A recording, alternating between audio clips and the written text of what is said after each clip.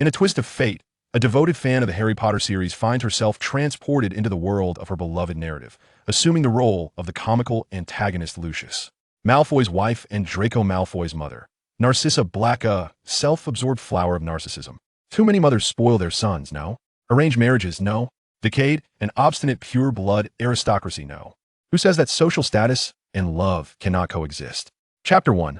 The Soul of Narcissa. Having just finished watching the documentary Harry Potter 20th Anniversary, Return to Hogwarts, my heart swelled with emotion as a fervent admirer of the series. Though the protagonist's tales revolve around Gryffindor, it was the charmingly mischievous Draco Malfoy, with his golden locks and piercing blue eyes, who captivated me the most. Like a spoiled child, he constantly opposed the trio, relentlessly seeking to assert his presence. Serving as a touchstone in Harry Potter's journey, the Malfoys undeniably played an essential role. How can one not harbor affection for the villain when portrayed so elegantly?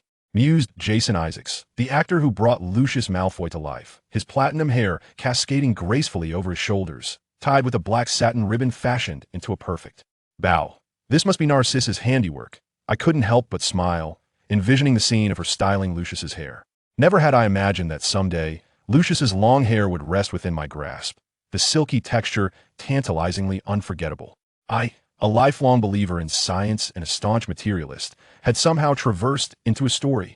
Moreover, the character I was assigned was none other than Lucius Malfoy's destined partner, Narcissa Black. I had anticipated a grand romance with Lucius. But wait, how could this be so utterly different from a narrative? Narcissa remained Narcissa, yet she was no longer a Black. A torrent of memories surged, occupying every corner of my mind, drastically altering my perception of the familial generation. What had gone awry? Gazing into the mirror at the strikingly familiar platinum hair and gray-blue eyes, dread of the unknown flooded my heart. Perhaps it was the shock that rendered my complexion astonishingly pale as I gently caressed my cool skin. The reflection of a stunning young girl, reminiscent of a porcelain doll, stared back at me. The girl appeared too young to yet enter Hogwarts, her cherubic features still intact. My origins were shrouded in various speculations. The most widely accepted version suggested that I was a descendant of a pure-blood family. This family had once bestowed a favor upon the Malfoys, and on his deathbed, my biological father implored Abraxas to care for me for all eternity. Much like the character Su Jin in the Chinese novel 10 Miles Peach Blossoms. Without the illustrious surname of Black, could Narcissa still unite with Lucius as depicted in the original text? Would Draco Malfoy still come into existence? My mind raced with unrestrained thoughts. Miss, the young master has been waiting for you for quite some time, the house elf reminded me cautiously. Thank you, Dobby. I shall descend at once. No sooner had I spoken than Dobby began to fervently batter his head against the hearth. The miss actually expressed gratitude towards me. The incessant thuds filled the air, prompting me to interject, "Stop at once. Please refrain from such excessive displays. It is quite noisy." My apologies, Miss Dobby is simply overwhelmed with excitement. Dobby stood before me, guiding me into the grand hall of Malfoy Manor. At that moment, Lucius had already taken his seat, casually perusing the Daily Prophet. Upon noticing my arrival, he rose and gallantly pulled out a chair for me. "Cece, what troubles you? Did you not sleep well last night?" The boy's eyes radiated genuine concern, his warm fingers lightly brushing my forehead. His originally aloof gray-blue eyes were now suffused with gentle warmth, and his shoulder-length platinum hair cascaded gracefully. This was the youthful Lucius, a boy of surpassing beauty, even more so than Tom Felton, who portrayed Draco Malfoy. As if concerned that the warmth of his fingertips might be misleading, he leaned in even closer. A sudden rush of breath left me feeling somewhat flustered. Chapter 2. Excessive Intimacy. No fever? Lucius effortlessly lifted me into his arms. Though his youthful frame appeared slender, the definition of his muscles was striking, and the strength conveyed through his embrace left me utterly captivated. Dobby, seemingly unfazed by the excessive closeness between the two young masters, brought forth the food. It was only then that I belatedly realized I had no utensils. In recalling the solitary dining habits of Narcissa, I found myself at a loss. Was there truly no precedent for this? Lucius had already sliced the food into bite-sized pieces and extended them towards my lips. This was far beyond what I had anticipated. Had I always been raised by Lucius? I had instinctively sought a comfortable position nestled in Lucius's embrace, my arms unconsciously encircling his waist. For a Chinese woman raised to maintain a safe distance from males, this was an overwhelming challenge. Yet, my body exhibited no resistance, as if it had long ago acclimated to such intimate conduct. "Luke, Sissy." At last, a middle-aged man's voice shattered the tranquility. "Father." I sensed Lucius tense up, seemingly aware of my resolve to extricate myself from him, and he tightened his hold instead. You. What sort of behavior is this? Release Sissy at once. Abracadabra issued his command. Sissy enjoys this. Lucius turned to me, appearing to seek my approval. However, to my eyes, he merely sought my agreement. His gaze bore a hint of pleading, and being looked at so endearingly by a stunningly beautiful boy made it difficult for me to refuse his request. Yes, Mr. Malfoy. Do not blame Lucius. It was I who wished for him to feed me. I reluctantly took the blame upon myself. Abracadabra paused, his expression momentarily one of hurt. Could it be that my address of Mr. Malfoy felt overly distant? Sissy, you and Lucius are soon to reach the age of schooling. You must learn to be independent. With yet another round of elder admonitions looming, I had no choice but to take action to halt his lecture. I gracefully extricated myself from Lucius's embrace and found a seat. I can eat on my own. I feigned a look of grievance, requesting Dobby to bring me a new portion. Lucius cast a glance my way, his expression inscrutable, while Abracadabra appeared quite pleased. Sissy, you have finally grown up. I was beginning to fear that you would need Luke to care for you for all eternity. I glanced worriedly at Lucius, uncertain how to respond, and lowered my gaze to focus on my food. Lucius and Narcissa had lost their mother early on, leaving Abracadabra as the sole elder in this household. Regarding my identity, through a series of subtle inquiries over the past few days, Lucius had remained tight-lipped, and I had gleaned no useful information. However, given the nature of the Malfoy family, it was likely that I hailed from the lineage of some pure-blooded family. Had I been of mixed blood or a muggle-born, I would surely have failed to capture Abraxas's attention. Moreover, it is a remarkable coincidence that both of them were born on the same day, a detail that played a crucial role in Abraxas's decision to choose me. The Malfoy family affairs are exceedingly demanding, and the busy Abraxas has entrusted the responsibility of caring for Narcissa entirely to Lucius. They grew up together, sharing joys and sorrows, and undergoing familial education and trials side by side. Lucius provided Narcissa with meticulous care, seemingly reveling in this nurturing role. My lord, the heads of the Crabbe and Goyle families have arrived, accompanied by their heirs, Lucius remarked, standing beside me. Abraxas patted his son's shoulder, noting that the Crabbe and Goyle families have always been vassals of the Malfoy lineage, and thus he had meticulously selected them as companions for his son. Strong yet simple-minded, they would not overshadow him. Very well, father, Lucius replied respectfully, inquiring symbolically, shall Narcissa join us? Chapter 3, almost face down. Abraxas gazed intently at the hands of Lucius and me, intertwined, before ultimately acquiescing to Lucius's request. Indeed, Narcissa should see more of the world. Dobby. The house elf presented a pair of earrings delicately in his palms. Lucius picked one up and adorned his left ear, while the other found its place on my right ear. The familiar sensation informed me that a concealment charm was woven into it, rendering my features indistinguishable to onlookers. The Malfoy's possessive nature sent a shiver down my spine, as I feared my innermost thoughts might be laid bare. Daring not to speak or think, I followed Lucius as we approached the visiting families. Crabbe and Goyle, following in their father's footsteps, were of our age yet towered over us like imposing walls of flesh. They cast a fleeting glance in my direction before redirecting their focus entirely onto Lucius. Clearly, the heir of the Malfoy family was destined to be but one. In noble families, a girl is merely a pawn in the game of familial alliances. The conversation among the boys flowed more freely, and it was not long before Lucius was mingling with them effortlessly. We arrived at the Malfoy family's private Quidditch training ground, where young boys soared exuberantly on child-sized broomsticks. I donned athletic attire, disregarding Lucius's wary glances, and timidly ascended into the air. A gentle breeze caressed my face, lifting stray strands of hair. This was the sensation of flight, utterly enchanting. In this world, magic truly exists. Feeling the surge of magic coursing through me, I cautiously guided the broomstick, unaware that I had already soared several stories high above the ground. In Narcissa's original memories, it had always been Lucius who took her flying. This was my first experience of controlling the direction myself. As an outsider, I had to rely on my memory, trembling as I maneuvered in an attempt to conceal my true nature. Suddenly, my center of gravity faltered, and my body began to sway violently atop the broom. Despite recalling the techniques I had learned, my legs clamped down on the broom with all my might, yet to no avail. Was I destined to perish here? This was merely the first day since my arrival. What a stroke of misfortune. Before I could release my grip, I was swept up in a sudden embrace. A dive ensued, and the ground below loomed larger in my vision. I quickly shut my eyes. The arms around my waist trembled slightly, yet they steadfastly secured me in place. The absence of any accompanying sharp pain, coupled with the reassuring sensation of my feet touching down, allowed my heart to settle. A familiar, exquisite fragrance enveloped me, drawing me into a warm embrace.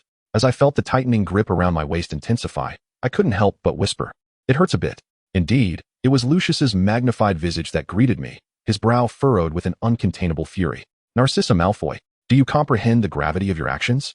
Were you oblivious to how perilous that moment was? Now, return to the manor. A week of confinement. Copy platinum glory 100 times. What? Punished with lines? What sort of rule is this? Crabbe and Goyle, flanking me on either side, forcibly removed me from the flying broom. It was evident that Lucius's words were akin to a royal decree in their eyes. Narcissa, my apologies, the two mumbled, escorting me into the manor as if I were a prisoner. I watched the study door slowly close before me, hearing Lucius instruct Dobby. Do not let her out until she has finished her lines. Chapter 4, My Decision. Abraxas arrived at the sound, tacitly endorsing Lucius's course of action. It appeared that Lucius was the one in charge of this household. Never had I imagined myself subject to another's will. I found myself engulfed in profound despondency. The novelty of my arrival was swiftly doused, leaving me in a state of calm. Aside from the peculiar sibling dynamic, little had changed regarding others or events compared to the narrative. The original author, Rowling, had not elaborated on the acquaintance and understanding between Narcissa and Lucius. Readers were merely informed that Narcissa was the second daughter of the Black family, overshadowed by her fervent Death Eater sister, Bellatrix Black. If Narcissa's status were to change, what implications would that hold for Draco's existence in the future? Who would ultimately be Narcissa's fate? What was my purpose for being here? To alter Narcissa's predetermined destiny? Lacking any system or assistance, all I could do was navigate this path on my own. Should the original storyline unfold, the Malfoys would gravitate toward Voldemort's camp, where choices outweigh effort, nearly jeopardizing the entire Malfoy lineage. Following Voldemort's downfall, Lucius would tirelessly traverse various circles, contributing considerable wealth, fabricating tales of being under the Imperius curse, thus evading punishment in Azkaban. Subsequently, the Malfoy family would continue to oppose the forces of justice, raising a son who was a habitual troublemaker, leading Lucius to ultimately experience a visit to Azkaban. Until the final battle, Narcissa concealed the news of Harry's survival. Draco relinquished his wand to the Savior, severing ties with Voldemort's lineage. This act afforded the Malfoy family a moment of respite and recovery, illustrating the profound truth that one misstep can lead to a cascade of errors. As a time traveler, is it truly wise to remain tethered to the Malfoys? As one well-versed in the narrative, I must introspect, allowing reason to triumph over emotion. For the sake of my own survival, I must delineate a clear boundary. Yet, what captivates me in the realm of Harry Potter is not merely the cunning platinum aristocrats, but the resilient Lucius Malfoy, who, faced with his father's untimely demise, shoulders the weight of the Malfoy legacy alone. No matter how arduous the burden, he bears the responsibility without dragging Narcissa into the depths of despair, embodying a love for his family that remains unyielding. Despite having a son who appears to be less than exceptional, he bestows upon him all his affection, even if it veers towards excessive indulgence. How can a father who inspires his son to proudly proclaim, "I want to tell my dad," be deemed a villain? With these thoughts, I resolve to leverage my understanding of the plot to steer this sinking ship towards safer waters. In this life, safeguarding the Malfoy family is my paramount mission. As I close my eyes and recall Lucius's worried gaze, my quill moves incessantly across the parchment, transcribing with fervor. Within the confines of the Malfoy family's secret chamber, I observe every nuance of the study. Lucius stands beside his father, deep in contemplation. Do you still doubt that Sissy has been possessed? Abraxas inquires of his son. I have scrutinized her and found no anomalies. Something feels amiss, Lucius muses, for it is the first time he has seen her so vividly alive. Narcissa has always depended on him, nearly glued to his side throughout the day. This sudden emergence of autonomy leaves him sensing that something is slipping from his grasp. Is that not a good thing? You are, after all, independent beings, Abraxas sighs, pondering whether it was a mistake to raise the two children together. Their innate closeness may ultimately prove detrimental. Chapter 5. Each morning, from the moment of their birth, they have been inseparable. He has grown accustomed to caring for her, and her sudden deviation from his control is intolerable. The Malfoy family, with its dwindling numbers, is meant to support one another, tightly bound together. What fault lies in that? Lucius gazes at Narcissa's hand poised with the quill. Previously, she would never have accepted anything quietly, always injecting lightheartedness into the situation. Lucius must concede that his true yearning is for Narcissa's absolute reliance. Stop copying, she exclaims as the parchment is yanked from his grasp, the quill leaving an elongated mark in its wake. Lucius, driven by instinctive memory, acts before reason can intervene, enveloping the boy in an embrace. A wave of emotion overwhelms me, and I feel the sting of tears welling up, cascading onto the boy's finely tailored shirt. Lucius exhibited no concern for soiling his garments as he embraced me more tightly. His fingers gently yet firmly grasped the nape of my neck, a most vulnerable area, revealed only by the young to those they hold dear. A shiver coursed through the depths of my soul, a blend of fear and an uncontrollable desire for closeness. I longed to resist, yet found myself yearning for more. An alarm rang within me. Is this not a quintessential scenario? Before departing from the original world, the tragic tale of a girl, driven to her demise by her boyfriend, had sent ripples across the nation. The revelation that the girl was not deemed feminine enough, subjected to relentless oppression by her male counterpart, and the harrowing screenshots inciting her suicide shocked all. The boy, the president of the student council, concealed beneath a facade of politeness, harbored a heart skilled in manipulation. Might I too meet a similar fate? A chill ran down my spine, compelling me to distance myself. Yet I was at a loss for how to express it appropriately. Sensing my body stiffening, Lucius's hand gradually descended, beginning to massage my shoulders and neck. His deft techniques swiftly lulled me into relaxation, my body succumbing to a drowsy state. After a day of heightened tension, I could no longer hold on, succumbing to unconsciousness in his embrace. "Cece, are you afraid of me?" Lucius whispered softly before I drifted off, his voice laced with anguish. I wished to deny it, but could not lift my eyelids, instinctively leaning closer to him. He appeared delighted by my unconscious gesture, no longer troubled. The following morning, I awoke to the sight of a magnified, handsome face beside me. His platinum hair contrasted beautifully with the deep green of the bedding, and Lucius had long since donned a comfortable robe. I felt the arm around my waist tighten. "Lucius, are you awake?" I tentatively inquired. His youthful voice, now tinged with a slight nasal quality, deepened and became alluring. His eyes remained closed, allowing me to admire his long, thick lashes. Lucius's features were strikingly chiseled, his eyebrows and lashes a shade darker than his platinum hair.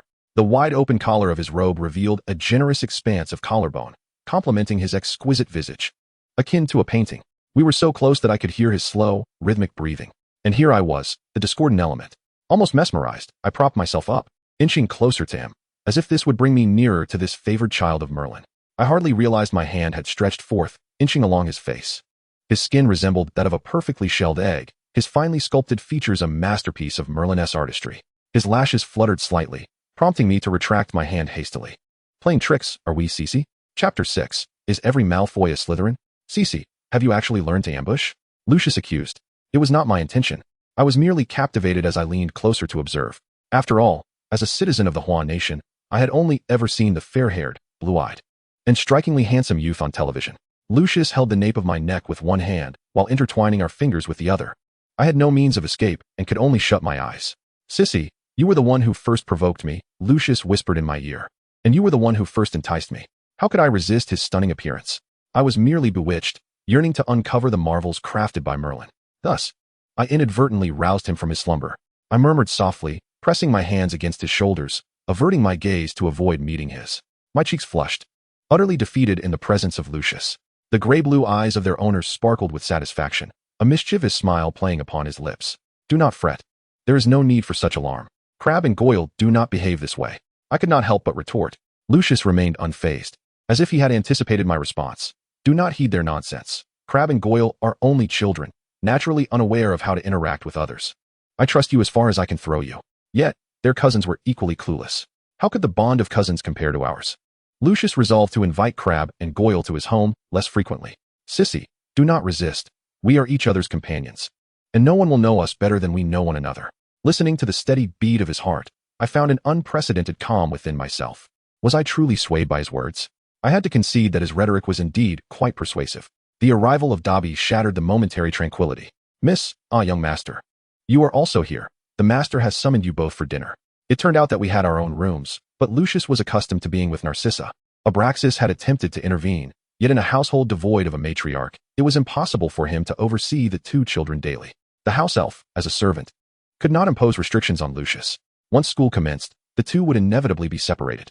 Abraxas pondered, his methods becoming less forceful. He knew his son well. Lucius was an ambitious youth, wise beyond his years. From a young age, he had possessed strong opinions, likely influenced by the bloodline of his other parent, harboring a profound desire for control over all matters. Frequent suppression would only incite further rebelliousness and a more intense craving for dominance. It was better to leave it to time. Once he attended Hogwarts and made new friends, Lucius's attention towards Sissy would naturally wane. Suddenly, a tapping sound echoed from the window, accompanied by the hoots of an owl, diverting everyone's attention. Surely, it was a letter from Hogwarts. Lucius and Abraxas remained unmoved, and I too tried to suppress my excitement. Dobby let the owl inside, and 2 letters landed in our hands, one for me and one for Lucius. Emblazoned with the emblem of Hogwarts, Abraxas received the letter from Lucius. After decades, this same discourse remains utterly uninspired. He casually folded the letter and tossed it back to Lucius. "Very well. Today I shall take you and Sissy to procure your school supplies. Father, must every Malfoy inevitably be a Slytherin? Chapter 7. The First Encounter with Voldemort. I have heard that the Hogwarts train possesses compartments exclusively for the Malfoys. Abraxas nodded. The Malfoy family was one of the founding members of Hogwarts and had a close association with Salazar Slytherin. Thus, the dormitories for Slytherin were single rooms, the most spacious among all. However, Abraxas shifted his tone. Sissy, you may choose whichever house you desire. He imposed no further demands upon me. Father. Lucius's expression darkened. Surely you do not wish for Sissy to become a foolish Gryffindor or a dim-witted Hufflepuff. That is true, Abraxas replied, a contemplative look crossing his face. Yet he softened his demeanor. Sissy, do not feel burdened. Follow the inclinations of your heart. Father, would you be able to accept an heir who graduated from Gryffindor? Lucius tugged at Abraxas's collar, his face challenging. You insolent boy. Sissy is a girl. How can you compare her to yourself? Sissy is also a Malfoy. We are no different. Lucius locked eyes with Abraxas. How can it be the same? One day, Sissy shall bear another's surname. Instinctively, I yearned to break free. But Lucius's fingers gripped me painfully, and an unexpected sorrow enveloped me. Both Abraxas and Lucius understood that one day, I would become a bride, drifting further away from the Malfoy family. Father, the future is uncertain for anyone. For the first time, Lucius resisted Abraxas's decision. The slender youth took my hand, his gaze resolute, as if nothing could deter his determination. Abraxas seemed poised to articulate something further when a tall, slender man clapped him on the shoulder. Godfather. Lucius hurried forward to greet the newcomer with an embrace. The man removed his hood, revealing an extraordinarily handsome visage, with satin-like black hair and rare garnet eyes. Even his voice exuded allure. Lucius, it has been far too long. He effortlessly enveloped Lucius in his arms. His gaze, however, drifted toward me. This was Voldemort before he was fragmented. He was Lucius's godfather. The tales had often extolled his beauty, and indeed, they did not misrepresent. Yet, he evoked an inexplicable sense of familiarity within me. As prominent figures, Draco, Voldemort, Lucius, Snape, and Harry were all intertwined with this greatest of villains. Nevertheless, Abraxas had not anticipated encountering him here. My junior, what brings you to this place? Were they not the best of friends? It is said that it was the father who financed Voldemort's education. So why does Abraxas wear a visage that suggests he wishes to avoid him? Abraxas stands before me, blocking Voldemort's probing gaze. Is that your daughter, Narcissa? It is rare to see you socializing with her. Alas, fortune does not favor the willing. For Voldemort chooses to speak of matters better left untouched. Good day, I managed to say, peeking out from behind my father to offer my greetings. It is peculiar. Lucius is Voldemort's godson, yet this is my first encounter with the legendary figure himself. Voldemort releases Lucius, and in an instant, he has approached me. The towering man obstructs my path, his wine-red eyes surveying me from above. Chapter 8. The Awakening of Bloodline. I feel as though I am being scrutinized by a venomous serpent, cold sweat trickling down my back. Lucius interjects at an opportune moment. Godfather. Sissy has been frail and ailing since childhood, spending her days in the estate. Thus she has had no chance to pay her respects to you. He then formally introduces me to Voldemort. After a brief exchange of pleasantries, Voldemort heads toward Nocturne Alley, parting ways with us. It is not until the Malfoy family enters Ollivander's wand shop that the scrutinizing gaze finally dissipates. I keenly notice Abraxas's unusual demeanor and quietly inquire, Father, are you and that gentleman friends? Once we were, Abraxas replies, his tone softening as he senses my change in address.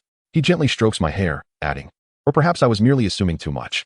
Abraxas's bittersweet smile pierces me. Why does he hesitate to allow me to meet Voldemort? What profound rift exists between them? With countless questions swirling in my mind, Lucius and I embark on our wand selection journey. Lucius goes first, and Abraxas leads me 10 paces away. A defensive spell enveloping us. Sissy, be cautious. You would not wish to discover the peculiarities that can occur during wand selection. Lucius's famous serpent-headed wand, made of yew and containing a dragon heartstring, is currently held firmly in his grasp.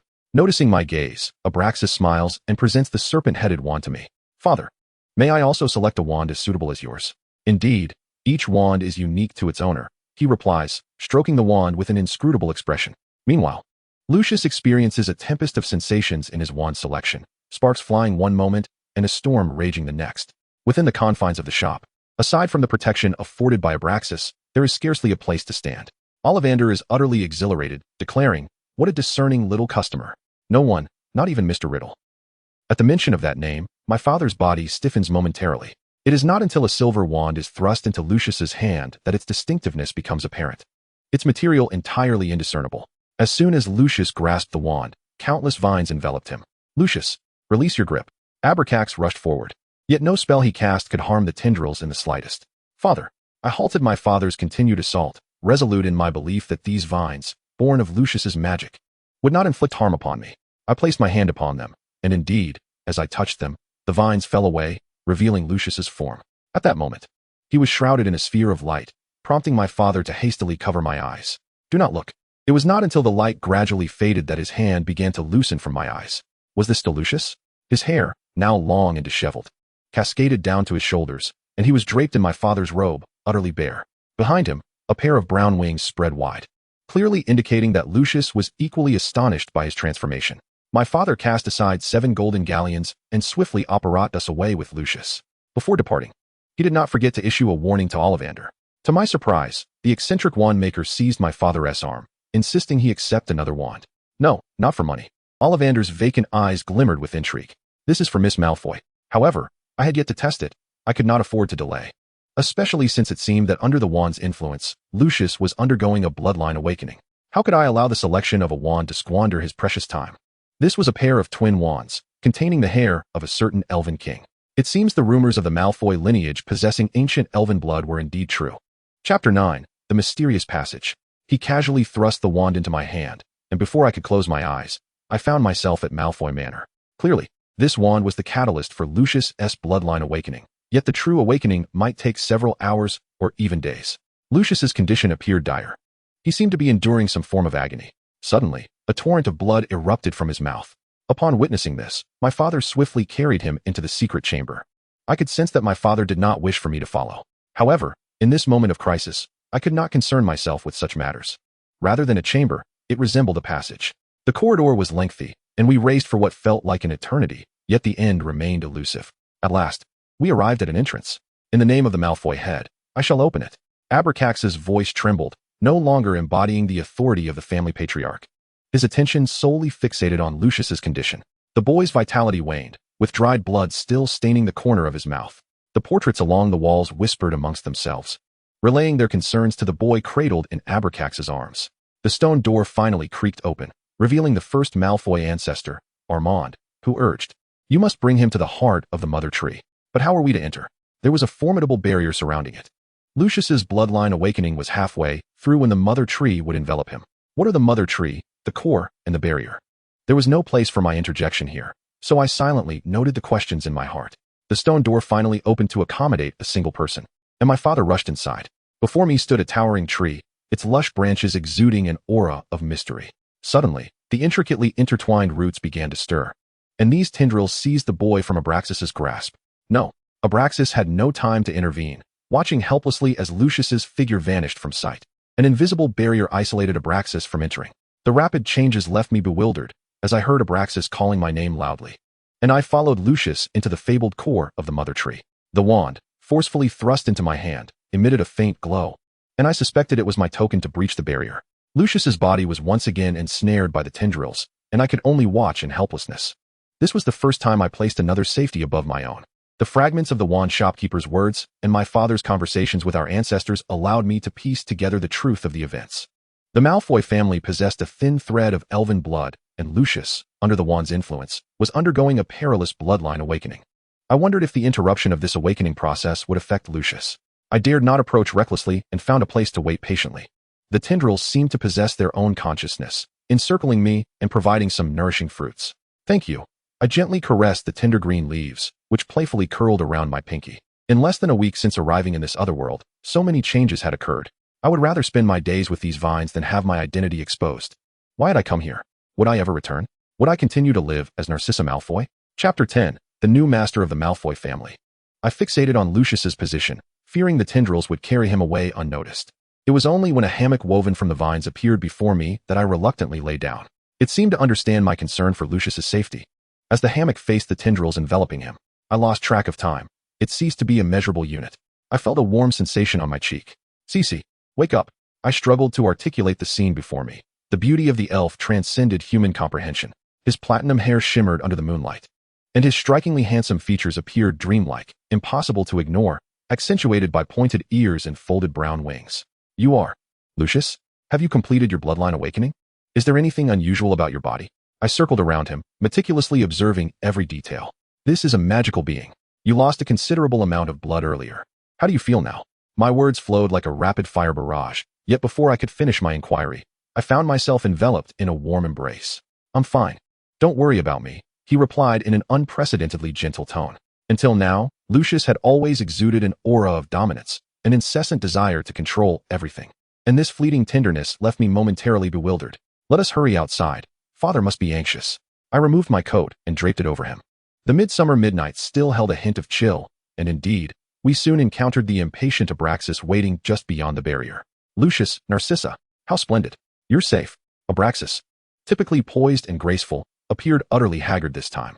His eyes were red-rimmed, as if he had not slept for days.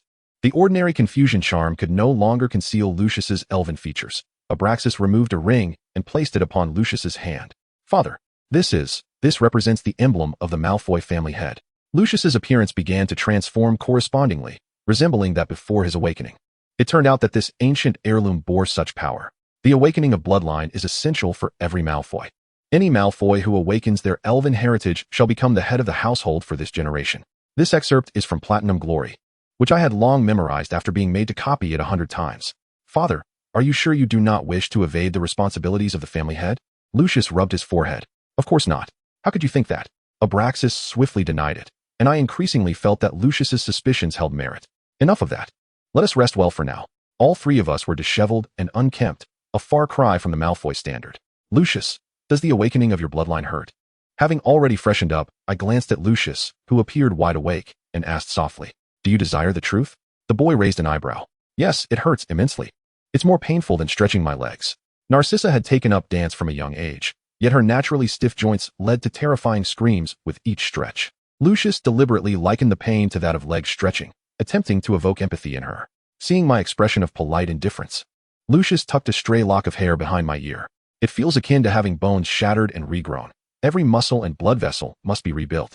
It's even more agonizing than consuming the essence of bone, but every bit of it is worthwhile." His eyes held an inscrutable depth, though he seemed hesitant to elaborate. A vague sense of anticipation began to stir within me. Chapter 11. The Eyes That Change Color. He confined me in his embrace, and I felt his grip tighten around my waist, nearly rendering me breathless. However, I had long since relinquished my struggle. I was well acquainted with Lucius's stubbornness. In the face of resistance, he only intensified his suppression, demanding compliance. Should Lucius's lineage awaken, granting him a voice of greater authority, it might indeed prove to be an admirable choice, allowing Narcissa's fate to return to its rightful course. After all, the Malfoy family is immensely wealthy, promising a life of comfort and material abundance. Having known Lucius since childhood, I am well acquainted with his nature.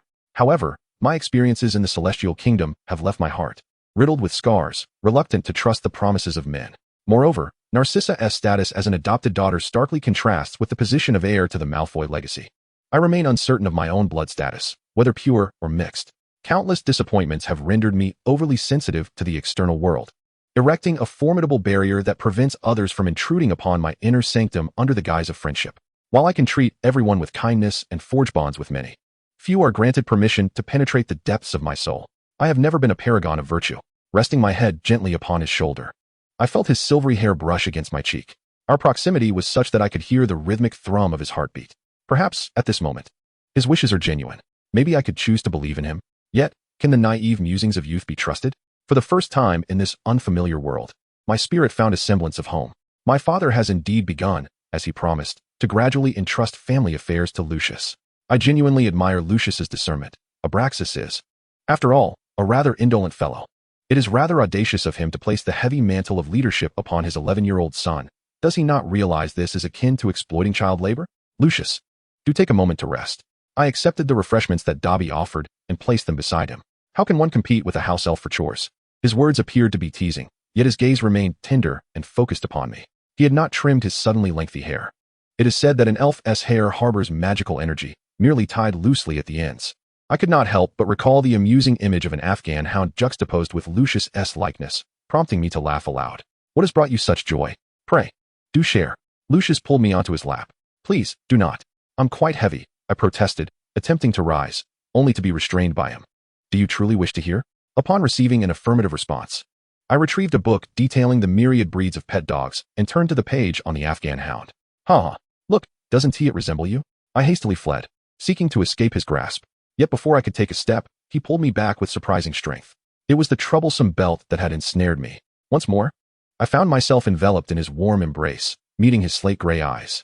Typically, the eyes of those from the Celestial Kingdom are black or deep brown, but upon gazing closely into Lucius's eyes, I discovered their capacity to change color.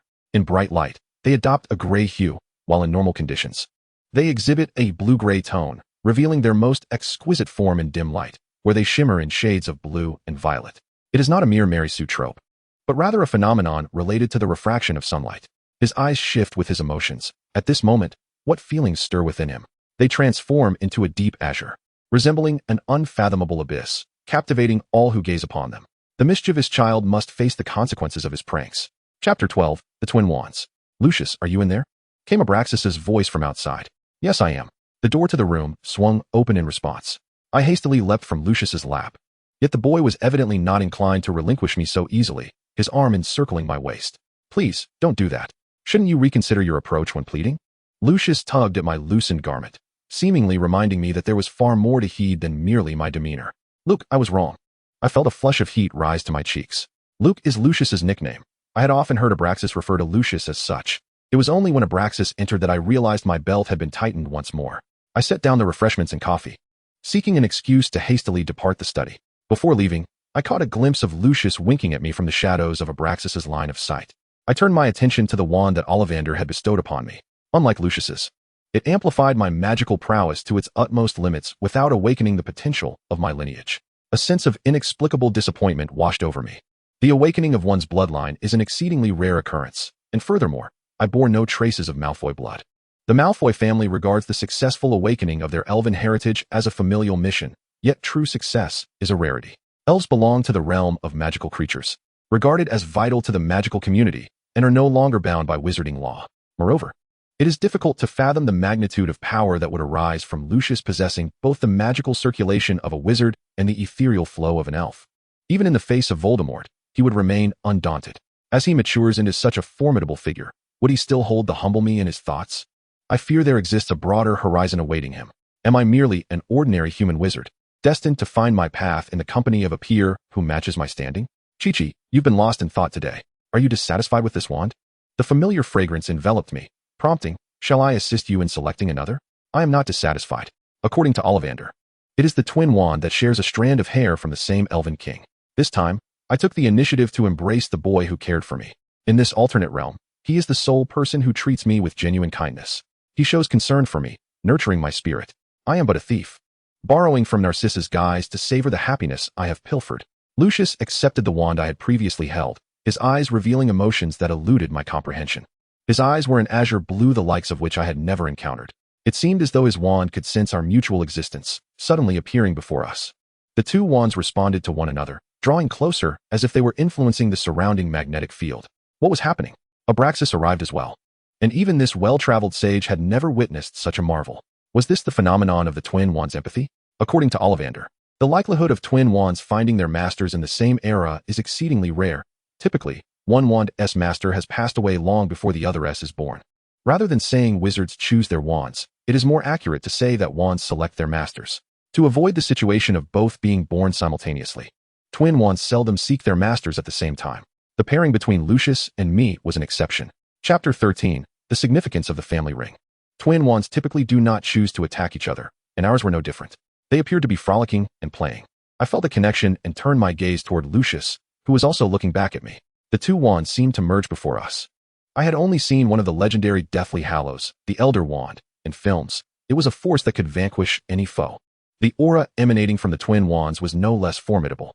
Abraxas was overjoyed, and it was evident he believed that the Malfoy family had gained another heirloom. Unfortunately, he rejoiced too soon, as the twin wands separated once more, returning to our respective hands. The twin wands moved in accordance with the intentions of their two masters. Lucius explained that, clearly, he and Sissy had yet to achieve complete alignment of thought. A palpable sense of grievance tinged Lucius's voice. Though I recognized the hint of theatrics in his demeanor, I could not help but feel a twinge of guilt. Father, regarding Sissy and me. You little rascal. So this is where you laid your trap. Abraxas exclaimed, as realization dawned upon him. You are my son, and Sissy. Abraxas looked at me solemnly, as if offering a guarantee. I will not arbitrarily decide your lifelong happiness based on anything or anyone. If, upon reaching adulthood, your feelings remain unchanged. I discerned a note of compromise in Abraxas's tone. Thank you, father. Lucius was the first to express his gratitude. The uncertainty about the future made me yearn to cling to the only lifeline in sight. The Malfoy family could serve as my final refuge. It turned out that weighing the pros and cons had long been ingrained in my very being. Thank you, Father. I stepped forward and embraced Abraxas in kind. Father, Sissy and I need to visit Diagon Alley once more, this time allowing Dobby to accompany us. Our previous excursion had been interrupted by Lucius's bloodline awakening, and we had yet to order our first-year textbooks and uniforms, so another trip was indeed necessary. After giving us his instructions, Abraxas allowed us to depart. Lucius, Sissy. In the leaky cauldron, I unexpectedly encountered Crabbe and Goyle's family. The two burly figures approached us, one on each side. Sissy? Lucius spoke with a hint of sarcasm. Perhaps my name was too lengthy, too complex for their understanding. Only those who are intimate may address you as Sissy, I heard Lucius whisper. Crabbe and Goyle were undoubtedly envious. Luke, why are you so petty? I couldn't help but adopt a more familiar appellation. Now that is more like it. The platinum-haired youth took my hand and swiftly walked towards Crabbe and Goyle's family. After a brief exchange of pleasantries, I stood aside, smiling in silence. It was the first time I realized that Lucius wasn't as difficult to please as I had thought. Crabbe and Goyle's gaze lingered on Lucius's ring, fully aware of what it signified as vassals of the Malfoy lineage. Their demeanor shifted to one of increased reverence. Lucius, having been accustomed to such treatment, appeared unfazed. Most of my peers were still lost in the world of games, novelly dreaming of future endeavors to rescue the workplace.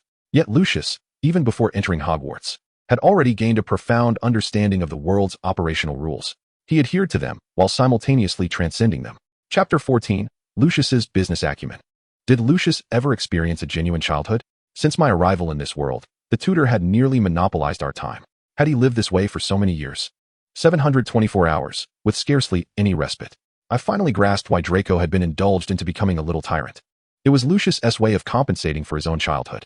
The role of a mother was conspicuously absent in Lucius's early life. Hence he permitted me to shower Draco with unconditional affection. No matter how formidable he was, he remained, at his core, a child. After bidding farewell to Crabbe and Goyle's family, we entered Madame Malkin's robe shop. Lucius seemed somewhat disdainful of the craftsmanship at this designated uniform store. The outer robes may be purchased here, but the inner ones are still to be ordered from Dervish and Banjas, he whispered in my ear. Mentioning a competitor in front of the shopkeeper was a rather impolite act. Lucius had no desire to offend this Slytherin-born proprietor. I gently squeezed the young man's hand, affirming his decision. It wasn't merely about the quality. It was the overwhelming influx of students that left the shopkeeper overwhelmed, making the shopping experience rather unsatisfactory. When Madame Malkin spotted us, she appeared as though she had caught a great fish. Mr. Malfoy, Miss Malfoy, welcome. Would you be willing to help us take a promotional photo after selecting your uniforms? We can offer you a 50% discount. Madam, you must understand that the Malfoys are not in need of money. Lucius dismissed her proposal with indifference. I shall not take up too much of your time. We merely wish to capture a photograph of the two of you. By ordering your school uniforms here, you may enjoy a lifetime discount of 50%, which includes your child.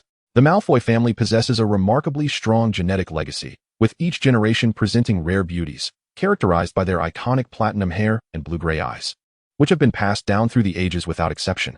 Regardless of the hair color of the other parent, the offspring will invariably inherit this quintessential trait. It is for this reason that Madame Malkin is tirelessly endeavoring to persuade us.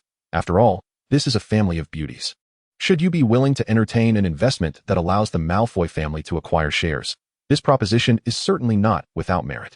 Lucius contemplated for a moment before providing his response. One party seeks a free ambassador while the other desires equity, aiming to establish the Malfoy family's presence in the apparel industry. Only through the alignment of their respective needs can there be room for further negotiation.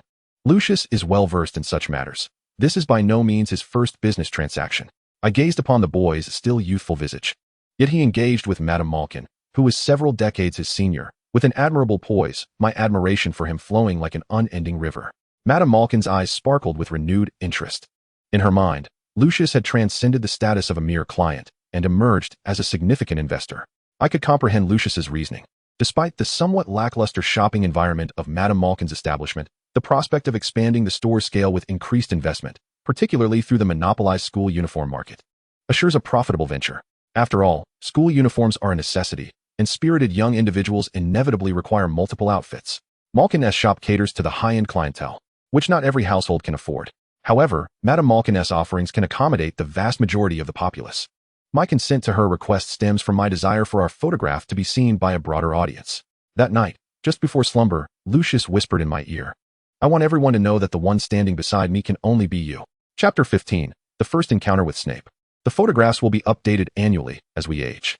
Under the photographer's encouragement, Lucius and I captured numerous images in our school uniforms. Even Madame Malkin could not help but reflect on how our pictures reminded her of her first love at Hogwarts. As I lay in bed, the platinum strands of Lucius's hair intertwined with mine, their hues remarkably similar. Our facial features also bore striking resemblances. Perhaps this is why Abraxas chose me. After all, I possessed the Malfoy family's signature hair and eye color. Only upon truly becoming a British citizen did I realize that naturally blonde hair and blue eyes are quite rare, let alone the Malfoy family's distinctive light gold. The majority of blonde hair is achieved through dyeing. Unlike the portrayal of Narcissa Malfoy by Helen McCrory in the films, who sported a head of black hair with streaks of gold, I embody the authentic essence of the Malfoy lineage. The body before me, adorned with cascading platinum waves reminiscent of seaweed, is even more captivating than the original character, Fleur Delacour, who possesses the allure of Vila heritage. Despite Lucius having awakened his elven lineage and marrying a woman of ambiguous origins, will he face the scorn of society? It is essential to recognize the unimaginable destructiveness of gossip. Might the Malfoy family find themselves once again cast into the depths due to this decision? Will Voldemort turn a blind eye to the Malfoy family's self-manufactured affairs? Once Voldemort learns of my connection with Lucius, the birth of our twin wands will unveil a formidable secret weapon. Can he afford to remain passive? Our union is far from being a mere matter of paternal consent. Lucius, I find myself filled with trepidation. What troubles you, Cece? The future that stands beside you may not be who you expect. What fanciful thoughts are you indulging in now? It is time for rest. Lucius's tone is unusually buoyant. Cece, I am delighted that you have finally developed a sense of possessiveness toward me. While awaiting our shoot at Madame Malkin's, I also uncovered discrepancies with the text. To my astonishment, I encountered Sirius Black, James Potter, Lily Evans, and Severus Snape, all of whom were preparing to customize their school uniforms. The records distinctly indicate that they are several years my junior. When Lucius and I were in our 7th year, they had just begun their schooling. Could my arrival have altered the course of certain events? Cece, do you know them? The pallid Severus Snape stands half a head shorter than his peers, awkwardly ushered in by his mother. Accompanying him is the red-haired girl who would haunt his thoughts for years to come, Lily Evans, also the mother of the protagonist, Harry Potter, in the original narrative. Compared to Snape, the girl exudes a more confident demeanor. I sense Lucius's innate disdain for Muggleborns and worry that he might utter something unkind, so I strive to divert his attention towards Snape. I gestured towards Snape and whispered in Lucius's ear, "That is the son of Eileen Prince. I wonder if he has inherited his family's talent for potion making. It is astonishing that she has willingly fallen from grace by marrying a Muggle, leading to such a dismal fate," Lucius remarked, his disdain barely concealed as he scrutinized them. Every pureblood family understands the significance of potions, which hold the power of resurrection. Potion masters are coveted resources among the nobility. With this in mind, Lucius adeptly masked his true feelings as he approached Eileen Prince, Snape, with a cordial demeanor. "Good day, Mrs. Snape. I am Lucius Malfoy, and this is Narcissa. I have often heard my father speak of you." Eileen appeared somewhat taken aback. Although she and Abraxas were classmates in Slytherin, their interactions had been minimal. Eileen was merely an unremarkable, reticent young woman, far removed from the prominent figures of Slytherin. And who might this be? Lucius redirected the conversation towards his contemporaries. Chapter 16. The Jealous Bella. Erin felt immense joy, as her son lived among Muggles, devoid of any wizarding peers. The opportunity for her son to befriend the Malfoy family was truly a rare occasion. "This is my son, Severus Snape." Erin hastily pushed Snape forward to meet Lucius. Snape's attire had become faded, revealing portions of his forearm and calf. He bowed his head, feeling a sense of shame in Lucius's presence. "Greetings, I am Malfoy, Lucius Malfoy." Lucius extended his hand first. "Snape, Severus Snape," the latter mumbled softly. Lucius, tall among his peers, noticed the stains on Snape's collar as he looked down at him. He turned towards Erin. "Madam, if it pleases you, I would welcome you and your son to my home." He handed a token to the mother and son. Preparing to depart, I offered a respectful bow to the two, my heart yearning for our next encounter. "Cecily, what are you plotting?"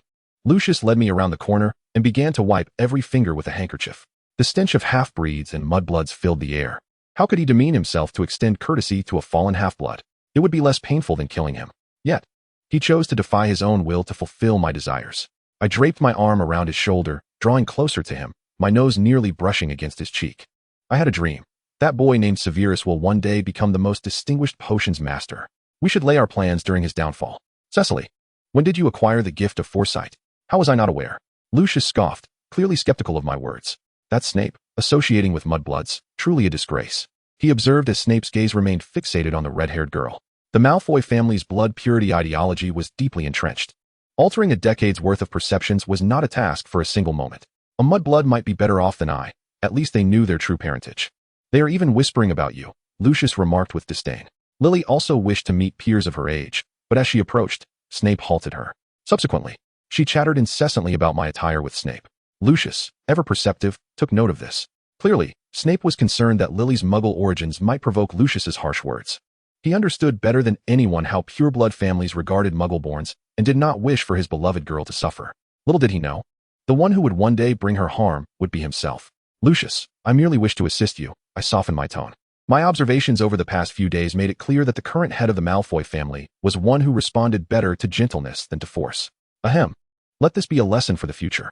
A suspicious flush crept across Lucius's face, leading me to believe he was feeling warm. I hurried to the nearest Honeyduke's dessert shop. Lucius had little fondness for sweets, so we decided to share a single scoop of ice cream. When did the Malfoy family become so impoverished that they could not afford desserts? A voice from the neighboring table interrupted my thoughts. It was the Black family. More precisely, Bellatrix Black accompanied by her two younger brothers. Bellatrix, a few years older than Lucius and me, had always harbored a disdain for him. Her fervent infatuation with Voldemort bred jealousy towards Lucius, who had garnered a portion of the affection she coveted. Chapter 17, Displaying Affection. Look at them. Sharing one ice cream scoop as if it were not beneath them, one of the older boys mocked. He was yet another child corrupted by Orion Black. Sirius, be quiet. The boy who appeared to be our age was likely Sirius Black, whom we had just encountered at Madame Malkin's shop.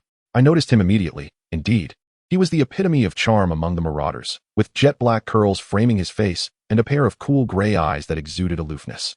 His refined features, when summed up in a single word, could only be described as dandyish. Sirius scoffed dismissively, clearly not taking Bellatrix's words to heart. Miss Black, does your godfather know you still require a nanny? Lucius retorted, his irritation evident.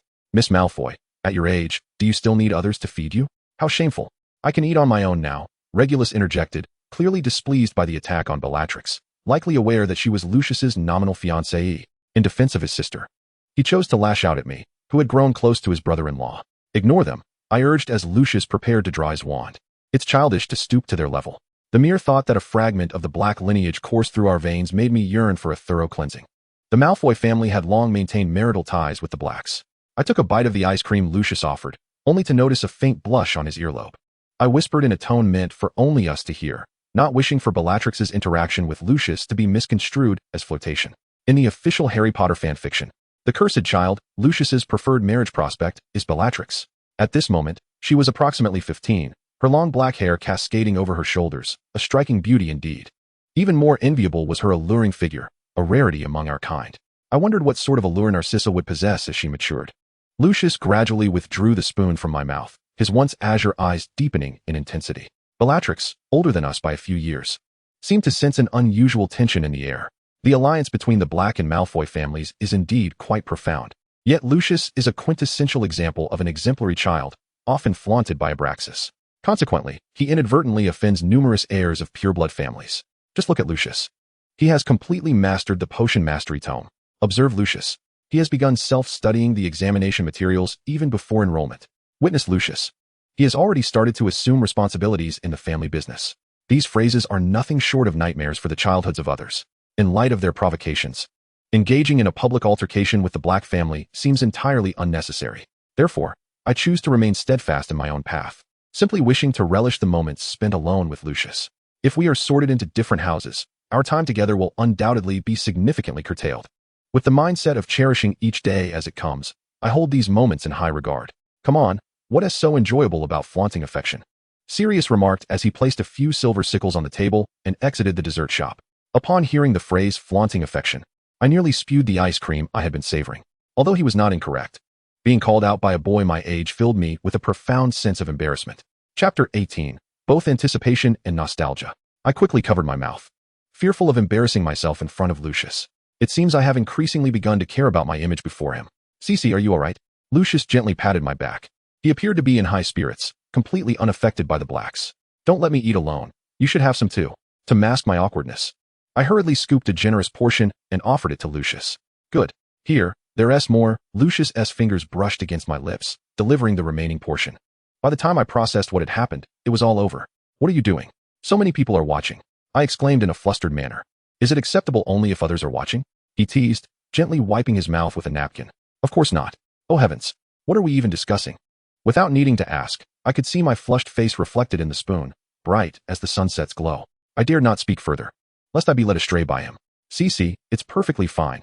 It's quite endearing. He softly kissed my hair. Let us head back now. Tomorrow marks the day we report to Hogwarts. Despite having witnessed the sorting hat ceremony countless times in films, I could hardly contain my excitement. Cece can't sleep?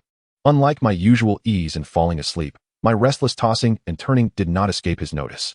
Lucius, I'm pondering the sorting. I hope I won't be placed in Hufflepuff. I thought you would be concerned about being sorted into Gryffindor? Lucius's long hair emitted a faint glow, allowing me to discern the mischievous smile upon his face even in the darkness. Gryffindor is not as dreadful as it seems. After all, Dumbledore himself graduated from that house. I harbor no ill feelings towards this college. Every reader enchanted by the world of Harry Potter has been drawn in through the lens of a Gryffindor student. Courtesy of Aunt Rowling. Don't even think about it, sissy. Slytherin is the only option. Lucius, surprisingly, turned away in anger. Why? Even my father is not so insistent on my attending Slytherin. I couldn't help but sit up in bed, gripping his shoulders, eager to discern Lucius's expression at that moment. Do you still not comprehend? As long as one is a Malfoy and murmurs Slytherin during the sorting ceremony, we possess the privilege of being placed there. Thus, there is no need for you to worry about being snatched away by other houses. Yet, perhaps other houses might suit me better? The imposition of having to choose Slytherin ignited a flicker of rebellion within me. Is it not preferable to be sorted into the same house? We could attend classes together, return from school together, and share our dormitories. Lucius turned to face me, his eyes reflecting confusion and sorrow. He ought not to feel so diminished. He is meant to be a paragon, capable of making his own choices freely. There is nothing wrong. I was merely inquiring. Lucius, please do not be upset. I can hardly bear to see Lucius regard me with such eyes, so I quickly resorted to a playful plea for mercy. We were face to face, enveloped in the fragrant aura of the covers. Tomorrow, we must adjust to dormitory life once more and reclaim our student identities, stirring within me a blend of anticipation and nostalgia. We are inherently Slytherin, sissy, do not doubt it. As I peacefully drifted into slumber in his embrace, I remained oblivious to the sly, fox-like smile that played upon the boy's lips. Chapter 19. Please conduct yourself with dignity. The following morning, Lucius and I had completed our morning rituals early, awaiting Abraxas to escort us to King's Cross Station. However, as we descended to dine, we encountered an unexpected guest. Godfather, Mr. Voldemort. I instinctively hid behind Lucius, unable to reconcile my feelings towards this ultimate figure from the original narrative. I shall accompany you to the station alongside your father. Voldemort succinctly stated his purpose. Lucius was evidently far more familiar with him, and Voldemort held great regard for his protege. Their exchange was akin to a test, with the Dark Lord seemingly assessing Lucius's grasp of his studies. Dobby had once informed me that the Dark Lord was instructing Lucius in the profound arts of dark magic. In this household, Dobby was closest to me. Perhaps because I did not enjoy punishing him, or perhaps due to my lack of exposure to dark magic, he would always rush to share any news with me first. Abraxas arrived rather late, and the look of embarrassment on his face when he realized we were already prepared was palpable. I noticed a peculiar gait in his walk, and there were suspicious red marks on his neck. Suddenly, Voldemort turned his gaze in my direction. Miss Malfoy, do you have a preferred house? I was utterly unprepared. I wish to go to Slytherin. Is that your desire or Lucius's? He pointed out the truth with unerring precision. I opened my mouth, wishing to take the decision upon myself, but gazing into his eyes compelled me to speak nothing but the truth. His eyes possessed an almost enchanting quality, akin to drinking a truth serum. Both Luke and I shared this sentiment. For my home was filled with an abundance of Slytherin memorabilia. There was no way I would transfer to another house. Ah, Luke, the bond between you and your sister is indeed remarkably close. A warning bell rang in my mind. Voldemort was an orphan. His mother had willingly chosen death immediately after giving birth to him. Thus, was it truly wise to display a harmonious family environment in his presence? Of course, we had grown up together. Lucius remained utterly oblivious to this ominous signal, continuing to rub salt into Voldemort's wounds. You must prepare a generous dowry for Narcissa. Upon hearing this, I could scarcely hold onto my utensils. The Malfoy family would always stand as a support for Sissy. Lucius replied ambiguously, fully aware that now was not the time for candor with Voldemort. Excellent, Voldemort remarked with a commendatory smile, signaling the end of this topic. Abraxas and Voldemort watched us board the Hogwarts Express, their figures fading from sight, and I finally sighed in relief. Sissy, are you frightened of the Godfather? Lucius noticed my pallor and let me rest my head on his shoulder. His crimson eyes were quite intimidating. I had no evidence to indicate Voldemort's danger. For now, he merely wielded his personal charm to recruit followers and expand his influence. The Godfather's eyes are indeed rare, yet he has a remarkable appeal to women. Lucius appeared to scrutinize my reaction. However, I was relieved that you were not enchanted by him. as many women have fallen under his spell. I am not so superficial. Claiming to be free of superficiality is a lie. Otherwise, I wouldn't have found myself attracted to the Malfoy father and son due to the striking looks of Jason Isaac and Tom Felton. I know you are captivated by blondes. Lucius nearly named names. We ought to exchange names. You should be called Narcissa, which carries a connotation of self-love. I couldn't resist teasing him. I had originally planned to spend time in the Malfoy compartment, perusing the Daily Prophet with Lucius. However, reality proved far less accommodating than my ideals. The Malfoy compartment was abruptly opened, and Bellatrix stood at the door with the Blacks. I nearly forgot. The rightful heir of the Malfoy lineage was starting school this year. While she spoke, her hands were busy directing Sirius to place her luggage inside. Miss Black. This is the exclusive compartment of the Malfoys. Lucius emphasized the word exclusive with particular insistence. I am your fiancée. I have the right to enjoy the resources of the Malfoys. With that, she plopped herself down inside. What? You are my fiancée, and I was completely unaware. Lucius drew his wand with a swift motion. Miss Black, I must insist you conduct yourself with decorum. Chapter 20. The uninvited guest of the Malfoy box. Such a strong reaction? 15-year-old Bella was tall and voluptuous, one foot perched upon the table, revealing a glimpse of her snowy thigh. She towered over Lucius, serving as the head girl of Slytherin and the current president of the student council. Despite Lucius's considerable magical prowess, he was no match for Bella. Miss Black, I am the head of the Malfoy family in this generation, and I have never discussed a union with the Black family. Upon mentioning the prospect of a union, Lucius instinctively glanced in my direction. I signaled him with my eyes, assuring him of my unwavering trust in his words. Lucius's gaze softened, and his hand, concealed beneath his robes, intertwined with mine. How dull, lacking any sense of tenderness. Bella remarked, casting a sidelong glance at the ring on Lucius's hand, clearly aware that her jest had gone too far. She had intended to deceive him under the guise of parental arrangement, but Lucius offered her no grace, leaving her family in a difficult position. Bella epitomized the Slytherin ethos, her vengeful nature deeply ingrained. I will remember you, Lucius. Do not forget, in the coming years, on whose territory you reside, she declared before departing the Malfoy box with Sirius and Andromeda. Luke, you and her, as Bella's footsteps faded into the distance. My curiosity could no longer be contained. Of course not. It must be that my godfather is meddling in matters of the heart again. That old woman is so much older than me, fierce and tempestuous. How could I possibly have feelings for her? Lucius's desperate attempts to distance himself from Bella were quite amusing. He fixated on me, keen not to miss a single shift in my expression. I couldn't help but chuckle. Fool, I certainly believe you. Such shamelessness was rare, and Lucius displayed a look of lingering apprehension. Just as I was about to offer words of comfort to the startled Lucius, rhythmic knocks echoed from the door. Moments later, the carriage door swung open, revealing a red-haired girl with striking green eyes. Hello, may we come in? She inquired, though her actions suggested otherwise as she began to transport her belongings into the compartment. Following closely behind her was Severus. The lanky boy attempted to pull her back, not wishing to incur Lucius's disdain. Lucius was nearly amused to the point of laughter. How curious it was that he encountered such an audacious group today. Moreover, the Malfoy box had been sullied by mudbloods. Surely, Abraxas would be furious with him. Severus may enter, but you cannot, Mississippi. The Malfoy box only invites acquaintances, and I am afraid we do not know each other. In consideration of Lily Evans's friendship with Severus, Lucius afforded her the last semblance of dignity. Lily stood frozen, pouting, on the verge of tears. But we have knocked on every compartment door, and they all said they were full. She had always been the cherished jewel of the Evans family, and likely had never faced rejection so directly. I find it difficult to empathize with the mindset of pureblood families. My own ambiguous heritage hardly elevates my status above that of a mere muggle. And this hierarchy of disdain has long been a norm for those in the magical realm, yet it is foreign to me. I might even be considered beneath Lily Evans. Before entering the magical world, I was simply an ordinary muggle devoid of any magical prowess. I occupy the very lowest rung of this disdainful ladder. Nevertheless, how could I bear to have Lucius share a room with Lily Evans? What am I to do? Chapter 21. Reclining upon Lucius's lap. Just as we found ourselves at an impasse, a portly middle-aged man ambled over, greeting Lucius with great warmth. Lucius, you've grown quite a bit. Abraxas told me you were starting school today, and he insisted I come see you. Professor Slughorn, good day. This is Narcissa Malfoy. Lucius introduced me to the amiable potions professor and head of Slytherin House. He then mentioned Severus Snape's mother, Eileen Prince, who was reputedly one of his brightest pupils, prompting an immediate shift in Slughorn's regard towards him. Professor Slughorn settled into the Malfoy box, and naturally, Lucius could not very well dismiss Lily Evans in the professor's presence. Standing nearby, Lily had long since forgotten her earlier discomfort, having received an invitation to the Slug Club. I was already aware of the professor's notable exploits. He had revealed the method for crafting Horcruxes to Voldemort, and it was he who had refused Draco entry into the Slug Club.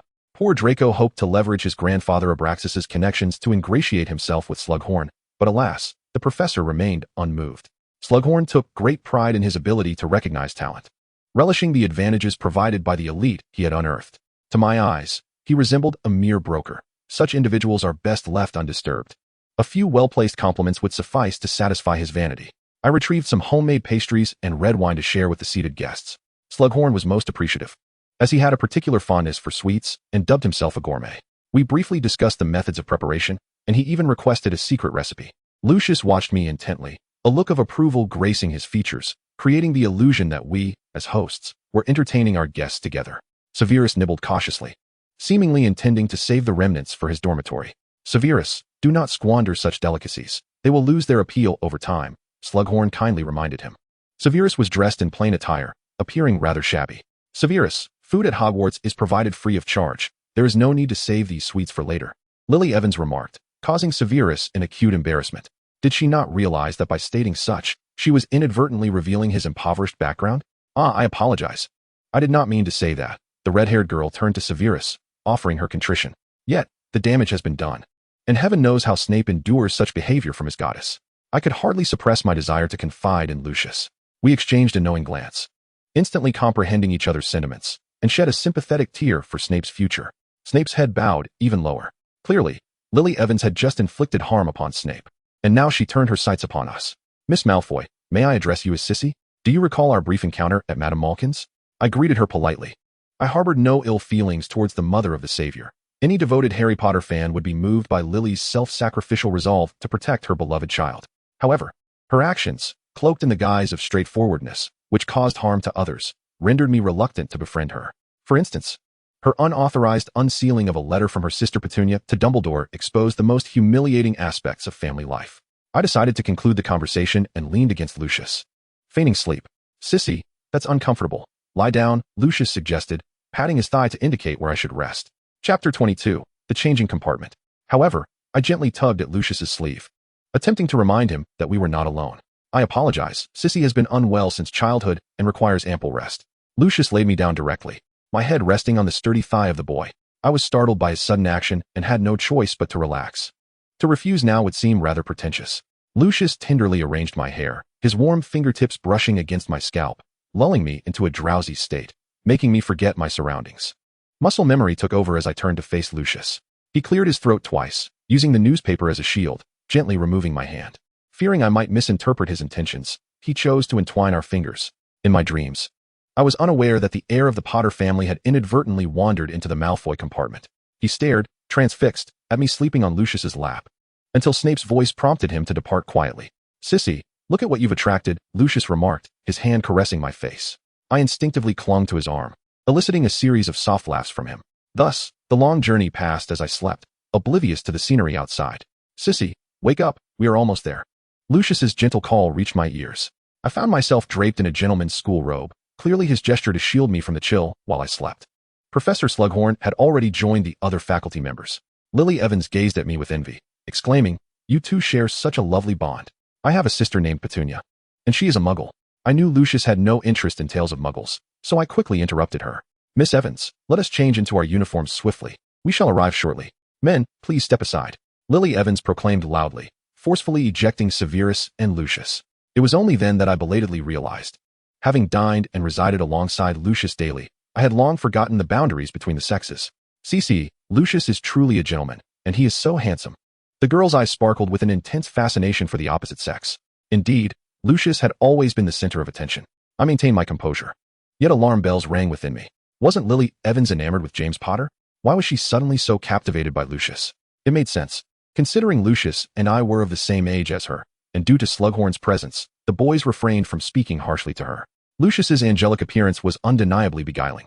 "Which house are you preparing to join?" I inquired. I asked Severus, and he recommended Slytherin. The red-haired girl continued. "We are also planning to go to Slytherin." Lucius had even instructed Madame Malkin to prepare Slytherin robes, his certainty palpable. Is Slytherin truly that splendid? Then I shall go too. Slytherin never admits muggle-born wizards. So you might be disappointed. These thoughts I could only entertain internally. I had no desire to shatter the girl's naive hopes. Reflecting upon this, was my admission to Slytherin a foregone conclusion? Perhaps I was also muggle-born. All right, we shall meet in Slytherin. The girl, oblivious to my distraction, cheerfully waved goodbye. Are you ready? Came Lucius's knock from outside. Yes, you may enter, I replied, opening the door. Now, it's time for the ladies to step aside. Lucius raised an eyebrow, signaling us to exit.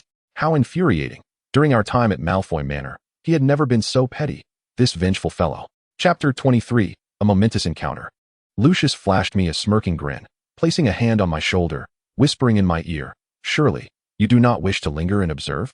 Regrettably, my attempts at retaliation could not inflict any harm upon him, nor even graze the hem of his clothing, as I was left suspended outside the carriage. A do not disturb sign hung at the entrance, and Lily Evans and I sat like two sentinels flanking the Malfoy compartment. Huh. Have you both been cast out as well? It was Sirius Black and James Potter, frolicking through the compartments in search of amusement. CC, Lucius is being utterly unreasonable. You are indeed a Malfoy. Why is he barring you from entering? James grasped my hand. I had crossed paths with James Potter a few times at gatherings at Malfoy Manor. He and Sirius were quite the companions. While exploring Malfoy Manor, they had inadvertently opened my door and concluded that I was Abraxas's scandalous, illegitimate child. They spun a grand tale in their imaginations, while I remained the victim of a pureblood family's secrets. A young lady's stature belied her servantess fate. Who could blame me when in public social settings? Abraxas seldom invited me to participate. In truth, this is quite normal. Narcissa lacks the lineage of the Malfoy bloodline. When I assumed control of this body, I sensed a trace of sorrow that lingered within Narcissa. The vast Malfoy Manor, though grand, felt devoid of true belonging. It seemed as though she could only exist as a solitary daffodil, perpetually lamenting her fate. Being adopted should have been considered a stroke of immense fortune. James, you misunderstand. Luke and Severus were merely changing clothes, which is why we stepped out. Ah, Luke, such familiarity in your tone. Have you forgotten how he treated you? James harbored a profound prejudice against Lucius. And Severus? Is he not also your brother? He's a newly acquainted friend. James, this is Lily Evans. James, ever the social butterfly, engrossed in pleasantries with acquaintances, left Lily Evans momentarily neglected. I hastily took on the role of matchmaker, eager to connect them. This was their momentous first meeting. Evans. James racked his memory, realizing that the Evans family was seemingly not part of the pureblood lineage. He looked at me with astonishment, as if to say, I am truly not Malfoy at all. The Potter family frequently intermarried with Muggleborns or half-bloods, displaying a remarkable acceptance of Muggles. Miss Evans, greetings. I am James Potter, and this is my good friend, Sirius Black. They introduced themselves in turn. Sirius scrutinized me with a probing gaze. Was this the supposed traitor of the Black family? He had been quietly following Bella, without any apparent signs of rebellion. Was there a wildness lurking within him? Perhaps I had stared too long. He averted his gaze, redirecting his attention elsewhere. The compartment door swung open. Apologies for the delay, Lucius stated as he pulled me behind him. We shall soon embark on the boat. It cannot accommodate so many. Potter and Black, you are to escort Miss Evans. Lucius took the initiative in arranging the matter. TCH, Sirius immediately grasped Lucius's intention, realizing that he aimed to exclude Lily Evans. He obstructed James, who was about to protest, nodding to indicate that Lily should hand over her luggage to him. The red-haired girl bid me a reluctant farewell. Perhaps I was her first true friend of the same gender in the magical realm. Severus too felt a profound reluctance at her departure, yet he dared not oppose Lucius. Before parting, their mother had implored him repeatedly to befriend Lucius. Eileen had already received an invitation from Abraxas to become the exclusive potioneer for the Malfoys, securing a fundamental assurance for their family's future. Lucius, in essence, was now his employer. Chapter 24, Forever Pure, Purity Prevails. Severus, we possess the right to choose our friends. Yet you must also understand who can genuinely assist you in achieving your aspirations. This suggestive remark was clearly Lucius's counsel to Snape. However, the boy was still young, and it remained uncertain how much he could truly comprehend. In summary, I absorbed the information. Lucius placed great importance on Snape's maternal lineage, the Prince family's talents, and sought to win hearts. The early autumn night carried a slight chill. With Lucius and Severus flanking me, I sat at the bow of the boat, observing our course. Lucius, do you think there are water monsters in the Black Lake? I recalled the legend of the Loch Ness Monster. Why not? It is right behind you. The boat began to rock violently. I screamed and leapt into his embrace. Ha! Lucius laughed heartily and nestled against his chest. I felt the resonance of his laughter within him. The others around us smiled kindly, as it is in the nature of youth to play and frolic. You, how could you be so cruel as to embarrass me in front of so many people? I pounded my fists against his chest. Is it not warm now? Lucius said softly, pulling his coat tighter around me, enveloping me in its warmth. His body heat shielded me from the chill of the outside world. Countless boats floated on the surface of the Black Lake, their lights twinkling together, forming a magnificent spectacle. James's boat was also nearby, their attention similarly focused on us. Are you all so close in your large families? Sirius? With only James and the Potter family, he could not comprehend our constant togetherness. Sirius appeared contemplative. Bella was much older than they, and thus did not engage in their play. His younger brother, Regulus, much like Bella, was a fervent enthusiast of dark magic, leaving little common ground between them. Since my magical abilities were discovered, Penny had withdrawn from me. Lily shook her head, lamenting the loss of someone so dear due to my capabilities. We were destined to walk divergent paths from Muggles. James attempted to console her, but alas, these were not the words she wished to hear. Family is always family. This bond of blood cannot be severed by anything or anyone. This was her conviction, and she would carry it into the future, using her lineage to protect her son, Harry Potter, ultimately triumphing over Voldemort. To James, such sentiments were equally jarring. He had always sympathized with my plight and even wished to extend a hand to help me escape the control of the Malfoy family. No matter how I argued, he clung to his imagined narrative. Do not waste your breath. Narcissa is a quintessential pure-blood heiress, one who neither resists nor intends to resist. Their future is simply to graduate from Hogwarts and then marry a suitably matched husband. Sirius said with self-deprecation, and the most likely candidate for her union is me. What? James grabbed Sirius by the collar, nearly lifting him off the ground. Is it so difficult to understand? We are of similar age and status. The eternally pure Black, and the ever-pure Malfoy, an ideal pursuit of bloodline purity. Sirius directly cited the Latin from both family crests to substantiate their stance.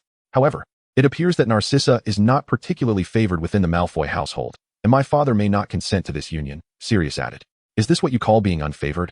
Lucius cherishes her like a precious gem, Lily vehemently retorted. That is indeed the greatest enigma. Their relationship seems overly harmonious, Sirius incisively pointed out. Chapter 25, Narcissa. It is your turn. What do you mean? James eagerly gazed at Sirius, awaiting his subsequent analysis.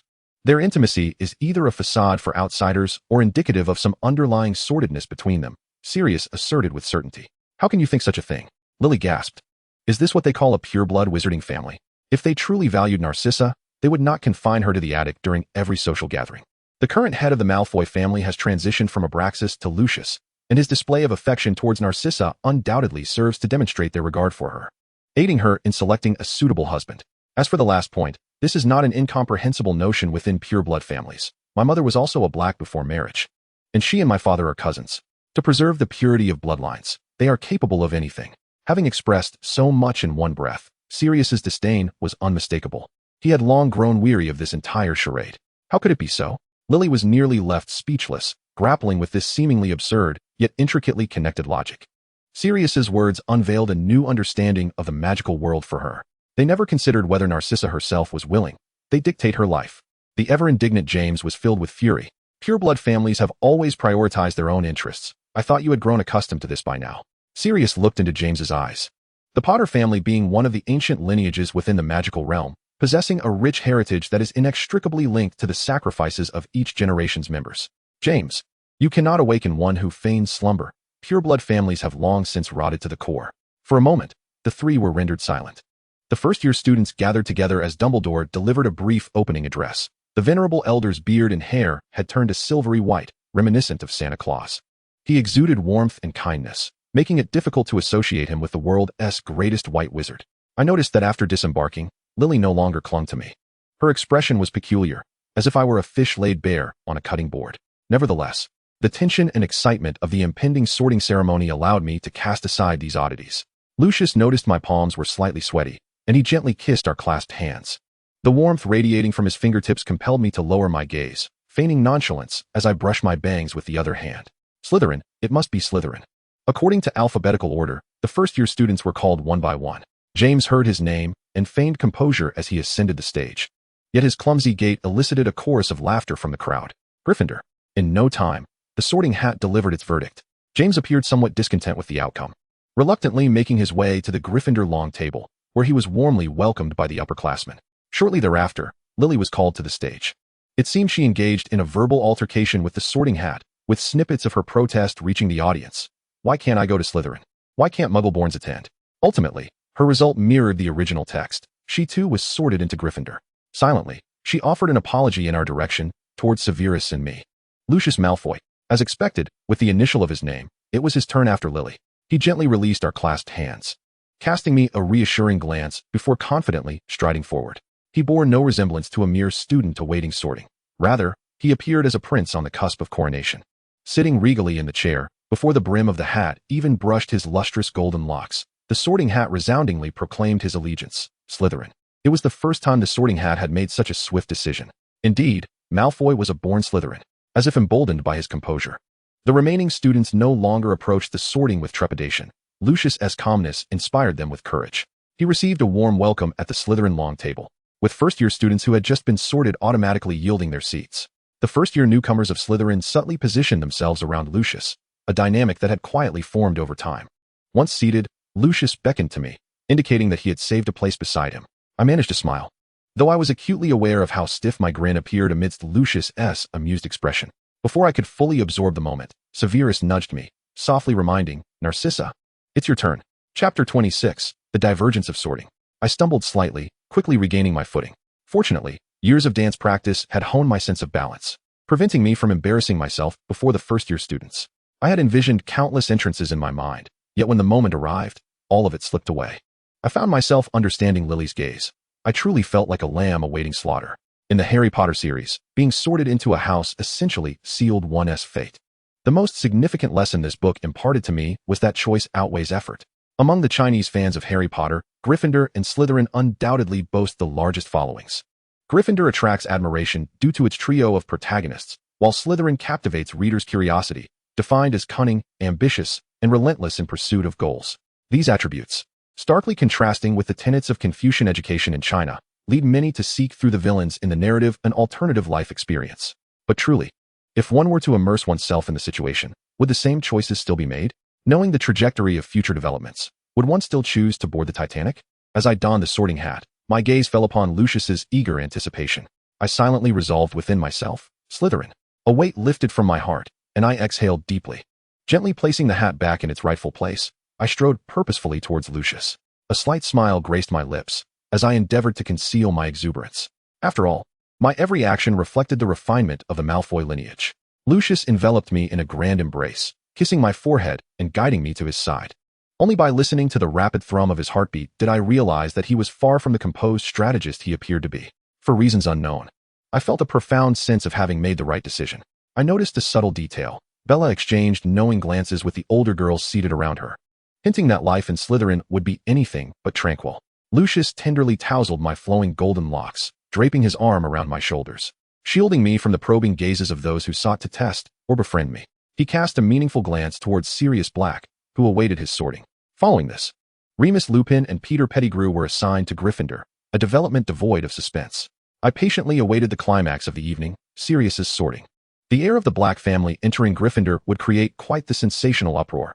I envisioned the deluge of howls and letters that would follow the next day. I focused intently on Sirius, eager to witness Bella's fury. To my astonishment, contrary to expectations, Sirius was sorted into Slytherin as well. Bella finally revealed a genuine smile, stepping forth to embrace her handsome cousin.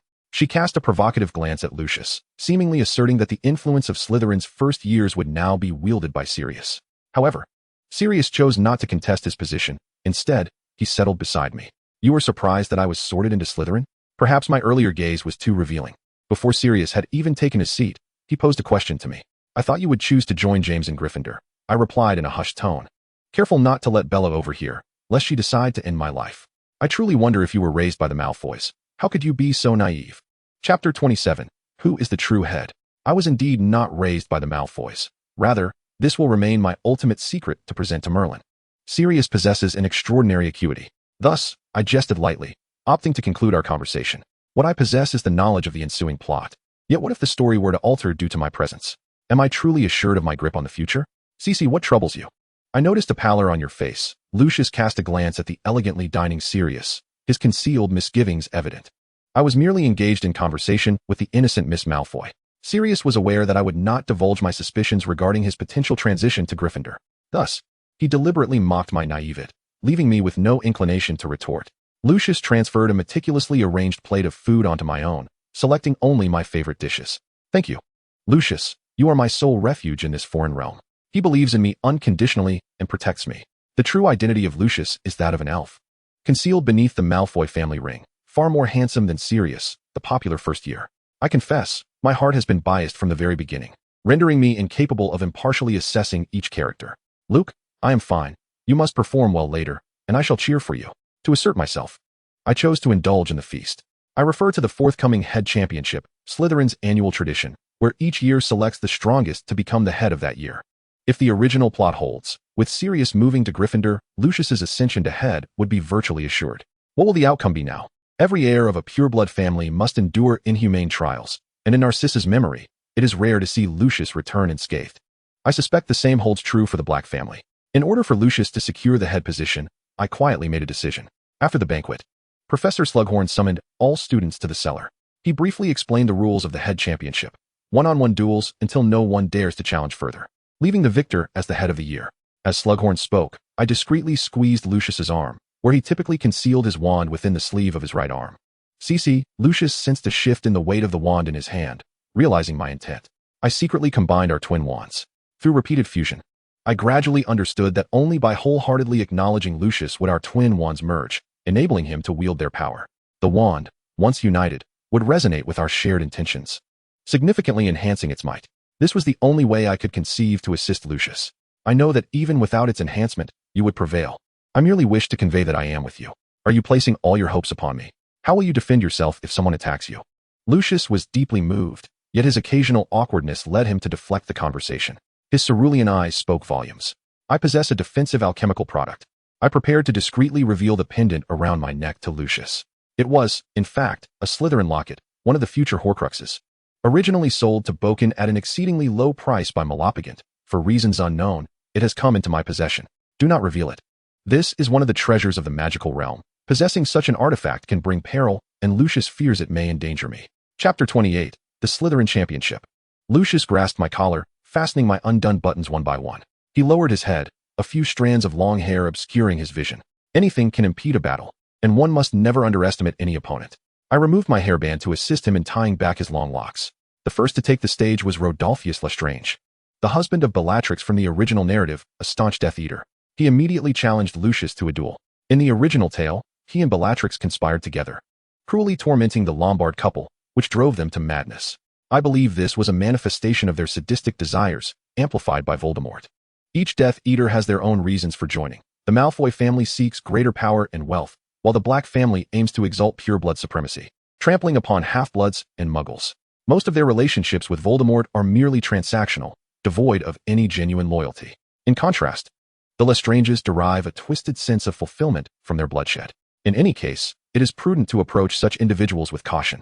The first-year Slytherins stepped back, granting ample space for the two to wield their magic. The championship is not a duel club. It demands a bow of respect to one's opponent. Yet it is a true contest of life and death. Lestrange wasted no time, casting a spell meant to shatter, intending to intimidate his adversary. Lucius, a veteran of many battles, effortlessly countered with a shield charm, rendering the attack null. In the same breath, he swiftly cast a stunning spell, and Lestrange collapsed to the ground, unable to withstand the onslaught. Lucius, you have mastered advanced spells, Slughorn exclaimed, recognizing the prowess of the Malfoy lineage. He had not anticipated that Lucius would dispatch his opponent so swiftly. Lestrange, one of the Sacred 28, fell before Lucius without even putting up a fight. Slughorn observed that Lucius's magical prowess was already comparable to that of an adult wizard, given time, by the time he graduates from Hogwarts. His accomplishments may rival the current formidable Voldemort. Indeed, in his discerning eyes, Lucius's wand is the key to his rapid victories. It is rare for a wizard's wand to be silvery white. Its material, neither metal nor wood, remains elusive yet allows the caster's potential to be realized to its fullest extent. Unlike the Elder Wand, which does not acknowledge its master, he sensed an unwavering loyalty from Lucius's wand during his inspection. This is truly a weapon that wizards have long coveted. Who else dares to challenge? Lucius proclaimed. The chief tournament is conducted in a wheel battle format, requiring the victor to fight until the very end. Thus, many aspire to deplete their opponent's magical energy in hopes of seizing victory. However, should one manage to triumph outright, the prowess of the chief would undoubtedly command respect. After Lucius's declaration, the circle around him widened, as the crowd instinctively took a step back. Rodolphus Lestrange is no fool. Achieving fragmentation at the tender age of 10 is no small feat, while many scions can only adorn themselves with rudimentary spells like the basic stunning charm and flickering lights. Lucius's gaze fell upon the position of Sirius. Chapter 29, Sirius's Provocation. Bellatrix Black exerted considerable influence over the Slytherin student body. As a fervent admirer of Voldemort, she aided him in unearthing potential students from Slytherin, bolstering his forces. Should the first-year chief fall into Sirius's hands, the Black family's status in Voldemort's eyes would rise significantly. Lucius, with little to offer beyond the position of a teaching father, risks being supplanted by Voldemort as he seeks a more valuable pureblood family. Hence, Lucius is resolute in his pursuit of the chief position. I, Lucius Malfoy, hereby challenge Sirius Black. To his surprise, Sirius was not merely spectating. He was dozing in a corner. This left the onlooking Bella exasperated. "Sirius, hasten to the duel," she exclaimed, sending a rush of refreshing water his way. "Are you awake now? How can you sleep during the chief tournament?" "I must write to Andy." Bella found herself at a loss with Sirius. His temperament is notably capricious. Members of the Black family often exhibit a certain stubbornness, perhaps a consequence of generations of close intermarriage that has intensified this trait.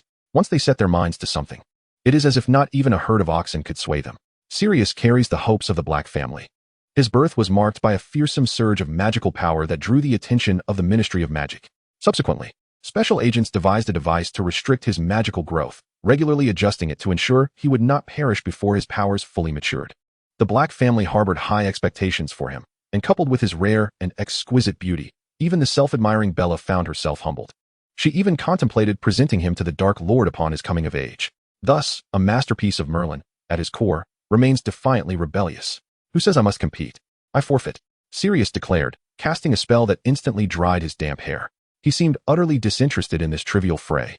Every pureblood family knows that Sirius Black's bracelet is a magical restraining device, and he hails from Rome. Even the swiftest steeds would struggle to catch up. He waved his hand dismissively at Lucius and directly tucked his wand into his pocket.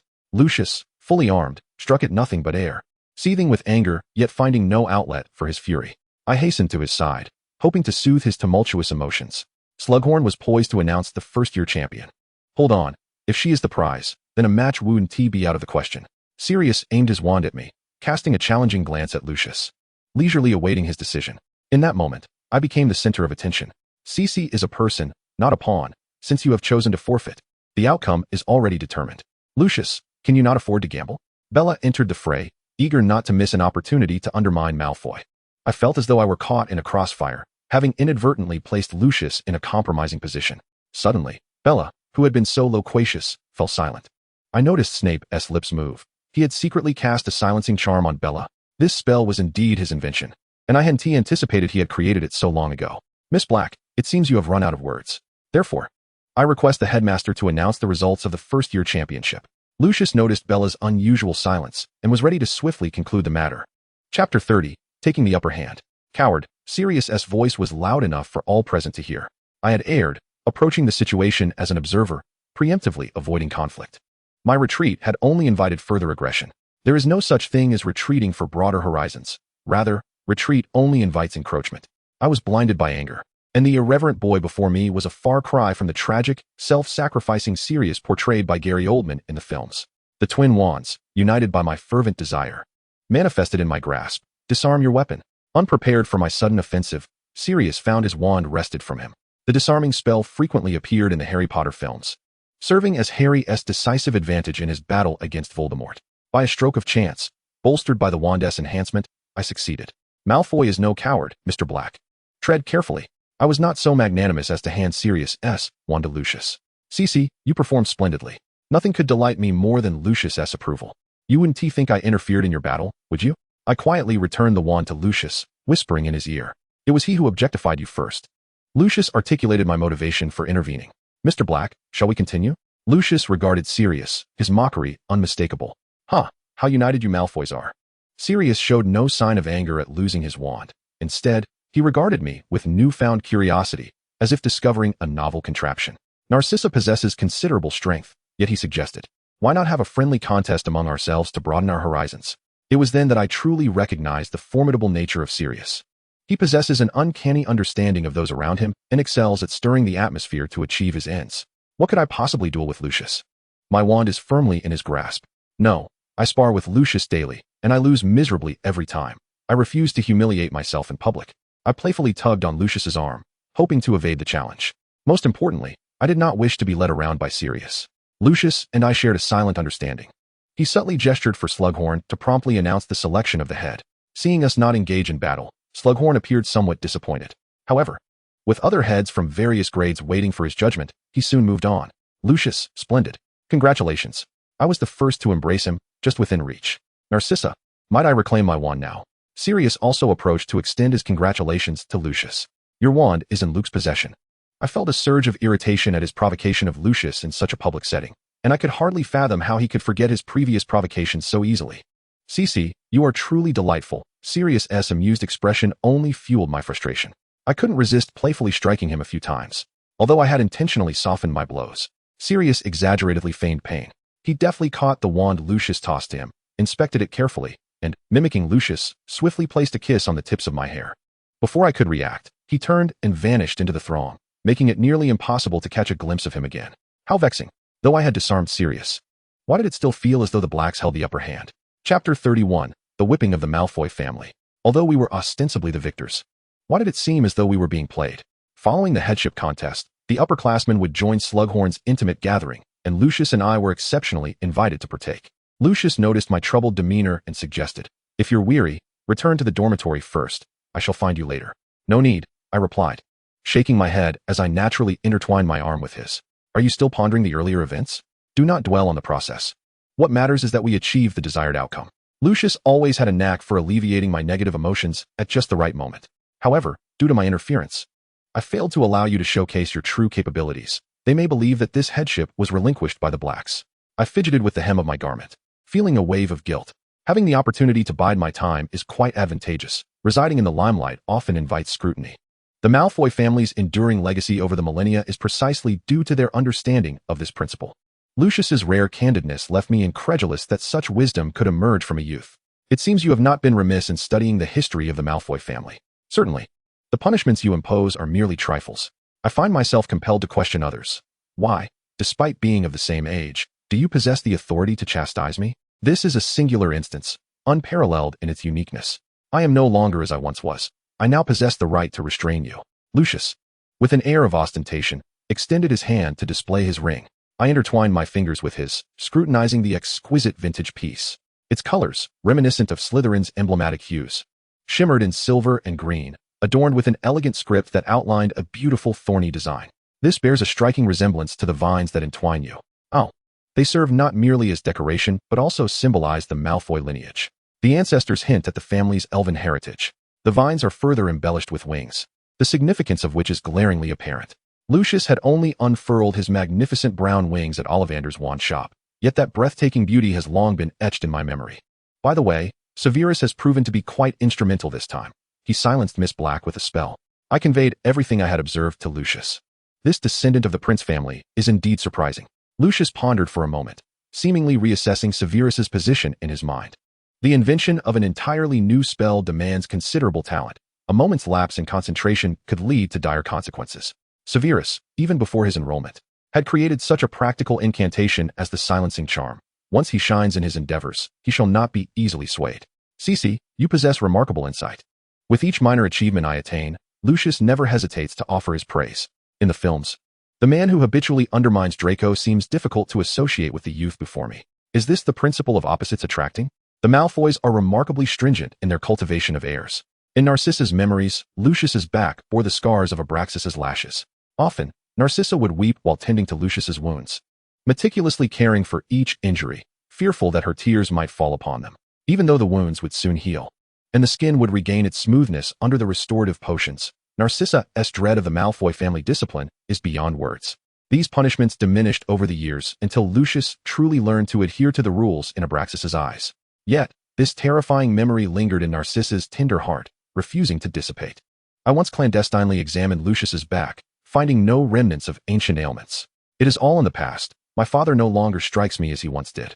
Perhaps in an effort to reassure me, Lucius still permits me to tend to his injuries whenever they occur. Father, why does he treat you this way? I can scarcely envision the usually refined Abraxas being so cruel to his only son. Much of this stems from a lack of mastery over the Malfoy way of life. Due to the blood curse, heirs are scarce, and any misstep could spell the end of the Malfoy lineage. I accepted the rationale presented by Lucius, unaware for a long time that it was a benevolent falsehood. It was not until Abraxas lay on his deathbed that I finally voiced my long-standing confusion. The reason Abraxas lashed out at Lucius was, in fact, me. To demonstrate that it was not merely a whim, and to affirm his resolve. He endured relentless punishment day after day, all in pursuit of his father's approval. He silently bore all of this, unwilling to add to my psychological burden. How could I not love a Lucius like this? Chapter 32. The Guest of Honor. We were the only underclassmen invited to this gathering, and the young men and women had grown so rapidly that nearly everyone towered over us. Amidst the clinking of glasses and the exchange of toasts, Lucius appeared effortlessly at ease. His dazzling platinum hair, elegant and charming discourse, angelic features, and the endorsement of the Malfoy family rendered him the center of attention. Oh, the Malfoy flair for theatrics. There was Bellatrix, gracefully holding out a champagne glass towards me. I forgot you're still too young to drink. Just as I reached out, I found myself grasping at air. A mischievous smile danced on Bella's alluring face. How does it feel to be subtly cursed? She leaned in closer, her curvaceous figure nearly brushing against my face. Feeling proud, I engaged in a mental fortification, convincing myself that Bella would not dare to be so bold as to cast the 3 unforgivable curses in such a public setting. At this moment, denial held no significance. Even if I spoke the truth, she would perceive Severus as a reflection of Lucius's stance. Your tricks may fool my brother and Lucius, but they hold no sway over me. Carelessly, she set her glass aside and grasped my chin with one hand, while the other wielded her wand, gliding it delicately across my visage. I remained motionless. Bella's wand arched menacingly, the tip dangerously sharp. I felt the risk of disfigurement with every flick of her wrist. Madwoman. Lucius's wand sprouted an array of vines, binding Bella in a colorful entanglement. His eyes reddened, revealing the depth of his fury. I expected you to temper yourself in public. Remember, this is not the Black Manor, where you can act with impunity. Before Lucius and I entered school, Slytherin had essentially been Bella's domain. She frequently exploited her position as head of the student council to maliciously torment half-bloods, muggleborns, and classmates of lesser lineage. This time, she intended to demonstrate her dominance over me. She vented her fury over Sirius's withdrawal from the competition upon me. You are like a desperate lunatic. Do you truly believe there is anything inferior about my godfather's taste? You're desperate pleased to have him notice you are utterly laughable. Lucius stepped forward, speaking in a tone audible only to the two of us. If you continue to bully Sissy, I would not hesitate to extend the reach of the Malfoys even further. Every Wednesday at 4 in the afternoon, Regulus's equestrian class may be prone to unforeseen incidents, for it is a well-known fact that horses can easily become startled. How dare you? Bella's expression was one of profound hatred. Pureblood families always prioritize their kin above all else. We shall see. Lucius released his hold on her. Some upperclassmen from Slytherin, long oppressed by Bella, wore expressions of schadenfreude. Aside from Andromeda, no one stepped forward to rescue her. This time, Black had indeed encountered a formidable opponent. Who does not know that Malfoy is fiercely protective of his loved ones, constantly bullying Lucius's precious darling? The girl with the same hair color as him was named Narcissa, a daffodil, exquisitely independent and self-pitying, quite a fitting image. Miss Malfoy is a beauty in the making. Surely Black must be envious. The surrounding murmurs were incessant, and I had long since grown accustomed to it all. Our uproar would only dampen the host's spirits if we lingered any longer. Lucius and I personally apologized to Slughorn, expecting a reprimand. Yet the professor seemed entirely unperturbed by our reckless behavior. Little Bella ought to learn a lesson. Her reckless abandon would only lead to her own detriment. In the Slytherin common room, assistants had already arrived. It was none other than Mr. Knott, the current president of the Slytherin Student Council, a future Death Eater, and a significant character in many fanfictions, Theodore Knott's father. It is said that his relationship with Bellatrix is far from harmonious. Lucius, Narcissa, this is your dormitory. A prominent sign hung at the entrance. The Malfoy dormitory could rival a Muggle presidential suite. Knott displayed a look of envy. Truly, wealth can move mountains. We seemed to have entered a dimension folded upon itself. The so-called dormitory was fully equipped, boasting a spacious reception area, a study, 2 bedrooms, a bathroom, a kitchen, and even a hot spring. I was left with one question. How much had Malfoy donated to Hogwarts over the years? Lucius and I exchanged glances. I suspected this place was undoubtedly a stronghold for his father's youthful escapades. Are you implying? This moment ignited my curiosity for gossip. I had heard numerous tales from my father's school days, particularly those involving my godfather. Do you not think the frequency of his visits to our home is somewhat excessive? Lucius gently prompted. Could it be that Voldemort was a frequent guest of my father? It turns out Voldemort Abraxas was indeed real. My heavens. The world I have entered is not the original narrative, but rather fanfiction. Chapter 33. The Dormitory Dispute. So, who do you suppose is above? I had collected quite a number of fanfictions about Voldemort and Bellatrix, the majority of which were essentially alternate history tragic love stories. TSK, you seem quite knowledgeable. Lucius remarked, tapping my forehead lightly. All I knew was that we likely did not require 2 separate bedrooms. My face flushed crimson, utterly at a loss for words. How could I delicately express myself without causing Lucius any hurt? However, I have heard that, in the future, girls will face considerable challenges, arriving monthly. I hesitantly attribute these burdens to objective circumstances. Indeed, Cece has grown up, It is time for her to have her own independent space. Lucius interrupted my thoughts. What is this? Why do I feel as though you have adopted the role of a concerned father? I could not help but tease him. Then let us begin today. There are 2 bedrooms in total. You may choose first. Lucius's sudden decision regarding the division of rooms caught me off guard. Though he had acquiesced to my wishes, it left me feeling more unsettled. Yet, I could not bring myself to ask him to retract his decision. I am truly a capricious and troublesome individual. I chose the room on the left, apprehensive about adjusting to a new bed, and stealthily brought my pillow from Malfoy Manor, as well as Lucius's. Lying in the unfamiliar room, I held his pillow close, imbued with the scent of his beloved fragrance, Fauger. Though he was merely in the next room, I could only embrace his pillow and imagine him by my side. I am nothing but a spoiled fool. Despite the abundance that the Malfoy family and Lucius have bestowed upon me, I still yearn for more. A quintessential case of wanting everything. While I derided myself, I felt my eyes and nose involuntarily swell with emotion, a precursor to tears. Not only a fool, but also a crybaby. The door to the bedroom swung open, and it was evident who had entered. The light from the living room rendered my tears exposed. Lucius sighed in apparent resignation. He sat at the head of my bed, lifted me up, and placed both the pilfered pillows from Malfoy Manor upon the bed. The topic of dividing rooms was never mentioned again. The following morning, I felt a chill upon my eyelids. I had fallen asleep in tears the night before, and the cold compress was a welcome relief. Lucius placed a towel, chilled in ice water, over my eyes. Dear Malfoy butler, you truly are considerate. I shall express my gratitude. With my eyes covered, I could not see, so I waved my arms to summon him closer. He left a kiss upon the back of my hand. Miss, I am rather expensive. Your token of appreciation must be thoughtfully prepared. Alternatively, I can select my own desired reward. A little interest paid now, and I shall demand the principal later. With that, he pulled me from the bed, urging me to rise quickly. I must not be late on the first day. As he casually removed the towel, I realized Lucius had already dressed. Why did you not wake me sooner? I need time to wash up. I dashed into the bathroom. Girls often take a long time with their appearance, and I am no exception. Not to mention, with Narcissa's stunning visage, I am inevitably drawn to my reflection each day. However, with someone so well-prepared waiting outside, I hastened to complete my routine. After a final inspection, perfection, I cast a sweet smile at my reflection in the mirror. Slytherin, here I come. Chapter 34, A Touch of Red Amidst the Greenery. At the Slytherin table, Goyle and Crabbe had already secured our seats. Ever since Lucius ascended to the position of head, these 2 seemingly bumbling lackeys have adopted a more respectful demeanor. I have always believed that both families are masters of feigning simplicity while thriving in the shadows, effortlessly making a living under the Malfoy estate, which proves that choice often outweighs effort. Yet, I cannot shake off the words Crabbe uttered to Draco in the film. You and the Malfoy family are finished. I no longer wish to heed your commands. While it is human nature to elevate oneself while belittling others, how can one easily forgive those who may have inflicted pain, even if they are of his lineage? Therefore, I have maintained a nonchalant attitude towards Crabbe and Goyle, neither arrogant nor overly familiar. Who knows if they might one day turn into venomous tongues, delivering a fatal blow. Furthermore, I am not the object of their flattery, in their eyes. I will ultimately bear another family's surname. Crabbe, seated beside me, was forcefully shoved aside, prompting my curiosity. Serious? Given Crabbe's stature, he is not easily dismissed. Overwhelmed by surprise, I momentarily forgot to keep my distance and called out his given name. After all, during yesterday's head competition, he had greatly offended the Malfoys. Squeeze in. There's no space left. He boldly reached out, grabbing a sandwich and stuffing it into his mouth. Slytherin does not embody the principle of inclusiveness, at least. Muggleborns are not afforded such opportunities. Thus, each year, Slytherin has the fewest students, eliminating any concerns of lacking seating. Why insist on crowding into a space when there are clearly many vacant spots? Is this the obsession of pureblood families with seating arrangements?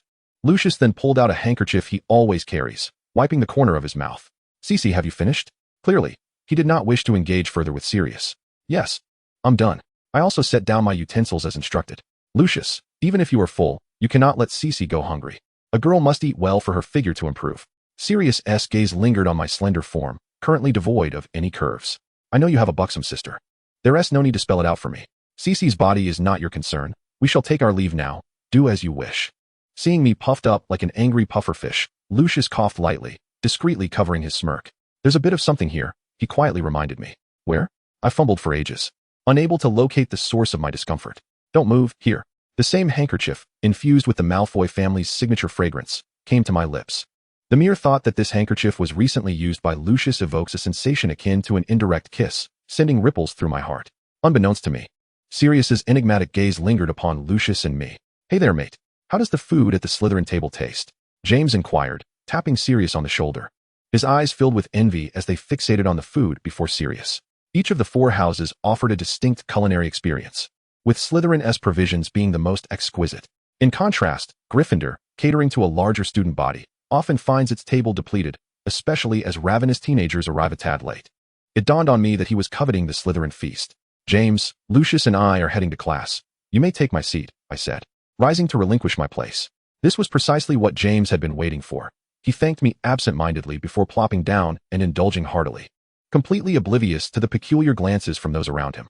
As he ate, he animatedly recounted tales from the Gryffindor common room to Sirius, clad in his red uniform. He stood out amidst the green-clad Slytherins.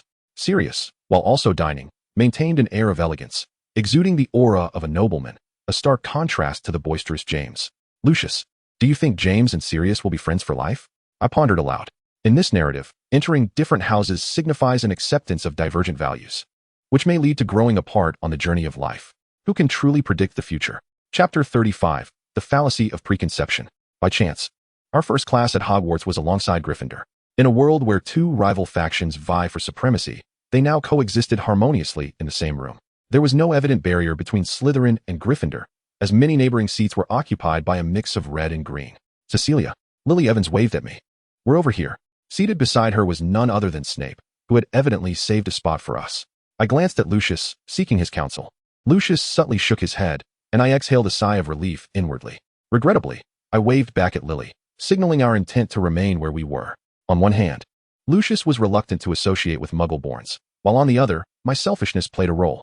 On the train, Lily had expressed clear affection for Lucius, and I was unwilling to provide her with an opportunity. In the original narrative, Lily was adored by all, a perennial favorite, often dubbed the most charming individual at Hogwarts. She captured the hearts of numerous admirers, not merely the infatuated James Potter and Severus Snape, but also Remus Lupin, who harbored feelings for her, yet refrained from acting out of respect for James. Will Lucius transcend the barriers of class and shatter the prejudices of pure-blood families to pursue freedom and equality alongside her? The pairings of Draco with Hermione and Lucius with Hermione have garnered considerable popularity in fan fiction, each focusing on their quest to break free from conventional constraints in search of true love. Might there be a similar potential for Lucius and Lily? It is not my fault to indulge in such fanciful thoughts. Every girl entangled in the throes of love experiences a blend of hope and trepidation. The first lesson at Hogwarts is Potions, taught by the head of Slytherin House.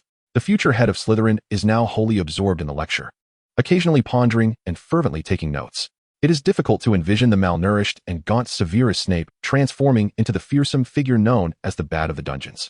Each lesson begins with a demonstration of authority, and the 3 questions he poses to Harry, when pieced together, reveal his confession and remorse. The love I yearned for eludes me, and with Lily's death, I shall forever dwell in anguish. This tragic solitary hero has lived in the shadow of others' misunderstandings, even as the child he strives to protect views him as an adversary. For Lucius and me, the first-year curriculum at Hogwarts poses no challenge. Yet, if given the chance to relive it, I would cherish the invaluable experience of student life. In this alternate realm, how long can I remain? Perhaps a day, 10 days, a year, a decade, or even an eternity. I intend to treat each day as if it were my last. Here, each individual is no longer merely a character in a story, but a vibrant, living entity. Slughorn, noticing the insatiable thirst for knowledge in my gaze, calls upon me to answer a question. Very well done, Miss Malfoy. Slytherin gains 10 points.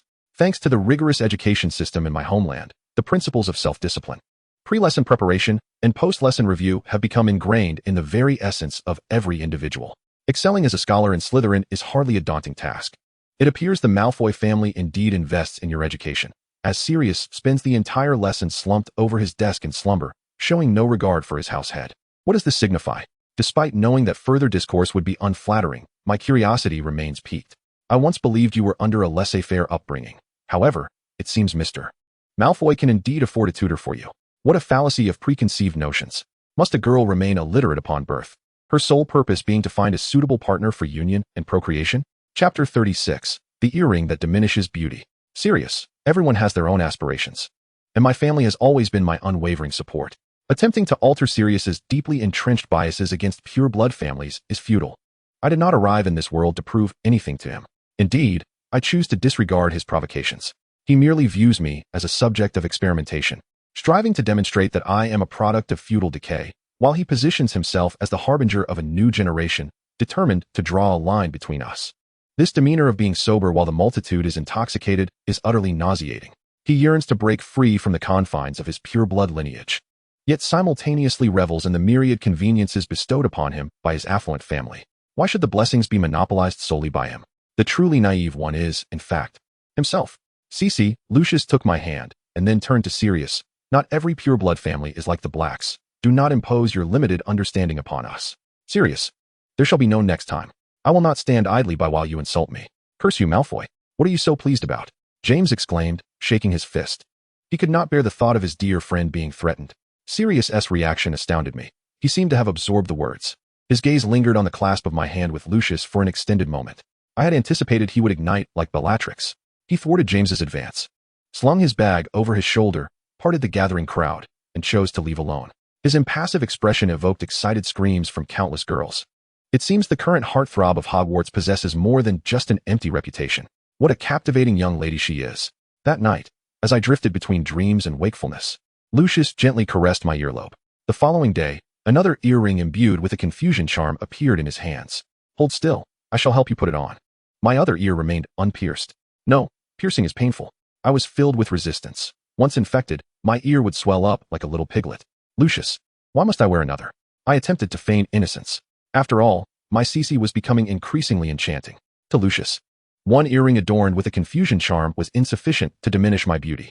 Women adorn themselves for the pleasure of those they cherish. I wish to stand beside you looking splendid. Be good. Let us pierce your ear first, Lucius coaxed. He cradled the back of my neck, rendering me immobile, and gently squeezed my earlobe. It won't hurt too much, do not fear. You have experienced it before, have you not? Lucius chuckled lightly. Yet. That time was with Abraxas's assistance, alongside Lucius. In the next moment, a sharp sting pierced through. I hardly felt the pain. That spot had already become numb under Lucius's touch, and an earring was placed upon it. The blood was meticulously cleaned away by Lucius. Splendid. Lucius beamed with satisfaction at his handiwork. Wearing this does not enhance my appearance, I lamented, on the verge of tears. I had only just begun to appreciate the advantages of possessing Narcissa's beautiful figure, only to have these benefits snatched away. Without my permission, do not take it off. Lucius instructed earnestly. Do not worry. As the caster, I can see your true self. The charm merely obscures you from those irrelevant others. Cece, you have always been the most beautiful. Chapter 37. Forced to become the villain. Cece, your new earrings are exquisite. Indeed, the perceptiveness of girls is particularly keen. The moment Lily Evans laid eyes on me, she discerned my transformation. If you like them, I'll give them to you, I mused internally. For such sentiments could only dwell within my heart. Opposite me stood the charming heartthrob of Hogwarts. Which girl would willingly play the supporting role and be overshadowed? To prevent me from removing the earrings and revealing my true self, he had even cast a spell that allowed only him to remove them. Humph. I was far from pleased. Narcissa, did you apply perfume? It smells delightful. James, who had been standing next to Lily, approached. I did not. I replied, my spirits dampened, finding no interest in anything. It's right here. You've applied perfume behind your ear. He pointed at me. Suddenly, I recalled that this was the freshly pierced side. It had just bled slightly, and though the bleeding had ceased, the ear was still slightly red and had begun to scab. I was astonished that James could so acutely detect the scent of blood. It is a very sweet aroma, much like yourself, James remarked before darting away, leaving me stunned in my place. One of the ancestors of the Potter family was a bloodline vampire. Lucius approached. I apologize, it was my oversight. He gently touched my injured ear. I had not realized that my blood held such allure for him. Lucius had indeed shot himself in the foot. I was still somewhat vexed by his presumptuousness. However, he extended his hand. We are bound by fate. I too cannot reveal my true form. The family ring seals away my elven appearance. In this light, he seemed to bear the greater burden. Let us consider it as accompanying me, shall we? Lucius continued to coax. You are merely satisfying your twisted possessiveness. Sirius pointed at my earrings. I know what that is. It was mentioned in a portrait. Humph. Deceiving beautiful women into wearing them, unable to remove them for life, thereby diminishing potential rivals. A chill ran through me. Was this truly the case? Without absolute strength, beauty could only lead one into perilous situations. I undertook this to protect her. Facing Sirius's inquiry, Lucius remained unflinching. Cece, I will absolutely respect your wishes. When you desire to remove them, I shall assist you. He perpetually handed the choice to me, yet he was well aware that I was often swayed by his words. He sought my heartfelt acknowledgement of his constraints. I was at a loss for how to articulate this relationship. Please, do not instigate further disputes on my behalf, Sirius. Thank you. For these years, it has always been Lucius guarding me. He must have his reasons for doing so, and I trust him. Only I understood that my identity rendered me powerless against any decision made by the family head. As you wish. Sirius's expression shifted as he turned to leave. Snape gazed contemplatively in the direction he had departed. Lucius, may I know what I look like now? Under the influence of the Confundus charm. Only the caster and the recipient remain unaffected. Lucius summoned a Hogwarts reporter to capture a photograph of me. In the image, the girl wore a charming smile. Although the Confundus charm had diminished her once breathtaking beauty, she was still a rare and exquisite sight. Even her lessened allure could rival that of Lily. The origin of Narcissa's name stems from the self-absorbed Narcissus, who, upon unintentionally glimpsing his reflection in water, fell in love with himself. Narcissa's own beauty is undoubtedly captivating, worthy of such a name. Later, I learned that each generation of the Malfoy family is compelled to conceal their true appearance. This decision, however, proves particularly burdensome for a girl, which is why Lucius took on the role of the villain. Without a mesmerizing visage, one might encounter fewer troubles. Chapter 38. James, you are being targeted. Naturally, a student's primary duty lies in their studies. Dwelling incessantly on the unchangeable will only lead to self-inflicted distress. As a first-year Slytherin, it was only natural for me to team up with friends and form a study group. However, disagreements arose regarding the membership. Lucius and I were as steadfast as iron, while the others were merely fleeting companions. The pairing of Lily and Severus was also predictable. The original quartet of Marauders failed to regroup as Sirius had become a Slytherin. Remus Lupin, with his gentle demeanor, formed a bond with the somewhat timid Peter Pettigrew. James, due to his lineage, preferred to remain with me. Sirius, a lone wolf, would choose to join our ranks just before exams, despite the mutual disdain between him and Lucius. Sirius consistently excelled through last-minute cramming and copying assignments, much to the chagrin of the diligent Lily Evans. After borrowing from Sirius a few times only to be outpaced in exam results, Lily refused to assist him further and rallied others to stand united. Sissy. Sirius scribbled furiously beside me, only to be caught by Lily once again. You're only harming him. You're making him incapable of independent thought. Miss Evans. It appears I consistently outperform you on every exam, Sirius retorted with a feigned smile. Who knows if you've cheated? Lily exclaimed, still seething. Here, feel free to take it. Sirius handed her the book. I pondered. Was Sirius determined to prove his capabilities? What is the recipe for the swelling solution? Demonstrate the levitation charm. The accomplishments of Nicholas Flamel? Sirius answered with ease, yet again embodying a model of home education.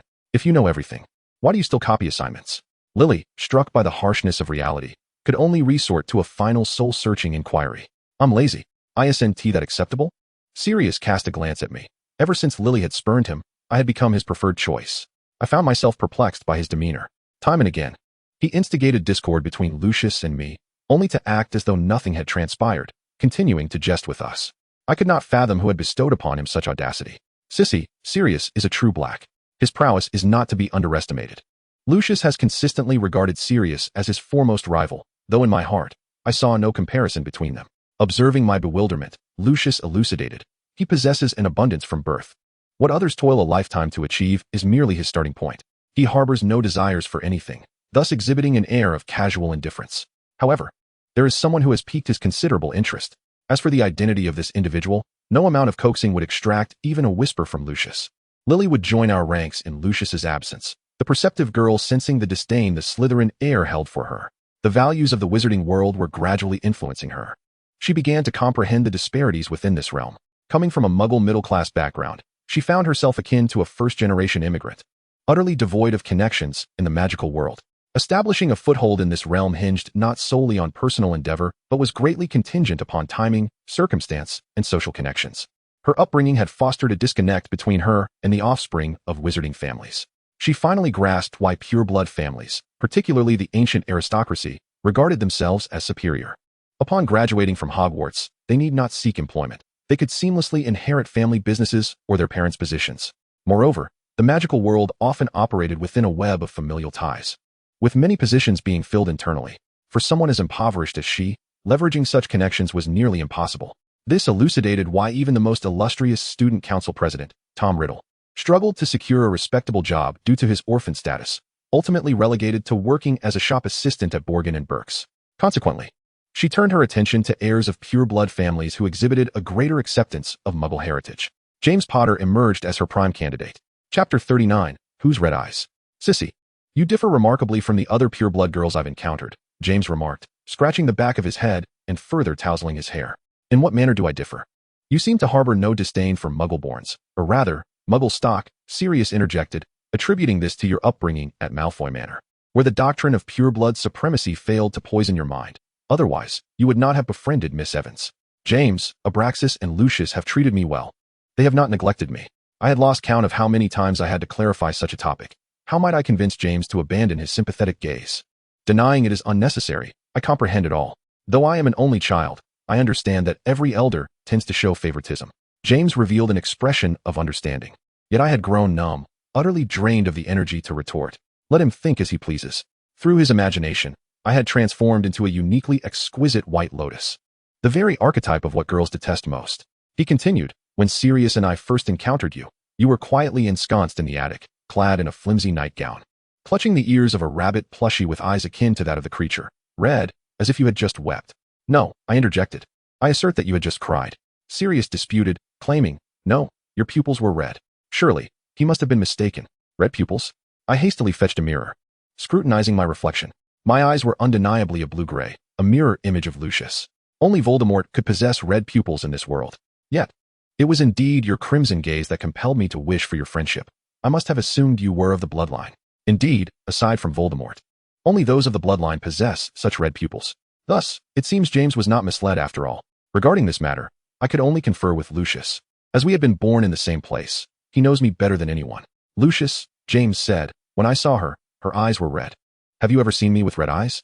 I did not miss the fleeting look of confusion on Lucius's face. Of course not. He denied with remarkable swiftness. He must have been mistaken. Some weepy little child, whose eyes are often red. Oh really? Who cried themselves to sleep this week because of being separated for the night. Lucius gazed at me with a bemused expression. Truly, why must he bring that up? It was your fault that I was upset. You are the worst. The thought of my own embarrassing moments left me feeling eternally humbled in Lucius's presence. Yes, I am wicked, but I can be even worse. How is it that you are so adept at this? Have you been secretly practicing? Whenever I was near him, I would invariably become flustered. I leaned against his chest, posing a probing question. Cece, who else would I practice with? That tinged with a hint of nasal inflection, made my heart flutter. How should I know? You are so popular. Girls swarm around you with questions as soon as class ends. I half-heartedly complained while tracing circles on his chest with my finger, chattering incessantly. Whose house has spilled the vinegar jar?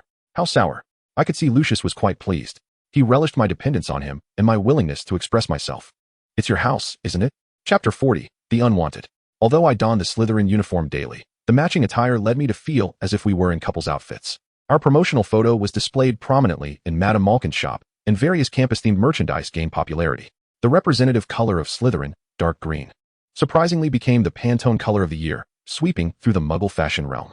Lucius once again demonstrated his keen investment acumen. Abraxas frequently summoned Lucius back under the pretense of work handovers. Slughorn turned a blind eye to Lucius's comings and goings between Malfoy Manor and Hogwarts, valuing the elite youth and willing to grant them certain privileges. However, each time Lucius returned, I could distinctly sense his low spirits. He endeavored to shield me from his negativity, yet how could he deceive someone who shared such close quarters with him? Lucius, your father has ulterior motives for calling you back, does he not? Subtle hints proved ineffective with Lucius. It was better to confront him directly. Is it related to that person? Noticing his silence, I pressed further. I have already rebuffed my father. Even if that person were to come in person, I would not yield. That person does not often come in person, does he? In the context of Harry Potter, referring to Voldemort was not yet prevalent. Thus, the individual we each spoke of appeared to be different. Ah, I thought you were referring to the guest of my father, since I defined Voldemort last time. I have not feared him as much. No, it is my grandfather. His people have approached my father, hoping I would transfer to Durmstrang for my studies. Lucius's mother was the daughter of Gellert Grindelwald. Lucius carries the bloodline of this world-renowned dark wizard. After giving birth to Lucius, his mother passed away shortly thereafter. Grindelwald, in a fit of rage, believed her early demise was entwined with his father's influence. He once contested Abraxas for Lucius's custody, but after being defeated by Dumbledore and imprisoned in Nurmengard, his grasp over the dark forces he once controlled began to wane. Eventually, Grindelwald became preoccupied with his own affairs and ceased contact with the Malfoy family. Now, he has returned. What could be the reason behind it? Do not worry. I will not leave you, Lucius reassured me, sensing my anxiety. Grindelwald shared the same beliefs as other pureblood families, suspecting that my sudden appearance was as Abraxas's illegitimate daughter. Moreover, my biological mother was the root cause of Lucius's mother's early death, the beloved daughter of Grindelwald. It is said that he had dispatched the Death Eaters multiple times to clandestinely investigate my lineage and to take my life, only to have their efforts quietly thwarted by the influence of the Malfoy family. This is also why Abraxas rarely allowed me to appear in public. He was doing everything possible to protect my safety. Cece, just remember, I, Lucius Malfoy, cannot be without you. Lucius held me close, and I felt bewildered and helpless. My future remained uncertain. Could the Malfoy family truly safeguard me? Cece, just look at me. Clinging to his arm as if it were a lifeline. I feared I might drown. Cece, do not worry about anything. Leave everything to me. Chapter 41. The True Son of Light. I confess, I have somewhat taken the opportunity to elaborate. Arriving in this world, the prolonged mental strain has finally erupted at this moment, ignited by this emotional point. Here, there is no one I trust. Yet, I only dare to show my vulnerabilities before Lucius. Before my eyes, Lucius composed a letter to Grindelwald, resolutely declining his invitation. I encircled him from behind, resting my head upon his shoulder. We nestled against each other, listening to the steady cadence of his heartbeat. I am profoundly grateful to have found a sense of belonging within my heart at such a splendid age. Time passes swiftly, and at last, the day of flying lessons in the magical realm has arrived. Since the last incident where I nearly plummeted from my broom, I have developed a certain trepidation towards flying lessons. The boys, brimming with enthusiasm, began to prepare for the display of their skills during breakfast. Of course, Severus was the exception among them. Severus, you scarcely ate anything. His complexion, once pallid, has begun to exhibit a healthy flush thanks to the improved fare at Hogwarts. Under Lucius's care, his days in Slytherin have been relatively comfortable. I can empathize with his fear of flying. Once bitten by a snake, one is always wary of ropes. He, however, has never encountered it, and thus harbors a fear of the unknown. In response to my concern, he forced a grim smile. Cece, you feel the same. I felt a twinge of embarrassment. Indeed, my own fear has rendered me unable to eat. Yet how did he notice? Cece, I apologize for my remarks the other day. Lucius assumed it was his stern reprimand that had instilled in me a resistance to flying. Not at all. Lucius, without you, I might have been reduced to drinking Bonebreaker. The experience of falling from the sky compelled me to consume Dreamless Sleep Potion for half a month. We conversed about shared experiences that only we understood. Our past is impenetrable to others. Severus refrained from rejoining our dialogue. It was only much later that I realized this was Lucius's clever way of declaring our inseparable bond through conversation. I trust many of you have practiced flying in private. Raising your hands if you once owned a child's broom. Although I possess my own broom, I harbor no confidence in my abilities. I waved to Lucius, silently joining the ranks of novices. To my surprise, this prodigious talent followed suit. Lucius, are you attempting to play the fool? I have seen members of the Quidditch national team training with you. Sirius unabashedly revealed Lucius's background. He toyed with the golden snitch in his hands, tossing and catching it, drawing the admiration of countless girls. Lucius remained unfazed, steadfastly standing by my side. Lucius, I can manage on my own, I remarked, inadvertently becoming a hindrance to him once more. Cece, I am consolidating my foundation. This is my choice. He gently tousled my tied-up ponytail. Lucius's beautiful golden hair shimmered under the sun's radiant glow. His cerulean eyes mirrored my figure. He was so considerate, unwilling to add to my mental burdens, shouldering everything himself. In the presence of gold, all colors fade into obscurity. Lucius, a true son of light, ought to dwell perpetually in the sun's embrace. I pondered his fate, marked by the dark mark and drawn into the abyss of corruption. Why must Merlin be so cruel? Chapter 42. A strict yet loving parental figure. Get up. Everyone shouted at the broomsticks. Grouping was indeed essential. In stark contrast to the dismal state of the beginners, the experienced group, led by James and Sirius, had already begun to form teams for competition. Due to my previous experience, I was still hesitant to fly alone. Lucius and I shared a broom, soaring 20 centimeters above the ground, gradually distancing ourselves from the crowd. Cece, do you know? We have a mental connection, Lucius said as he wrapped his arms around my waist from behind. The sun warmed our backs, creating a delightful sensation. I can sense your emotions, his grip tightened. That feeling of powerless sadness, can I understand why? Lucius, have you ever considered that if Merlin had already scripted our life paths, no matter what we do, we could not alter it, nor escape our fated constraints? Cece, what nonsensical thoughts are swirling in that little head of yours? Lucius chuckled. It must be that your father has kept you cooped up for too long, leading you to read too many Muggle philosophy books. Do you read as well? I thought you despised Muggles. This piqued my curiosity. Of course I do. The Malfoy fortune extends beyond the wizarding world. Our initial wealth was earned through collaboration with Muggles, acquiring the estate and lands from them. We frequently engage in business with Muggles, particularly with their elite, Lucius explained patiently. To disdain Muggles is merely a strategy for the survival of the Malfoy name. Our true aim has always been the family's interests. Lucius, this perspective is entirely contrary to that expressed in Platinum Glory. Cece, you must grasp the deeper meanings behind every statement. When analyzing issues, do not merely consider the surface. Lucius's words illuminated my understanding. He was truly remarkable. What are you two whispering about? Sirius and James flanked us, encircling us. Lucius, practice time is over. We still need one more person for our match. Sirius tossed over the latest Nimbus series. Sponsored by the Black family? Lucius glanced at it. Nimbus 1000? What a generous gesture. My father sponsored the Quidditch team to celebrate my entry into Slytherin, Sirius remarked with a hint of self-mockery. He believes I need to take the back door to enter the team. Not at all. Do not malign a father's heartfelt affection for his beloved son. In the original text, Lucius once sponsored each member of the Slytherin Quidditch team with a Nimbus 2001. I could sense the anger radiating from me. Might Draco also harbor such thoughts about his father? For the sake of familial bonds, one dedicates oneself wholeheartedly, only to be met with unrelenting betrayal. Sirius gazed at me in astonishment. He had made numerous attempts to provoke me, all in vain. Yet this time, it was an unintended consequence. I was still grappling with the sense of injustice regarding Lucius's contributions in the original narrative. Cece, rest assured, our child will not be so thoughtless. Lucius murmured in a tone audible only to us. I replied softly, feeling the grip around my waist tighten abruptly. Perhaps it was the intensity of the sunlight. But my face flushed with heat. Lucius has already contemplated the future so far ahead, I mused. If our child dares to behave like Sirius, I shall surely spank him until he is sore. Draco, what should we do? Your father is truly fearsome, I remarked. Chapter 43, The Versatile Quidditch Player. Cece, are you truly able to manage on your own? Lucius, who could have easily mounted the Nimbus 1000, chose instead to gently guide our shared broom to the ground. Yes. Just don't rise more than 20 centimeters off the ground. Keep your hands steady, legs tightly gripping the broom, and eyes fixed ahead. Message received, Coach Malfoy. I reiterated Lucius's instructions playfully, teasing him. My ears are nearly calloused from your reminders. Off you go. I feigned impatience and nudged him. Lucius smiled indulgently, kissed my forehead, and then maneuvered the Nimbus 1000 to stand before Sirius. Shall we proceed? What position do you lack? Can you play any? Sirius questioned, his expression incredulous. You could give it a try, Lucius replied. The roles of Seeker, Chaser, Beater, and Keeper each demanded different training, and few could excel in all positions. Sirius wished to mock Lucius's bravado, yet history had shown that the Malfoys never exaggerated their prowess. James is in need of a Seeker, Sirius noted. The role of Seeker requires acute perceptiveness and the ability to fly without the aid of hands. In other words, it is a position that relies heavily on innate talent. As a Seeker himself, Sirius yearned to engage Lucius in a fair contest. Are you up to it? James inquired, having found him an external participant.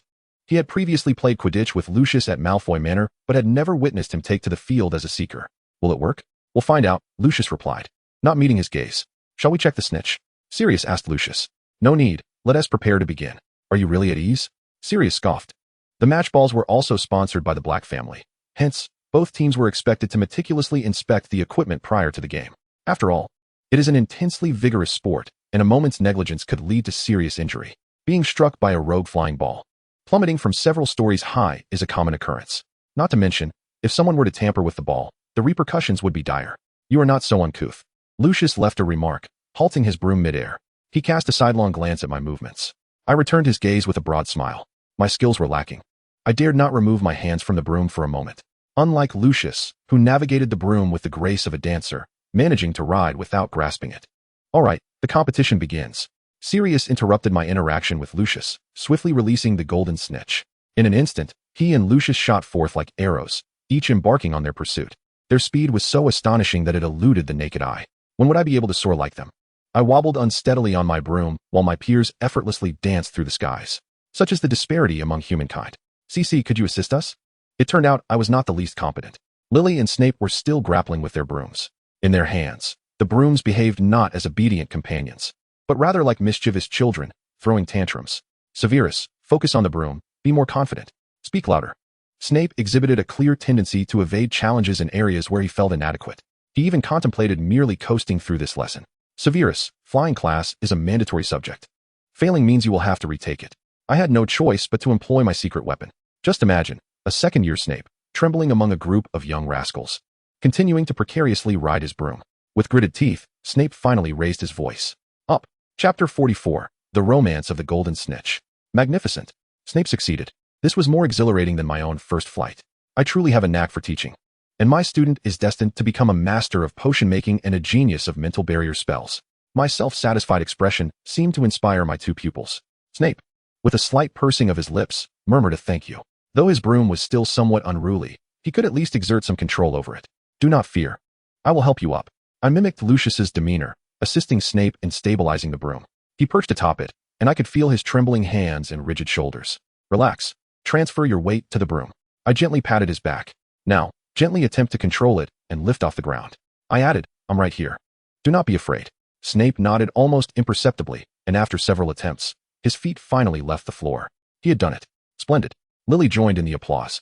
Although he fell back to the ground each time he barely lifted off, it was a significant leap compared to before. Boys, at this age, are full of mischief. And Snape's dormant playful spirit stirred. He yearned to fly even higher. On the other hand, his cautious nature anchored him back to reality. Observing his indecisiveness, I ventured, Severus. How about waiting for Lucius to finish his game, and then he can take you for a flight?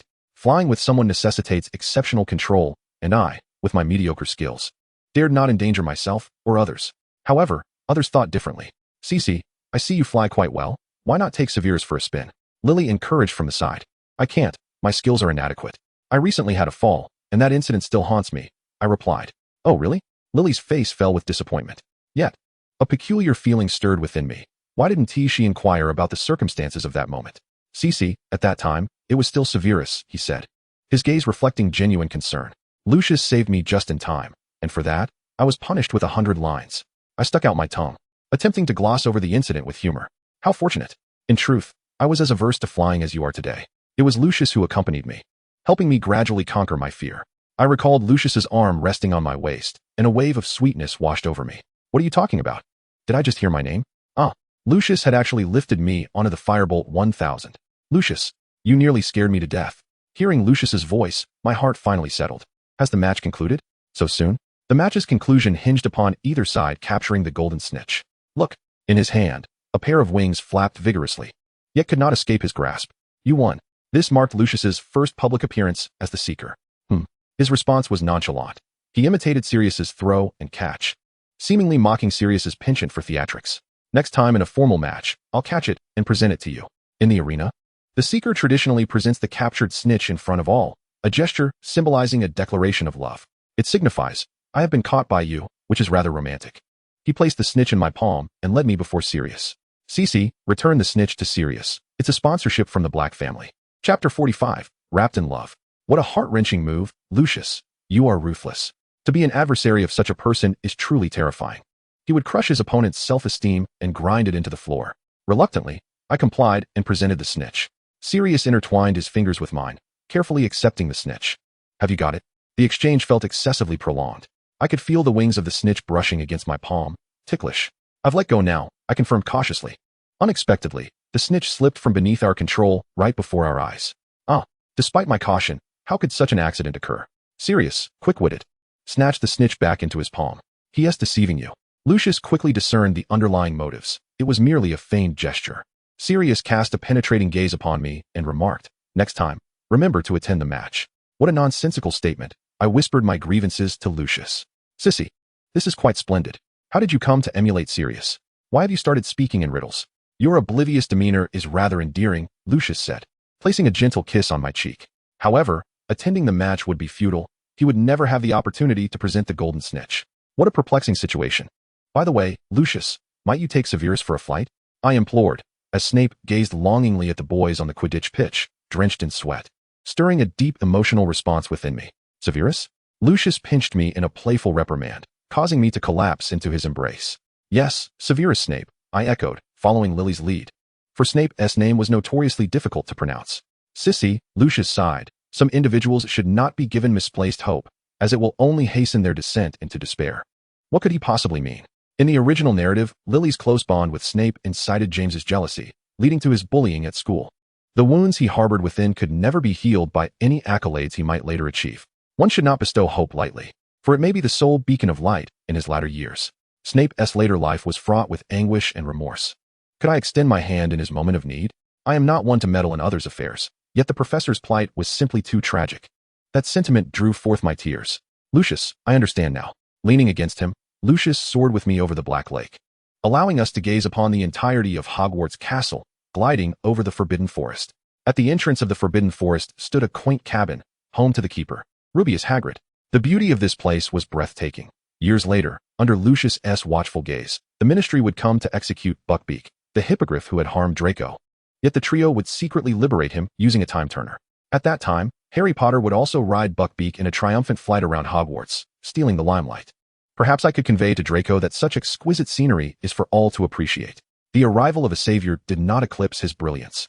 In the 7 Harry Potter films, Draco appeared for no more than 20 minutes, yet in the subsequent 2 decades, he became the Platinum Prince in the eyes of countless fans. He would be enveloped by an abundance of love, just as I, in this moment, am surrounded by love. Good night, Lucius. Chapter 46, An Unforgettable Birthday Celebration. Time swiftly advanced to November, marking both Lucius's and my birthday. Each year on this day, we meticulously prepare gifts for one another. A month prior, I had begun subtly inquiring into Lucius's desires while secretly saving my pocket money for unexpected needs. My wish. It had long been fulfilled. His cerulean eyes gazed at me tenderly, enveloping me in his embrace. Yet, whenever I found myself beside him, I could not help but feel my heart race. The familiar notes of his fragrance enveloped me. I had used the same perfume, yet it seemed to emanate a more exquisite allure when worn by Lucius. Someone once informed me that, as mammals, we rely on scent to discern our partners. This notion, when applied to Lucius and me, must surely hold true. No, you must articulate your desires. You cannot be dismissive, I insisted with unwavering resolve. In the spirit of reciprocity. Cece, you must take the initiative. How vexing. He returned the ball to my court, that platinum fox. I yearn for a pet. The relationship between Hedwig and Harry Potter in the original narrative is profoundly moving. Hermione's Crookshanks played a pivotal role in identifying Peter Pettigrew in his rat form. Thus, I have longed to possess a pet of my own in the magical realm. Does a golden eagle not count? The golden eagle Lucius mentioned serves as the Malfoy family's messenger. Their majestic stature is awe-inspiring. Each generation of Malfoys is blessed with their own golden eagle. And in our generation, a male and female were born. The golden eagle I share with Lucius is a pair. These birds are remarkably loyal to their mates. When one perishes, the other refuses to survive alone. Consequently, I am exceedingly diligent in their care. Golden eagles boast a lifespan of 50 to 60 years, dedicating their lives to guarding their masters. However, due to their imposing size, they cannot reside in Hogwarts Solary and must remain at Malfoy Manor. Lucius frequently traverses between home and school, and during his absence, I came to understand how formidable habit can be. Lucius, the golden eagle cannot accompany us to school. And you have no idea how arduous it is to endure solitude in your absence. What type of pet do you desire? A cat, a dog, a rabbit? It seemed Lucius acquiesced. I quickly replied, I would welcome anything, as long as it is a gift from you. So easily satisfied? Not at all reminiscent of a Malfoy heiress, he affectionately pulled me closer. How infuriating. You still have not revealed what you wish for. Yet you have coaxed my answer from me. Cece, what I truly cherish is the process of you discerning my sentiments. That is the finest gift I could receive. Humph. An impeccable reply. On my birthday, Lucius and I received Professor Slughorn's permission to leave the school and return to Malfoy Manor. This year, rather than hosting a grand feast in celebration of my birth, we opted for a more intimate gathering. Cece, this birthday will be celebrated solely with the Malfoys. Is that agreeable? I understood that Lucius made this decision entirely for my sake. In previous years, my father would not allow me to go out, and only after all the guests had departed would he celebrate my birthday with Lucius and me. My expression of melancholy tugged at Lucius's heartstrings. In my recollections, Lucius placed a gift by my bedside before silently turning away. He loathed his impotence. Unbeknownst to me at the time, his back was recently lacerated, raw and bleeding. This day marked the moment he unreservedly disclosed his feelings for me to Abraxas. He bore the agony of his wounds in silence, uttering not a word. By dawn, he was engulfed in a fever, the result of an infection from his injuries. St. Mungo issued a critical illness notice, yet even in his waning moments, he murmured my name, Cece. It was only after this incident that I became aware of his desire for me. Chapter 47. What can I do for you? In retrospect, it appeared that Lucius could accurately predict the reactions of all involved, even before events unfolded. He orchestrated everything, achieving his desired outcomes. Quite the Malfoy, isn't he? His inherent dominance and need for control likely stem from the bloodline he shares with Gellert Grindelwald. He is far more extreme than the relatively mellow Abraxas. At times, he even risks himself for his ambitions. Grindelwald, imprisoned in Nurmengard for his acts of extreme terrorism in Europe, still has followers fervently advocating for him. Several times, Grindelwald extended sincere invitations to Lucius, suggesting he recognized Lucius's potential. One wonders if Lucius's refusals would incite the fury of this volatile prisoner. This serpent has long coveted Lucius. To refer to my grandfather as a serpent may seem ill-timed, yet it is fitting. I too wish to do everything within my power to protect Lucius, for this has been my enduring wish. But what can I truly accomplish? In my memories, Narcissa spent most of her days confined within the bounds of Malfoy Manor. She devoted countless hours to immersing herself in the vast library of the Malfoy estate. It was through this immersion that she discovered her true talent, alchemy. This is a remarkable discipline, transcending the mere transmutation of base metals into gold. Cece, you've been cooped up in the laboratory all day. Come out and stretch your legs. Reluctantly, I was forcibly dragged out of the Malfoy-exclusive laboratory by Lucius, setting aside my work with great reluctance. Thankfully, I had not reached a critical juncture. Otherwise, the cost of an incomplete endeavor would have been one I would demand from Lucius. This was a gift for him, shrouded in secrecy. Using the pocket money I had saved, a realm where Lucius is never stingy, I discreetly ordered several batches of materials through a golden eagle. I carefully concealed the design sketches in the inner pocket of my garment. 2 entwined silver serpents, their eyes adorned with emeralds, form a stunning brooch, perfectly aligned with the Malfoy aesthetic. However, my alchemical skills remain somewhat rudimentary. While it can withstand most aggressive curses, it also possesses the function of a key. Given my current capabilities, this is the best I can achieve. Upon sensing imminent danger, the brooch can transport the wearer to Malfoy Manor.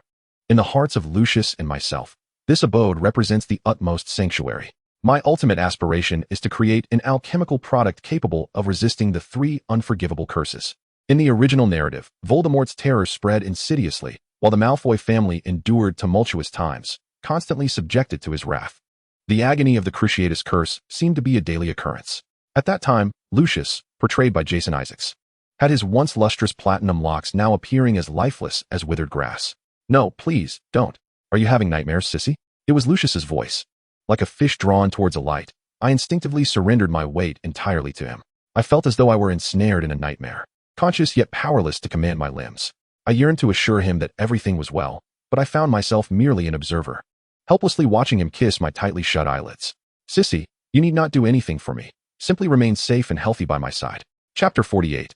Narcissa's exclusive pet. Fortunately, Lucius did not discover the brooch's location, and Dobby did his utmost to help me conceal it. I once inquired of Dobby why he harbored such fear of Lucius. He explained that although Lucius embodied a spirit of light, he equally possessed a potent aura of darkness. Light and shadow harmoniously coexisted within him, forming a singular entity. I pondered whether this dark essence was influenced by Voldemort, yet what authority did I possess to intervene in the intricate ties between Voldemort and the Malfoy family? Merely through my prophetic abilities? Such a gift would only entrap me in an inescapable abyss. My remaining days could very well be spent imprisoned in Voldemort's stronghold, where the Dark Lord would employ every method to extract the secrets I harbored. My greatest fear was being discovered by Lucius, realizing that his beloved Narcissa had been replaced. I was merely an imposter, having usurped another's identity. My happiness was stolen. Lucius, I am sorry. In the depths of darkness, after ensuring that Lucius was sound asleep, I pressed my ear against his chest, listening to the gradual steadiness of his heartbeat and breath, whispering softly. What I did not know was that his thick golden lashes fluttered slightly. The following morning, perhaps due to my worries, I felt as heavy as lead, overwhelmed with fatigue. No, Lucius, not so early. Initially, it was but a gentle touch, tickling me. I sensed moisture on my face, and it was intensifying. I resisted his proximity. No, this furry sensation, as my gaze met a pair of exquisite blue eyes, complemented by a shiny black nose and a petite pointed mouth. I beheld a creature entirely cloaked in white, resembling a snowy ball. It extended its tiny pink tongue, tilting its head as it regarded me. It is an adorable Arctic fox cub. Filled with excitement, I cuddled him and planted a kiss on his soft fur, provoking a delightful squeak from him. Thank you, Lucius. I adore him. I held the little fox close to my chest. Lucius seemed to be infected by my joy, gently stroking the cub's fluffy forehead. The little fox, unwilling to yield, attempted to swat his hand away. Haha, he possesses such a strong sense of pride. Lucius's fingers moved lower, compelling the fox to open his mouth. He is still so young. Once his teeth fully develop, his canines must be removed. Why? How cruel. His canines are sharp and could cause harm. No. The little fox is so charming. He would never hurt me. We shall see how he behaves. The fox appeared to comprehend Lucius's words, and I felt his tiny body quiver slightly. He smelled delightful, devoid of the notorious stench often associated with his kind. I cradled the little fox beneath my nose. The true odor of a fox lies in its waste. In the magical realm, foxes are quite spirited, often burying their excrement in places undetectable to humans. Lucius, do you not think so? He resembles you. Lucius is often humorously referred to as a cunning platinum fox in many fan fictions. It seems he possesses a keen awareness of his own nature. He has presented himself to me. May I also call him Lucius? Lucius is a nickname for Lucius, akin to how he calls me Cece. To express intimacy, I might call him Lucius during certain special moments. As you wish. Lucius, Lucius, come here, dear sibling. I crouched down, clapping my hands, beckoning the little fox. To my astonishment, he wobbled over to me. Lucius, you are truly remarkable. I tossed him a treat. Beside me, Lucius watched with a blend of exasperation and affection. Do you enjoy taking advantage of me? You better not regret it.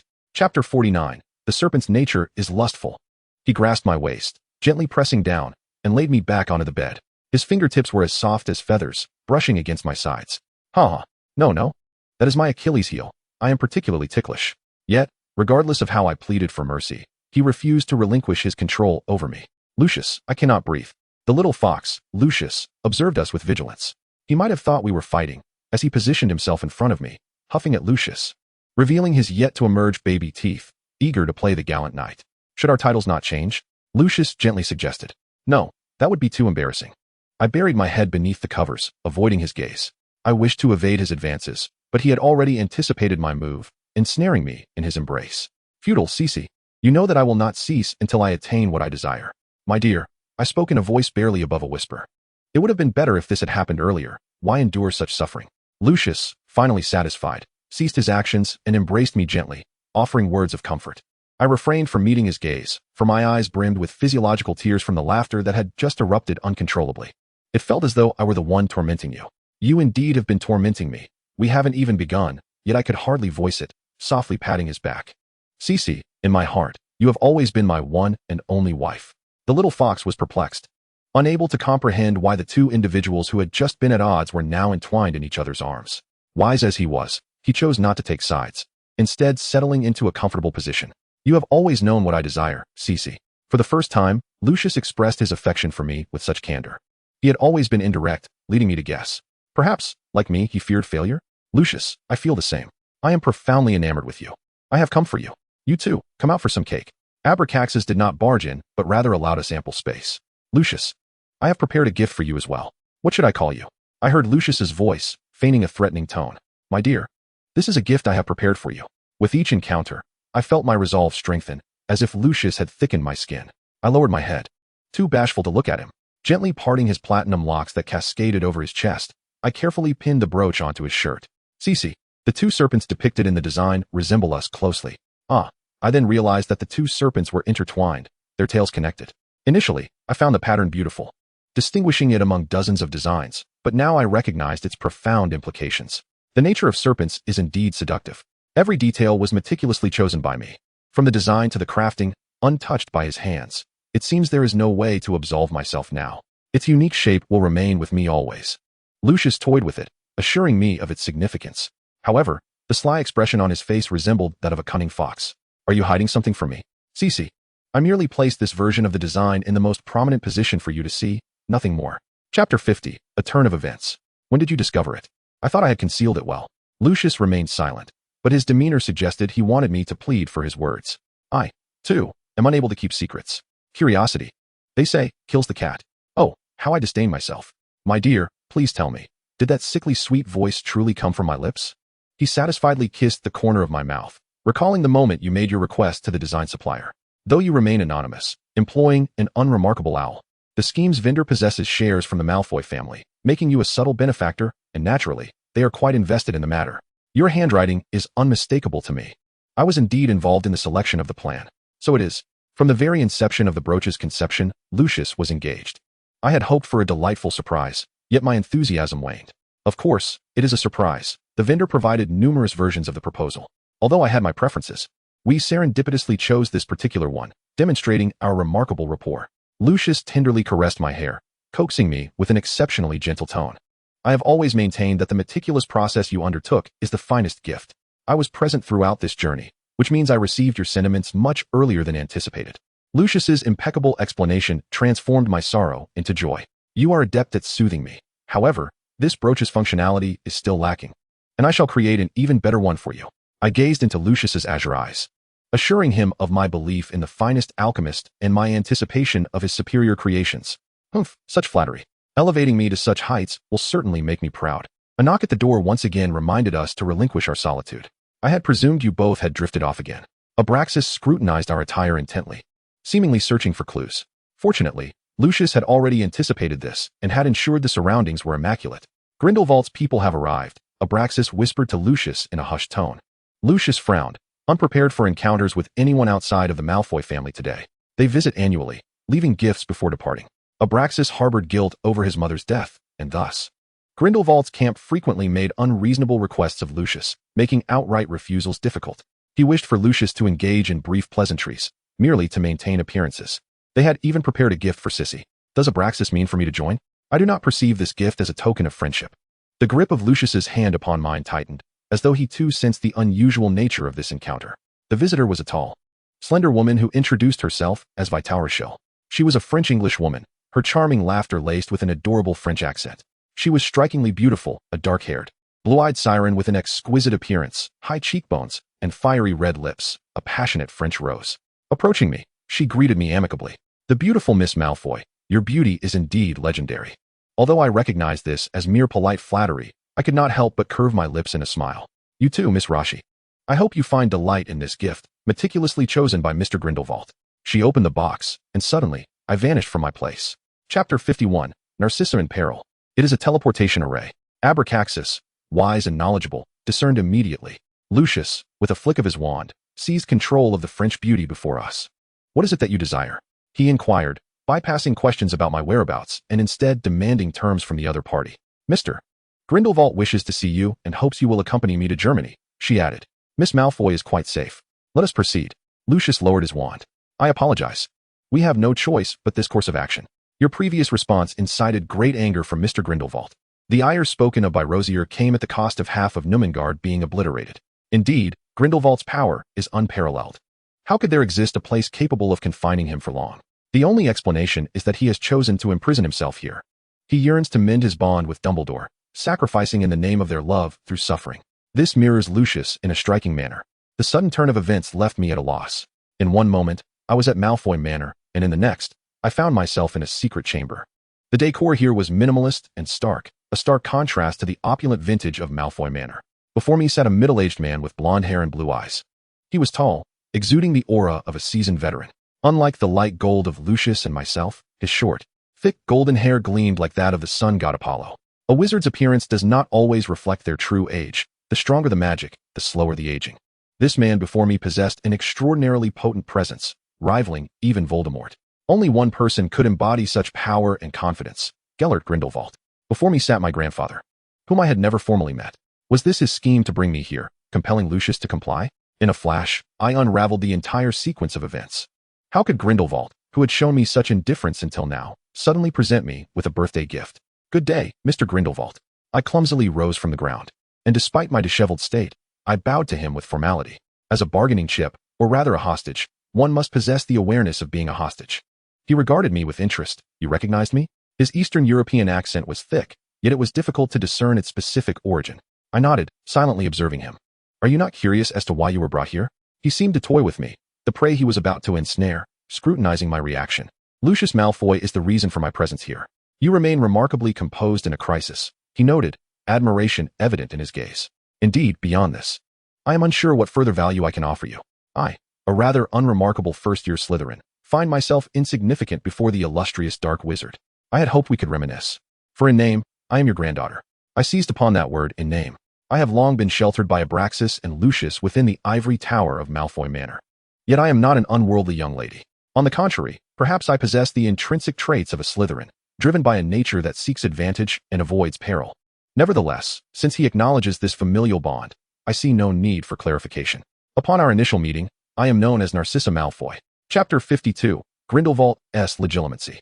I must concede that Grindelwald is strikingly handsome and exudes charm.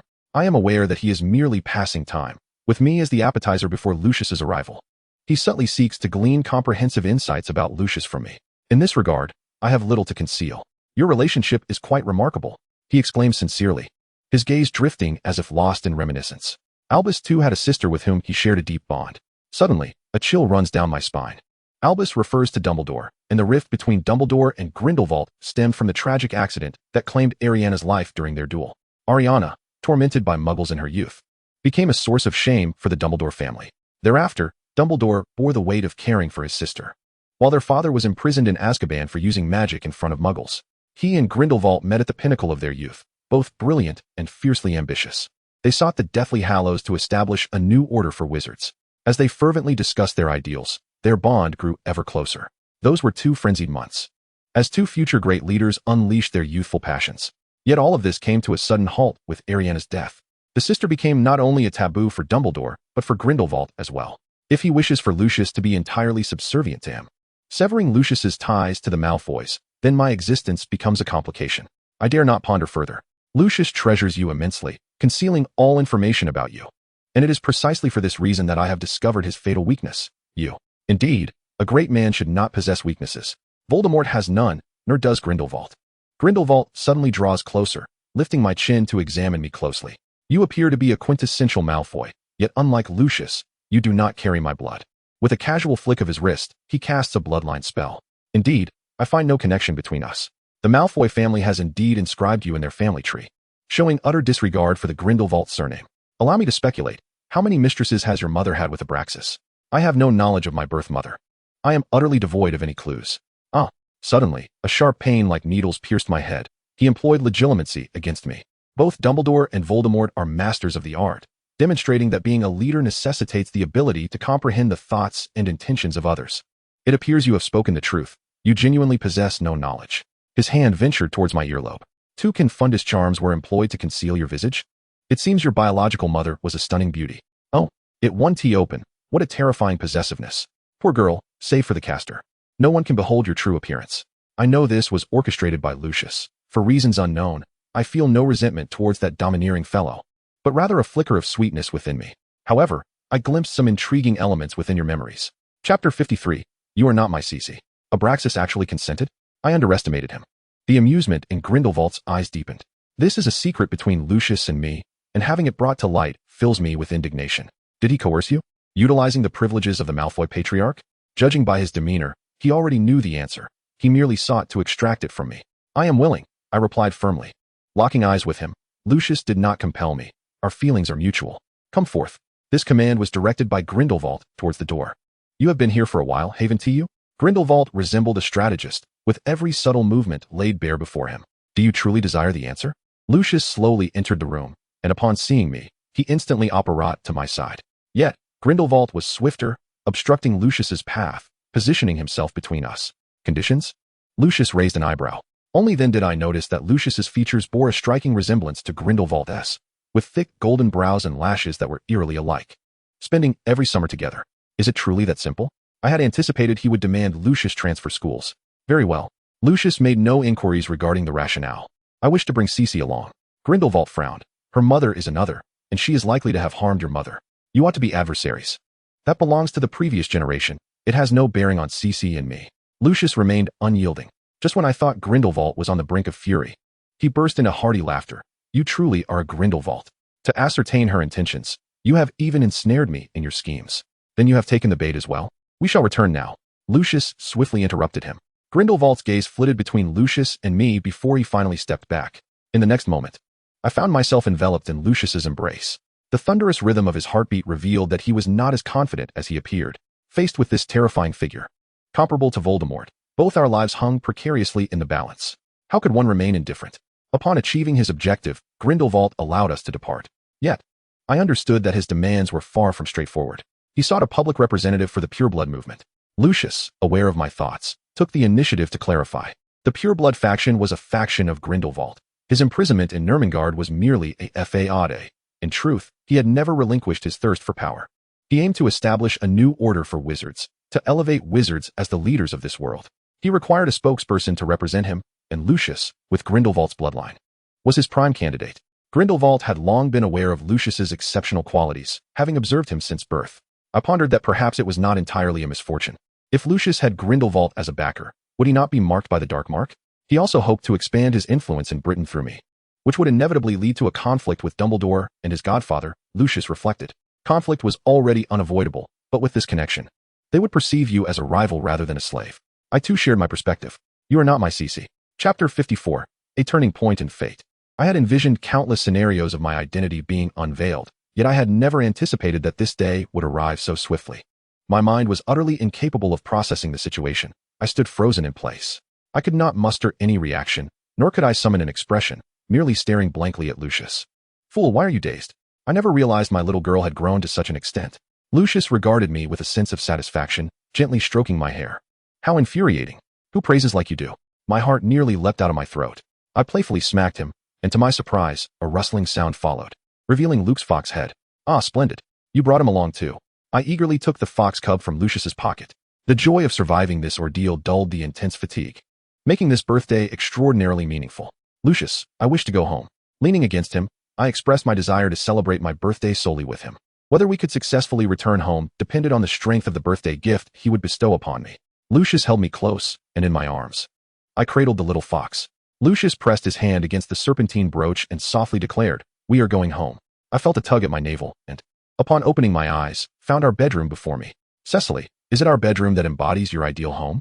Lucius remarked with a sly grin. "Oh dear, how tiresome. What on earth am I contemplating day after day? I can only assert that this place, within Malfoy Manor, is where I find the utmost sense of security." In the face of Lucius's malicious misinterpretation, I resolved to remain indifferent. "Cecily, you are still too young to understand that there are myriad activities one can engage in within a bedroom. Aren't you young as well? We are, after all, of the same age." Yet, I chose not to challenge him.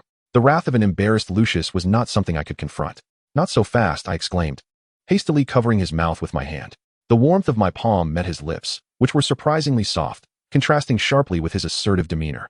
They were a delicate shade of pink, perfectly shaped and of just the right thickness. A suspicious blush crept across my cheeks. "Focus, Cecily. Father likely remains unaware of our return." "Ah, I had completely forgotten."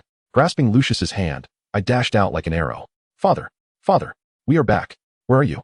I called out loudly in the corridor. Soon after, Abraxas appeared, scanning me thoroughly to ensure I was unharmed before enveloping me tightly in his embrace. "Father, you're hurting me." He showed no sign of easing his grip, and I felt as though my waist might snap. "I feared I might lose you." Abraxas's concerns were not unfounded. He dreaded that Grindelwald might pose a threat to me. I am not a legitimate child. Grindelwald's daughter is not my birth mother. Yet, astonishingly, the family tree acknowledges my existence. But who is my true mother? Now is certainly not the moment to ponder that question. "Father, do not worry. I am well." It was Lucius who saved me. I glanced at Lucius, who still had much to discuss with my father. He nodded at me before accompanying father to the study. This conversation would determine the pivotal turning point for the Malfoy family's destiny. Chapter 55, Gifts from Others. As the head of the Malfoy family, Lucius's birthday was an occasion not to be missed by those eager to curry favor. On his special day, owls arrived at Malfoy Manor every few minutes. At this rate, I feared the Golden Eagle would become quite agitated. Naturally, having enrolled at Hogwarts, I received gifts from my dear classmates as well. Sirius gifted me a pendant shaped like a golden snitch, hollow in the center, perfect for holding a favorite perfume. Lucius was notably displeased with this gift. I suspected it was related to his curse upon Sirius, preventing him from presenting me with the golden snitch. Just as I unwrapped it, he confiscated it, citing the need for multiple rounds of magical testing as the official reason. Lily presented me with a model of a Muggle car. A gift that lacked femininity, yet laid the groundwork for the Malfoy family's foray into the realm of Muggle technology.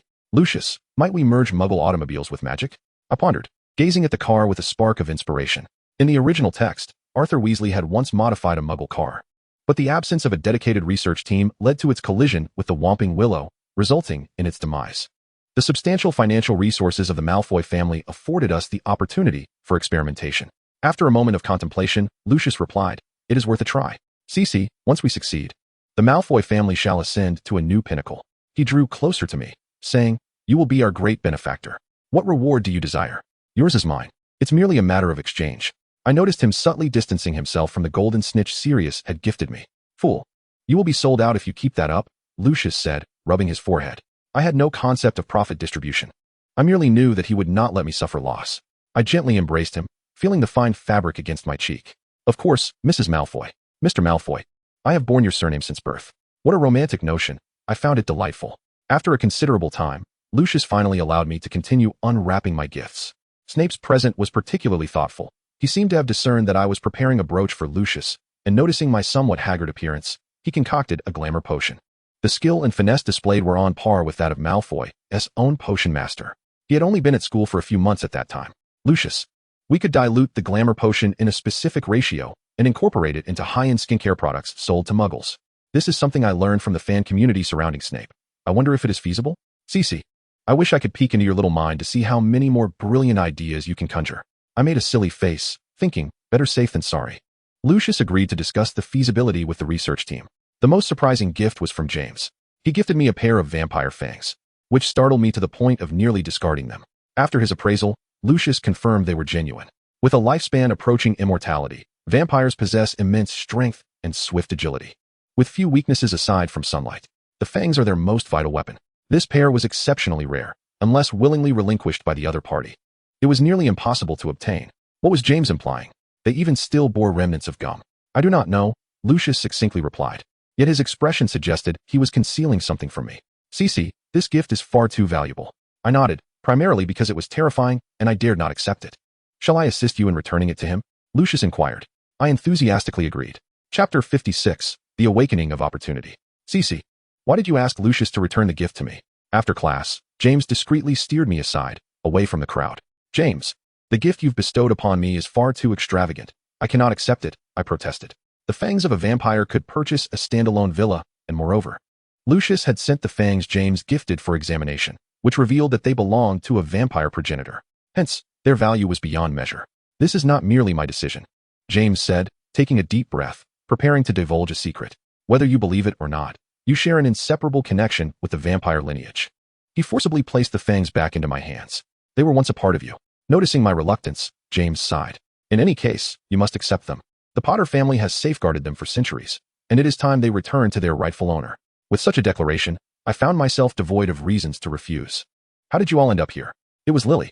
For some unknown reason, she had been spending considerable time with James, keeping a close watch on his every move. Indeed, the original narrative unfolded differently. I could sense hostility flickering in Lily's eyes. James hastily released his grip, signaling me to remain silent. I nodded almost imperceptibly. I just celebrated my birthday, and I wanted to extend my personal blessings. James indirectly explained why he sought me out alone. He then enveloped me in a warm embrace, planting a kiss on each of my cheeks before waving goodbye. While I understood this was merely a foreign expression of warmth, it was only Lucius's proximity that brought me comfort and delight. Deep down, I realized I was still the reserved individual from my homeland. Reflecting on the matter of the fangs, I ultimately decided to share everything James had confided in me with Lucius, as it contained vital information. James had stated that these fangs originally belonged to me, and that the act of gifting was not solely his decision. I nodded in affirmation and hastily placed the box containing the fangs into Lucius's hands. You really fear them, Lucius chuckled. For some reason, they unsettle me, I admitted. In truth, the fangs were not frightening in appearance. Rather, they were quite small and exquisitely crafted. Yet, the sharp tips hinted that they were far from harmless. Aside from their sharpness, vampire fangs contained a certain anesthetic quality. Otherwise, prey would not willingly surrender their lives. Lucius's fingers brushed against my lips, and to my astonishment, he slid a finger into my mouth, touching my gums. My nape was held firmly, reminiscent of a muggle dentist. He extracted the fangs, bringing them closer to my mouth. I thrashed violently. These were not mere dentures but genuine teeth pulled from the jaws of a vampire progenitor. Look how frightened you've become, Lucius remarked, releasing his hold on me. I had thought you were preparing to place them in my mouth. I complained with lingering trepidation. Would you accept them? They might indeed belong to you. Lucius fixed his gaze upon my eyes. No, I have heard that the bloodline is the natural enemy of elves. I was enveloped in a warm embrace, and we both understood the unspoken significance of our connection. I do not wish to become your adversary, even if I remain in a state of unawareness for eternity. Chapter 57. Lucius, please safeguard them for me. Cece, I cherish how completely you trust and rely upon me. As for the minor incident caused by the fangs, we tacitly chose not to mention it again. However, at that moment, neither of us realized that they would become the key to my resurrection. The young fox, Luke, was nurtured in our dormitory, and his cleverness soon allowed him to become familiar with all things Slytherin. He cunningly used his charm to procure snacks from other students. The house elves at Hogwarts took a particular liking to him, and it wasn't long before he transformed from a slender fox into a plump little snowball. He adored soliciting food from Dumbledore, and in order to gain more treats, he even learned to bow. Yet, his greatest affection was reserved for a first-year Slytherin, Ambrosius Flume, the future proprietor of the illustrious Honeyduke's confectionery. Luke inherited the Malfoy family's uncanny ability to discern character. He utilized his taste buds to identify the finest sweets. Thanks to Luke's connections, I swiftly forged a strong friendship with Flume. Lucius, however, had even grander ambitions. He decided to invest in Flume, establishing a joint brand. Flume would provide the expertise, while the Malfoy family would manage the overall operations. Thus, the future of Honeydukes began to take shape. At the time, I was puzzled as to how Flume and his wife could produce over 700 flavors of Bertie Bott's every flavor beans with just the two of them. Surely a large candy company was supporting them behind the scenes. Before long, Slughorn learned of this venture and grew even more appreciative of Lucius. With the backing of the Malfoy family, Honeydukes officially commenced operations just before Christmas. The vibrant array of creative confections quickly became a sensation, beloved not only by students, but also sparking the collecting interest of adults with its diverse and whimsical offerings. A dragon-shaped candy that spewed fire became the seasonal bestseller. Of course, I must proudly confess that this was my creative inspiration. Cece, what scheme are you Malfoys concocting? Are you planning to drain my meager allowance?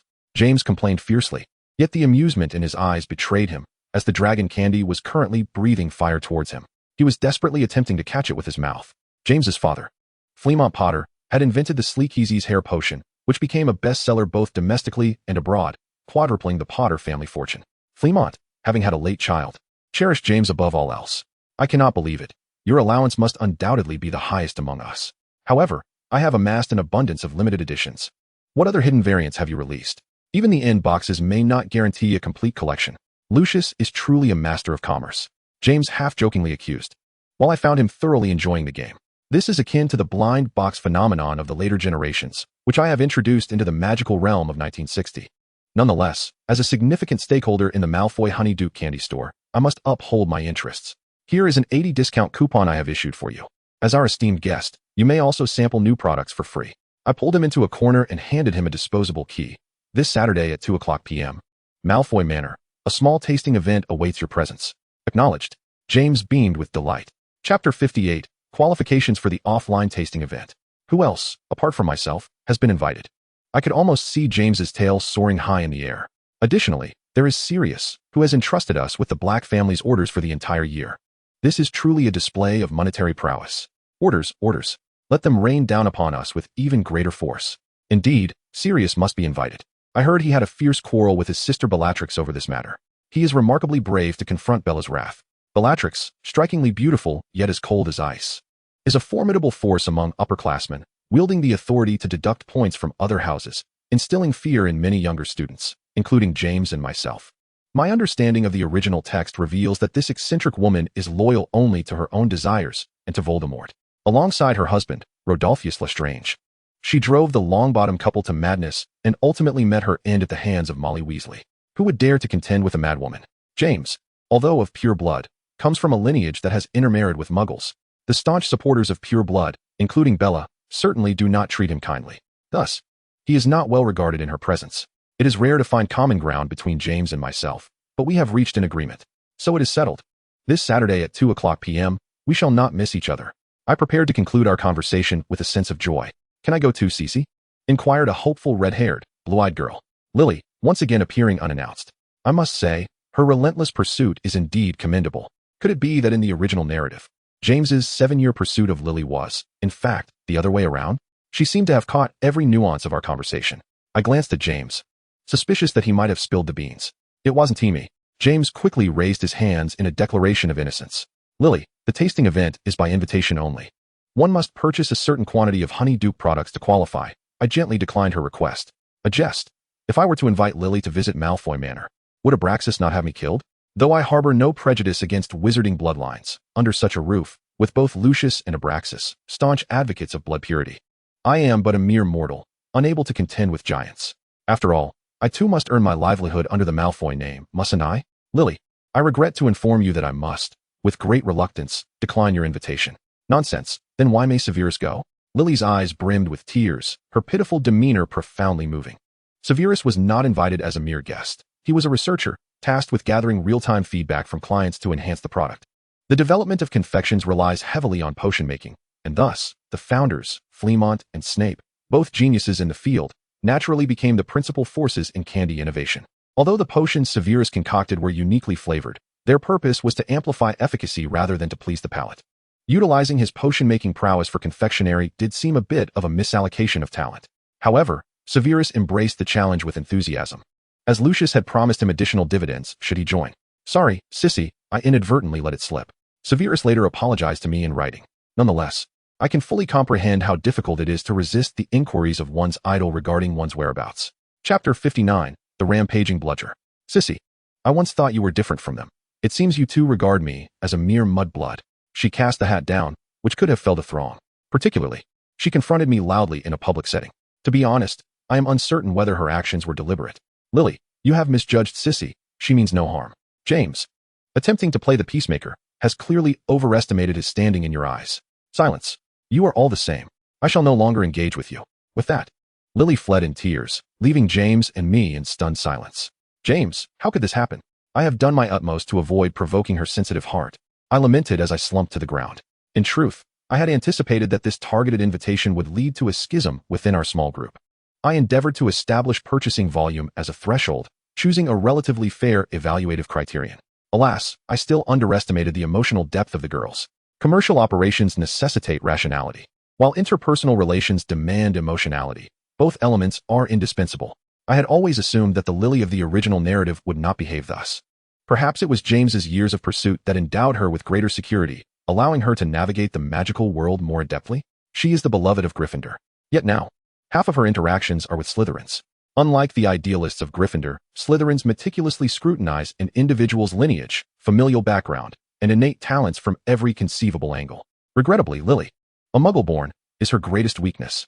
In an effort to mend our relationship, I took the liberty of sending a sample of a new product to Lily via a Golden Eagle courier after the offline tasting event concluded. Subsequently, she apologized for her overzealous reaction that day. However, I am acutely aware that some rifts, once formed, are exceedingly difficult to mend. Why do you persist in maintaining a connection with that Muggle? Lucius inquired, perplexed. Under my guidance, Lucius endeavored to refrain from referring to Lily as a mudblood. The concept of a magical automobile also arose as a form of gratitude for her gift. Under Lucius's initiative, the prototype of the magical car has been completed and is currently in the testing phase. Should the results prove favorable, it is likely to enter mass production, heralding yet another revolution among wizards. Sissy, your penchant for softness will one day lead to your downfall, Lucius sighed. With you to protect me, I have nothing to fear. I cooed, wrapping my arms around his waist. Though Lucius retained the form of a youth, somewhat slender, his impeccable proportions made him appear striking even in school attire, with a slim waist and long legs. Perhaps sensing my infatuated gaze, Lucius's lips curled into a slight smile, inviting me to observe the Slytherin Quidditch team's practice. Harry Potter had broken tradition by joining the team as a first-year student. In previous generations, even those with flying talents like Sirius, James, and Lucius had to adhere to tradition and wait until their second year to be eligible for the team, as Dumbledore had not yet developed the habit of bending the rules for his favorite students. Although first years were not permitted to play in matches, they could participate in training early. In Slytherin, Sirius and Lucius were promptly noticed by the coach.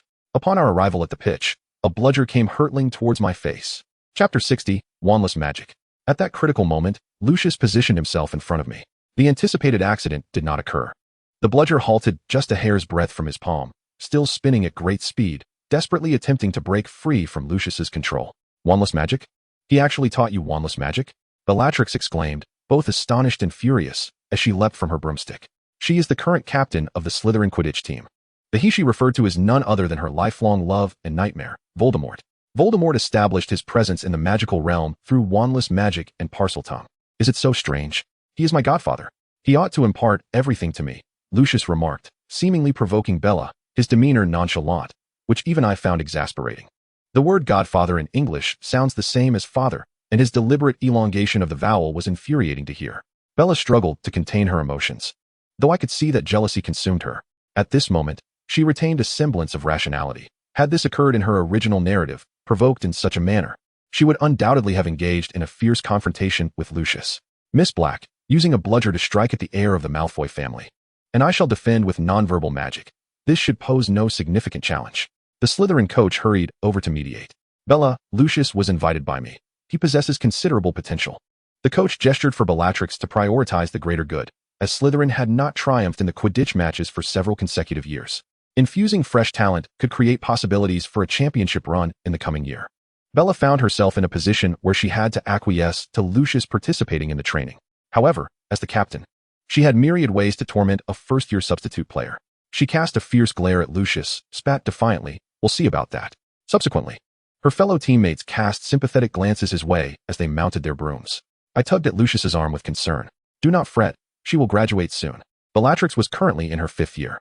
The majority of players would choose to retire in their 7th year, and at this time, their greater pressures stemmed from the impending NEW, TS, and career prospects. Thus, their interactions would be minimal. I was deceiving her. My nonverbal magic was not taught by my godfather. Lucius flashed a cunning smile. "Who prompted her to use a bludger against you?" He held me tightly in his embrace. "I apologize, Sissy, for alarming you. I must teach her a lesson. I understood Lucius was serious. A person like Bella, if not firmly intimidated and made to realize your strength, would simply push further. Lucius, I will not be your Achilles heel. I observed him donning his Quidditch gear, silently vowing in my heart. Clad in dark green, Lucius, I stepped forward to assist him with his elbow and knee pads. Sissy, I can manage the knee pads myself. I halted him, as I had always helped him with such matters at Malfoy Manor. This elicited teasing remarks from some upperclassmen spectating. Lucius, your little girlfriend is quite dutiful. I must observe closely during the next training session. Perhaps she won't be your little girlfriend anymore? Silence. I retorted. That is Narcissa, also a Malfoy. Chapter 61, Brazen Targeting. Am I not correct, Sissy? It was Sirius Black. He too had been chosen by the coach to join the Quidditch training early. Apologies. A misunderstanding. Several upperclassmen hastily expressed their regrets to us. It's quite all right. We are all first years. It is easy to misinterpret when Sissy is with her brother. Sirius chuckled. It's truly infuriating, and yet there's no way to defend oneself. Sissy, after assisting Lucius, could you lend me a hand? His mischievous grin nearly spilled over. I only help my brother, not outsiders. I can hardly be bothered with him. He dares to call me Chi-Chi. Do we share such familiarity? Lucius appears entirely unaffected, instead using his gaze to soothe my tumultuous emotions. Under his tender scrutiny, I gradually find my composure. Indeed, Sirius speaks the truth. My irritation stems from his public clarification of our relationship. In my heart, I had long accepted the extraordinary intimacy I share with Lucius. As the final joint of my protective gear tightens, I feel the snug fit and conduct a final inspection. My hand rests against Lucius's muscles, sensing the latent power beneath the thin fabric. It is these very arms that lift me each night. Enough. I quickly regain my focus, daring not to meet his eyes for fear of betraying my fluttering emotions. Unbeknownst to me, Sirius's gaze remains fixed upon us, his expression dark and brooding. From his perspective, Lucius and I are nearly face to face, as if engaged in a flirtatious prelude. Eventually, he seeks assistance from an upperclassman to don his protective gear. To this day, I remain baffled by the fortune that has granted me his favor. Hurry up, you two first years. Stop dawdling and come join the training. Bella barks, her voice laced with menace. If certain individuals disrupt our training progress, no outsiders will be permitted to observe in the future. Observe this blatant targeting. She might as well have named names. I halt Lucius mid-sentence, gently curling my pinky around his. This is our little secret. A signal to remain still and bide our time. One day, the Slytherin Quidditch team, under Malfoy's leadership, will emerge to represent Hogwarts in interscholastic competitions. There is no need to compete with a soon-to-be graduated senior. Furthermore, all actions need not be laid bare for all to see. Lucius kisses my forehead, carrying my blessings as he departs for his battleground. Outside, the rain has begun to fall softly, but the sky looms dark and foreboding, clearly indicating that this downpour will not cease anytime soon. Continue training. Bella commands, her voice ringing out. She casts a particularly concerned glance at Lucius, offering that the young Malfoy may return for rest should he feel unwell. It's no trouble. Lucius firmly declines her offer. She releases two bludgers, calling Sirius and Lucius aside. These two balls will follow you relentlessly. Your task is to evade them with all your might. You are permitted to retaliate against one another. With that, she tosses them each a bat. Above all, protect yourselves. The Slytherin Quidditch team has the highest incidence of injuries in the infirmary among all houses. Abraxas had better prepare himself mentally. Bella grins at Lucius, for he will be spending the next few years there. Chapter 62, Aerial Duel. I stood by, a silent witness to the unfolding drama, as Lucius faced Bella's relentless provocation with remarkable composure. He had always been the strategic youth, never acting on impulse, perpetually biding his time to deliver a decisive blow to his adversary. With each passing day, I felt my affection for him deepen ever so slightly. Enough with the trivialities. Let us commence. Sirius appeared to be struggling with his sister's antics, mounting his broom and hovering midair. Without warning, Bella unleashed the bludger. My heart leapt into my throat. She did not even pause to ensure Lucius was prepared. At that moment, Lucius had no time to mount his broom. The bludger, a creature of instinct, hurtled directly towards him. With all my willpower, I stifled a scream. I could not afford to distract Lucius. Fortunately, he evaded the initial onslaught of the bludger just in time, narrowly escaping harm. He then leapt onto his broom, charging towards the spectating Sirius with reckless abandon. He was a whirlwind of determination, seemingly unhinged, intent on a desperate confrontation with Sirius. Sirius stood resolute, seemingly confident that Lucius, valuing his own safety, would refrain from such a mutually destructive tactic. In an instant, his nose met with a punch. Sirius's face swelled, blood trickling from his nostrils. Are you serious? Lucius, like an enraged lion, he was poised to strike. Is this the rule set by your sister, a fraternal conflict within the Black family? Lucius deftly dodged the bludger's assault. Sirius, undeterred, brandished his wand, casting a spell that summoned a flock of birds to encircle Lucius. I felt a surge of dread. How could Lucius possibly catch the bludger amidst this chaos? Moreover, Lucius had a profound love for all creatures, not to mention his awakening elven lineage. Elves are the guardians of all living beings. He may save one, but he cannot save them all. Would Lucius truly use the birds as a shield against the bludger? That was not in his nature. The birds hovered around Lucius, yet did not attack, much to Sirius's astonishment. He must have thought his spell had faltered. Ironically, he had unwittingly created a barrier for Lucius. How infuriating. He had indeed overstepped. Squeak. Another bird fell victim to the bludger's assault. Lucius watched helplessly as they plummeted to the ground. Although these creatures had been conjured by Sirius's magic, the law of conservation of energy dictates that countless lives would be lost. Suddenly, an idea sparked in Lucius's mind. If Sirius could wield magic, so could he. He transformed the birds into golden eagles. A wizard must possess an intimate understanding of two species to master the art of transfiguration flawlessly. The identity of an elf renders one profoundly familiar with all that exists, while the golden eagle is a pet he knows exceedingly well. Dozens of birds transformed into golden eagles, launching an aerial assault on Sirius. As the sovereign of the skies, the golden eagle finds it effortless to contend with the elusive quaffle.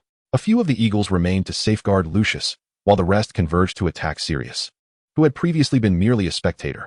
In this instance, the once defiant youth shed his earlier nonchalance, now flailing about in a state of disarray. Before long, he raised a white flag in surrender. Chapter 63, Lucius's Longing. The fierce clash between Lucius and Sirius also captured the attention of other Quidditch players. The golden eagles departed with lingering reluctance, gently tapping Lucius's fingertips with their beaks in a bittersweet farewell before soaring into the distant skies. Lucius's gaze was inscrutable. It was difficult to discern whether it reflected a yearning for freedom or something else entirely. Had it not been for the Malfoy lineage, would Lucius himself have aspired to a different life?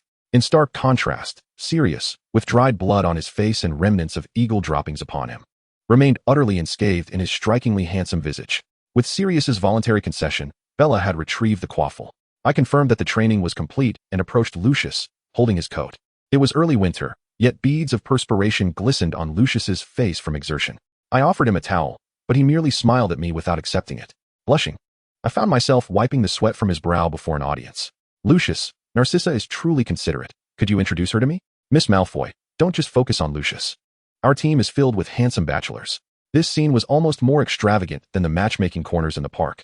You should drink some water, I insisted, thrusting the water bottle into his hands before hastily retreating. "CC my coat." Lucius called out to my retreating figure. Oh no. I had to return along the same path to drape the coat over him again. As I adjusted his collar, Lucius enveloped me within his coat. "CC, you've been sitting beside me. You're quite cold," he remarked, eliciting envy and admiration from those around us. I had never realized how chatty this group of Quidditch players could be. Wait, I just remembered, Sirius is still injured. Bella circled him, inspecting him closely while urging him towards the infirmary. Yet Sirius seemed indifferent to his minor injury, interrupting Bella's incessant chatter as he shrugged off her hand, appearing ready to head straight to the dormitory for rest. "Sirius, this is a revitalizing tonic provided by Malfoy, and here." I retrieved another small brown bottle from my first aid kit, an anti-swelling agent. I wished to avoid further complications and directly placed it in his hands. "CC, let us go," Lucius urged. I turned away from him and nestled into Lucius's embrace. I found myself perplexed by my sudden impulse to hand the potion to Sirius. Perhaps it was Lucius's forceful blow that compelled me to mediate the discord between our families? Or perhaps it stemmed from an innate sense of duty as a supportive partner. "CC, I am wounded too, yet you do not attend to me first," he whispered into my ear, his voice laden with grievance. Lucius's coat was imbued with his fragrance, and he bound us together with a Slytherin emerald green scarf. I felt like a kangaroo, my head the only part visible, suspended against Lucius's chest. I could not see his expression. "Where are you?" I yearned to turn back, but he restrained me. In my heart, I thought, "Lucius, this cannot be. It is too much." I hastily admonished him. "Where is it excessive? Witnessing you sprint towards the Black siblings truly tests my emotional fortitude." Suddenly, I realized my own recklessness, a cold sweat breaking out upon me. Thankfully, I had just set the potion down and fled. Otherwise, Bella's wrathful retaliation from behind would have been a distinct possibility. "I have warned you, Mrs. Malfoy, suppress your compassion." Although Lucius's tone was stern, the title of Mrs. brought a sweet sensation to my heart. Chapter 64, The Great St. Mungo's Healer Strike. The next day at the Slytherin table, Sirius, in front of everyone, handed me the empty potion bottle. I scrutinized his face, leaving no detail overlooked. "The results are quite commendable, are they not?" I inquired with a beaming smile. Sirius had reverted to his former handsomeness, leaving no trace of his previous distress. What a joke. If this precious face were marred, Lucius would undoubtedly become the enemy of every girl in the school. It's tolerable, but the taste is utterly repulsive. Sirius made a face as if to vomit, provoking a derisive smirk from Snape. This was a sample of Snape's special effects potion, adorned with a label proclaiming its creator, Severus Snape. Sirius's actions would undoubtedly put Snape in an awkward position. The essence of a potion lies in its efficacy, not its flavor. Sirius, you have gone too far. I reproached him with righteous indignation. All right, my lady. Sirius readily conceded, though his tone betrayed a lack of sincerity. After all, he was a pampered young master, rarely considering the feelings of others. The potion was specially designed for the Malfoys, its effects unparalleled. It was no surprise that you would engage in such trivial matters. Lucius delivered another blow. Truly, Lucius's words were piercing. Both of them were designated heirs of their families. Why then was there such a stark disparity? I could not help but internally compare Lucius and Sirius, discovering that Sirius was thoroughly outmatched. Forgive me, from the very beginning. My heart was biased. Snape's lips barely curved, an expression that could almost be described as a smile.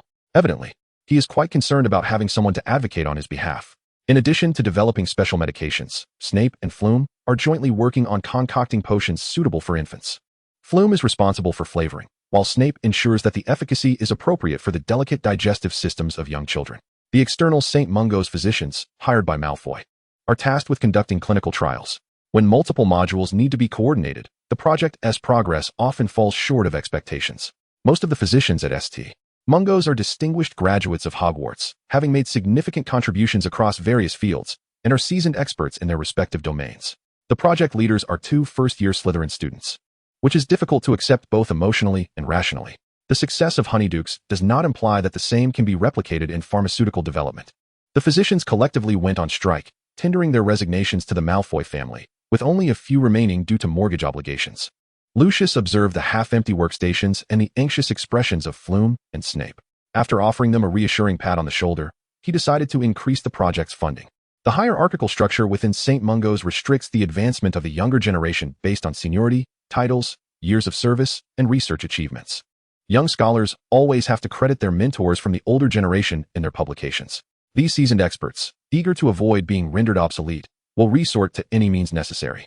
This time, however, the elder generation's voluntary departure creates an opportunity for the Malfoy family to recruit relatively inexperienced yet ambitious young physicians.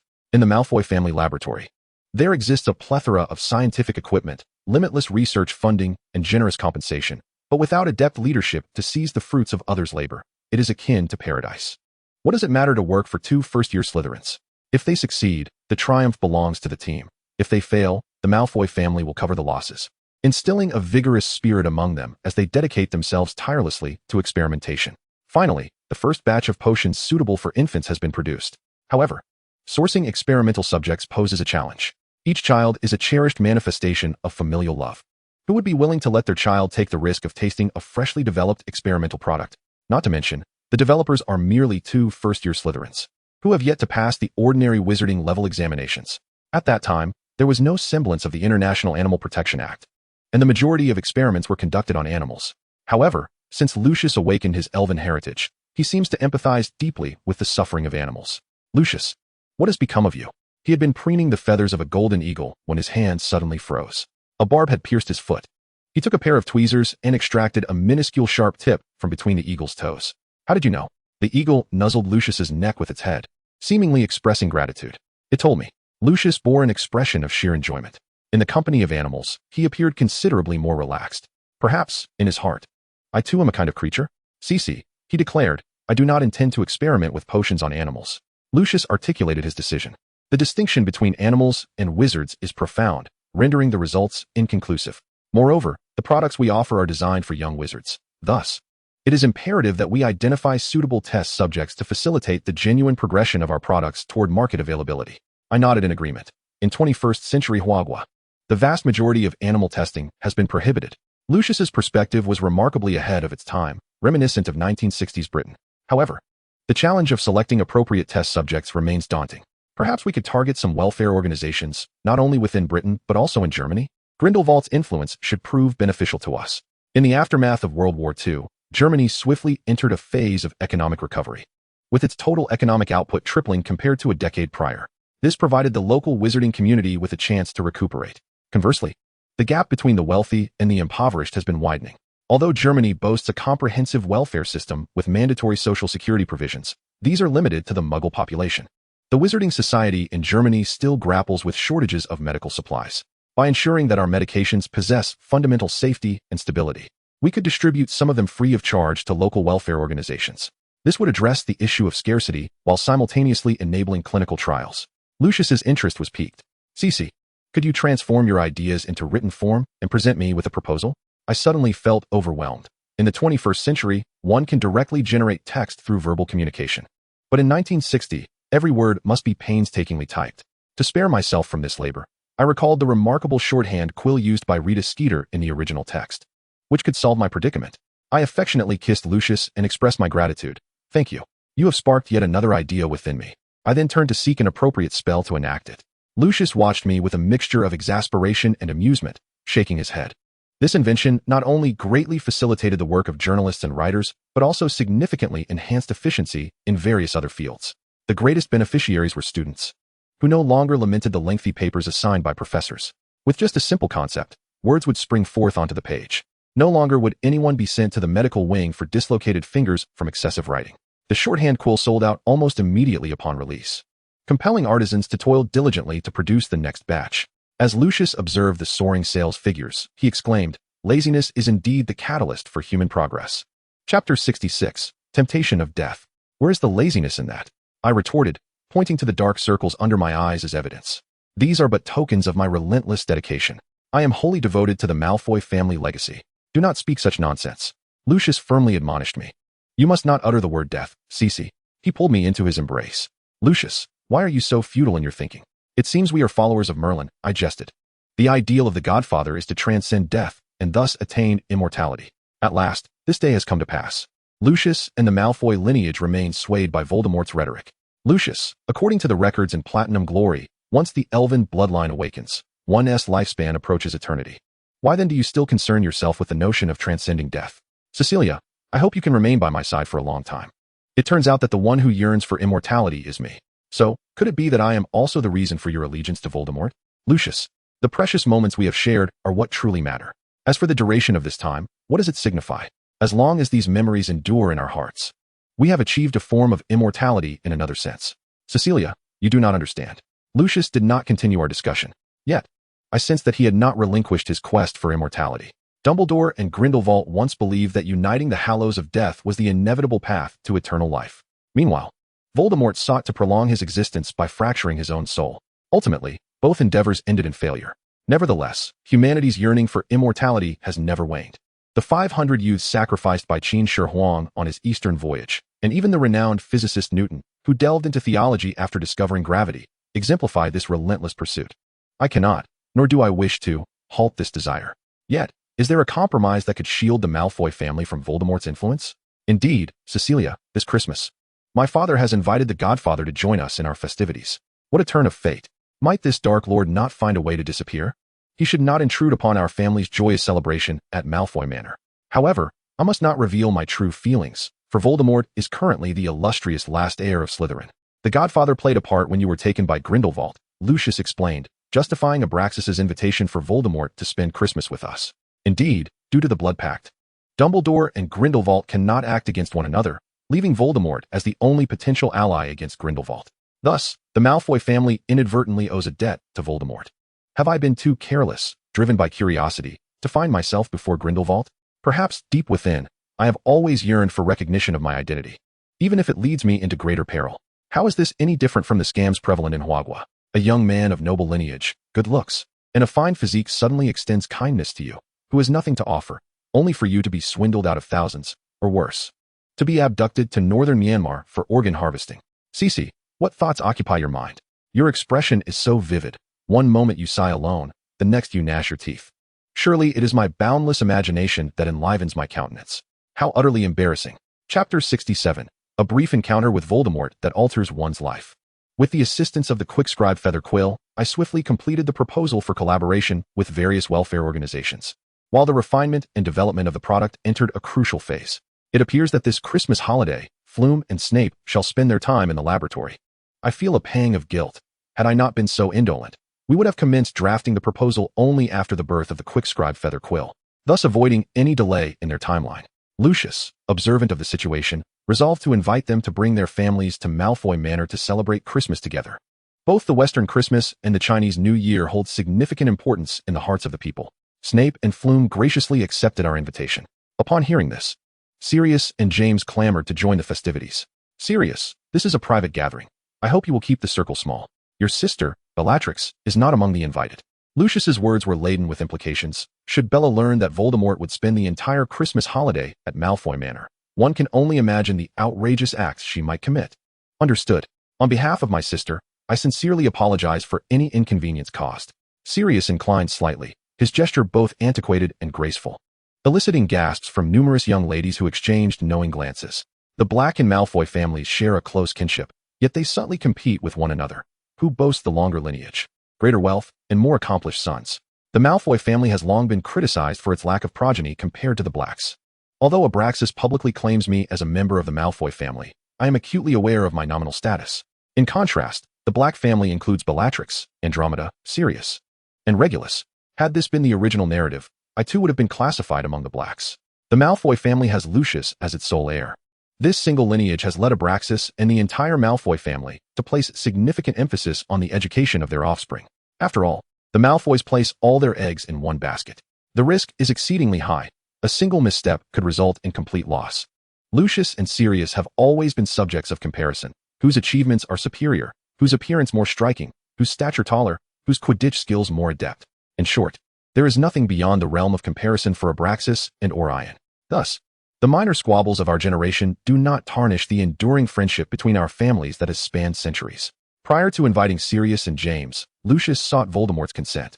Clearly, this pure-blood adherent harbors a keen interest in the heirs of pure-blood families, diligently constructing his own cadre of talent. Severus, you're making me dizzy, I whispered in complaint.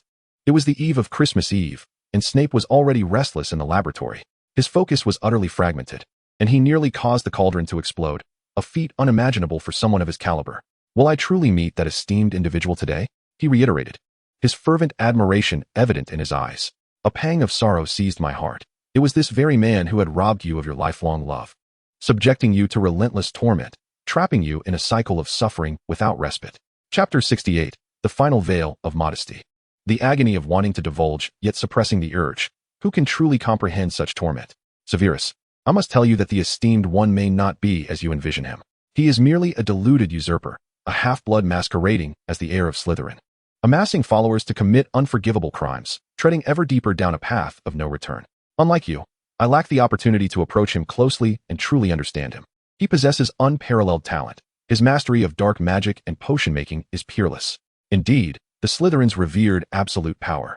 In the original narrative, Voldemort's self-created resurrection potion, crafted with his father's bones, his servant's flesh, and his enemy's blood, remains beyond even Severus's capabilities. He is also immensely persuasive, otherwise he could not have gathered such a trove of secrets. Yet, such a person is terrifying. Even if I were armed with the advantage of foresight, how could I prevent the impending tragedy? Can I wear this? Severus inquired, presenting a set of casual attire. His expression was a blend of anxiety and excitement. To draw an inappropriate comparison, he resembled a maiden awaiting selection for court.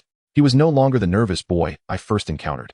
The stability of life at Hogwarts and the Malfoy family's dividends had rendered him financially secure, and Eileen had even funded several new garments for him. That is splendid. I forced a smile, yet a profound sense of helplessness enveloped me. I felt as though I was complicit in leading Severus down this irreversible path. Severus, I still owe you an apology in person. Revealing the offline tasting event to Lily was never my intention. It's all right. We clarified things later, he replied. But I hastily waved my hand, wishing to alleviate his self-reproach. However, you and Lily seem to have never appeared together again. The youth perceptively noted the change. Severus, some things and some people are simply not meant to converge. His face paled, and I recognized that I had struck a nerve. Yet, this reality was one he ultimately needed to grasp. Birds of a feather flock together. This is a truth that nature imparts to us. Humans often place their hopes in elusive emotions, attempting to transcend all barriers to fulfill their fantasies. Is it not preferable to embark on a new life sooner rather than later? What about you, sissy? Severus retorted. Can you and Lucius truly achieve what you desire? He had realized it long ago. Snape had never changed. His sensitivity and sharpness remained intact, akin to a hedgehog, inflicting wounds upon both himself and others. In truth, that wound had always existed. I merely feigned its absence. I forced myself to avoid thoughts of it, to refrain from confronting it. Yet, when someone unearthed it, the pain was excruciating. I chose to speak the truth. Sincerity is the most potent force. Can you bear to witness Lucius marry a pure-blood heiress, donning the Malfoy name? Can you willingly choose a suitable heir from an equally matched family, be it Potter, Black, or another, continuing a life you can foresee? Snape tore away my last veil of modesty. How could I tolerate the unfolding of such events? Or perhaps, will you continue your clandestine affairs with Lucius post-marriage, becoming the woman he cannot publicly acknowledge? Chapter 69, Lucius' Vow. I was unaware that I had already dissolved into tears. Only then did Snape realize he had stumbled into a grave misstep. Sissy, I'm sorry, no, you're right. These are objective truths, I interrupted. I have no right to judge you. I too am mired in indecision, oscillating back and forth. Even knowing it leads nowhere, I cannot abandon this forbidden emotion. Yet, it should not be this way. I should have been able to build a joyful family with him, even amidst the white terror wrought by Voldemort, nurturing a small home with Lucius and welcoming a lovely Draco into the world.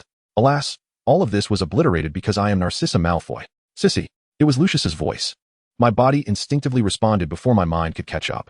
I threw myself into Lucius's embrace. Why are you crying so? His hand gently brushed my face, wiping away the shimmering tears. I could feel his fury and heartache. I'm sorry, it's my fault. Snape wished to shoulder all the blame. It has nothing to do with Severus, it's me. I recalled something and became overwhelmed with sadness. I gasped, Lucius, I want to go home. Just as Snape had indicated, that was our most probable outcome. Since we cannot change it, why not live in the moment? Very well, let us return, Lucius nodded, casting a glance at Snape that revealed deep-seated resentment. I pressed myself closer to him, unwilling to allow anyone to divert his attention at that moment. Can't wait any longer? All right, we shall leave at once. Lucius's voice dripped with sarcasm. What I did not realize was that his disdainful gaze swept over Severus, proclaiming his resounding victory. Could you enlighten me about what transpired just now? We returned to the bedroom, where Lucius took the damp ice towel from Dobby and gently applied it to my eyes. It was my own lack of ambition that led me to believe that, due to my lineage, I was unworthy of you. Cece, you need not harbor such concerns, he remarked, his demeanor suggesting he was on the verge of speaking, yet held back. My heart swelled with confusion. Why were Lucius and Abraxas concealing the truth of my origins? From his tone, it seemed my biological parents held considerable status within the Wizarding Society. Yet, why had they not sought to acknowledge me? And why would the Malfoy family, who valued self-interest above all, go to such lengths to provide me with shelter? Have you forgotten? I have awakened my elven lineage. I am no longer merely human. We are capable of intermarriage, and as magical beings, our union should indeed be blessed. Is that truly the case? A smile finally broke through my tears. Absolutely. You cannot fathom the agony of bloodline awakening. I am aware. You once mentioned it was more painful than stretching one's legs. I mimicked his tone. Indeed. Lucius simply responded with a terse acknowledgement, yet he refrained from mentioning the efforts he had exerted. So, Cece, might you grant me a bit more confidence? Huh, what do you mean? I shall not take another as my bride, nor shall I permit you to wed another. And I certainly would never allow you to be a woman forced into the shadows. Lucius gazed deeply into my eyes, each word imbued with solemnity, akin to wedding vows. Chapter 70, An Unexpected Guest. You heard all that. I lowered my head, feeling as though I had erred. Cece, it is my fault for allowing you to dwell in uncertainty. You have done nothing wrong. It is I who am at fault. Kneeling upon his lap, I offered a kiss, reminiscent of a sacrificial gesture. In that moment, the room was filled with an overwhelming sense of spring. That evening, we hosted a small dinner to welcome Severus and the Flume family. Initially, Severus felt awkward due to the events of the previous day, but seeing the normalcy between Lucius and me gradually eased his tension. He expressed some regret at not having caught a glimpse of Voldemort. He is not expected to appear until tomorrow, I confided privately. Cece, about yesterday, Severus's expression was one of turmoil, his discomfort palpable. He was not a man of many words. It is quite all right. Lucius and I will be just fine. He exhaled deeply, relief washing over him. That is splendid. You and Lucius have assisted me immensely, and I cannot believe I spoke as I did. Truly, Severus, you need not dwell on it. As memories of Lucius's actions from the previous night flooded my mind, a blush crept across my cheeks. Now, go and spend some time with your mother. And enjoy the feast. I playfully nudged him. I met Eileen's gaze, apprehensive that she might worry, and quickly returned her son. Severus, you and Miss Malfoy? Eileen inquired softly. We are both first-year Slytherins, Snape replied in a somewhat monotone voice. You know full well that is not what I meant. As they walked further away, the remainder of their conversation faded from my hearing. It was clear, however, that they parted on somewhat discordant terms. The Froome family, in contrast, radiated joy. He began to engage in a lively discussion with Malfoy's house elf, refining dessert recipes. I marveled at how Froom seemed perpetually industrious. Truly, he would be ideally suited for a position in a major tech firm, experiencing the rewards akin to those of James Bond. Yet, on reflection, it seemed we were the ones exploiting him. Once I shifted my perspective, this notion of reward became more palatable, and I felt my horizons broaden significantly. At that moment, a tall, slender man appeared, cloaked and hooded, obscuring his face from view. However, Lucius rose respectfully to greet him, indicating he was indeed a person of great importance. "Godfather." "You," Lucius exclaimed, a mix of surprise and delight in his voice. The newcomer lowered his hood, revealing an extraordinarily handsome face. With obsidian-like hair and deep wine-red eyes, Voldemort, in the prime of his life, exuded an air of mature charm that surpassed even Sirius.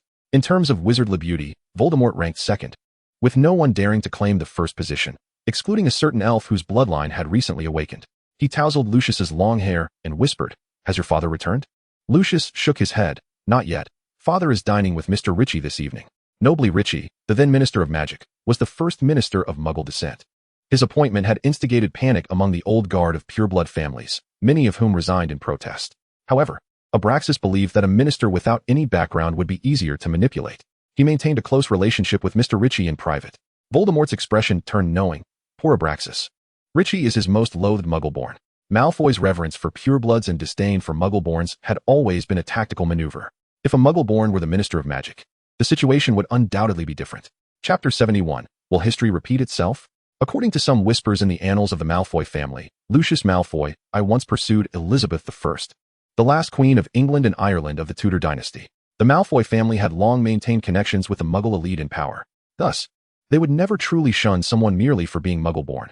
As long as one held utilitarian value, they were welcomed as esteemed guests in the Malfoy household. It can only be said that Voldemort did not fully comprehend Abraxas. Upon Voldemort's arrival, everyone present bowed in deference.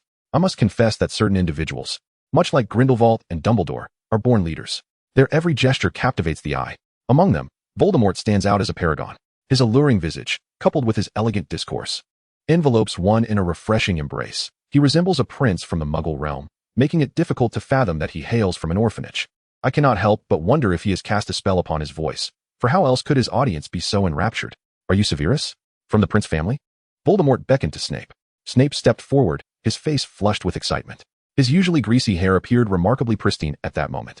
He felt somewhat flustered, taken aback by Voldemort's affectionate address of Severus. "I have heard from Lucius that you possess an extraordinary talent in potion-making." "No, not at all," Snape replied, a mixture of excitement and frustration coursing through him. This rare opportunity to engage with his idol left him anxious about leaving a poor impression. "I have compiled a small notebook during my travels, hoping it may prove beneficial to you." He handed a booklet to Snape, who accepted it with great care. It bore Voldemort's exquisite and elegant script, containing his insights and suggestions regarding various potion recipes. "Damn it, why didn't the Godfather show me this first?" Lucius muttered petulantly. Voldemort seemed to catch wind of Lucius's complaint, directing his deep crimson gaze towards us. Lucius hastily fell silent. "Lucius, I never knew my dear protege possessed a jealous streak. The gift I have prepared for you is already placed in your room." This statement not only signaled the intimacy between them, but also soothed Lucius's feelings. "And for Sissy as well." "Ah, thank you." I felt a jolt of surprise within. How did he know that Lucius and I shared a room? Although I resided alongside Lucius, Malfoy Manor still afforded me my own independent quarters. Fleur also received a gift from Voldemort, and the evening unfolded in joyous conviviality. Seated at the head of the table, Voldemort exuded the air of a patriarch. Though reluctant to admit it, Lucius, the master of the Malfoy estate, had his spotlight entirely eclipsed.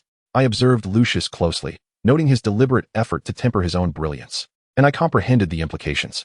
Voldemort was courting and selecting a new generation of Slytherins whom he deemed valuable. What role did Lucius play in this scheme? As a facilitator? Were Snape and Fleur talents supplied by the Malfoy family? Every step Lucius took was meticulously calculated, and I should choose to trust him. Yet, why did an unsettling chill creep down my spine? Could we truly bear the weight of these consequences? Chapter 72. The Astonishing Secret. Abraxas finally arrived, albeit belatedly. He concealed the fleeting surprise in his eyes upon Voldemort's presence. With Lucius's prior guidance, I was particularly attentive to Voldemort's demeanor towards my father. Unlike his deliberate charm towards others, the gaze Voldemort directed at Abraxas was notably intricate. I apologized for my tardiness, my father sincerely expressed to the guests. And after a brief exchange of pleasantries, he excused himself due to feeling unwell. This was an unprecedented occurrence. I had never witnessed such a weary countenance on my father. Could it be that he truly harbored such disdain for Muggleborns that he found it unbearable to coexist within the same space? Lucius, concerned, made a move to escort my father back, only to be preempted by Voldemort. With a swift motion, he stepped forward, encircling Abraxas's waist. I could ascertain that his concern for Abraxas was genuine at that moment. Abraxas did not resist, yet his expression was a curious blend of reproach and delight. I yearned to pursue them, but was restrained by Lucius's grip on my arm. This minor incident prompted the guests to decide to retire for the evening. Lucius, do you think my father will be all right? Father may have been drugged, though I cannot be entirely certain. Are you suggesting that Mr. Ritchie, the current Minister of Magic, has drugged your father? Surely, he wouldn't dare. Lucius and I speculated for quite some time, ultimately arriving at no conclusion. It was many years later that we would come to a startling realization. Lucius, we were so naive back then. Voldemort was indeed a man of remarkable emotional intelligence. He was acutely aware of everyone's preferences, deftly reaching into their hearts. I quietly perused an ancient, long-lost tome of alchemy, filled with a profound sense of regret. How could such a multifaceted individual, excelling in intellect, physical prowess, artistry, and labor, have strayed so far, choosing to fragment himself and repeatedly err upon the wrong path?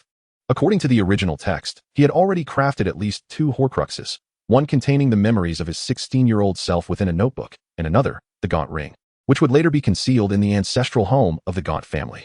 Yet, my arrival had already set many events in motion. Thus, I could not hastily conclude that Voldemort had indeed split his soul. Moreover, for reasons unknown, I felt an innate familiarity with Voldemort. I attributed this to his adeptness at concealing his true self in order to garner the affection of those around him. He was masterful in his tactics, emerging from a Muggle orphanage at the very bottom of the social hierarchy, yet successfully ensnaring many pure-blood families into his thrall. These haughty heirs would bow before him, pledging their allegiance. It was nothing short of the 9th wonder of the world. Lucius, what do you perceive Voldemort to be like? As we lay side by side in the darkness, I posed the question that had long lingered in my heart. The Dark Lord is a profoundly contradictory individual. I envisioned countless answers, yet Lucius's response transcended all my expectations. His gaze revealed a perplexing confusion. Ambitious as he was, he chose not to serve in the Ministry of Magic. Although he was a half-blood, he advocated for pure-blood ideology. An orphan, yet he comported himself like a nobleman. He indulged in pleasures while also enduring the harsh life in the jungles of Albania. What monumental secret was he conspiring? Chapter 73, I will protect you. It turns out that, even at this moment, the Malfoy family had discerned Voldemort's unusual nature, perhaps for the purpose of deification. They financed Voldemort's education during his time at school and invested heavily in helping him gather followers. For the most part, we appeared as aides, ready to distance ourselves from any adverse situations. Little did Lucius anticipate that the half-blood orphan supported by Abraxas would wreak such havoc. Not only was he imprisoned in Azkaban, but he also nearly led the Malfoy family to extinction by instructing Draco to assassinate Dumbledore as a means of punishing Lucius for his failed mission. And half of Malfoy Manor was obliterated, nearly destroying a millennium of family legacy. Would there come a day when Mr. Voldemort would no longer be wise, becoming irritable, cruel, and bloodthirsty, unworthy of our allegiance? Cecily, what else do you know? In the darkness, Lucius's eyes shone remarkably. My every movement was laid bare before him. You are aware that I seemingly possess a degree of foresight. This was why I took the initiative to befriend Severus. I cautiously approached, pressing myself against Lucius's chest. Yet, I was overwhelmed by fear, as this matter was of grave importance. Cecily, I will protect you, he whispered gently as he pressed against my neck. He traced my scalp with his fingertips, and upon sensing my relaxation, he continued, this matter must not be mentioned to my father. I acquiesced without much thought. When I awoke, it was already the following morning. Breakfast had been brought to my bedside by Dobby. Dobby, ever the enthusiast for merriment, excitedly informed me that Lucius had gone downstairs to greet the visiting Potter family in Sirius. James's parents, having had him later in life, appeared older than Abraxas, who was adept at maintaining his youth. His father, Flemmont Potter, was a successful businessman and potion master, having quadrupled the Potter family fortune through his invention of a detangling shampoo, with plans to sell the company to the Malfoy family in the near future. Thus, the Potter family maintained a close business relationship with the Malfoys. As the head of the Malfoy family, Lucius seized every opportunity to secure exclusive rights to the Potter family's formula. Lucius, you resemble your father even less, and more like a true Malfoy, Flemmont remarked. Mr. Potter, I shall take this as a compliment, provided you refrain from mentioning it in front of my father. Lucius displayed an expression of astonishment, prompting the elder to burst into hearty laughter. James, take a leaf out of Lucius's book. He has already proven himself as a capable head of the household. James curled his lip, well aware of Lucius's prowess, having always been the exemplary child in others' eyes. He had grown up hearing tales of the illustrious Malfoy heir, his ears nearly calloused from the repetition. Yet, being subjected to such public comparison was hardly a pleasurable experience for the weaker party, especially on a delightful Christmas day. Lucius, of course, could not overlook any guest. He warmly extended his most sincere greetings to the eldest son of the Black family. As expected, Sirius honored his promise and arrived alone, embodying the demeanor of a distinguished aristocrat with finesse. Why is Sissy still not down? Is she still indulging in slumber? Sirius bore a mischievous smile, prompting James to discreetly nudge his good friend's arm, urging him to temper his enthusiasm, considering the presence of elders. Being labeled as lacking in decorum could tarnish the reputation of a pure-blooded girl. My apologies, Sissy is seldom permitted to socialize. Lucius hastily provided cover. Fleamont, a laid-back elder, took it in stride and offered reassurance. Ladies always require more time for their preparations. As a gentleman, patience is a virtue. He exchanged knowing smiles with his wife, suggesting he possessed ample experience in this regard. May I go up to find her? Sirius sought Lucius's permission. I believe a gentleman should not intrude upon a lady's private quarters without consent, Lucius replied, meeting Sirius's gaze. Sirius shrugged. It's not my first time, after all. You. That is a clear affront to my honor. James swiftly intervened to smooth over the situation. I was there too. Sissy was locked away in the attic. We thought she was some shameful illegitimate child, Sirius continued. Black, please tread carefully. Lucius's irritation was palpable. My apologies. I overslept, I interjected, rushing forward to link my arm with Lucius's. Mr. and Mrs. Potter, welcome to our humble abode. I am Narcissa Malfoy. I politely curtsied to the Potter family, deliberately omitting any acknowledgement of Sirius. Miss Malfoy, it seems you have overlooked a significant guest. Sirius arched an eyebrow, showing not a shred of remorse for his earlier remarks. Indeed, as he stood there, countless girls were captivated by his beauty. Whatever he said or did seemed easily forgiven. Such was the immense privilege of good looks. Regrettably, my own advantages were swiftly claimed by Lucius, leaving me with no opportunity to utilize them. I chose not to look at Sirius, regardless of his attempts to provoke. Mr. and Mrs. Potter, seasoned individuals themselves, understood the subtle implications of Sirius's words and merely responded with a knowing smile. At that moment, I found such a boy quite detestable. After all, my mental age had already matured into that of a refined woman. Lucius, witnessing Sirius's embarrassment in my presence, soon lost his earlier ire. Voldemort and Abraxas had arrived early at the reception room, inviting the Potter family and Sirius to take their seats. Sirius, maintaining decorum, refrained from mentioning my tardiness in front of his father. He finally grasped the reason Lucius had forbidden him from informing Bella. The very culprit who had driven his sister to madness was now seated in the principal position, engaging amiably with the Potters. As the last heir of Slytherin, heralded by Voldemort, he was regarded as an esteemed guest by numerous pureblood families, including Sirius's fervently pureblood parents, Orion and Walburga Black. However, in Sirius's rebellious heart, he harbored suspicions that the man was merely a charlatan. How could he have emerged from nowhere, claiming pure lineage yet unable to present a credible family tree? Sirius was acutely aware that the ancient Black family had long been regarded as Voldemort's prize. It was highly plausible that Voldemort would wield his influence to manipulate him as the primary heir of the Black family. After all, he had a younger brother, Regulus, a more impressionable and easily swayed Black. Cece, are you really competing with the house elf for chores at home? Sirius teased as I was assisting Dobby in pouring tea for the guests. Honestly, could he refrain from directing his attention towards me? I felt caught in a dilemma, concerned that my actions might indeed tarnish the dignity of the Malfoy family. Yet, the hospitality customs of my homeland compelled me to take charge. Cece, no need to fuss, take a seat. Voldemort's voice interjected before Lucius could advocate for me. He gestured towards the seat beside him, and with trepidation, I settled next to him. It was the first time I was so close to the greatest villain. He, too, wore the signature scent of the Malfoys, yet the aura he exuded was strikingly different from Lucius's. Next time Sirius visits, he can bring Creature, the exclusive house elf of the Black family, to attend to your needs. Did I hear correctly? Voldemort was actually standing up for me. Wasn't he Sirius the very person he sought to win over? I dared not ponder further, and thankfully, the ensuing conversation diverted away from me. Afterward, Abraxas looked at me with concern, hoping I wouldn't take offense at Sirius's rudeness. At this age, boys often exhibit extreme behaviors to attract female attention, only to realize in adulthood how absurd their past selves were. Abraxas seemed lost in some recollection. Cece, what do you think of Sirius? Chapter 75, A Remote Declaration of Affection. This is a private conversation, solely between the two of us, with Lucius absent. However, you clearly consented. I am perplexed. Abraxas had explicitly stated he would not oppose. The man sighed. Cece, I hope you can truly follow your heart's choice. Yet, you are still young, and the road ahead is long. Lucius, he bears a striking resemblance to Tom, adept at manipulating hearts to serve his own ends. Perhaps I should not allow him to associate with Tom. Abraxas's face was etched with regret. I only wish for you not to be swayed by his insinuations. You must discern your feelings towards him carefully. You are still young, and it is challenging for you to distinguish the subtle differences between them. Do not hastily reject the advances of other boys. I understood Abraxas's concerns. I am aware. Yet my feelings remain unchanged. My connection with Lucius may have begun much earlier. My heart is heavy with sorrow. The Malfoy family stands at the pinnacle of pure-blood lineage, bolstered by Voldemort's endorsement.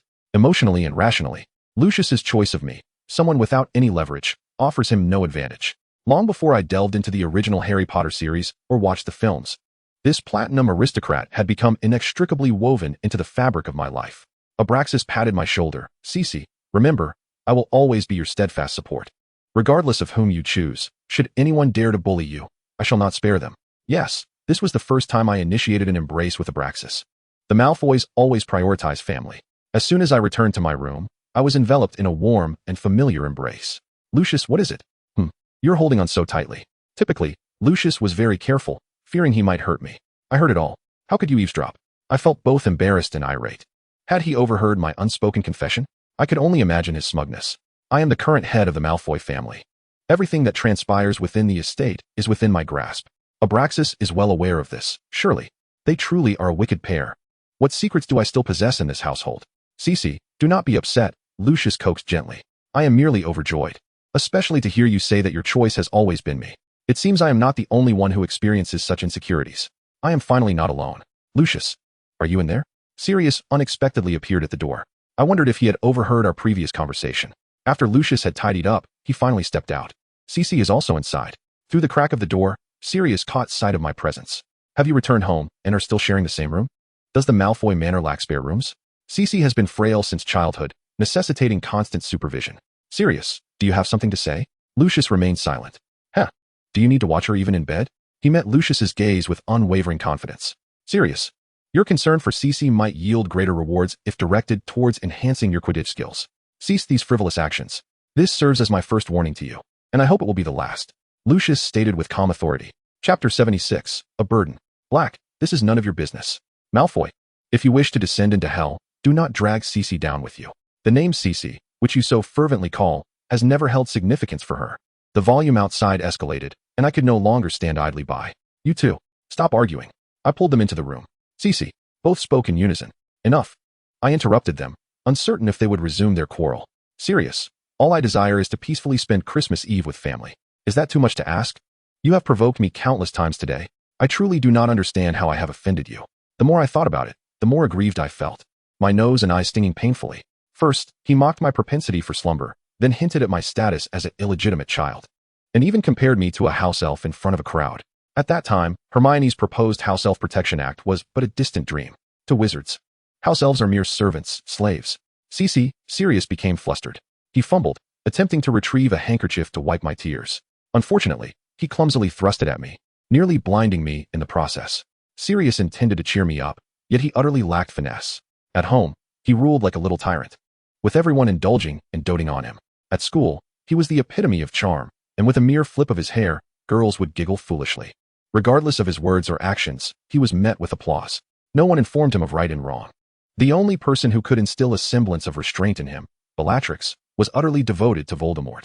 Sirius, this brother of mine, was truly excessive, often resorting to brute force to assert his dominance. The girls I interacted with were entirely different. His usual charms held no sway over them. Lucius took over, cradling me gently and speaking softly. Black, you coming over ISNT merely to pick a fight with me, is it? Lucius urged him to reveal his true intentions. I just wanted to ask if you wanted to play Quidditch together. The previously assertive Sirius suddenly lost his bravado. It was James who asked me to find you. He is utterly overwhelmed by our parents and wishes to escape for a bit. Lucius, I am quite all right now. It is our duty to ensure our guests enjoy themselves. I wiped away my tears, and since arriving here, I am uncertain whether it is the inherent sensitivity of Narcissa's tear ducts or the fact that Lucius has pampered me to such an extent that my threshold for tears has significantly lowered. Would you care to join me in watching? Lucius inquired softly. Shall I take down those who have wronged you? Sirius similarly wore a hopeful expression, resembling a puppy eagerly awaiting its master's affection, utterly endearing. Yes, I broke into a smile through my tears. You're still laughing while tears linger on your cheeks. I truly wish I could silence that mouth of his. Enough. Sissy, do not mind him. I shall team up with you, and Sirius will pair with James, shall we? This marks Lucius's first attempt to involve me in a game of Quidditch. Lucius, you intend to bring along a liability? You are destined to lose. A liability. I, Narcissa Malfoy, shall be present. Sirius Black, prepare yourself. Chapter 77, One-on-One with the Star Team. On Christmas Eve, the Malfoy Manor was adorned in a silvery cloak, exquisitely decorated with magical stars, creating an exceptionally warm atmosphere. Fluffy snowflakes fell upon the Quidditch training ground at Malfoy Manor, the facilities shimmering with a silver sheen from the snow. The snow on the ground had accumulated to a considerable depth, and even a collision with a broomstick would pose no danger. My courage had swelled. Bring it on. I am ready. The three boys could hardly contain their laughter. Sissy, with those clumsy skills of yours, are you certain you one teeny to stretch?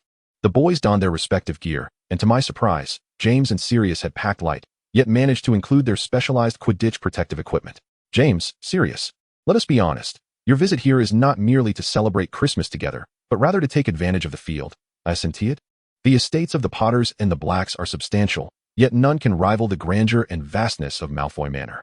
Under Lucius's meticulous guidance, my flying skills have significantly improved. I am no longer the novice who dared not ascend more than 20 centimeters off the ground.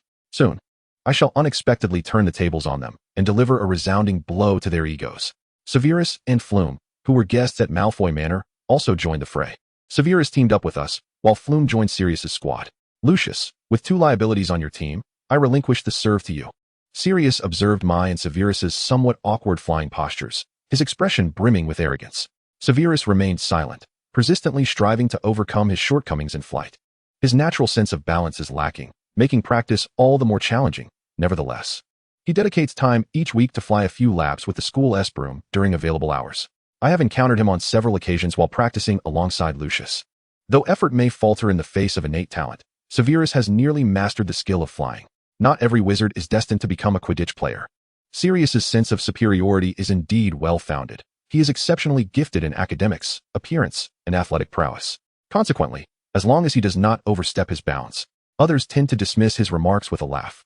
Snape, on the other hand, possesses a sensitive and insecure disposition, but Sirius targets not only him, but also me.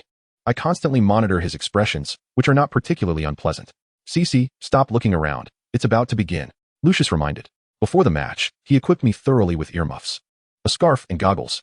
Now, I feel no chill from the winter, as the heavy gear has caused my back to sweat slightly. To reiterate the rules of the match, Lucius explained that he brought two dummies. The game is not meant to be taken seriously. This time, there will be no use of the quaffle or the golden snitch.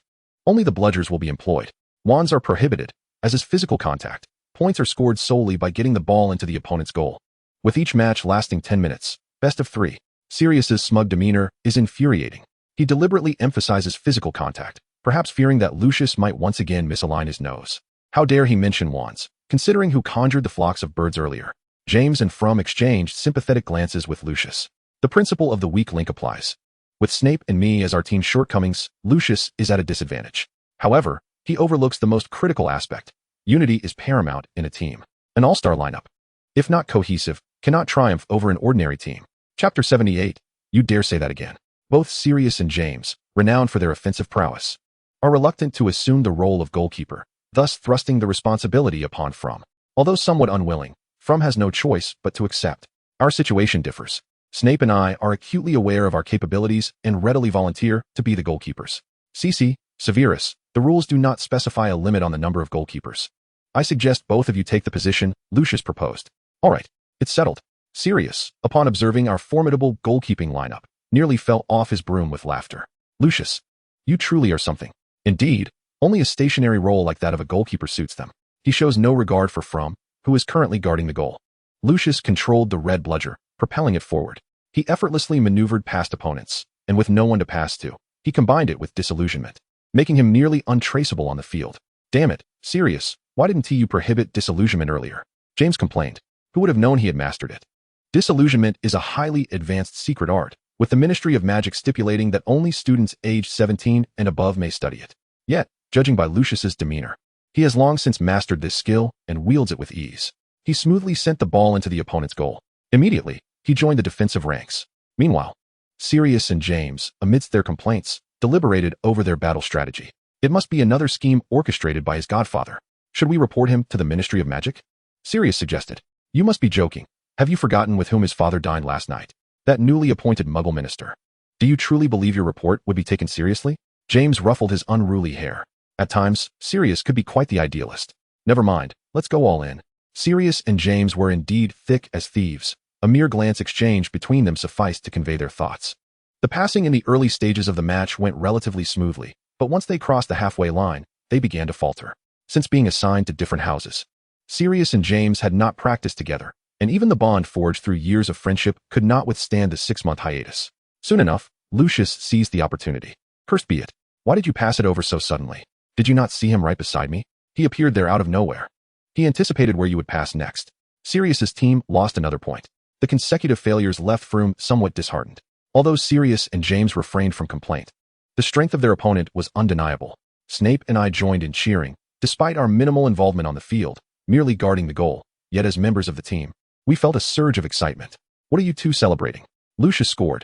It has nothing to do with you. Sirius began to take out his frustration on us. I had no intention of stooping to his level, but just as I prepared a retort, I heard Snape say, "We are merely watching a monkey show. It's all in jest. Must we not enjoy ourselves?" Sirius's previously suppressed anger erupted. Severe as Snape. Repeat that. He abruptly halted the match and flew towards Snape. Towering over him. Have the courage to say it again. Chapter 79. The Ignition of Combat Spirit. I stood before Sirius. Sirius, it was you who provoked him first. What? Are we to allow the officials to set fire while the commoners are forbidden from lighting their lamps? CC, step aside.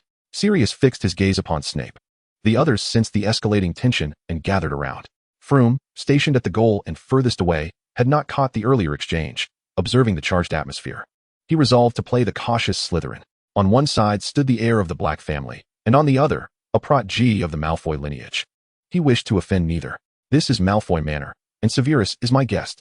This scene, reminiscent of a childish quarrel, unfolded between two first-year Slytherins. It seems that age truly dictates one's behavior. Well, I am still your guest. Why do you not protect me? Sirius's eyes were obscured by goggles, and I could only imagine that his gaze was filled with indignation. If you do not threaten Severus, how could I possibly intervene? What a fool. I retorted. That is to say, if I do not unleash my fury upon him, you will protect me, correct? It appeared that he had discovered a flaw in my words. Of course, I replied, exasperated. I might as well be the headmistress of a kindergarten class. Why are all the boys around me so immature, except for Lucius? Well then, we are clear. The game continues. His voice was infused with exuberance. I stood there, momentarily stunned. Sirius's temperament was as fleeting as a gust of wind, unpredictable and capricious.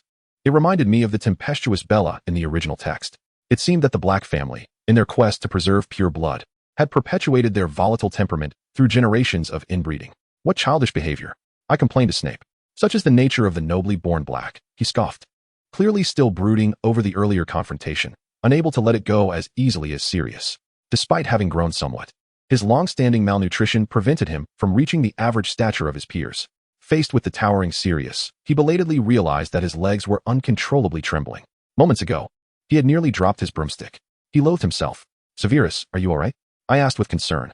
Cece, don't lose focus. They are coming at us. Snape whispered urgently. This time, Sirius and James worked in perfect harmony, already advancing the ball towards us. Snape and I positioned ourselves on either side, anxiously watching them, attempting to predict the trajectory of the quaffle with the scant knowledge we possessed. Unfortunately, our defense was riddled with flaws against two skilled players. Our agility and coordination were on an entirely different scale. It was akin to performing martial arts in front of a master swordsman. We could scarcely discern whether the ball would come from Sirius or James. With a cunning angle, James struck, and the ball seemed to have eyes of its own, curving around and slipping through the goal behind us. By the time I reacted, I could already hear Sirius's triumphant cheers. Do you understand now? This is what we call a game. You two standing there resemble nothing more than our team's mascots. This sentiment reminded me of the song Weasley is Our King, crafted by Slytherin to mock Ron Weasley in the original text. My competitive spirit ignited. This time, regardless of the cost, I could not allow them to continue their arrogance. Chapter 80. Can I fly? Severus, let us switch positions. I noted that Sirius and James seemed to favor attacking Snape's side, perhaps due to my gender. Snape shook his head. It's futile. Even if we switch, they will still target the direction I am defending. I found myself momentarily at a loss for words. I am a boy. He articulated his thoughts succinctly. I could grasp the essence of his message. He is a competitor among boys, where rivalry is more intense. And being the host, they would likely extend me a modicum of consideration. At that moment, Snape became the primary target of their assaults. Must girls only play a supportive role? I refused to accept that. As Sirius and James advanced once more, I met Lucius's anxious gaze. This time, I chose to position myself directly behind Snape. The score had reached a tense climax, and the match was nearing its conclusion. For the first time, I yearned to establish my presence in the magical realm, not merely as an appendage to Lucius. Who would take the shot this time? Sirius feigned a pass, and then unleashed a powerful kick. The ball rocketed towards Snape's face with fierce momentum. Snape had been standing before me, and had he not dodged, the repercussions would have wounded not only his body, but also his pride. In a split second, to avert this calamity, my body inexplicably surged past Snape, and I caught the ball in my hands. This was nearly impossible. I had never practiced apparition. Yet, the ball felt undeniably real, affirming that what had just transpired was genuine. As I prepared to convey my excitement to Lucius, I noticed the others staring at me in astonishment, as if they had seen a ghost. To my surprise, Lucius enveloped me in his embrace. "Cece, did you not notice?" Lucius paused, revealing an inscrutable expression. "You just flew over." It dawned on me that my broom was still suspended in midair. Lucius, perhaps concerned, lifted me onto his broom. "Are you saying I can fly?" "Indeed. You just soared over." Sirius and I were utterly dumbfounded. James exclaimed, as if he had stumbled upon a new world, shaking his fist in excitement. "Cece, I told you that you possessed the bloodline of a vampire. See, flight is a vampire's skill." He was the first to approach me. "You have donned the fangs I gifted you, have you not?" "Show me." "Yet." Both Lucius and I knew that we had securely locked away the fangs of that ancient vampire progenitor. "Perhaps that is the reason," Lucius replied, acquiescing. Why would Lucius deceive me? To conceal the true reason behind my ability to fly. I certainly would not confront him about it directly. "James, it is hardly gentlemanly to make a lady speak," Sirius interjected with a smirk. "You are all so crass. I am being serious." James finally grasped the situation. His face flushed with indignation.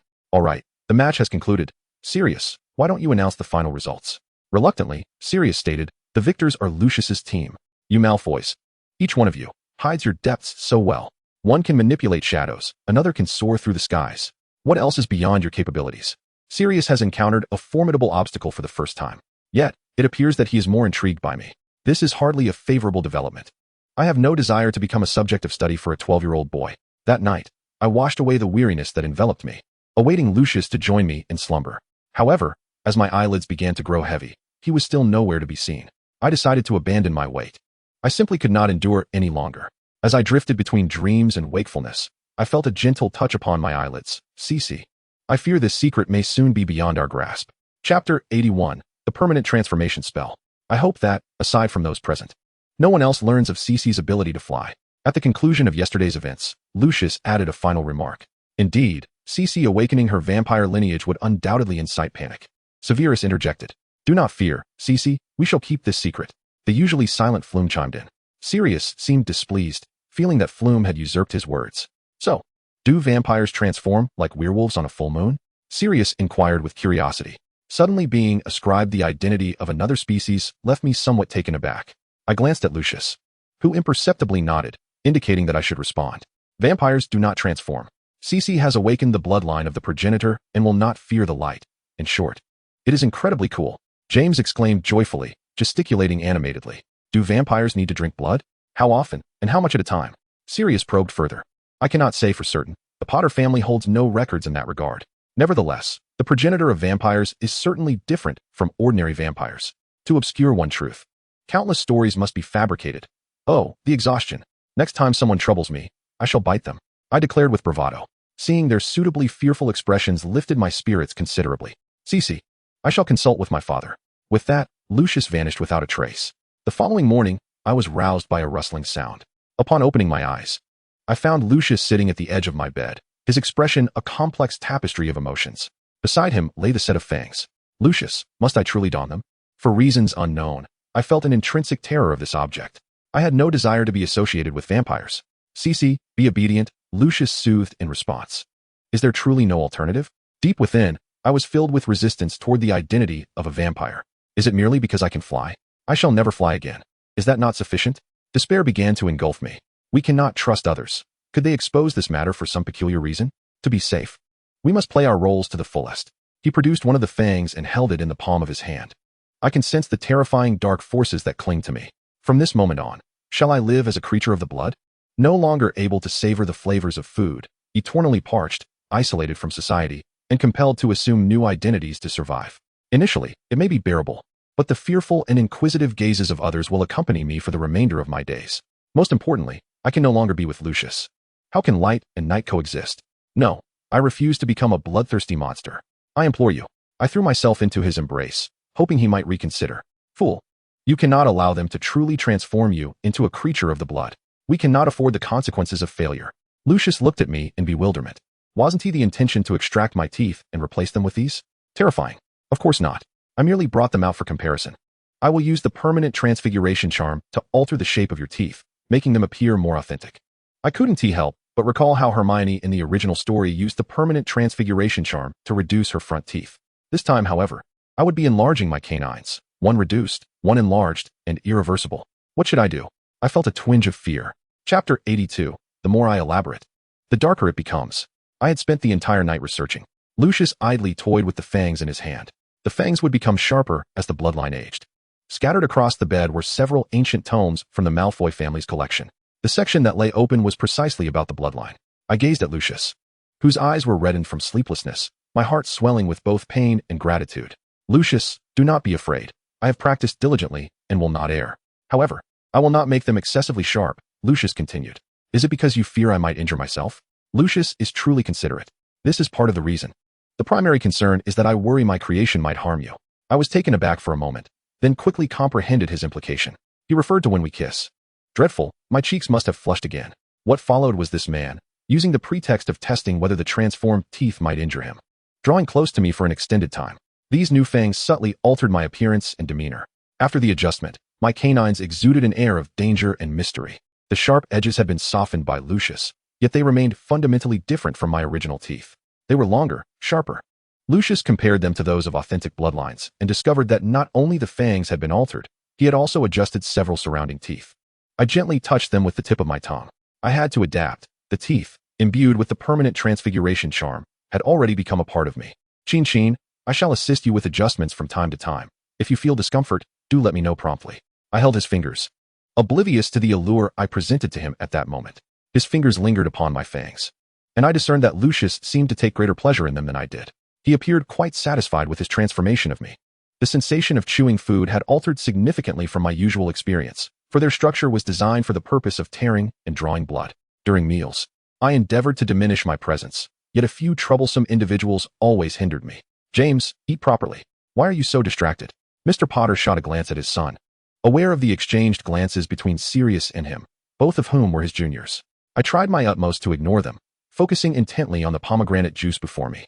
My altered teeth felt peculiar, and I feared revealing my discomfort in front of an audience. No food that required chewing had made its way in. Scylla.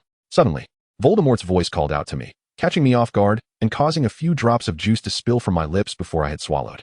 I hastily rose, nearly toppling my plate in the process. He scrutinized me with a frown, seemingly noticing my transformation, yet he said nothing. Instead, he sighed lightly, as if in resignation, and reassured me, do not be anxious, sit down. I was perplexed. Scylla, Lucius extended his hand, wiping the pomegranate juice from the corner of my lips. Later, have Dobby bring food to your room. So he had indeed been observant. I nodded, blushing. At last, I endured until the meal concluded. As we bid farewell to the Potter family, James leaned close to my ear and asked, have you begun drinking blood? I noticed you have stopped consuming human food. He mistook the pomegranate juice for blood. He must think I was merely masking my sanguine habits with pomegranate juice. Truly, the more I tried to explain, the worse it became. Chapter 83. Malfoy-style empathy. Regardless, the awakening of my vampiric lineage had become well known within our small circle. Yet, I could never comprehend why Lucius and Abraxas were so fervently concealing the true reason behind my ability to fly. In the cultivation novels of the East, flying immortals abound, rendering it unremarkable. However, in the Western magical realm, aside from utilizing wands, it seemed few wizards possessed the capacity for flight. Days later, the delightful Christmas holiday finally came to an end, and we returned to Hogwarts to embark upon our scholarly pursuits. I had finally acclimatized to my modified fangs and could now dine gracefully. Fearing exposure, I still opted to eat in my dormitory. Scylla, James remarked, you can no longer consume human food, but can you still savor the Duke of Honey's desserts? Your insights are crucial to our research. After class, Flume approached me, whispering his inquiry. Do not heed his nonsensical remarks. I have merely been unwell these past few days, hence my absence from the Great Hall. Rest assured, my sense of taste remains intact. It truly vexes me, The importance of refraining from spreading rumors cannot be overstated. To quell any burgeoning gossip, I have finally resolved to dine at the Slytherin table. However, after a few days' absence, I was taken aback to discover a complete upheaval in the seating arrangements. Cecily, come here. Upon my arrival, Sirius, as if he had stumbled upon a new continent, eagerly beckoned me to sit beside him. If you don't return soon, someone else will occupy your seat. He gestured across the table. To my astonishment, directly opposite Lucius sat a red-haired girl, none other than the daughter of Minister Ritchie. As Ritchie belongs to the Muggle lineage, his daughter is a half-blood, lacking in both striking beauty and exceptional talent, her academic performance merely average, and she had remained in obscurity. Yet, with her father's ascension to the position of minister, she too experienced a meteoric rise, transforming overnight from an unnoticed presence into a coveted figure. The sudden influx of wealth and acclaim left the impressionable young woman disoriented, struggling to navigate her newfound reality. It was then that I learned Miss Ritchie had been enamored with Lucius from their very first encounter, her affection deepening with subsequent meetings. However, the disparity in their social standings had restrained her from expressing her feelings. Now, bolstered by her father's elevated status, she found the courage to approach him. A few days prior, she had sought to sit beside Lucius, only to be rebuffed by your brother, who asserted that it was your seat. Miss Ritchie gazed at me with a look of deep resentment, as if my presence were an unfortunate mistake. She averted her eyes, as though to spare herself any further emotional investment. Her gaze lingered affectionately on Lucius, her demeanor imbued with longing, akin to someone ensnared by enchantment. Lucius, seemingly oblivious to the entire situation, continued to impress me with his composure. He served me another bowl of pumpkin porridge, concerned that my excessive chewing might harm my fangs. Thus, he encouraged me to consume more soft foods to ease my adaptation. Later, I discovered that, in an effort to empathize with my plight, Lucius had also employed a permanent transformation spell on his own canine teeth. Prior to guiding me, he had personally experienced the challenges I might face, which explained his meticulous attention and profound ability to empathize. Miss Ritchie, we are about to conclude our meal. Would you care to join us? Lucius inquired politely. I could scarcely believe my ears. Lucius had actually invited Miss Ritchie to accompany us.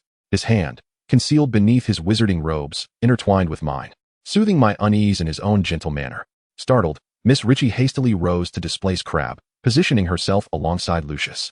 The length of his robes concealed our clasped hands, and he did not release my grip.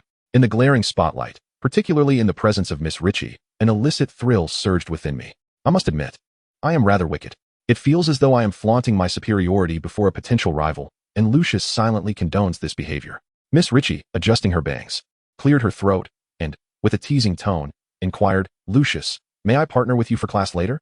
Beside her, Sirius made a dramatic retching gesture, while James struggled to suppress laughter, nearly losing his breath in the process. Goodness, how many mind-numbing idol dramas had she watched? I'm afraid I must always partner with Sissy. The professor insists that we cannot change partners, and group assignments are assessed as a joint effort.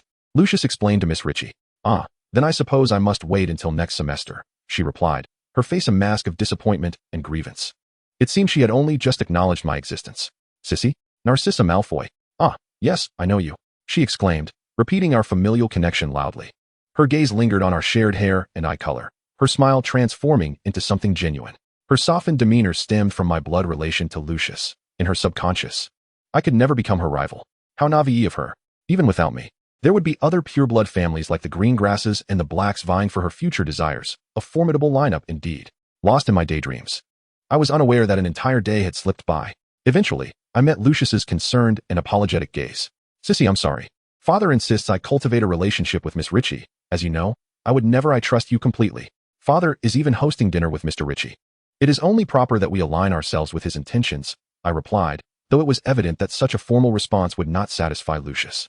Furthermore, in matters of love, 3 is a crowd, and I am not so magnanimous. Lucius, she is staring at you with such intensity, it makes me uneasy.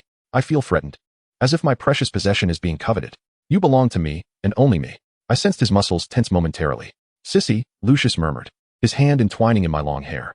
His fingers slipped through the strands, gradually descending. He cradled my neck, and suddenly, our positions shifted entirely. I found myself pressed against the bed, his magnified features exuding danger. He removed the ring that symbolized the head of the Malfoy family. In that instant, the Platinum Prince transformed into an ethereal being. This was not my first encounter with Lucius's true form, yet each time, I was left speechless by his breathtaking presence. And this time, he unfurled a magnificent pair of brown wings. Unable to resist, I instinctively reached out, and Lucius willingly complied with my unspoken desire. He enveloped me entirely with his wings, leaving not a single gap. Chapter 85, Lucius's Wings. His wings isolated us from the outside world, and in that confined space, Lucius and I held each other tightly. We belonged to no one but each other, though there was not a glimmer of light. This darkness bestowed upon me an unparalleled sense of security. He did not seek my consent. He was an invader. I was besieged, retreating step by step. Nestled within his wings, akin to a vast velvet blanket, I was cocooned in layers. I drifted into a peaceful slumber. As dawn broke, my biological clock roused me punctually. Yet, the surroundings remained shrouded in darkness, and I soon realized I was still ensnared in the cage woven by Lucius's wings. I had not observed closely the night before. His exquisite feathers shimmered in the darkness, akin to his hair, radiating a gentle luminescence, utterly enchanting. Lucius and I both regarded golden eagles as our pets. Thus we were well acquainted with the delicate down that grew at the junction of the wings and body, distinct from the rest. The feathers here felt exquisite, and it was said that this area was particularly sensitive. Gazing at the slumbering face of the elf, my hand slowly reached towards the base of his wings. Just as I was about to touch the down, my hand was seized by Lucius. "When did you awaken?" I inquired. "Just now," he replied, kissing the palm of my hand. I yearned to touch him. "Now is not the time," he said, retracting his wings. "How frustratingly stingy. Cece, I shall indulge you. But not at this moment." The tempestuous emotions in Lucius's eyes were unmistakable. I belatedly realized that I might be trespassing into the elf's forbidden territory. "Cece, only with you can I truly be myself." He guided my hand through his platinum locks to the uniquely pointed ears of the elf, and his radiant smile rendered the world devoid of color. "You have struck me with your beauty once again." I chided him. "It transcended the realm of humanity. Lucius, you must not cast your gaze upon other elves. Perhaps, beyond Merlin, there exist greater deities, and the elves are but their creations. I am the last known elf. The others have long faded into the annals of history. Perhaps our offspring will have the opportunity to awaken the elven bloodline once more, fortifying our kind." Lucius's hand found its way to my abdomen. "This body still has a long way to go before it can nurture a life. Will our child resemble me more? Or him? Goodness, why am I contemplating such distant matters? Cece, what are you thinking? Your face is quite flushed," Lucius teased knowingly. I felt as though he was leading me by the nose. Alas, the beautiful moments are always fleeting. Lucius adorned my finger with a ring, and we resumed our respective roles. At times, while performing, one becomes so enmeshed in the act that the mask becomes irretrievable. "Cece, your gaze upon me makes me feel as though you are peering through my exterior, gazing at another soul. How can you be envious of yourself?" I cannot endure the pitiful look in Lucius's eyes. His usual dominance, when softened, is remarkably disarming. "Fool, they are all you. I cherish each one of them. Indeed, you spare no effort to compel me into action." Chapter 86, James's Desire. From this point forth, Miss Ritchie began to haunt our surroundings insistently. Lucius's tacit approval emboldened her further. Everyone was affected to varying degrees. "Sirius, quickly unleash your charm and divert her attention from Lucius," James urged, poking his dear friend in the arm.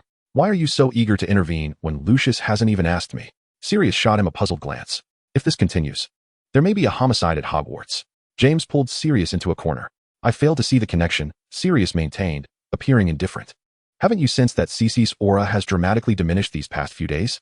Miss Ritchie is clearly teetering on the brink of madness. I am truly bewildered. The fearless are often ignorant. The progenitor of the bloodline can extinguish the life of an adult wizard in an instant." "Oh," Sirius displayed interest. "Shouldn't we create more opportunities for Cece to showcase the prowess of the bloodline progenitor?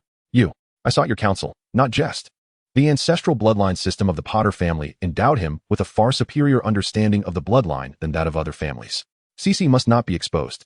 She would be expelled from Hogwarts.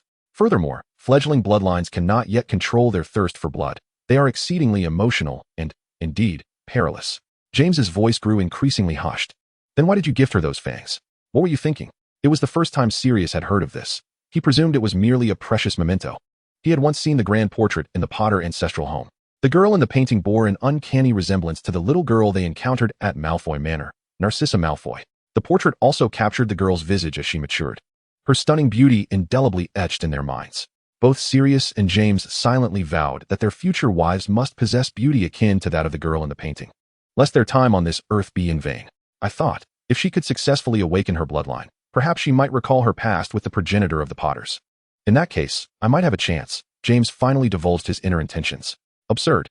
Do you not realize that without a successful awakening, Cece stands to lose not merely a pair of canines, but may also transform into a grotesque entity, neither human nor ghost, captivated by a sanguine desire. She risks becoming a mere shell of her former self. The nature of humanity, particularly among wizards, is to yearn for greater strength. Some delve deeper into the abyss of dark magic, while others aspire to harness the power of bloodline awakening. Yet, the number of those who succeed remains exceedingly scarce. There is a voice within me, incessantly urging me to bestow upon her my fangs, to transform her into my blood bride. James collapses to the ground, burying his head deep within his legs. How pitiful Cece is. The people surrounding her seek only to manipulate her or employ every conceivable means to possess her.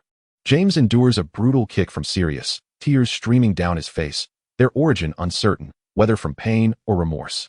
He is profoundly relieved that Cece has succeeded in becoming a member of the bloodline. He has discreetly observed the girl's teeth, sharp, diminutive fangs that reveal themselves in her smile, exuding a primal allure that strikes at his very soul. Chapter 87. Roleplay. The Blood Bride. The girl cradles a rose, as crimson as blood, sitting there with a gentle serenity.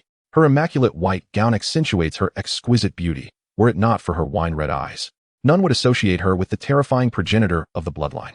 Mr. and Mrs. Potter have yet to behold my true visage, under the enchantment of the dual confusion spell. I bear no resemblance to the girl in the Potter family's portrait, save for the color of my hair. Only Sirius and James, having glimpsed my true form in childhood, remember me before I adorned the confusion spell-infused earrings. Back then, I was confined to the attic, released only when guests departed. Abracaxes informed me that my magical powers were unstable at that time. Children prone to magical surges are taken to St. Mungo's for concentrated supervision. To avoid being taken away, I had to conceal my existence and not be discovered. In my youth, I easily believed my father's words. I was too young to recall how many times Lucius had quarreled with him over this matter. I was the one he cherished dearly. He fought tirelessly to secure my participation in normal social interactions, employing a confusion spell on my appearance to gain Abracax's consent. This explains why the Potters, upon visiting Malfoy Manor, did not immediately connect me with the portrait of their family. Strangely, although I was acutely aware that my fangs were merely an illusion, a result of a permanent transformation spell, I found myself indulging in peculiar behaviors. When alone with Lucius, I would become increasingly assertive. Perhaps these fangs bestowed upon me a sense of confidence. They felt akin to weapons, compelling me to intimidate my cherished prey.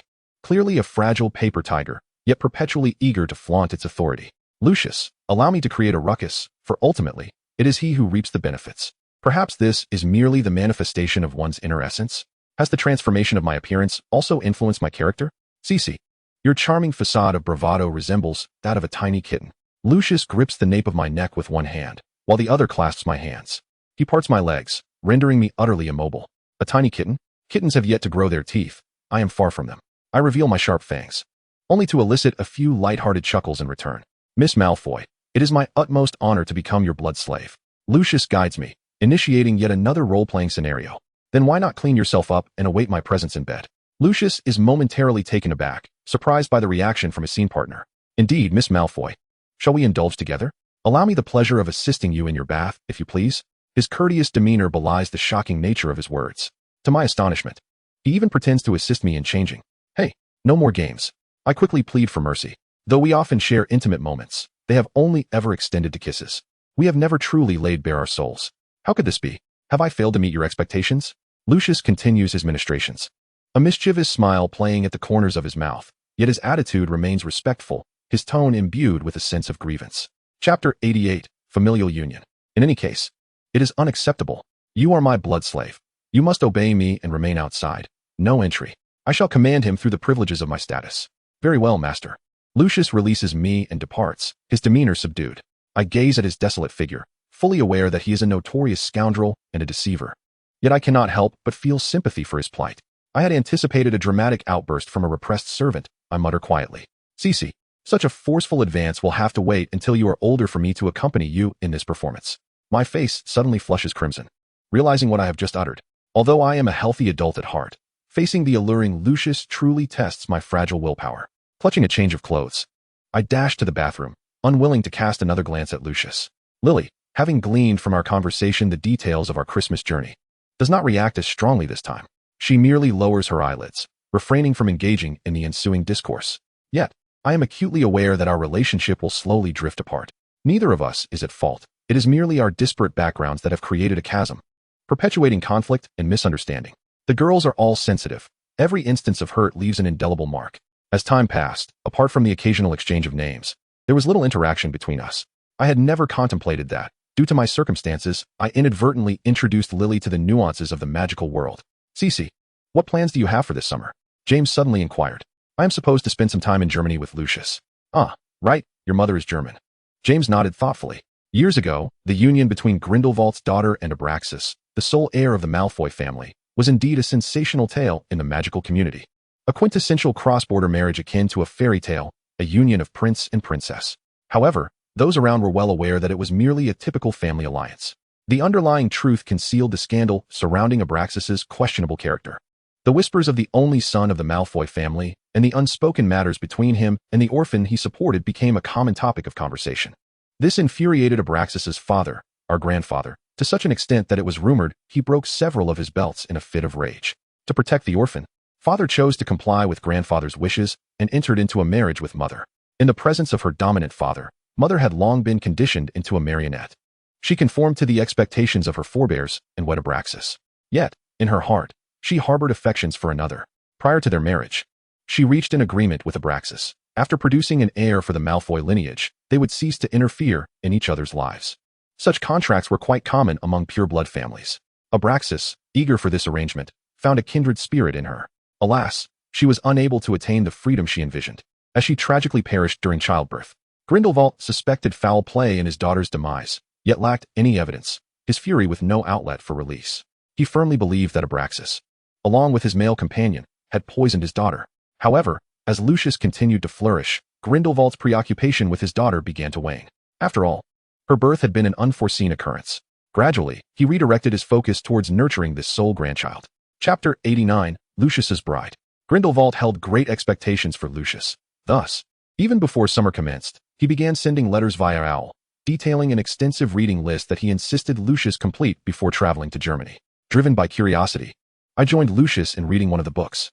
Consequently, Mrs. Pants, the librarian, often observed two young individuals with platinum blonde hair nestled together, engrossed in the same tome. They would occasionally converse softly, yet for the most part, they remained quietly in each other's company, as picturesque as a painting. Their similar beauty attracted many gazes, and whispers about them circulated among the students. Mrs. Pants cast a disapproving glance, causing the onlookers to hastily silence their chatter. Since the day I informed my companions about our upcoming trip to Germany during the summer vacation, James suddenly declared that he would be holidaying in Germany with his parents. My family's Gentle shampoo is sold worldwide, and we have acquired properties in all major sales outlets. James cast a glance at Lucius, his face brimming with pride. Although the Malfoy family's commercial empire also spans the globe, they do not possess the same grandeur in real estate as the Potter family. We allocate more funds towards research and development of new products and production. Of course, we do invest in real estate, but not for personal residence. Rather, we buy low and sell high. The Malfoys do not engage in ventures that do not yield profits. Lucius briefly explained his operational philosophy, which coincidentally aligned with global real estate trends. The global housing market was sluggish in the 1960s, only to witness a genuine surge by the late 1970s. It fluctuates in accordance with economic cycles. The Potter family's inclination to invest in global properties consumes vast amounts of capital. If they do not sell their homes, but merely reside in them, money cannot generate more money. However, as a gentleman of leisure, the young Master Potter naturally need not concern himself with such matters. The gold galleons in his account are sufficient for him to squander for several lifetimes. In the original story, the mountain of galleons James left for Harry is astonishing. Lucius, don't you tire yourself, pondering so much? James murmured, slightly deflated. As a man, I must earn enough money to allow my wife to indulge in shopping, Lucius said, his gaze fixed intently on me. I dared not respond before others, so I merely playfully curled my finger around his. Your future bride must be quite the spendthrift. James laughed heartily. She may not need to spend, but I must provide her with a life of abundance, free from worries. But what of Cece? If you give all your money to your bride, how will Cece's dowry be secured? James teased, raising an eyebrow. You must keep a close watch on him. We wouldn't want him to forget you once he marries. Sirius and Snape shook their heads in amusement at James's obliviousness. Only James believed he was genuinely offering me advice. I played along with his sentiment. Yes, I shall keep a close eye on him. If he dares to disobey, I shall bite him.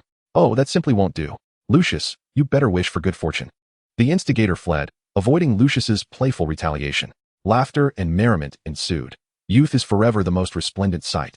Years later, as we reminisce about those moments, though the world has changed, the fleeting eternity remains etched in each of our hearts.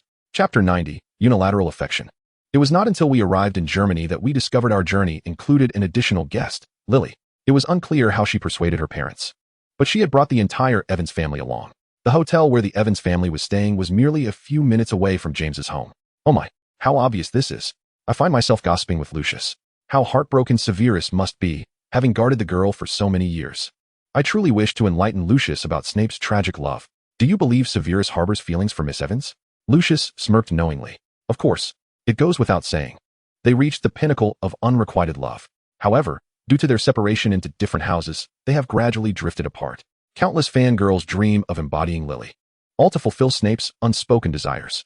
They have even meticulously crafted the appearance of their son, Harry Snape. Indeed, Severus is quite pitiable, for the girl he loves remains utterly oblivious to his affections. Lucius remarked sagely, yet we cannot interfere. Matters of the heart are profoundly personal. Moreover, Lily is not a suitable match for Severus. Lucius assessed candidly. By Muggle standards, Severus has an alcoholic and abusive father with no fortune, living at the bottom of Muggle society. By Wizarding standards, he is merely a half-blood, and the Prince family is not particularly illustrious. James evidently aligns more closely with the criteria for a suitable partner. If I were Miss Evans, I too would choose James. Although I recognize Lucius's analysis as accurate, and that Severus's life is a tragedy, the moment the beautiful illusion is shattered inevitably brings disappointment. Cece, your preoccupation with Severus seems excessive, Lucius remarked, playfully gripping the nape of my neck. I do not. I attempted to refute, only to be silenced by a kiss. He gently nibbled on my lips, his modified fangs equally sharp, imparting a slight sting that was nonetheless tolerable. It appears Lucius has engaged in considerable practice in private. You truly ought to learn a lesson. He uttered the harshest words while performing the most tender acts. The German contingent dispatched to assist us was none other than the enchanting brunette with striking blue eyes, Vitalia Rosier. It is said that our mothers are the closest of friends. Good afternoon, ladies. Mr. Grindelwald has been awaiting you for quite some time. Miss Malfoy, I shall escort you to your hotel for some rest. Mr. Malfoy, here is your key. She placed a delicate device into his hand, and in an instant, Lucius vanished from sight. We had only just arrived. Having barely completed the apparition from England to Germany, Lucius had yet to take me along. The exertion must have been tremendous. There was no respite granted. The rigorous training commenced immediately. Is Grindelwald a devil? Miss Malfoy, do not concern yourself with others. Rather, worry about your own well-being. Rosier fixed her gaze upon me, and I finally sensed a hint of animosity. What had I done to offend her? My mind momentarily felt muddled, entirely perplexed. She is aware that I am not the daughter born of Grindelwald. That day I was brought to the prison where Grindelwald was held. Spending time alone with him was, paradoxically, the safest option. Would she resort to severe interrogation, pressing me for information about my birth mother, seeking vengeance for her dear friend? Or perhaps, I shall not be spared either? Chapter 91. Miss becomes a maid. Miss Malfoy, from this day forth, your daily sustenance in Germany will be attended to by a dedicated caretaker. Mr. Malfoy may only visit you with prior permission. What? I cannot reside with Lucius? Mr. Malfoy must meet the expectations set by Mr. Grindelwald to be granted the privilege of seeing you. As if perceiving my thoughts, Rosier explained. You too must complete the tasks I assign you before you can be permitted to accept Mr. Malfoy's request for a meeting. Good heavens. This is akin to a concentration camp. Our communication and encounters are severely restricted. What significance is there in my presence in Germany if I cannot see Lucius daily? Mr. Grindelwald asserts that your prowess must match that of Mr. Malfoy for you to deserve a place by his side. Since when has standing beside Lucius become a matter of competition? What nonsensical logic is this? I shall refuse, starting with myself. Miss Rosier, regarding Lucius's choice of companion. It is ultimately his decision and seemingly does not hinge upon Mr. Grindelwald's or your discretion. She raised her eyebrows. My dear, do you comprehend that Germany is our territory? Rather than challenging me verbally, you might want to contemplate how to excel in your evaluations, as you will be in Germany for 3 months. This is an unabashed threat. I fear she has already concocted reasons. Even if I attain my goals, she will dismiss my requests with various justifications. I shall focus on instructing you in dark magic and the German language, as I have heard you were not encouraged to socialize during your youth. And the Malfoy lineage is solely male, leaving you to grow untamed. She did not even bother to be indirect, directly accusing me of my lack of refinement. Consequently, another governess will be assigned to teach you etiquette, ensuring you possess the demeanor befitting a lady of noble birth. Learning dark magic is one thing. But do I also require a matron? Lucius, what shall I do? I truly long to return home. I accept. However, I also hope for an objective evaluation of my progress in learning. The first separation from Lucius, and in a foreign land. I felt like a child afflicted with separation anxiety, my nose and eyes reddened. I endeavored to stifle my tears, unwilling to let them fall before Rosier. I refused to be looked down upon by her, or be portrayed as someone who cannot survive without a man. In name, Lucius and I are both daughters of Grindelwald. Therefore, during our time at Malfoy Manor, I was already arranged to study German alongside Lucius, albeit only for basic communication. Rosier handed me over 10 professional texts, demanding I translate from English to German and vice versa. Fortunately, I had a strategy in reserve. I feigned a sorrowful expression, nodding in agreement, not missing the fleeting satisfaction on her face. Miss Rosier, if I complete this portion, may I then see Lucius? I once again sought confirmation from her. The words of a sorceress possess an enchanting power. Should one unilaterally breach a pact, dire consequences may ensue. She cast a cryptic glance in my direction, clearly discerning my intentions. However, in her estimation, the additional workload she imposed upon me for a fortnight or so was inconsequential. Of course, Miss Malfoy, I replied. You appear quite resolute, and I eagerly anticipate the day you fulfill your obligations. Subsequently, she escorted me to an attic, which would serve as my confinement for the next 3 months. I was forbidden to venture outside. The room contained only a small window, a practice area, and a study, devoid of any other possessions. The attire provided was that of a maid's uniform. Regrettably, in the realm of German wizardry, an illegitimate child holds the same status as that of a servant's offspring. Miss Malfoy, it is an honor bestowed upon you by the Malfoy family to bear this surname. It would be prudent to recognize your place early on. It would benefit both you and Mr. Malfoy. My platinum hair was secured with a headband as I was instructed to don a numbered uniform, white gloves, garters, and a knee-length dress. Chapter 92, Weeping Bitterly. My protests were futile. Everything she undertook was sanctioned by Grindelwald. My nominal grandfather transferred his loathing for my mother onto me. They have always believed that my birth mother was responsible for the tragedy that befell Lucius's mother. The adage of a son repaying his father's debts applies equally to my current predicament, to reduce a scion of a pure-blood family to the status of a servant, thereby humiliating her dignity. Alas, this tactic proved ineffective. I, an outsider, had never been a princess, and Narcissa herself existed as a mere shadow within the Malfoy household. Not to mention, despite the treatment being comparable to that of a biological daughter, the psychological disparities were fundamentally distinct. Moreover, the maid's attire fit me quite well. Seeing no humiliation reflected upon my face, Rosier grew bored and simply instructed me to complete the translation of these texts, leaving me a hefty German encyclopedia for reference. There were no opulent velvet pillowcases, number 200 thread count linens, nor the Malfoy family's exclusive fragrant shower gel. Everything was starkly simple. I had indeed been coddled. Transitioning from frugality to luxury is easy. However, descending from luxury to frugality is a challenge. Having settled in, I opened the German textbooks. Grindelwald's demand for my translation was undoubtedly purposeful. Yet, to copy an entire tome by hand without developing tendinitis would be miraculous. I retrieved the shorthand quill I always carried. As its inventor, I felt fortunate that this product had yet to be launched in Germany. However, Rosier would certainly not present me with such a conundrum. By addressing the consumer's pain points, our production would perpetually exceed demand, with our domestic market unable to fully absorb our output, let alone expand into overseas markets. The quill supports multiple mainstream language systems, including English, French, German, Chinese, Japanese, and Korean, and facilitates mutual translation. Certainly, while the quill may translate itself, I still wish to deepen my impression through recitation. Rochiel could appear at any moment, catching one unawares. Thus, I always keep my shorthand quill at hand, ready to switch to an ordinary quill at a moment's notice. When Rochiel entered the room to assess my progress, she found me seated at my desk, softly reciting while my other hand busily penned notes. She nodded in satisfaction. Starting tomorrow, you shall prepare your own meals. Upon my lifting my gaze, she dismissively replied, I have never heard of a servant having a servant to attend to them. May I request the necessary ingredients from you? I posed what I deemed a perfectly reasonable inquiry. Certainly. The German culinary tools are comprehensive. There is nothing they cannot devise. I have had my fill of Britain-esque culinary darkness, despite the house elves' utmost efforts to present the dishes enticingly. Yet, for a person from Hogwarts, nothing rivals the vibrant colors and flavors of Hogwarts cuisine.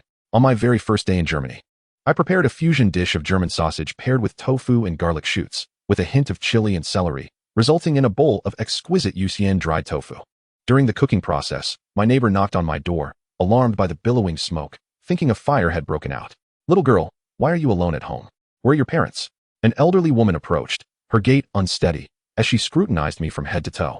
Upon noticing my maid's attire, she quickly grasped the situation. This is illegal child labor. Who is your employer? I shall report them. I implored, please, do not report her, otherwise, I shall have nowhere to stay. Tears streamed down my face involuntarily. Initially, I feigned tears, but the thought of not seeing Lucius for several months deepened my sorrow, and my weeping intensified. Chapter 93, The Maid. Little girl, do not be afraid. The Union will protect you. They will certainly defend your rights. How much does your employer pay you each month? I only need a place to stay. I receive no salary. I gasped for breath as I spoke the truth.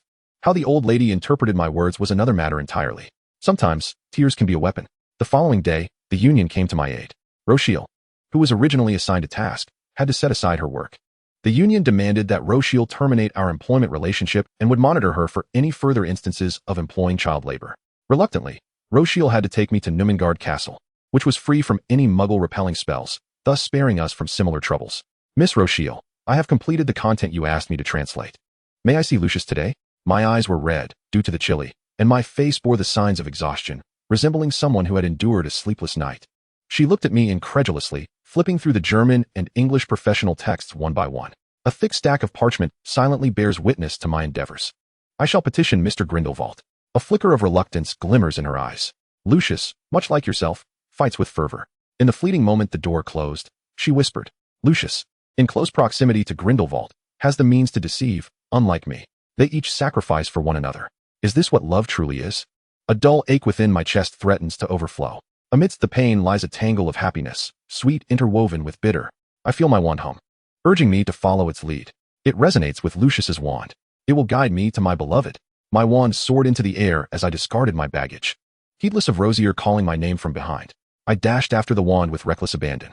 At last, I beheld that long-lost platinum hair. His wand, too, hovered above. They cautiously explored one another.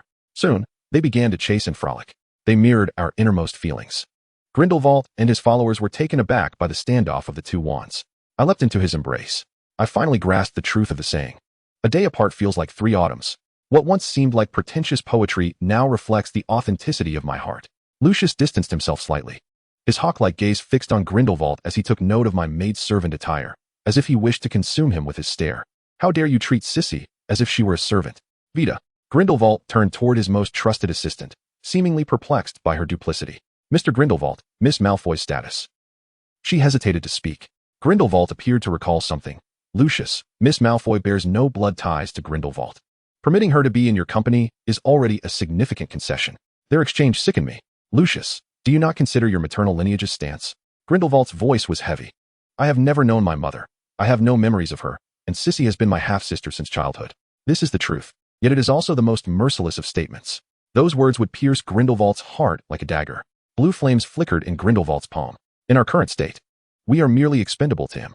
No, Mr. Grindelwald, I am willing. Chapter 94, The Magic Suppressor. Allow me to remain by Lucius's side, no matter the identity. I gently tugged at Lucius's hem, hinting for him to avoid conflict with Grindelwald. This fearsome dark wizard would show us no mercy, even for the flimsiest of familial ties. Lucius's fist tightened, nearly crushing my wrist. He sought to unite 2 wands into one. Yet, given our current strength, we are utterly incapable of confronting Grindelwald and his faction of pure-blood extremists. Such an endeavor would be tantamount to suicide. His wand lingered in silence, awaiting my response, before reluctantly returning to his grasp. Your wands? Grindelwald gestured in the air, and my wand inexplicably materialized into his hand. Such fluidity in wandless magic. It appears that Lucius's wandless enchantments also stem from his lineage. Your wands are a pair, Grindelwald chuckled softly, such a stubborn little fellow. The wand began to tremble violently in his grasp. A wand is the medium of a wizard, the most intimate partner in battle. I detest being subjugated. And so does my wand. The other members of the pure-blood faction reacted far more vigorously than we did, swiftly entering a state of readiness. It was my first encounter with a wand possessing sentience. Most intriguing. He released his hold, and the wand soared back into my hand. My wand only wishes to be wielded by Lucius. As Lucius held me close, I finally noticed the magical suppressor affixed to him, identical to the one worn by Sirius. No wonder he chose not to use apparition. It seems his current powers are insufficient to traverse the distance from Germany to Britain. Under the constraints of suppressed magic, he still strives to fulfill Grindelwald's tasks, merely to see me sooner. My vision blurred. Overwhelmed by intense emotional turmoil and despair, I succumbed to unconsciousness. Sissy. I raised my hand, hoping to reassure him not to worry, yet the words failed to escape my lips as I lost my final semblance of awareness. I finally understood why she held such significance for you. It was Grindelwald's voice. I could not discern how long I had been asleep, but I sensed that Lucius remained by my side. Your fates are intertwined. As I grasped her wand, visions unfolded before me. Grindelwald possesses formidable prophetic abilities. He had foreseen the yet unfolding Muggle World War II, 1939 to 1945, as early as 1927. Thus, he gleaned certain insights from my wand. Miss Malfoy, You are of utmost importance. I retract my previous statements and apologize for my past actions. He gazed deeply into my eyes, and I hastily closed them. A soft laugh echoed as Grindelwald departed the room. Cece, awaken. He has left. Lucius had always maintained a semblance of respect for Grindelwald. Yet now he could hardly bear to utter his name, clearly enraged. I wished to say nothing, only to hold him close and draw warmth from one another. We remained so fragile, so vulnerable to devastation. I lightly touched the magical suppressor. This iron ring was fastened around Lucius's wrists, akin to a pair of electronic shackles, restraining his every ability. Magic is the wellspring of a sorcerer's power. Without it, all is lost. Lucius, to what extent will this suppressor diminish your magic? 90%. I am left with a mere 10%, Lucius replied with a bitter smile. Chapter 95, The Guide to the Fallen. On one hand, it serves to prevent my apparition. On the other, he believes that magic should be cultivated steadily. My habitual reliance on the conveniences bestowed by my awakened lineage only serves to hinder me. A wizard, from strength to weakness, undergoes a protracted life cycle, and the abrupt suppression of magic is evidently taxing for Lucius. He is such a proud man, a being to whom all look up. So, when might it be unfastened? 2 rings are tightly bound around Lucius' wrists, their ends connected, rendering their point of opening a mystery. He wishes for me to take him back to Hogwarts, with only 10% of his magic remaining. How can Lucius hope to achieve the top position for the next academic year? Is this Grindelwald's deliberate ploy to cast Lucius down from his pedestal? The Malfoy, stripped of his power, would be left vulnerable to the onslaught of others. Fear not, I shall utilize this time to enhance my magic. I placed my hand upon the magic suppressor, feeling my own power being siphoned away. Cecily, do not touch it. It is detrimental to you. I listened to the resonance within Lucius' chest, lost in contemplation. Only dark magic can induce rapid growth in one's power within a short span. I too have been urged to study the dark arts. However, spells such as the Cruciatus Curse and the Killing Curse require an intense hatred to be wielded. Lucius, a man who would not harm even a creature, how could he possibly learn such torturous incantations? Grindelwald desires Lucius' descent into the abyss. He is the devil guiding the son of light towards his fall. Cecily, here you can wear whatever you wish. Shed this maid's attire. They will no longer humiliate you. Lucius removed my headband, but I halted his next action. I do not feel humiliation. If my heart aches, I shall voice it. I knelt beside him, my black skirt cascading over his thigh, revealing white lace garters. Master, I murmured, unable to contain myself after yesterday's restraint. Yet my inner shyness held me back from being too forward. I could not discern whether I cherished his vulnerable side, stripped of power, or his demeanor when he defended me before others. My arms encircled his shoulders as he drew me closer. Cecily, who taught you this? I spoke from the heart. Allow me to serve you, Master Malfoy. I smiled like a fox, for he had previously played the role of a steward, and I merely returned the jest. How do you intend to serve me? Lucius regarded me with a leisurely gaze. Dressed as you are, deliberately enticing me, you should be dismissed. No, this job is of great importance to me. What must I do to atone for my misdeeds? Your punishment for this evening is to attend to my slumber. Very well. My lord, at long last, we find ourselves once again lying upon the same bed. I seem to be afflicted with separation anxiety and a longing for touch. Lucius feels similarly. It was only on the following day that I discovered my wand had remained in a state of unity throughout the night.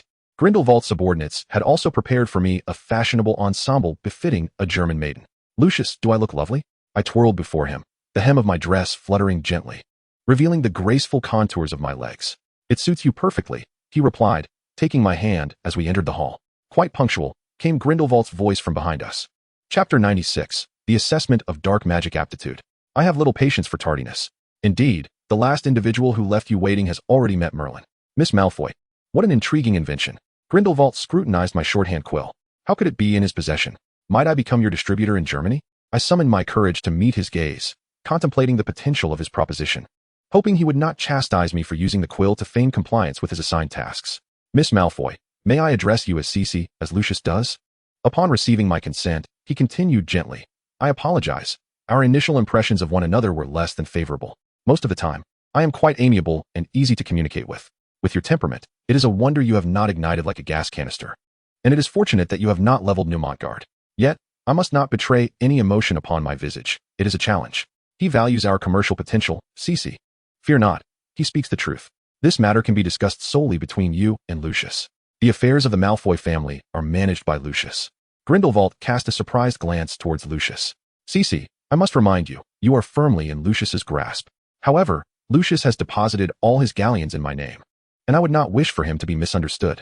It is futile to sow discord between us. Abandon that notion.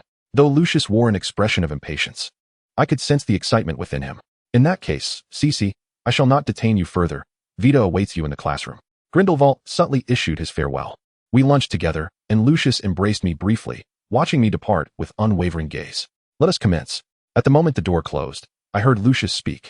That cold tone was one I had never experienced before.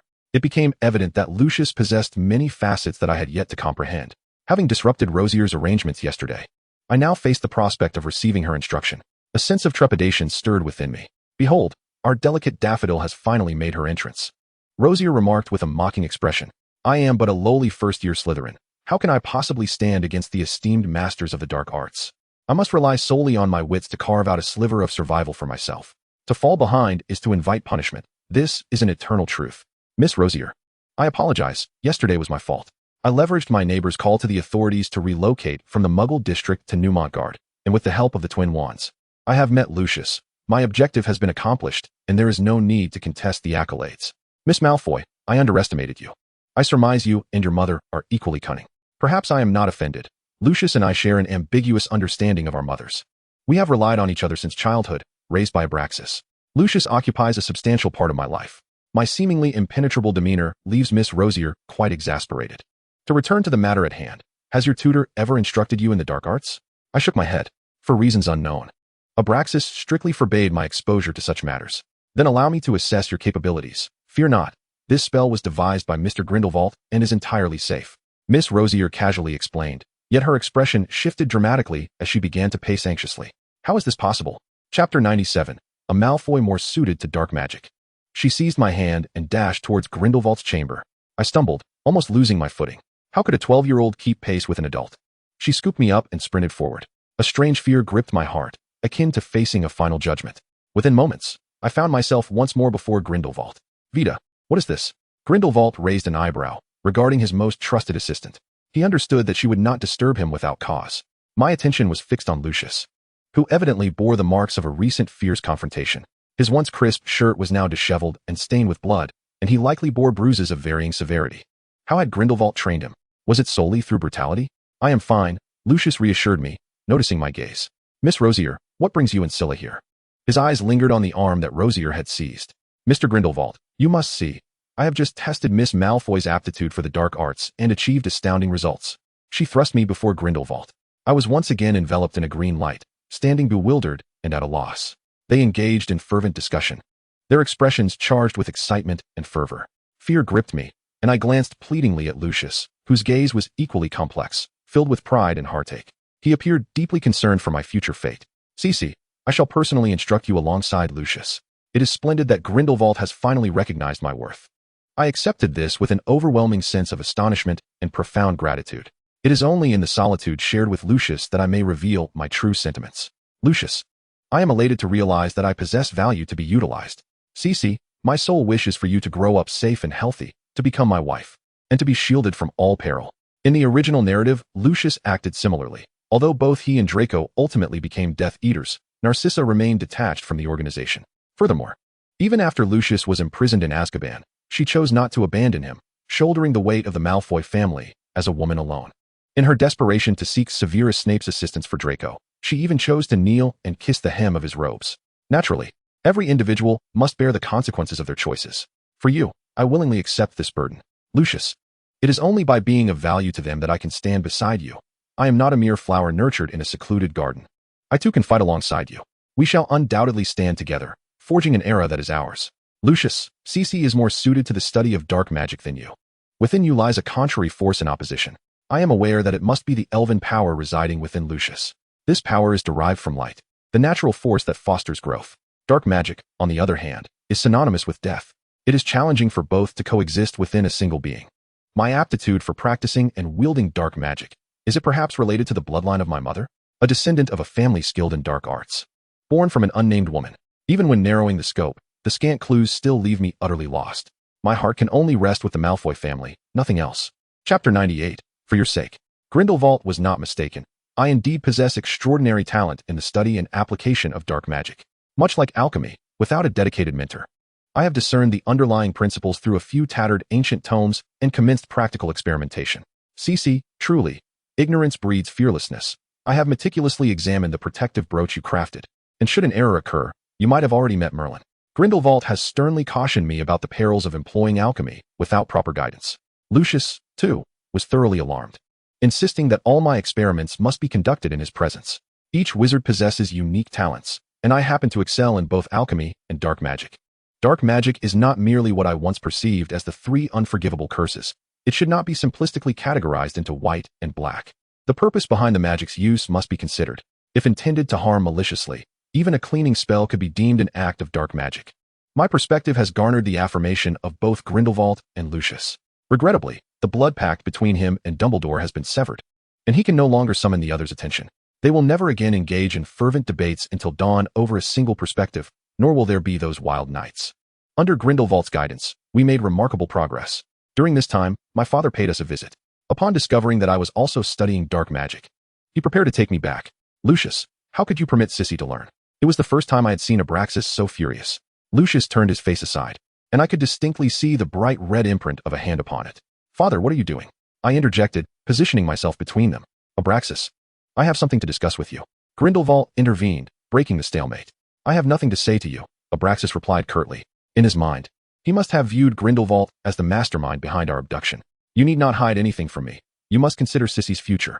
Do you truly believe you can conceal her lineage from that man for an eternity? Does he genuinely wish for Sissy's existence? You know better than I what fate befalls a defenseless lamb, do you not? These rhetorical questions struck Abraxas like thunder, leaving him breathless. What enigma were they unraveling? The two then dismissed everyone and engaged in a private conversation. Before departing, Abraxas embraced me, whispering, I'm sorry, Sissy, I'm so sorry. I could hear the guilt and pain in his hoarse voice. Yet, each person, under the pretense of caring for my well-being, kept me in the dark. I felt both anger and powerlessness, adrift and manipulated. I leave them in your hands. They are the future of the Malfoys. Abraxas entrusted me to Grindelwald. Lucius, take good care of Sissy, Abraxas said, gazing regretfully at Lucius's swollen face, attempting to comfort him with a gentle touch to his hair, only to be deftly evaded by Lucius. Clearly, my dear Lucius was still seething. I retrieved the special potion brewed by Snape and delicately applied it to Lucius's face. He winced slightly. Just bear with it for a moment. It will be over soon. I softened my touch, carefully ensuring the potion was evenly distributed. Aside from the slap he received from his father before everyone, Lucius bore many bruises left by Grindelwald. I sighed and unfastened his shirt. Chapter 99, The Encounter of Abduction. Lucius's physique was no longer as slender as before. He had begun to grow taller. As I unbuttoned his sleeves, he revealed a strong and powerful chest and abdomen. Our skin tones were quite similar. No matter how intense the sun, it was difficult for us to tan. The pallor of his skin starkly contrasted with the brutal bruises upon it. Grindelwald is truly ruthless, deliberately targeting areas concealed by clothing for his brutal training. Is it truly beneficial for a 12-year-old boy to endure such beatings, euphemistically dubbed as enhancing his martial prowess? Worry not. These injuries are trivial compared to what I have endured in the past, Lucius reassured me. Indeed, when juxtaposed with the horrifying lash marks of this is but a mere drizzle. My heart twisted in anguish. Fortunately, before our arrival, I had called upon Snape to hastily brew a batch of potions. Otherwise, such grievous injuries would render a wizard incapable of recovery by the following day. I never anticipated that young Master Malfoy would serve as the inaugural guinea pig. Lucius, the efficacy of this batch of potions is manifest in your case. Regrettably, you cannot endorse them to the outside world, lest they witness your injuries, for they would swiftly sell out. Cecilia, are you mocking my plight once more, pouring salt upon my wounds? He chastised me, adjusting my posture as if in punishment. Unbeknownst to him, this motion tugged at his own wounds. Ouch, how infuriating. Some injuries may appear inconsequential, yet they inflict profound internal damage. Grindelwald is well versed in this art. Behave yourself. Should you persist in this manner, I shall cease to apply your ointments, I threatened him, my hands never ceasing their movements. I could not fathom why Grindelwald was intent on intensifying Lucius's physical training, but one day, his foresight would be vindicated. We found ourselves on the streets, captured by muggles. According to the International Statute of Wizarding Secrecy, enacted in 1689, wizards are prohibited from casting spells in the presence of muggles. In the original text, Harry Potter faced trial for employing the Patronus charm before muggles to fend off dementors. These two ruffians were evidently scions of wealthy families. This could yield a substantial profit. One of the kidnappers remarked in German, "The man goes for the money, the woman stays behind for our enjoyment," followed by a chorus of lewd laughter. Our hands were bound with ropes, and our mouths gagged with rags. Speech was impossible, and wandless magic was futile. Suddenly, I felt a slippery sensation on my hand. Icy and cool. Turning my head, I was astonished to see the rope had transformed into a snake. Had my mouth not been gagged, I would have screamed in astonishment. The little serpent affectionately slithered up Lucius's arm, retrieving his wand. It was a silent transfiguration spell, even with merely 10% of his usual magical capacity. Lucius executed such a complex charm. His prowess could only be described as unfathomable. Lucius tenderly tapped the little serpent on the head as it stealthily infiltrated the kidnapper's lair. Ah, a snake. How can there be a snake? The driver of the vehicle panicked, causing us to jolt about in the back seat. Lucius shielded me in his embrace, using his hands to brace against the surroundings, cautiously extracting the rag from my mouth. The stench emanating from it, who knows whose shirt it belonged to, was so foul it nearly made me retch. He made a gesture for silence. Amidst the chaos, we utilized the air hole to fling open the rear door. Cece, do not be afraid. Hold on to me tightly. Together, we shall leap. 3, 2, 1. Chapter 100. The charges against Muxu. I shut my eyes tightly, my body tensed. The anticipated pain did not assail me. Lucius enveloped me entirely with his body, absorbing the impact for me. We tumbled several times upon the ground before finally coming to a halt. Cece, are you all right? Lucius inquired, rising to his feet and pulling me up. I quickly assessed him. Aside from a bit of dirt on his clothes, he bore no additional injuries.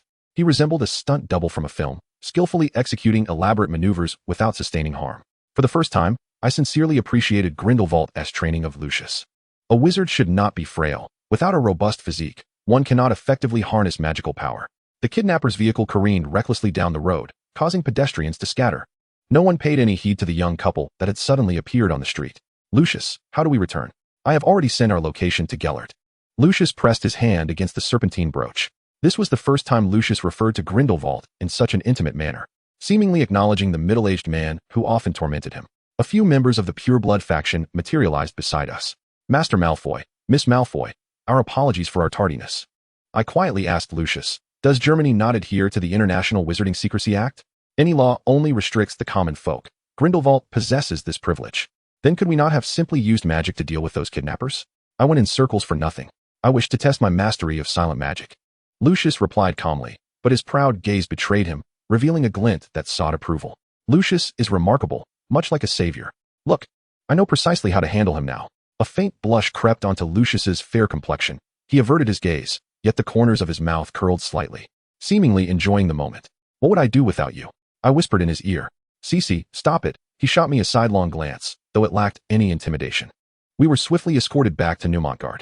Grindelwald stepped forward to embrace Lucius. Well done. Clearly, he had heard of Lucius's exploits during our journey. Were the kidnappers also arranged by you? Lucius pushed him away forcefully. Grindelwald raised an eyebrow. It was merely a simple test. They intended to assault Cece. You will not allow that to happen, will you? Furthermore, they have learned their lesson. It was only later that I discovered that this was Lucius's first experience with taking a life. Transformed from a mere rope into a serpent, its fangs harboring lethal venom. It can instantly bring about demise. Those who kidnapped us have all perished, and I seem to have become the pivotal element in this grim tale. I am the devil who enticed Eve to partake of the forbidden apple. I am the original sin that led Lucius to commit murder. Grindelwald disregards life. To him, only those who possess comparable intellect or hold value in his eyes are worthy of his basic respect. He has exploited me, gradually unveiling the dark gates to Lucius. I am but an accomplice to his malevolence. Cecily, I harbor no regrets. Lucius stands before me. Those wretched souls who traded boys for wealth and girls to satiate their desires, their greed giving rise to numerous homicides in Berlin. Thus, do not bear the weight of unfounded guilt. Chapter 101, The Destined Loser. Though we are not twins, how is it that you can still sense the thoughts within my heart? I have voiced the question that has long lingered in my mind. It is not an arduous task to hold someone within one's heart. Lucius chuckled, as the evening glow graced the balcony of the new Mongard castle. The gentle breeze caressing our platinum hair. Though we were in a foreign land, my heart felt an unprecedented tranquility. Grindelwald's unexpected maneuvers frequently reshaped our understanding. I finally comprehended why Dumbledore chose to part ways with him. No one could endure such a daily plunge into the abyss. Momentary thrills serve as mere diversions in life. Yet, oscillating between life and death on a daily basis is more than an ordinary heart can bear. After becoming headmaster, Dumbledore maintained his distinctive white-bearded appearance, evidently drained of vitality by Grindelwald. The 3 months of a particularly fulfilling summer invigorated us daily. At last, the day to return to Malfoy Manor arrived, and I discreetly requested a maid's uniform from Rosier as a memento. Over these 3 months, my relationship with the raven-haired, azure-eyed lady had transformed from rivalry to a mutual understanding, culminating in a sense of kinship. As Grindelwald's most esteemed female assistant, She harbored an unreciprocated affection for him, hopelessly enamored with this mature and exceptional leader. Yet, she too realized that her love was in vain, for another had claimed his meager sincerity. She had an ostensibly betrothed fiancé, who similarly did not hold her in high regard. As time passed and new faces emerged, her position became increasingly precarious. As we grew closer, I was far from the naive creature she initially perceived. She even jested that I was a demon cloaked in the guise of a sweet angel. I am left to ponder how she arrived at such a conclusion. The allure of the uniform? Indeed, she placed the maid's attire into my suitcase. Alongside it, there was a beautifully packaged small box. Returning to open it again, she shot me a glance and waved goodbye. My face flushed as I draped another garment over the uniform. Shall I remove it for you? Before departing, Grindelwald sought Lucius's opinion. Lucius hesitated for a moment, but ultimately shook his head with conviction. Grindelwald displayed an approving smile. Your current prowess, even with a magic suppressor, far exceeds that of your peers. You can sense it, can't you? Lucius closed his eyes, feeling the surging flow of magic within him, and nodded. The suppressor did not diminish his magic, it merely restrained it. It was akin to an athlete training with weights who, upon shedding them before a competition, experiences an unprecedented lightness. Grindelwald loosened his cuffs, revealing the same suppressor that bound his own magic. Lucius seemed to grasp the implication. Was it during your duel with Dumbledore? Indeed, I wore them. Did you deliberately lose to him? Grindelwald remained non-committal, gazing nostalgically at his palm. The Elder Wand had long been seized by Dumbledore and was nowhere to be seen. I lost. From the moment I encountered him, I was irrevocably defeated. He clutched the shattered blood-packed necklace, his gaze wistful. Chapter 102. Attempting to alter tragedy. Gellert, if Dumbledore had not sought you out, would you have waited indefinitely? While I was moved by their feelings, I pondered the futility of such self-flagellation. What do you mean? His gaze locked onto mine. He was a formidable figure, and being scrutinized by him was unsettling. The overwhelming pressure nearly stole my breath. Why not try again? I had long grown weary of such tormenting theatrics. If I were to enter this world, could I offer the characters a chance to make different choices? I believe you know I cannot leave Nurmengard. A flicker of melancholy crossed his eyes. It seems you have forgotten the polyjuice potion, I suggested. What do you mean? Grindelwald's eyes seemed to rekindle with vigor. Remaining in Nurmengard is of little consequence. Nothing would facilitate your approach to Professor Dumbledore more than your identity as a Hogwarts student. Sissy, you are a Malfoy. Without a doubt, Grindelwald remarked with understanding. Lucius playfully tapped my nose. Impish one, do you know how to conclude this? Luke, the Malfoy family is one of Hogwarts' founding members. It should not be difficult to admit a student transferring from Durmstrang. Father will be angry. When did you become so meddlesome? Lucius remarked nonchalantly. He had long been overshadowed by Grindelwald, and now he finally seized an opportunity to counterbalance him. I grasped Lucius's intentions with clarity. Alas, what should I do? I lowered my head in embarrassment, realizing that my suggestion had failed to materialize, leaving Grindelwald with nothing but unfulfilled hopes. Yet, inwardly I chuckled. For Lucius had provided ample hints. As for what Grindelwald would do next, we merely had to wait. Grindelwald, a cunning individual, surely understood Lucius's meaning. He squinted, casting a sidelong glance at the boy, and declared, I shall escort you back. Grasping our hands, we were swiftly transported to the entrance of Malfoy Manor. The estate boasted an intricate defense system. Visitors lacking Malfoy blood required a key bestowed by the master to gain entry. Leave that to me. Grindelwald gestured for Lucius to lead him inside. Wait, Gellert. Grindelwald turned impatiently, and I sensed his struggle to suppress his anger. Dobby, I called out loudly. Dobby appeared before me, trembling like a leaf upon catching sight of Grindelwald, nearly engulfed by the oppressive aura surrounding him. Is Master Voldemort present? No, Dobby cannot say. He stammered. It must be that Abraxas had silenced him. Do you think I fear that wretched little boy? Grindelwald scoffed. Let us go. Mr. Grindelwald, I appreciate your effort in escorting Sissy and Lucius back. A figure emerged before us. With jet black hair and crimson eyes, perhaps a result of recent apparition, he possessed a face that had captivated countless young women. A tall man appeared, gently and gentlemanly accepting my luggage from Lucius's hands. Abraxas sent me to fetch you. Please, this way. The name felt far more intimate than Abraxas. Grindelwald followed closely, his demeanor revealing a palpable mix of trepidation and deep-seated hatred towards Voldemort. Chapter 103. Hand in hand, shoulder to shoulder. It remains a mystery how Grindelwald and Abraxas conversed. Nevertheless, Grindelwald departed with a sense of satisfaction. As the new academic year commenced, Slytherin welcomed a boy named Percival Bashar. This time, we arranged to meet with James, Sirius, Snape, and others at Platform 9. Before departing, Lucius unconsciously rubbed the magic suppressor on his wrist. I understood well that he lacked confidence in himself. Sirius maintained his usual carefree demeanor, yet this time, he was accompanied by a boy who bore a resemblance to him, albeit with diminished beauty. This was Regulus Black. My brother, Regulus, upon this meeting, exhibited a remarkable air of refinement. Perhaps a year had taught him how to temper himself in the presence of strangers. Mr. Malfoy. Miss Malfoy, long time no see, he greeted, somewhat subdued and bashful. Bellatrix evidently showered more affection upon her younger brother, Regulus, as he trailed closely behind me amidst the bustling crowd. Sister, may I follow my brother? He implored. Stay with Bella, we have matters to discuss, Sirius replied impatiently. At the tender age of 12, playfulness was paramount, and he had never quite favored this shadow that followed him. Regulus acquiesced in disappointment. Although he was merely a year younger than Sirius, they never seemed to engage in play together. He longed to draw nearer to his resplendent brother, yet found himself at a loss. It is difficult to envision that this was the very individual who would one day deceive Voldemort and clandestinely exchange the Slytherin locket. At this moment, that very Horcrux hung securely around my neck. I had inquired about the origins of the locket from Lucius, who claimed that I had worn it since my earliest memories, never even removing it while bathing. I had attempted to take it off before sleeping, yet each morning, it would reappear upon my chest in an uncanny manner. According to Lucius, I had adorned it for over a decade. Yet my temperament had not shifted to one of melancholy or irritability. In my view, this renowned Horcrux, or perhaps it no longer deserved such a title, served merely as an ornament, devoid of any other purpose. Cecily, what are you thinking? You've been staring at Regulus, making him uncomfortable. Sirius jested.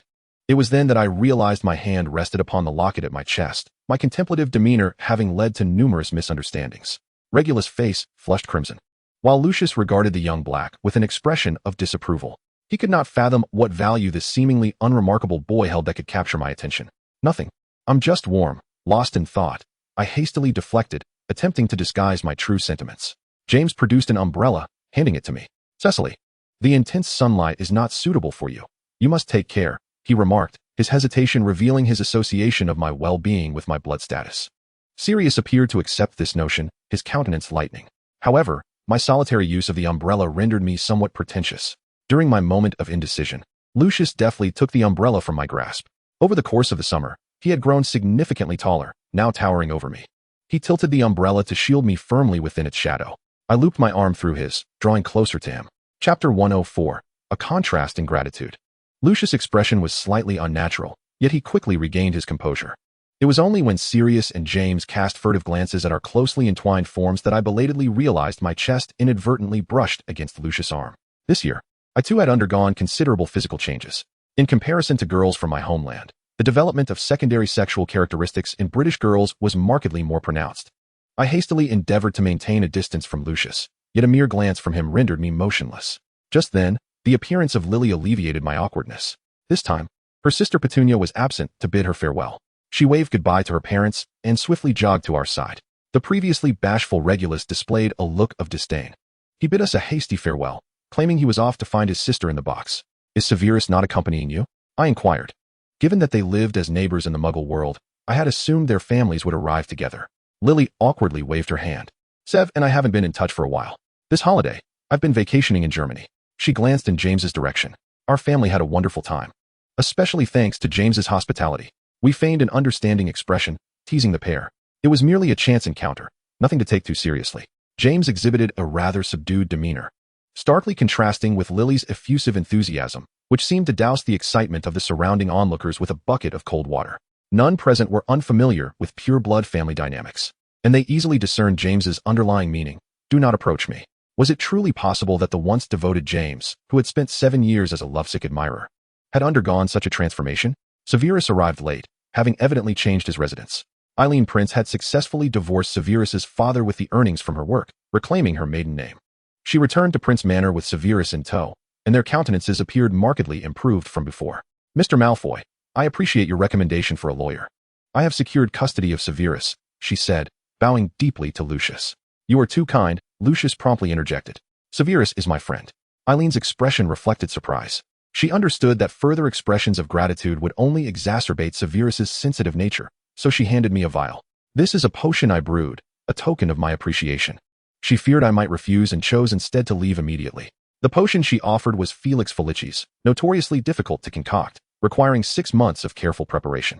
To receive even a single vial was a stroke of luck, let alone an entire box's worth. I surmised that consuming it could easily lead to winning the lottery. Lucius? I sought his approval. Accept it. It's a gesture from your aunt, he consented. This was a priceless treasure, and I joyfully tucked it away. I noticed that Lily had reclaimed the bundle she had been holding. Lily, don't hide it. I've already seen, Sirius interjected. What is it? It's a thank you gift. My mother baked some cookies to express her gratitude for James's care during our trip to Germany. Chapter 105, The Failed Poisoning. This token of gratitude is hardly objectionable. However, in comparison to the exquisite gifts from Eileen, it appears rather meager. I could not bear to see her ensnared in the awkwardness of comparison, so I hastily intervened, saying, "It looks quite delectable. Perhaps James could extend a courtesy and share it with us in the carriage?" This was clearly meant for James, implying a desire for us not to partake.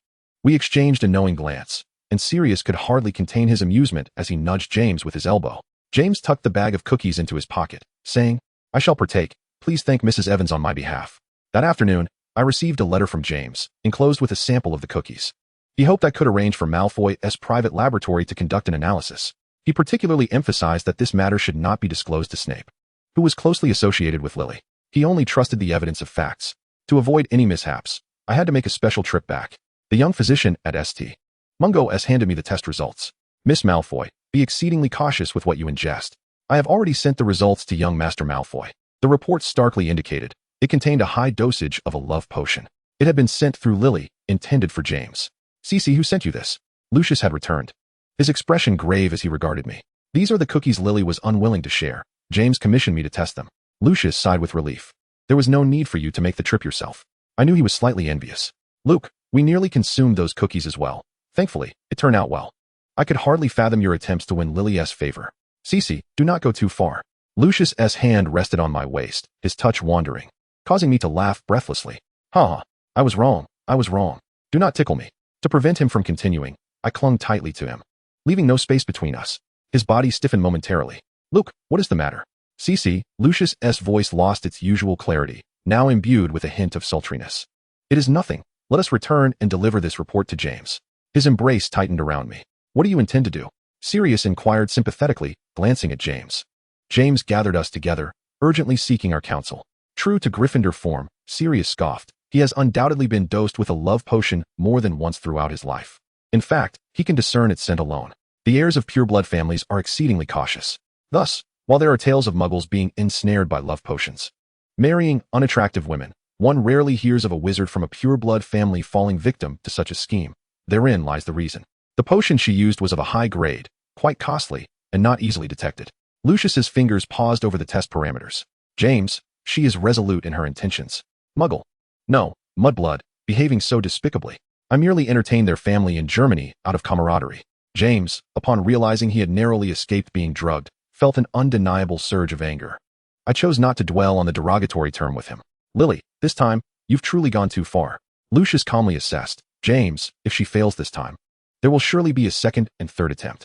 "Are you suggesting that James should acquiesce to her?" Sirius scoffed. To have a renowned pureblood heir marry a mudblood would be an extraordinary spectacle, even for the Potters, who are not overly prejudiced regarding bloodlines. "I harbor no disdain for Muggle girls. It is merely her intentions that are too transparent," James lamented, his hair tousled comically by his own hands. "However, in terms of appearance, Lily is undoubtedly among the most striking in our year." James, having such an admirer is hardly a misfortune, Sirius continued to tease his close friend. "That is not the point." James conceded Lily's beauty, yet it did not penetrate his heart. He yearned only for his pureblood bride. "In any case, I intend to dine at the Slytherin table. This will effectively minimize my interactions with those at the Gryffindor table." Lucius nodded, indicating he would reserve a spot for him. Lily's pursuit of true love is commendable, but it must be reciprocated, allowing both parties the opportunity to choose. An infatuation cultivated through potions and illusions spun from lies will inevitably be unveiled. That day after school, Severus called me aside. "Cecilia, is there something you cannot share with me?" He sensed our deliberate avoidance. His relationship with James and Sirius was not yet intimate enough for him to probe for information. I sighed, reluctant to witness him lose both his beloved and a kindred spirit. Taking a deep breath, I said, "Severus, what I am about to tell you must remain confidential. I assure you, the information is genuine. Please do not question it." I relayed our discoveries to him. To my surprise, he remained utterly composed. Could it be that the pain had reached such depths that he had become numb to it? "Cecilia, that love potion was crafted by me." "What? How is that possible? Do you know if she intends to use it on James?" "Severus, how could you endure such a thing? This is utterly disgraceful." "I know, I apologize." Severus displayed guilt. He frequently spent time with James and was fully aware of Lily's motives, yet he chose to assist in her scheming. Over the past few days, he had been plagued by the torment of his conscience. However, how could you stand by and watch Lily engage in such actions? Fortunately, Her scheme was unveiled. Otherwise, the consequences for James would have been dire. The love potion, meticulously concocted by Snape, upon examination, would evidently last far longer than the ordinary variety. I pondered the possibility of utilizing it myself in the future. Snape gazed directly into my eyes. Severus, the infatuation induced by the love potion is but an illusion. I had hoped that heartfelt persuasion could sway him back. But what of the falsehood? As long as one can attain the happiness within. He placed his hand upon my shoulder.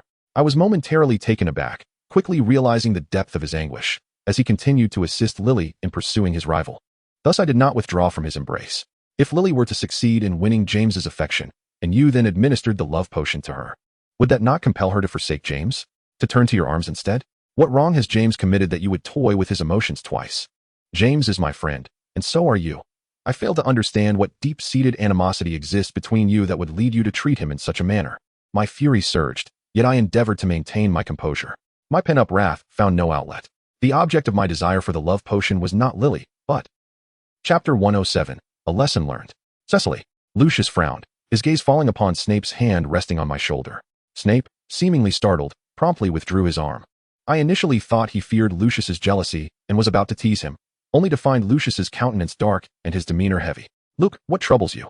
I gently brushed back a strand of his platinum hair, which always seemed to stray from the arrangement. Severus, may I share with Lucius what you just told me? I sought his consent. Snape, unable to meet Lucius's eyes, simply nodded silently. Lucius's wordless demeanor unsettled him. This expression truly resembled that of Grindelwald. It was no wonder he was of such a lineage. Lucius, it was Severus who concocted the love potion for Lily, fully aware it would be used on James. Oh, is that what you were discussing? Lucius appeared somewhat less enraged than before. Indeed, is this not aiding the wicked? It is truly a grave injustice to James. Observing my flushed face and agitated state, Lucius could not suppress a smile. Cecily, James is not so foolish. The offspring of noble families are well versed in identifying potions. However, this advanced love potion. Lucius's gaze lingered on Snape for a fleeting moment. It should be expressly forbidden. Manipulating another's emotions is the most unforgivable act. And there is no meeting Merlin in the afterlife. Snape's complexion paled. In the magical realm, Merlin holds a status equivalent to that of God. Lucius, you truly are merciless. I shall pen a letter to my father, requesting that the advanced love potion be classified as a controlled substance. The repercussions of its continued use extend far beyond mere legality. It is indeed splendid. This would establish a closed loop and mitigate the potential for drug abuse. Lucius, a paragon of political acumen and sagacity, stands unrivaled. Luke is remarkable. I gaze at him in admiration, my arms encircling his waist. Ahem, sissy. Lucius casts a glance at Severus, a silent reminder of our audience. A faint blush graces his alabaster visage, rendering him even more enchanting. Reluctantly, I release my embrace. I shall apologize to James, and should Lily request my assistance with potions in the future, I will resolutely decline. Severus wears a countenance of displeasure. Indeed. Lucius has just underscored the intent to classify the advanced love potion as illegal, thereby publicly contradicting him. Nonetheless, this potion is exceedingly perilous. While I empathize with the developers, recognizing the arduous journey of creating any potion, the boundaries must remain distinct. Certain high IQ criminals are geniuses in their respective fields, approaching their pursuits with a mindset that regards human life as insignificant. I sincerely hope Severus will grasp this truth sooner rather than later. A grave error could lead to the instantaneous loss of all that has been attained. Lucius nods in agreement with Severus's approach. Severus, you remain a friend of the Malfoys. I call out to him as I watch his despondent figure depart, my voice ringing with intent. His steps falter momentarily before he resumes with renewed vigor. Sissy, Lucius sighs, enveloping me in his embrace. Do not draw so close to other men. I shall grow envious. He gently pinches my earlobe, eliciting a pained gasp from me. Here, besides the earrings, linger the marks he left last night. His fangs, as sharp as my own, remove my earring and draw my earlobe to his lips, engorging it with blood. The mingling sensations of pain and pleasure render me utterly captivated. I realize he is punishing me in his own way, a lesson for my remembrance. Chapter 108, Sorting by Appearance? Lucius's overwhelming possessiveness nearly engulfs me. Lucius, not here. I protest. His voice resonates with a pronounced nasal tone as he releases my hair from its confines, allowing it to cascade and barely conceal my ears. My cheeks flush, harmonizing with the current swell of my earlobes. This year's assorting ceremony bears no distinction from the last. One by one, the new students are called, anxiously awaiting their fates. At this moment, a strikingly handsome youth captures the attention of many. His golden hair shines like starlight, his eyes radiate an awe-inspiring aura, and I can scarcely mistake him. It is he, Lucius and I exchange a knowing glance. Indeed, it is him. It was as if Gellert Grindelwald had imbibed a youth-preserving elixir. Observing him from this angle, the resemblance became strikingly apparent. Grindelwald bore a remarkable similarity to Lucius, sharing 7 parts of their features, albeit with differing hair colors. Lucius, however, possessed a demeanor that was less ostentatious, exuding a calm and reserved presence. I found myself in awe of the creator's ingenuity and the apparent favoritism shown towards the Malfoy lineage. It seemed that each generation of Malfoys bequeathed an even more striking visage to their descendants. I keenly observed Professor Dumbledore at the staff table. This usually affable elder sat expressionless upon the platform. His gaze followed the boy below, as if he were reminiscing about a youth and love long past. Arthur Weasley, Ron S. father, Gryffindor. Frank Longbottom, Neville S. father, Gryffindor. Molly Pruitt, Ron S. mother, Gryffindor. A series of familiar names erupted, all belonging to Gryffindor, leading many first years to speculate that the Sorting Hat might be malfunctioning. Percival Bashit. An untimely voice rang out. Clink. Dumbledore accidentally knocked over his goblet. This name, laden with implications, commanded my admiration for Grindelwald's audacity. Percival was derived from Percival Graves, the former security chief of the American Magical Congress, whom Grindelwald had impersonated to infiltrate the Congress in pursuit of a greater cause. The surname Bashit traced back to Grindelwald's aunt, Bida Bashit, a venerable historian of magic, who bore witness to Grindelwald's rise to prominence and subsequent fall from grace. This was a chapter of his past entwined with Dumbledore's. Did they still possess a present and a future? Slytherin. Before the Sorting Hat could even brush against Grindelwald's lustrous golden locks, it proclaimed loudly. Indeed, Grindelwald wore a look of disappointment. Later, Lucius confided in me that Grindelwald had initially intended to coerce the Sorting Hat into placing him in Gryffindor. Little did he expect that the hat still retained a modicum of stubborn integrity. However, the cause of the hat's subsequent gaping hole remained a mystery. Could it be that the Sorting Hat sorted based on beauty? All the handsome ones ended up in Slytherin. The girls from Gryffindor chattered. In this light, there was some truth to that notion. Lucius, Sirius, and the freshly sorted Grindelwald were all strikingly handsome. Looking further back, the still-enrolled Bellatrix and the already graduated Voldemort were both rare beauties. Yet I must assert that Gryffindor's roster of handsome men should not be underestimated. At the staff table, Dumbledore's handsome visage, concealed beneath his grizzled beard, had lingered in Grindelwald's memory for all these years, justifying the fervent praise bestowed upon him by fans in the West. A blend of Dumbledore and deliciousness, the delectable old Dumbledore, a term used to capture his allure.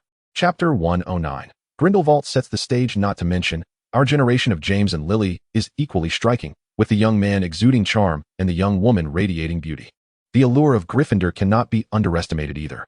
The reason why a few Gryffindor girls might mistakenly perceive the Slytherin girls as more attractive is intricately tied to the dynamics of attraction and perceived availability. Lily stands as one of the most beautiful maidens at Hogwarts. Any girl standing beside her cannot help but feel overshadowed. Who would wish to play the role of mere embellishment? Thus, her circle of female friends is quite limited, a common plight of great beauties. Only when she walks alongside me do our appearances harmonize, allowing us to stand together without stark contrast. As for James, with Lily subtly hinting throughout the holiday about their shared time in Germany, their relationship has become publicly acknowledged, having met each other as parents. Their bond is as solid as a nail. Even if they were to leap into the Yellow River, they could not wash away this connection. Consequently, their relationship is further solidified. No matter how attractive they may be, they cannot become anyone else's romantic interests, their brilliance dimming in the eyes of others. This phenomenon explains why charismatic protagonists, regardless of their physical beauty, can attract throngs of admirers simply by cultivating an air of accessibility, leaving the outcome uncertain. Additionally, human nature tends to lean towards conformity. In summary, Gellert Grindelwald, known as Percival Graves, enrolled in Slytherin and effortlessly ascended to the position of the top student in his first year. Does he not know to temper his exuberance? I gazed at the first years sprawled on the ground, exasperated. This was the restrained version of his prowess. Otherwise, how would my own injuries have come to be? Lucius wore a knowing expression. Cece, I consider myself fortunate that you did not witness my humiliating defeat, he remarked. What does it matter? He is half a century older than us, and you need not concern yourself with the outcome. Regardless of victory or defeat, I shall remain by your side. I rested my head upon his shoulder. After a summer apart, he had grown significantly taller. Only when we sat together could I lean against him comfortably. I, Sirius Black, hereby challenged Lucius Malfoy. This time, Sirius did not forfeit as he had previously. Bellatrix, filled with pride, patted his shoulder. Another scion of the Black family, Regulus, was sent flying by Grindelwald's punch, the humiliation evident on the boy's sullen face. Although Regulus may not possess Sirius's looks, his comparatively subdued demeanor clearly pleased Bellatrix. Witnessing her brother's disgrace, This viper-like beauty nearly charged into the fray. Grindelwald did not even draw his wand. Against these first years, a mere display of physical prowess sufficed. Wizards are inherently drawn to strength, and Slytherin embodies this trait more than any other. The first years gazed at him with near-maddened admiration, idolizing him. As the performance concluded, he left the stage for Lucius. The striking resemblance between the two individuals boldly proclaims their blood relation, with Lucius retaining only a fraction of his magical power. Who among them, he or Sirius, wields greater strength when both are equipped with power suppression devices? I suppress my anxiety and gently squeeze his arm, merging our twin wands into one. This time, we unite not only our wands, but also our magical essence. As I close my eyes, it feels as though I can perceive the world through Lucius, seeing, hearing, and feeling everything around us. The competition has commenced. Chapter 110. Caught you. In this moment, I sense that standing before Sirius are both of us. CC, I can manage on my own. To my astonishment, Lucius is able to converse with me. We have opened the realms of our minds to one another. I shall leave my wand to you, if you will. I reluctantly concede. CC, I wish to face Sirius in a fair contest. He does not require my assistance. Though a tinge of regret lingers within me, I still respect his decision. Lucius, a cunning hunter akin to a fox, occasionally embraces idealism, adhering to notions of fairness and strength. My spirit reluctantly departs from Lucius's body, and my wistful expression captures Severus's attention. Lucius is formidable. There is no need for concern. His usual reticence renders this level of consolation his utmost limit. Thank you, Severus. Often, I grasp the reasoning, yet when confronted with reality, two entirely different attitudes emerge. I cannot help but clasp my hands together, my gaze unwaveringly tracking Lucius's figure. I hear Sirius emit a cold scoff. Over the past year, you have certainly garnered quite a following. Your support group is growing ever larger. Furrowing my brows, I glance over to find him fixated on me, as if attempting to bore a hole through my being. He gestures toward me, and indeed, a multitude of Slytherin girls, led by Miss Leech, stand behind Lucius, cheering him on. I have always been aware of Lucius's popularity, but I had not anticipated it to reach such heights. He resembles a white peacock from Malfoy Manor, radiating charm wherever he goes. However, this is merely an internal conflict. When it matters most, unity against external threats is paramount. I make a face at Sirius, refusing to succumb to his attempts at sowing discord. Lucius clears his throat, posing the question, shall we begin? Both duelists adhere to the etiquette of combat, demonstrating respect for their opponent. Hailing from pureblood families, they exude an elegance that captivates all. Much like nobles of the medieval era, they incite a chorus of gasps from the onlooking girls. Returning to their respective positions, they simultaneously turn to face one another. At Slughorn's command, the contest begins. I remain uncertain of the extent to which Sirius's power suppression device will inhibit his own abilities. Yet I am acutely aware of Lucius's prowess, intensifying my concern. Suddenly, a mist envelopes the arena. It is an ethereal cloud. Someone has broken this curse. There is no sound. It is the ethereal mist combined with the silent spell and wandless magic. Lucius, unbeknownst to anyone, has concealed himself within a shroud of fog. Slughorn is overjoyed. Though the ethereal mist is not a sophisticated spell, its effectiveness is greatly enhanced when used in conjunction with the silent spell and wandless magic. The essence of ethereal mist lies in its ability to provide a surprise invisibility effect, if spoken aloud or accompanied by the flourish of a wand. One's position would inevitably be revealed, thus undermining the intended effect of the spell. Sirius furrows his brow. This is an unexpected commencement. The enemy lurks in the shadows, while I stand in the light. Lucius's mastery over magic and spells fills him with trepidation. However, Lucius remains oblivious to the secrets of the Black family. Sirius reveals a playful smile as he casually steps into the mist conjured by Lucius. He strides across the battlefield, seemingly unfazed by the tension of the contest. Got you. Chapter 111. Will you surrender? My heart is in my throat. How is this possible? Before Sirius could finish his words, he was hurled out of the mist. Immediately, a curse nearly struck his leg, igniting a flurry of sparks. Sirius, slightly disheveled, leapt into action and accurately cast a spell towards Lucius's hiding spot. Grindelwald, observing from the sidelines, appears dissatisfied with Lucius's restraint. Humph, a woman's mercy. I imagine if it were Grindelwald, he would never allow his opponent to approach him. Lucius realizes that using ethereal mist in front of Sirius does not conceal his position. He swiftly conjures a lightning storm, utilizing the humidity brought forth by the ethereal mist to enhance the storm's potency. In an instant, the winds shift dramatically, forcing Slughorn to reinforce the barrier to protect the onlookers. Countless bolts of lightning strike Sirius, who deflects them one by one with his wand. The stray lightning crackles against the barrier, producing a cacophony of sounds. Can Sirius actually catch lightning with his bare hands? What kind of ability is this? These two are incredibly powerful. Are they really in their second year? Another upperclassman chimed in. I have never seen Sirius fight. It turns out that when he puts forth his full effort, he is remarkably strong. Damn it, I must give it my all. Sirius licked the corner of his lip. There was a trace of blood seeping out, indicating that he had not handled Lucius's previous attack as effortlessly as it appeared. He unfastened his cuff with one hand, releasing the long-sealed magic suppressor. A transformation enveloped him. This time, he did not merely deflect the strikes. Even the onslaught of the lightning storm could not harm him. A layer of blue flames seemed to encircle him. Like a shield, it obstructed the majority of assaults. Intriguingly, Grindelwald chuckled, his interest piqued by Sirius. At this rate, Lucius would. Can you release Lucius from his magical suppressor? I grasped Grindelwald's arm tightly. No, it cannot be removed unless one possesses the strength to shatter the suppressor. In other words, one must amplify their magical power tenfold, reaching the level prior to the suppressor's imposition.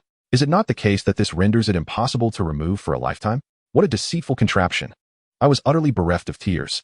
The only course of action now is to achieve victory through combat skills. Yet, in the face of overwhelming power, technique becomes inconsequential. My very being was about to be pressed against the barrier.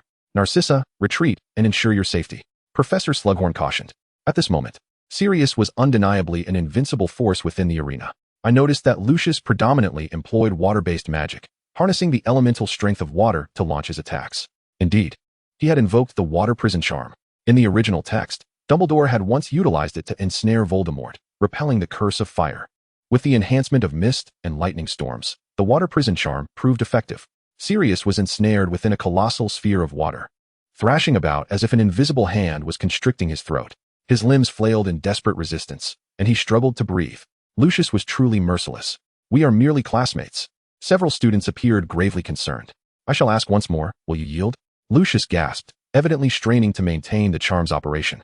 Slughorn lowered the barrier, poised to rush in for aid. Chapter 112, An Eye for an Eye. Sirius's face was flushed crimson, indifferent to his own mortality. Lucius, release my brother. Bellatrix aimed her wand at Lucius. We are still in competition, and before Lucius could respond, Bella unleashed her curse. Crucio. Lucius, already on the brink, was caught off guard by the unforgivable curse, unable to evade it and taking the blow squarely. Writhing in pain, he curled up on the ground. The water prison was shattered, and Sirius plummeted to the ground, gasping for air. Bellatrix, how dare you interfere with the chief duel? Sirius shouted at his sister. So close to breaking free. I thought you were on the verge of death. Lucius lay on the ground, his body trembling slightly, and I rushed to embrace him first. His lips, stained with blood from biting them in agony, were now pale to the point of translucence. Sissy, I'm fine, do not worry, he reassured me. I find myself enveloped in an eerie silence, the very blood coursing through my veins boiling with fervor, my eyes bloodshot, as though something within me has shattered. Sissy, your eyes. Sirius, upon my approach, assumed I had come to assess his injuries, his expression brimming with unexpected delight. Yet, as he gazed into my eyes, I felt as if my body had succumbed to an unseen force. I directed my focus towards Bellatrix, unleashing the heart-wrenching curse I had practiced countless times in Newmongard. I vowed to repay her for the assault she had inflicted upon Lucius 100-fold. Bellatrix's screams echoed incessantly, but none could decipher her madness. She writhed and contorted, pleading for mercy. Master, I was wrong. Spare me. She believed it was Voldemort exacting punishment upon her for disobeying his orders and attacking his cherished protege. Yet, why was the retribution so swift? Where was Voldemort? Indeed, she failed to recognize that it was I who had wrought this upon her, for as I unleashed the curse, I simultaneously employed the silencing and wandless spells. Some might argue that such a feat is arduous, yet it felt as though I was born for the dark arts. Everything flowed effortlessly, as if guided by an unseen hand. Sissy, Sirius sensed the shift in the atmosphere, attempting to plead on behalf of his sister. With a mere flick of my hand, he was rendered mute. I had no patience for the clamor of others. None dared to approach, their faces etched with fear. Slughorn summoned his Patronus, anxiously calling for Dumbledore, while chaos reigned around us. Grindelwald had long since vanished from sight. Sissy, that voice, so achingly familiar. Do not worry. Calm yourself, I am fine. It was Lucius, calling out to me. I longed to return to his side, and soon found myself enveloped in a warm embrace. Sissy, I am here, he murmured, gently caressing the nape of my neck. Everything is all right. Bellatrix lay there, no longer convulsing, her body limp and twisted. None dared to move her. At last, clarity returned. Had all of this truly been my doing? I had wielded dark magic, publicly tormenting a sixth-year Slytherin? I averted my gaze from Sirius, burying my face against Lucius's chest, unable to bear the sight of Bellatrix's plight. Sissy, I shall escort you home. I did not miss the complexity of Sirius's expression. I understood he would keep my secret. Chapter 113, A Midnight Visit. Lucius swiftly removed his tie, hastily binding it over my eyes. The cool touch of the emerald silk finally brought me a sense of calm. I failed to comprehend his motives for such an unnecessary action. He held me close, and I was oblivious to the surroundings, my hands merely encircling his shoulders, leaning earnestly against his chest. Professor, Cece feels somewhat unwell. We should take our leave. Slughorn patted Lucius on the shoulder, offering a few words of advice before permitting our departure. The subsequent competitions for the heads of the upper years could not proceed. In light of the turmoil, Slughorn, as the head of Slytherin, was not exempt from blame. It was said that by the time Dumbledore arrived, Bellatrix had regained consciousness.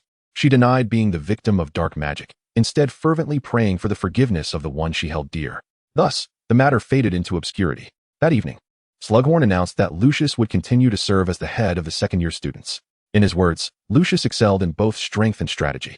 Luke, what is wrong with my eyes? I attempted to remove the blindfold, yet Lucius repeatedly restrained me. I felt utterly bewildered. You have overexerted your eyes with dark magic. The blood vessels are severely engorged, and I am aiding in reducing the swelling. It was my father's voice. Father, why would he come to the school at such a late hour? Was today's incident significant enough to warrant his attention? Dad, Cece. Both Lucius and I have assured you, it is not your fault. That was a natural reaction. He gently pressed me back onto the bed. A soothing force emanated from his palm, enveloping my eyes in a comforting coolness that nearly lulled me to sleep. Suddenly, a sharp pain pierced my eyes, as if something had been placed upon them. I vaguely recalled that periodically, Abraxas would perform a similar act upon me. It is all right now. He finally removed the blindfold from my eyes. I blinked. The previous pain had dissipated, yet my eyes still felt somewhat weary. I surmised it might be due to some depletion of magical energy. Abraxas scrutinized my eyes, revealing a look of relief. Lucius's wounds had yet to be tended to.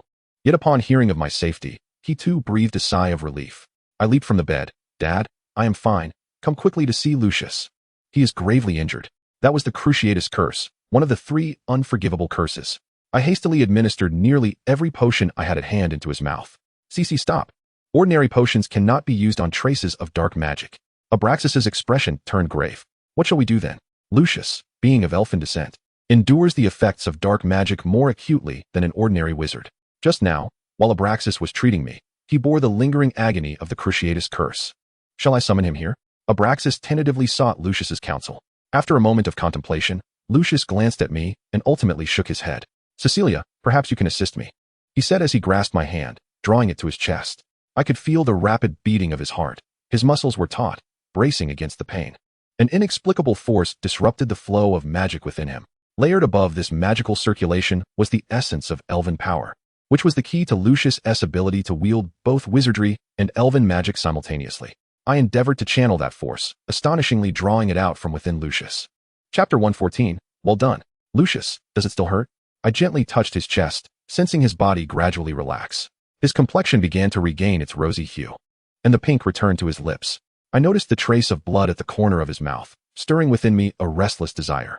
Yet, with my father still present, it was not the appropriate moment. Lucius had just sustained such grave injuries, and here I was, entertaining such thoughts. I mentally berated myself once more. Had it not been for the wizard's potion, which could almost instantaneously revive him, I found myself questioning whether the lessons on courtship I had learned in Hogwarts still held true. A girl should be passive. Once she takes the initiative, she risks being deemed cheap and unvalued. However, Lucius appeared to relish my assertiveness. I dared not dwell on this notion any longer and refocused on the dark force I had just extracted from Lucius. This force now coalesced in my hand, and I manifested it, forming it into a swirling mass of dark energy. Abraxas and Lucius looked at me in confusion, shaking their heads. This dark essence felt intimately connected to me, and I shaped it into various forms, sensing that it posed no threat. Yet, I hesitated to absorb it into my being. What could carry it? If only I had a serpent-shaped brooch like the one I gifted to Lucius. The Slytherin pendant box I carried with me.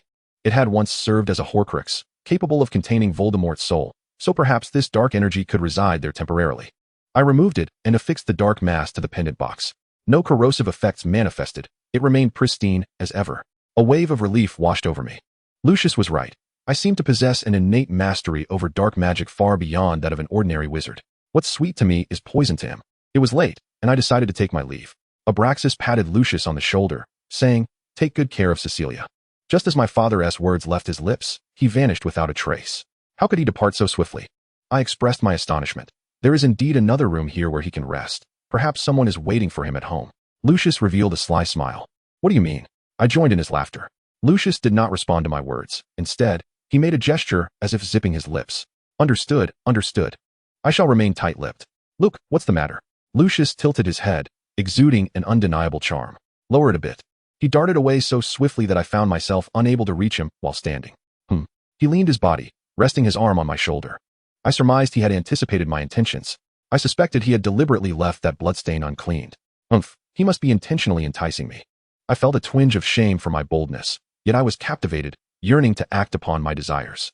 I dampened a handkerchief and slowly wiped away the dried blood, taking a considerable time until it was entirely removed, so long that Lucius's azure eyes had deepened, and I remained oblivious. Lucius's teasing voice reached my ears. His hand found its way to my face. His once warm palm had turned somewhat cool. Surely, my face had reddened to such an extent that Lucius might worry I was lacking oxygen. Cece, you did well. Chapter 115, The Blushing Lucius. Despite not being a true bloodline, after the transformation of my canines, I developed an obsession with his blood. James once remarked that my blood emitted a sweet and delectable aroma. To me, it was Lucius's that held such allure, as enticing as he himself.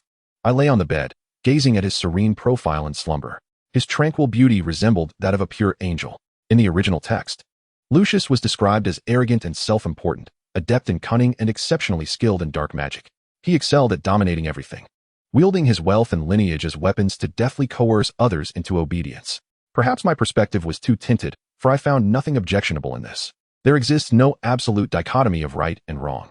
If one were to employ the most commonplace cleaning spell, primarily used to tidy up luggage, to cleanse a crime scene and conceal one's wrongdoing, then should not the cleaning spell be redefined as dark magic? As for being cunning and adept at manipulation, these descriptors, when attributed to Lucius, are not pejorative. Lucius is a successful heir of a family, molded from a young age for this role. The Malfoys have a sparse lineage, and the education of their offspring is of utmost importance. Abraxas excelled in this regard. Such qualities are essential for the head of a pureblood family. Otherwise, how could this surname endure for millennia? Cece, if you didn't spend long hours staring blankly at me each day, perhaps I would hear fewer complaints about your lack of sleep. Lucius teased me with his eyes closed. Alas, I have been discovered. I hurriedly buried myself beneath the covers. Yet, he clearly had not opened his eyes. I emerged once more from the cocoon of warmth, waving my hand in front of his eyes. To my astonishment, my hand was accurately seized. Could it be that Lucius possesses some divine insight? Cece, stop fooling around. I am still quite sleepy. Stay with me a little longer. I embraced him tightly, feeling the warmth radiating from his body, which was slightly warmer than mine, transforming him into a furnace in his slumber. On this early autumn morning, the warmth enveloped me, lulling me back into a drowsy state. I felt as though I were dough upon a chopping board, being flattened and rounded. Lucius, I wished to call out to him to cease his antics, yet found myself emitting a sweet, cat-like sound. Suddenly, the warm embrace withdrew from me, igniting a fleeting sense of loss within my heart. Upon opening my eyes, I discovered Lucius's absence. So early still? I complained with a hint of reproach, glancing at the alarm clock, which had just struck 6 in the morning. He had risen half an hour earlier than usual to attend to his morning routine in the bathroom. Typically, his movements were gentle, never disturbing my slumber. What could be different today? Shortly thereafter, Lucius emerged clad in a bathrobe, the scent of his fragrance particularly potent today. Luke, have you been a bit heavy-handed today with your scent? How can you smell so delightful? I wrapped myself in the quilt, leisurely observing his antics. Lucius paused momentarily, turning his head away, his ears faintly tinged with a blush. I rubbed my eyes, doubting my vision. This fellow, whose composure is thicker than castle walls, is blushing? I also rose from the bed, taking the towel from his hands. His platinum locks, upon becoming damp, appeared slightly darker. I gently dried his long hair, applying moisturizing oil to the tips. Once finished, I let him rest his head on my lap, massaging his scalp. Oddly enough, his face seemed to redden even further. His thick, golden lashes occasionally brushed against the bare skin of my thigh. A mischievous thought crossed my mind, and I lightly touched his long, dense lashes with my fingertips. Cece, you're up to no good again. He turned towards me, playfully pushing me onto the bed. His previously androgynous features began to take on a more resolute shape. I suddenly realized that he was gradually transitioning from a boy into a man. His strength was astonishing, pinning my hands above my head. I finally comprehended why he had hastily left this morning and why he concealed himself beneath an overwhelming fragrance. This time, it was I who felt my cheeks flush. Cece, do you know what you were just doing? I was wrong. What was wrong? I should not have provoked you. However, I truly stumbled upon this by chance. The British, indeed, possess a maturity that is remarkable. Yet, I am aware that something is gradually deteriorating, slowly taking root. Both of us are advancing towards becoming mature men and women. Cece, As a man, I merely wish to protect you well before we enter the realm of marriage. Do not entice me into making excessive choices, for the consequences are beyond your capacity to bear. It was the first time I received such a solemn warning from Lucius. However, at that moment, I was entirely oblivious to the gravity of the situation, constantly probing his limits. Little did I know that fate had already inscribed the true cost of each choice in the shadows. My future self would pay a painful price for it. Bellatrix, for employing the 3 unforgivable curses against Lucius at Hogwarts, was stripped of her titles as the president of the student council and head girl. Her habitual discrimination against half-blood Slytherins and her abuse of power had sparked public discontent. The decision made by Headmaster Slughorn received considerable support. The male student council president, Not, promptly relayed this news to Lucius. Tell me, did she truly inflict excruciating pain, or was it merely a fade? Inflicting such pain is classified as advanced dark magic, necessitating a profound hatred to sustain it. Not does not believe that Bellatrix possesses such capabilities. The Not family has always been overshadowed by the Black family in Voldemort's eyes. And indeed, the truth aligns with this.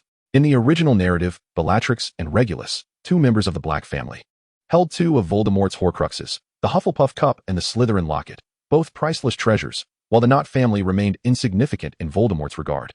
Thus, he prepared to extract information from Lucius. Believing the boy aimed to undermine his rival, merely falling into the trap and pretending to be ensnared, I was ready to retort, only to be halted by Lucius. Do you think the heir of the Malfoy family would willingly humiliate himself by lying on the ground for others to gawk at? The image of Lucius enduring such excruciating torment lingered in my mind. Not's actions undoubtedly served as a stark reminder of my own previous predicament. My heart ached to the point of suffocation.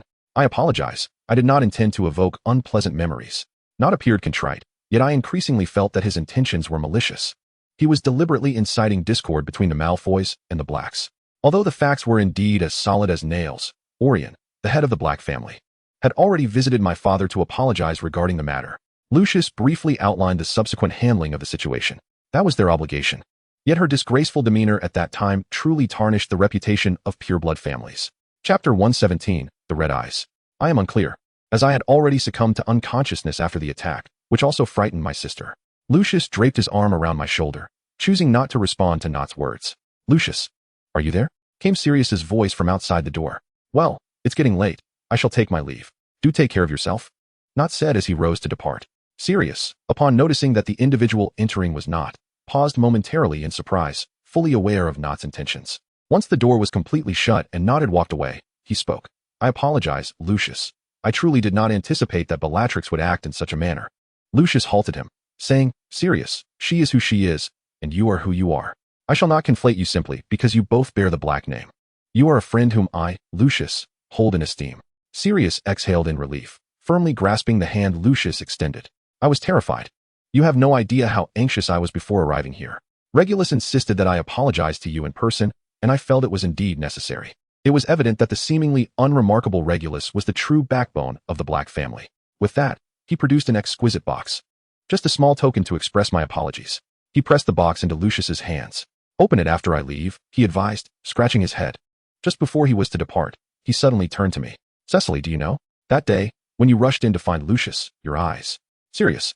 Lucius interjected somewhat abruptly. Cecily has always been sensitive to bright lights. The storm of lightning I conjured was quite harsh on her eyes. That evening, my father specifically came to treat her. Yes, father cared for my eyes for quite a while, I concurred. Yet, I sensed that Lucius, along with Abraxas, was concealing something from me. I noticed that Sirius had donned a magical suppressor once again. He caught my gaze and explained, I was scolded thoroughly by my parents. They will not allow me to remove it until I am of age. Lucius, you have truly compelled me to take it off. That's quite the feat. Sirius, due to his naturally overwhelming magical power, found his youthful body unable to contain the excess. Prolonged overexertion would only shorten a wizard's lifespan. This was why his parents were so furious about his unauthorized removal of the suppressor. In contrast to Sirius, Lucius did not wish for others to know he wore a suppressor. The elfin physique did not encounter such issues. It was merely the upbringing of the Malfoy family that deterred him from such needless ostentation. To reveal the existence of the suppressor would only expose one's vulnerabilities and signify a failure to demonstrate one's true potential. Since then, he had begun to wear long-sleeved shirts, the cuffs perfectly concealing the marks left by the suppressor. After a brief period, Sirius took his leave. Lucius and I stared blankly at the box he had left behind. Should we open it? My curiosity was piqued. In England, it is customary to open gifts in the presence of the giver and express gratitude. Sirius had specifically instructed me to wait until he had departed. which only heightened my anticipation. To my astonishment, inside was a pair of contact lenses, invented in 1963 by Czech scientist Otto Wichterl. Contact lenses were still a novelty at that time. Moreover, they were tinted. The color matched our eyes, a striking blue-gray. There was also an inscription inside, for Sissy, to conceal your red eyes. Chapter 118, The Talented Black Family. Me, with red eyes? Sirius had once again alluded to my crimson gaze. I resolved not to ignore it any longer. Lucius snatched the box containing the lenses away. Such muggle inventions, just newly released on the market, might pose unknown risks to the eyes. Your eyes are already quite delicate. Placing something in them to mask redness could exacerbate the situation. Luke, you and your father are hiding something from me, aren't you? I knew Lucius would not divulge the truth, yet I yearned to hear it directly from him. There ought to be no secrets between us. Sissy, some things are better left unknown. The truth will only leave you more bewildered. This time, he did not conceal anything from me. He preferred to bear this secret alone. Why had Sirius given the contact lenses intended for me to Lucius in my presence? Would it not have been easier for him to approach me directly? Perhaps his true intention was not to reveal the truth, but to sow seeds of suspicion between Lucius and me. Logically, I would have made a fuss over Lucius concealing matters from me, subsequently embarking on a quest for the truth. Gradually, I would drift apart from Lucius, becoming increasingly distant. The thought of Lucius no longer being a part of my life was unbearable to me. As for secrets, to hell with them. What good would knowing the truth do? What could I possibly change? Sissy? Lucius scrutinized my expression. One moment, I was frowning. The next, I was gritting my teeth. What are you thinking? He pinched my cheek, causing me to yelp in pain. Luke, will you really let it go? Bellatrix? I raised an eyebrow. What do you plan to do? Lucius gazed at me tenderly, as if he would unconditionally support my decisions, no matter what I said or did. I was still uncertain, but no one could emerge unscathed after inflicting harm upon you. I leaned against his chest, feeling the rhythm of his heartbeat. Thank you, Sissy. Lucius said nothing, merely embracing me tightly. We exchanged an unwavering trust, impenetrable by any external force. The new academic year held no distinct significance for us, yet it felt as though everything had transformed. The first-year students of Slytherin were firmly aligned with Grindelwald's will, a fact that deeply disheartened Regulus, who was also a first-year. Bellatrix had relinquished all her positions, and Sirius had faltered in the chief tournament, leaving the younger generation of the Black family without distinction.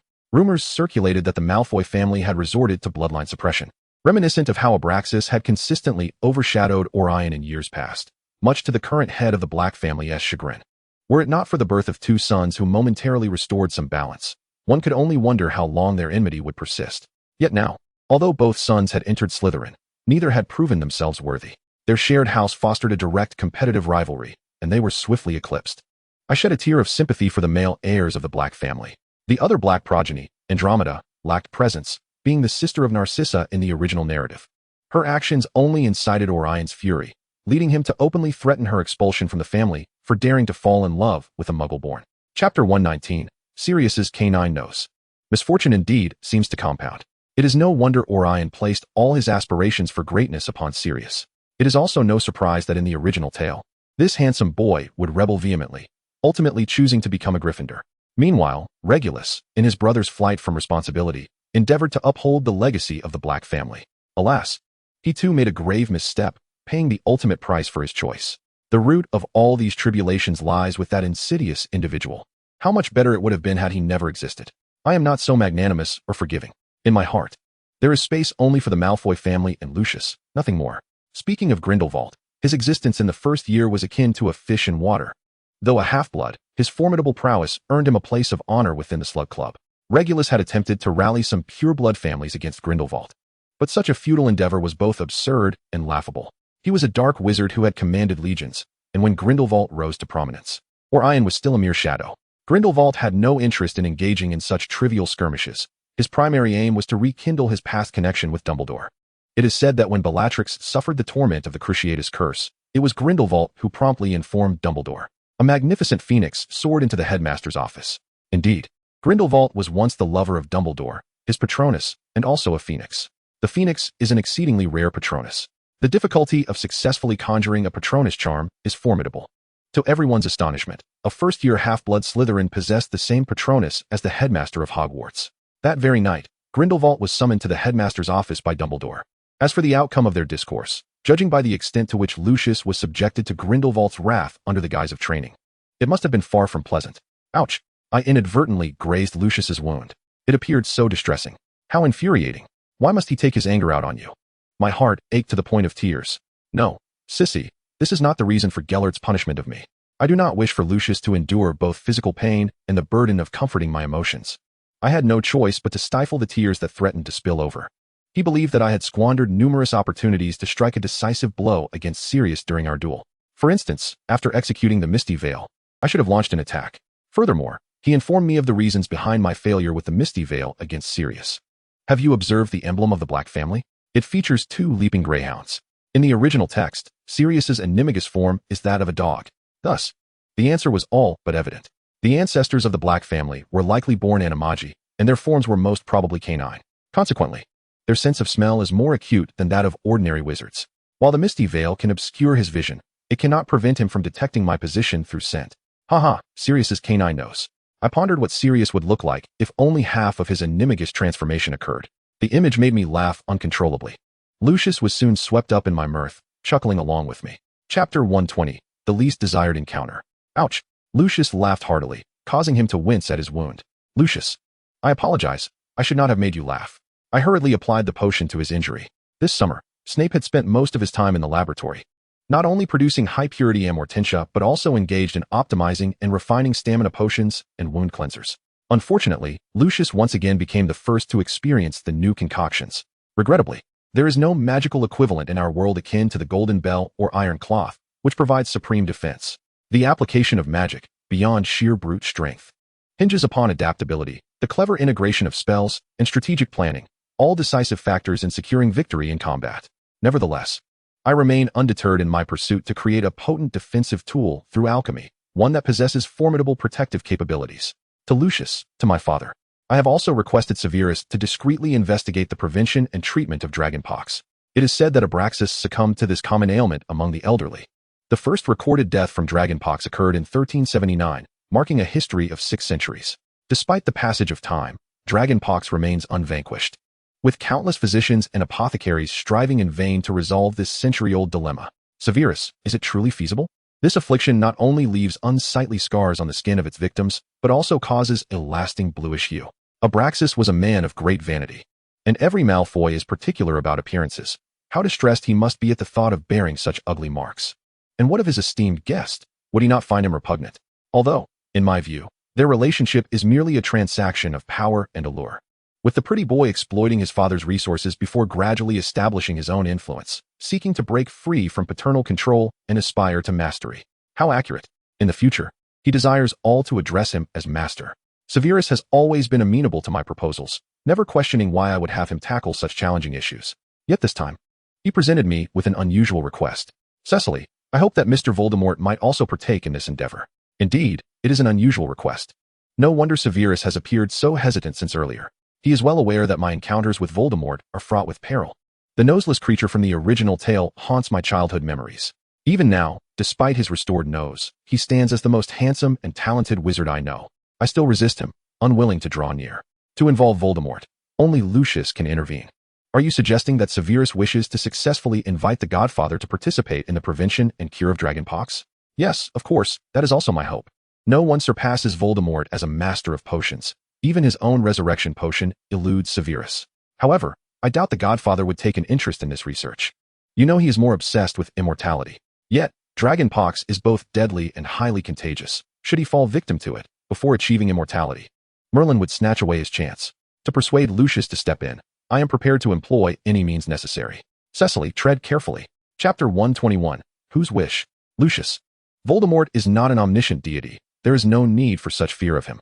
Indeed, you do not understand. Like a fallen star, he takes many others down with him, including the Malfoy family. Lucius shook his head, asserting that if he wished, the Godfather could uncover all that he sought to know. Yes, during the darkest of times, there was a saying that the Dark Lord was everywhere. Do not provoke him, Chinchi. My current strength is insufficient to confront him. Lucius embraced me from behind, leaning his entire weight against me. His wounds had mostly healed, yet he refrained from donning a coat due to the application of ointment. At that moment, our bodies were intimately close.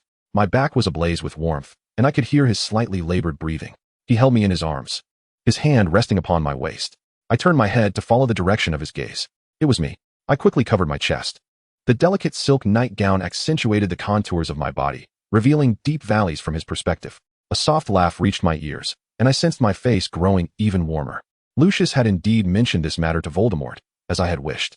Moreover, once the antidote for dragonpox was successfully developed, the Malfoy family would pay a 10% sales commission annually to the joint developers of the formula. If Voldemort were to join us, the likelihood of success would be significantly enhanced. Thus, I suppressed my inner resistance and accompanied Lucius to visit Voldemort's estate. As the last descendant of the Slytherin lineage, Voldemort had reopened the ancient Slytherin manor through his own bloodline. Finally, the voices of doubt surrounding him had faded into silence. Lucius, do you think I would act merely for money? Or do you believe I am still in need of it? Voldemort's crimson gaze fixed upon Lucius, instilling a moment of dread within him. Though a smile graced his lips, the terrifying pressure he exuded was suffocating. I finally understood the meaning of being with the ruler is akin to being with a tiger. Did Voldemort perceive our monetary negotiation as a slight against him? I was too frightened to breathe, while Lucius, clearly more adept at handling his godfather, seemed unfazed by the pressure Voldemort exerted. He edged closer, sitting beside Voldemort. My lord, dragonpox is a deadly affliction that has persisted for 600 years. If we conquer it, not only will we reap substantial profits, but your reputation in the magical world will ascend to new heights. Voldemort's demeanor softened, evidently touched by Lucius's words. Even a formidable dark wizard like Grindelwald required allies to strategize effectively. Voldemort would be no exception. At this juncture, the Death Eaters had not yet been formally established. More often than not, Voldemort traversed among pureblood families, forging tight connections with them. Uniting all possible forces was his objective. This was also why he once sought a position at Hogwarts, aspiring to become the Defense Against the Dark Arts professor, intending to select suitable talents from the students to cultivate his own power. After all, the 7 years spent at Hogwarts are an indispensable chapter in every wizard's educational journey, shaping their worldview and philosophy of life. It serves as the gateway to the realm of magic. Who, then, shall be the guiding figure? Cece, when Lucius first brought you here and invited me to join, was it your desire? Chapter 122. Who can hear my heart's voice? Suddenly summoned by Voldemort, I found myself in a state of utter turmoil. No wonder Lucius had warned me that Voldemort possesses the ability to know everything he wishes to uncover. Such a being is truly terrifying. How did he discover this? Lucius is not so benevolent. It seems he can even hear my innermost thoughts. I felt utterly bereft of tears. Before him, I felt entirely transparent. Cece, do not fear. It is merely your overly expressive countenance, Lucius said as he stepped forward to grasp my hand. It was then that I realized my hand had been trembling involuntarily since the moment we began. Indeed, I had yet to cultivate the stoicism that Lucius embodies. Voldemort sighed, seemingly aware of my inherent aversion to him. His countenance darkened, as if my presence stirred unwelcome memories within him. His expression could only be described as sorrowful. Yet, I would not fall for his ruse. His apparent vulnerability was nothing but a ploy to confuse others. Cece, tell me, is this your wish? He inquired, softening his tone. His deep voice, akin to that of a cello, combined with his strikingly handsome visage, resembled a devil enticing one to sin. Let me see you. His eyes seemed to possess a kind of enchantment, compelling me to move closer. His long fingers brushed against my neck, then softly grazed my earlobe, as if inspecting something. Lucius. He discerned that the confounding charm upon me was cast by him. Lucius's expression turned grave, for I understood Voldemort's intent. He wished Lucius to remove my earring to reveal my true appearance. I would not allow it. He already had Abraxas. It is said that he is entangled with Bellatrix as well. In the official fanfiction, they even have a daughter in the Cursed Child. This individual, who is equally appealing to both genders. I hastily covered my ears and shook my head fervently. For reasons unknown, despite my overwhelming fear, I found myself resolutely rejecting him. His striking brows knitted together in mockery as he asked, "What spell has Lucius cast upon you to make you so loyal to him?" "None. It is simply our agreement not to remove it," I replied, fixing him with a steady gaze to convey my unwavering stance.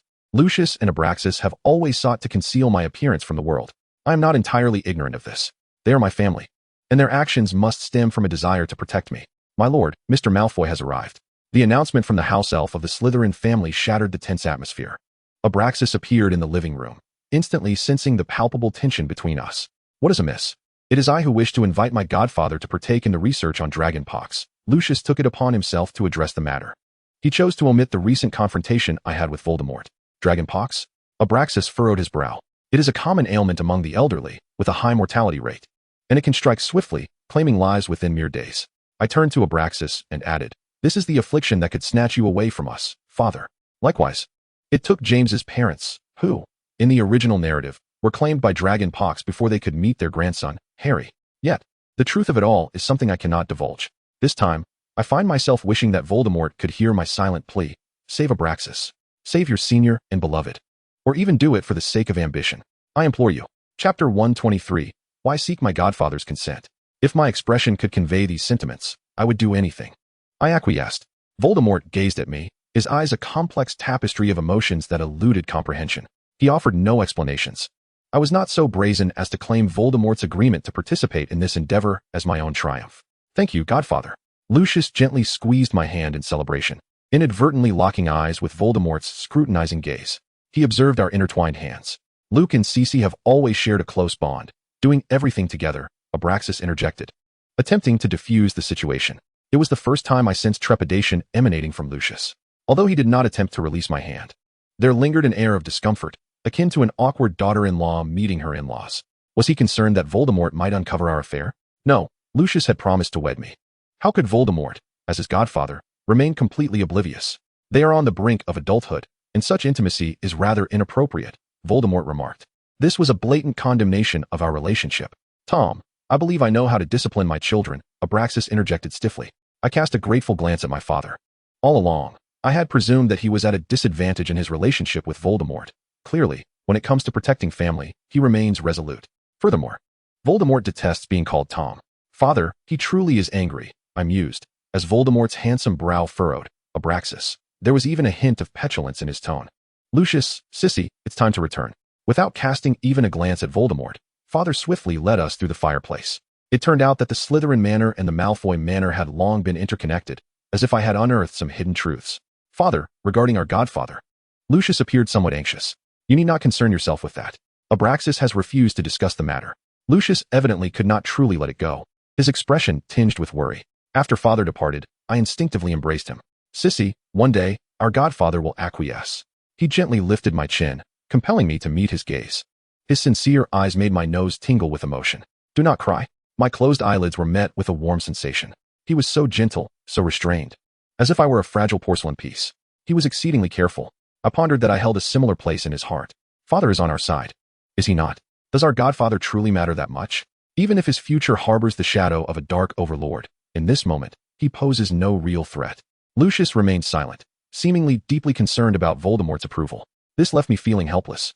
I promptly shared this good news with Snape, who was beside himself with excitement at the prospect of working alongside his idol. Sissy, this is amazing. He rushed towards me, enveloping me in a hearty embrace, his hand thumping my back with fervor. I nearly gasped for breath from the force of his enthusiasm.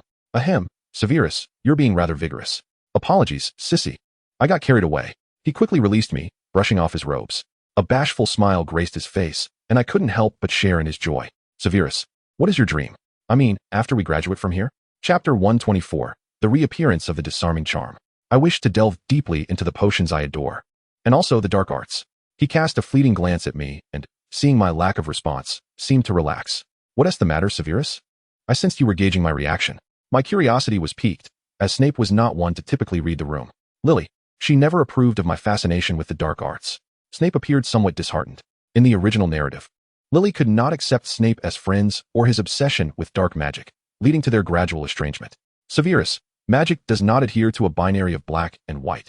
Much like people, who embody no absolute notions of good and evil. It was the first time I imparted my perspective to another. For so long, I had been like a sponge, absorbing the myriad facets of the magical world, navigating with trepidation, as if treading on thin ice. Even with Narcissa's memories, I still lacked a complete sense of belonging. It was Lucius and the Malfoy family who anchored my heart, preventing it from drifting aimlessly. I had acquired my own vulnerabilities while simultaneously donning armor. I wielded power to protect my family. Is it truly wrong to use the killing curse against a thoroughly wicked individual? Alternatively, can one argue that aiding a person on the brink of despair to escape suffering is also a transgression? Should one merely stand by and watch them languish in agony, doing nothing? At times, killing may not be an evil act, but rather a form of salvation. Severus's expression appeared deeply moved, as I seemed to have struck a chord within him. His father, a man plagued by alcoholism and violence, had vented his own weaknesses and societal grievances upon the relatively defenseless mother and son. Thus, Severus yearned to wield dark magic to become stronger, to safeguard himself and his mother. We shared the same mindset. However, Lily, a girl raised in the lap of luxury as a cherished Muggle middle-class child, could never comprehend this. I have devised a new spell, which I intend to call the Sectum Sempra. This spell first appeared in the original work in Harry Potter and the Half-Blood Prince, in Severus's 6th-year textbook. It It was learned by Harry and used against Draco, leaving him bleeding profusely, alone in the lavatory. But now, Severus is only in his second year. This spell will be formidable indeed. Draco, lying in a pool of his own blood. Certainly, Severus was exhilarated. Having just invented the spell, he remained oblivious to my melancholic mood. Severus, every powerful spell must have a corresponding counter-curse, I reminded him. After a moment's contemplation, he remained silent. I suspected that when he created this spell, he intended it for his father, the man who had harmed him. Severus was not so benevolent as to wish him healing. The misuse of such a spell could lead to irreparable consequences. What if I were to use it and accidentally cut my finger? In the original story, Ron Weasley's brother, George, lost an ear, which never grew back. Thus, even if Severus invented a counter-curse for rapid healing, it could only mend wounds, not regenerate what was lost. Severus's expression shifted. He abruptly tore the paper inscribed with the Sectum Sempra spell into shreds. He did not explain why he had done so, and I tacitly refrained from asking. Perhaps, from this day forth, the world would no longer know of Sectum Sempra. Or perhaps it would only be brought forth when Severus devised its true counter-curse. The Shadowless Blade is indeed formidable. It is effective, lethal, and discreet. The true error lies with those who misuse it. What shall we do? Draco's family training is about to intensify, perhaps akin to many fanfictions. We should invite Snape to be Draco's godfather. Severus, I must ask, would you be willing to be the godfather to my future child? My goodness. I have inadvertently voiced my innermost thoughts. How deeply have I been influenced by fanfiction? The roles of godfather and father can both convey profound sentiment. I hastily added. Snape's face mirrored my own, flushed with embarrassment. He lowered his gaze, his fringe cascading down to obscure his eyes. Sissy, of course. I would. His voice softened to a whisper. Surely, he does not think I am confessing my feelings? Intentionally obfuscating my intentions with the notion of godfatherhood. That cannot be the case. His unwavering affection has always been for Lily Evans. Yet, Sissy, I am merely a half-blood. Would your father even consent? Snape's head hung low, his eyes concealed from my view. Insecurities and melancholy perpetually surrounded him, even after he and Eileen had returned to the Prince family. Severus, you are destined to become an exceptional individual. In the original narrative, Snape is portrayed as one of the most outstanding young talents. The youngest headmaster in Hogwarts history. The youngest head of Slytherin, a professor of potions and defense against the dark arts, and a recipient of the second-class Merlin Medal. He has achieved so many firsts. My father accepted Lord Voldemort as Lucius's godfather. Why would he not accept you? That is different. Lord Voldemort is an entity that commands universal reverence, whereas I am. Severus Snape. My earnestness startled him. You must believe me. Your future accomplishments will far surpass that individual. To place personal honor aside and endure the misunderstandings of others. To tread a solitary path, walking the fine line between light and darkness, where one's life and death become trivial, is a perilous endeavor that could lead to utter ruin. He is the true savior. Snape's rigid expression softened slightly. He is a man whose emotions rarely surface. Witnessing such vulnerability stirred a multitude of feelings within me. Sissy, thank you for valuing me.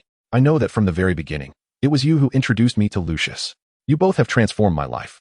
I shook my head. Severus, the one who truly altered everything is you. Even without me, you have forged your destiny through your own efforts. Your exceptional talent and resolute character ensure that no pearl will gather dust. All I could do was play a supporting role, hastening the arrival of these changes. Such trivial favors should not weigh heavily on one's heart. Our acquaintance was destined by fate.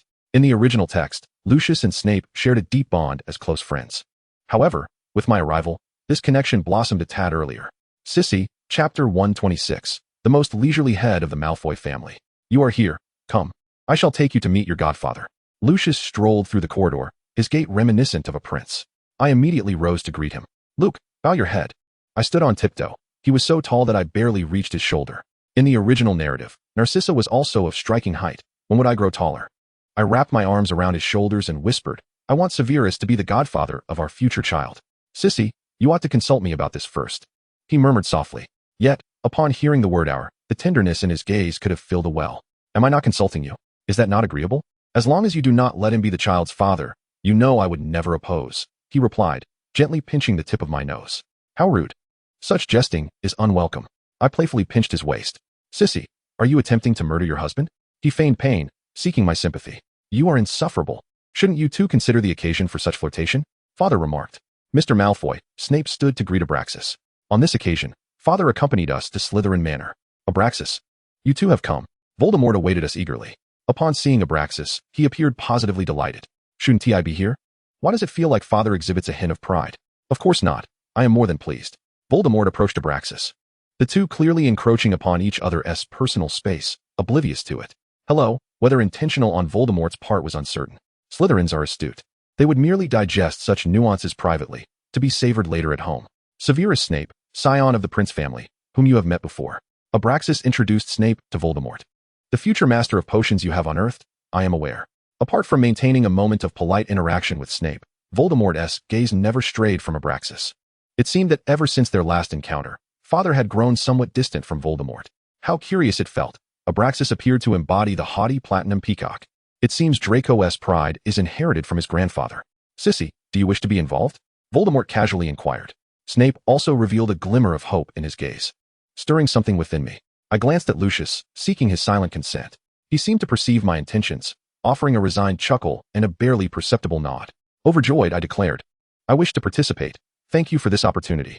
Voldemort nodded, instructing, every Saturday, you and Severus shall come to me. He then added with a sly smile, Abraxas, you shall join us as well. His mischievous grin was unmistakably a proclamation to the world. I am the bait. My father's expression darkened. I shall attend as well, I affirmed, as Lucius placed his hand upon my shoulder, gathering all the proverbial light bulbs in the room. Was the head of the Malfoy family merely a figurehead? Voldemort appeared distinctly displeased with Lucius's unwavering presence beside me. I shall always have time for Sissy, Lucius replied, his bright smile seemingly exacerbating Voldemort's irritation. Chapter 127. The new abilities brought by the awakening of the elves. Satisfied? That night, I wore a contented smile as Lucius observed me with my Arctic fox, Luke, chuckling softly. Indeed, together, Luke and I nestled beneath Lucius's blankets. The Slytherin dormitory, nestled in the basement by the Black Lake, was particularly chilly during late autumn. You are not welcome here, he declared, pulling Luke from the covers and casting him onto the floor. The poor Arctic fox had no choice but to whimper back to the little nest I had prepared for him. I yearned to leap from the warmth of the bed to comfort the despondent fox, yet Lucius held me firmly in place. Sissy, there is still a Luke waiting for you, he said, as the light in the room dimmed. Only the rustle of the blankets filled the air. Time passed swiftly, with student life revolving around a routine of classes and studies. Aside from our weekend excursions to the Slytherin Manor to visit Voldemort and discuss the progress on the prevention and care of dragonpox, our days were consumed by academic pursuits.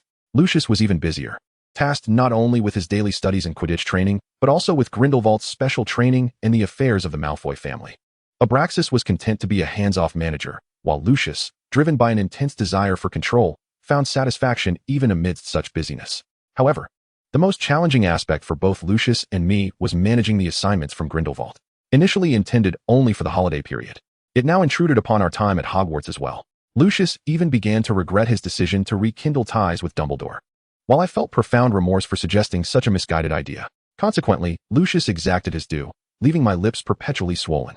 Fortunately, it was 1960, and no one would suspect I had undergone lip augmentation. I am now a second-year student of Slytherin. In the original text, what was Draco doing in his second year? The Chamber of Secrets. Yes, the Chamber. Harry Potter discovered the means to unlock the Slytherin's chamber. Meanwhile, Draco was even regarded as the heir of Slytherin, the girls' lavatory. Moaning Myrtle, Parseltongue. I wonder if at this moment Voldemort had already split off his 16-year-old self and entrusted the diary to Lucius for safekeeping? Would there be that enormous basilisk lurking within the chamber? In this world devoid of Harry, there exists no one else, apart from Voldemort, who can converse in Parseltongue. How might one unlock the chamber to verify all of this?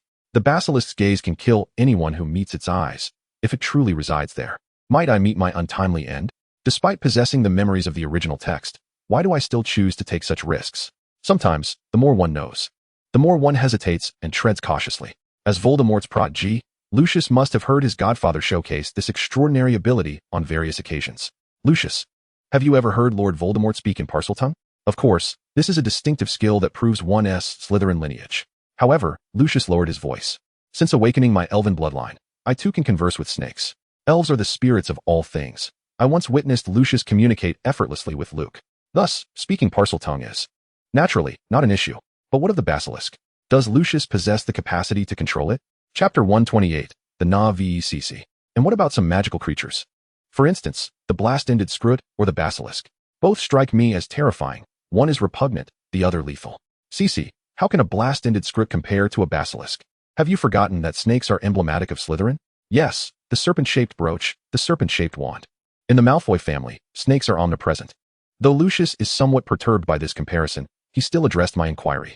Whether ordinary animals or magical beings, I can communicate with them. For instance, Luke is currently asking why the mistress has not yet gone to sleep. I gasped as Lucius swept me into his arms and onto the bed. Luke remarked that if I don't sleep soon, the mistress will grow even shorter. How infuriating, to attack my weakness.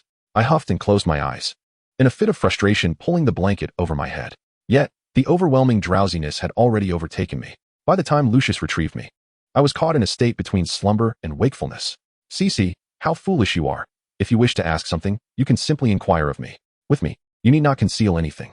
He left a kiss upon my forehead. Lucius's presence enveloped me. This slumber was particularly tranquil. The diary? The following morning, I resolved to be forthright. For the first time, I chose to abandon all circumlocution. For the first time, I opted to place my trust entirely in another. Mr. Voldemort entrusted you with a rather dilapidated diary, did he not? What motive could the Godfather possibly have? Lucius's gaze was firmly fixed upon me, rendering my every subtle movement transparent under his scrutiny. Fear seized me. The person I once was would have meticulously considered every facet of this situation. I was acutely aware that this could potentially expose my identity. Yet, I decided to take the plunge. Who instilled such confidence in me? Am I truly an impulsive Gryffindor?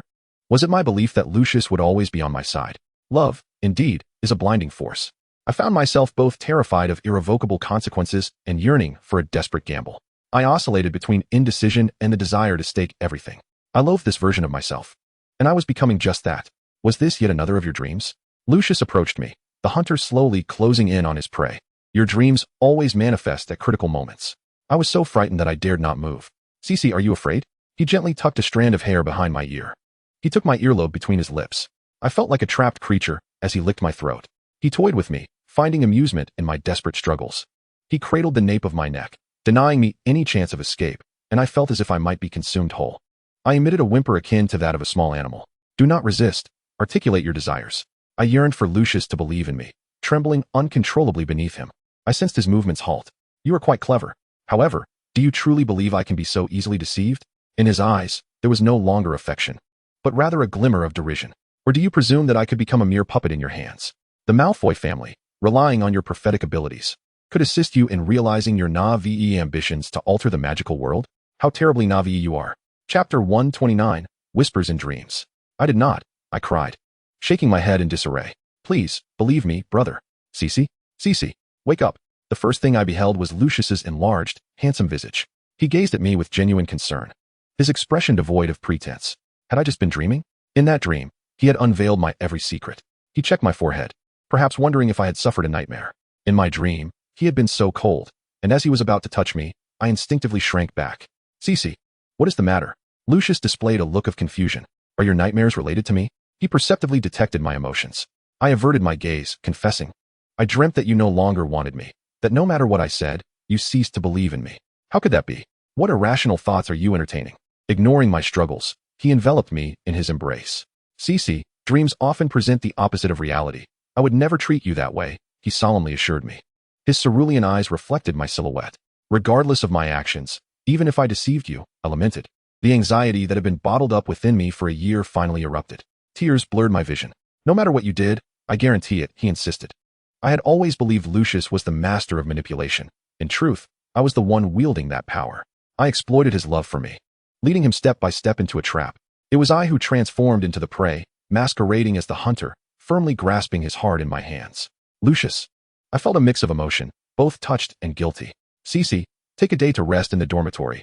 I will excuse you from class, he declared. Lucius, are you abusing your position as head? Upon witnessing my tearful smile return, he too seemed relieved. Then perhaps Miss Malfoy, with her puffy, red-rimmed eyes from crying, would like her classmates to observe her like a rabbit? The term red eyes had begun to irritate me. He carried me back to bed, and I wrapped my legs around his waist, unwilling to let go. Cece, behave. I'm going to be late, Lucius coaxed softly. Then return early. I reluctantly burrowed deeper into the covers. Of course, I will have Dobby bring you something to eat. He kissed my forehead, offering some final words of caution before departing. As I lay on the bed in the dormitory, I recalled the dream from the previous night. It felt so vividly real. This was likely the reason for my hesitation and restraint. Unlike other souls who had transmigrated, I could not assure myself of safety, nor could I unleash my potential without concern. I feared that a single misstep could lead to utter ruin. With that dream serving as a forewarning, I dared not invite Lucius to join me in exploring the Chamber of Secrets. I could not share any clues regarding the chamber with anyone. Hagrid, true to the original narrative, had been forced to leave the school due to the death of Moaning Myrtle, becoming the keeper of the Forbidden Forest. This indicated that Voldemort had indeed succeeded in opening the chamber and had framed Hagrid for Myrtle's accidental death by the basilisk. However, there was no evidence to prove that Voldemort had split his memory from when he was 16 and stored it in a tattered notebook. Had the trail gone cold? I was unwilling to accept that. Chapter 130, James's Prank. Cece. A knock echoed from outside the door. It was Snape. Today, I have no intention of venturing outside. I am clad solely in a camisole nightgown, unprepared to encounter anyone. Typically, I dress as I please within the confines of my home. Suddenly, however, an unexpected visitor arrives, prompting me to hurriedly don some attire. My school uniform shirt seems to have vanished, leaving me no choice but to temporarily wear Lucius's replacement. His oversized shirt envelopes me, sufficiently covering my thighs.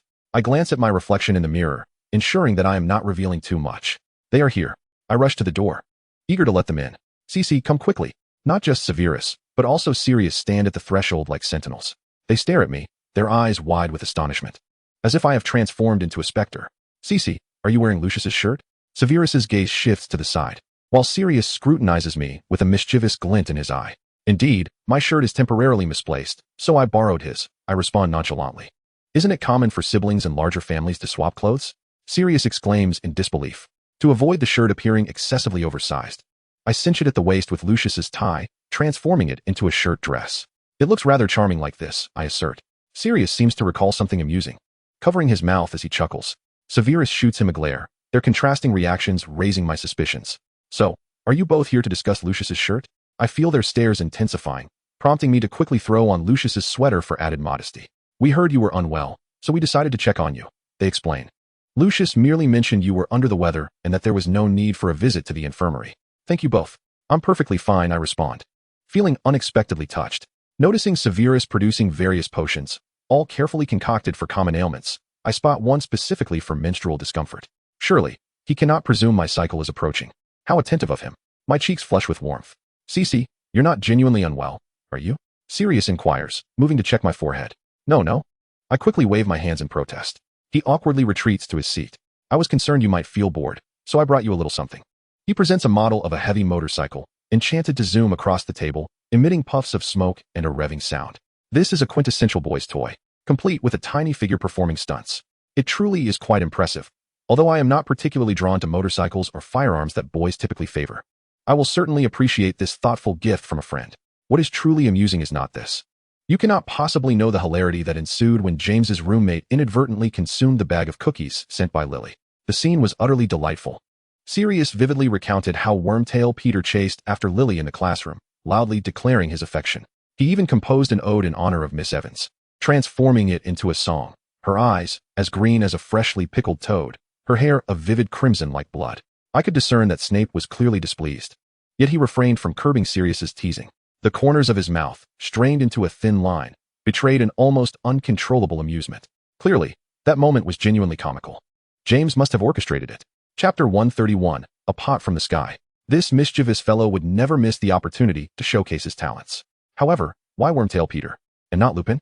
In the original narrative, it was Peter's betrayal that led to the revelation of James and Lily's hiding place.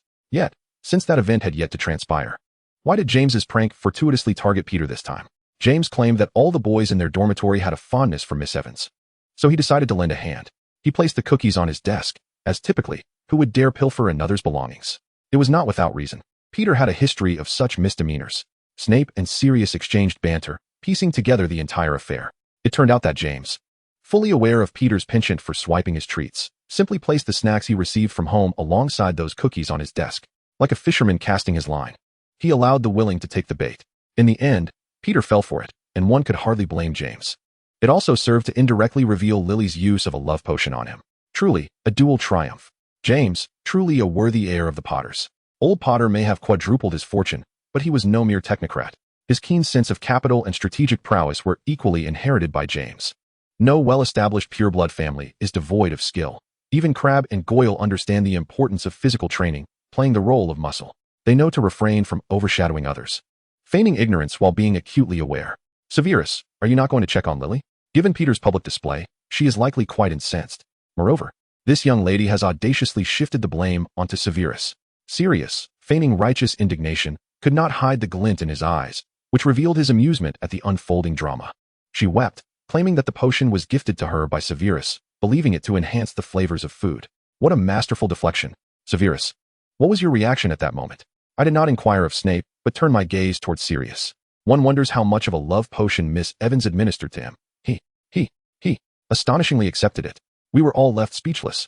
You should have seen it. The expressions on James and Lucius's faces were filled with a frustration that seemed to stem from a blend of disappointment and exasperation. I felt both sympathy for his misfortune and irritation at his lack of resolve. "Cece, I swear, this is the last time," Snape, with a visage etched with guilt, solemnly assured me. He observed me with utmost caution, his dark pupils shining with an unusual brightness. No, where there is a first, a second is inevitable. In the original narrative, Snape would readily sacrifice himself for her, becoming a scapegoat in an instant. Severus, I yearned to offer some solace, but ultimately, it all culminated in a heavy sigh. I can only hope that in this lifetime, you may find peace, free from the turmoil of love. However, we who are privy to the truth have already disseminated it. Xenophilius Lovegood, Luna's father in the original story, the editor of the Quibbler, and a first-year student of Ravenclaw this year, has begun compiling a Hogwarts gossip magazine, which would later evolve into the Quibbler. Among its articles, a few things Dumbledore and Grindelwald must address gained immense popularity, reportedly sparking heated debates among fans about their dynamics that echoed through several floors. Are you suggesting that the injustice faced by Severus was disclosed to the Hogwarts gossip magazine? Chapter 132, A Beating. It is indeed a reasonable choice. Nowadays, everyone prefers to indulge in gossip rather than seek out earnest clarifications. This time, a group of friends rallied around Snape, easing his burdens. He was no longer alone. Snape appeared conflicted. "Severus, fret not. The content of the gossip magazine will not truly harm Lily. To be deceived, and yet count coins for others, aside from Snape. I cannot envision anyone else doing the same. Cece, I am not like that at all. In any case, do not take the magazine's words to heart."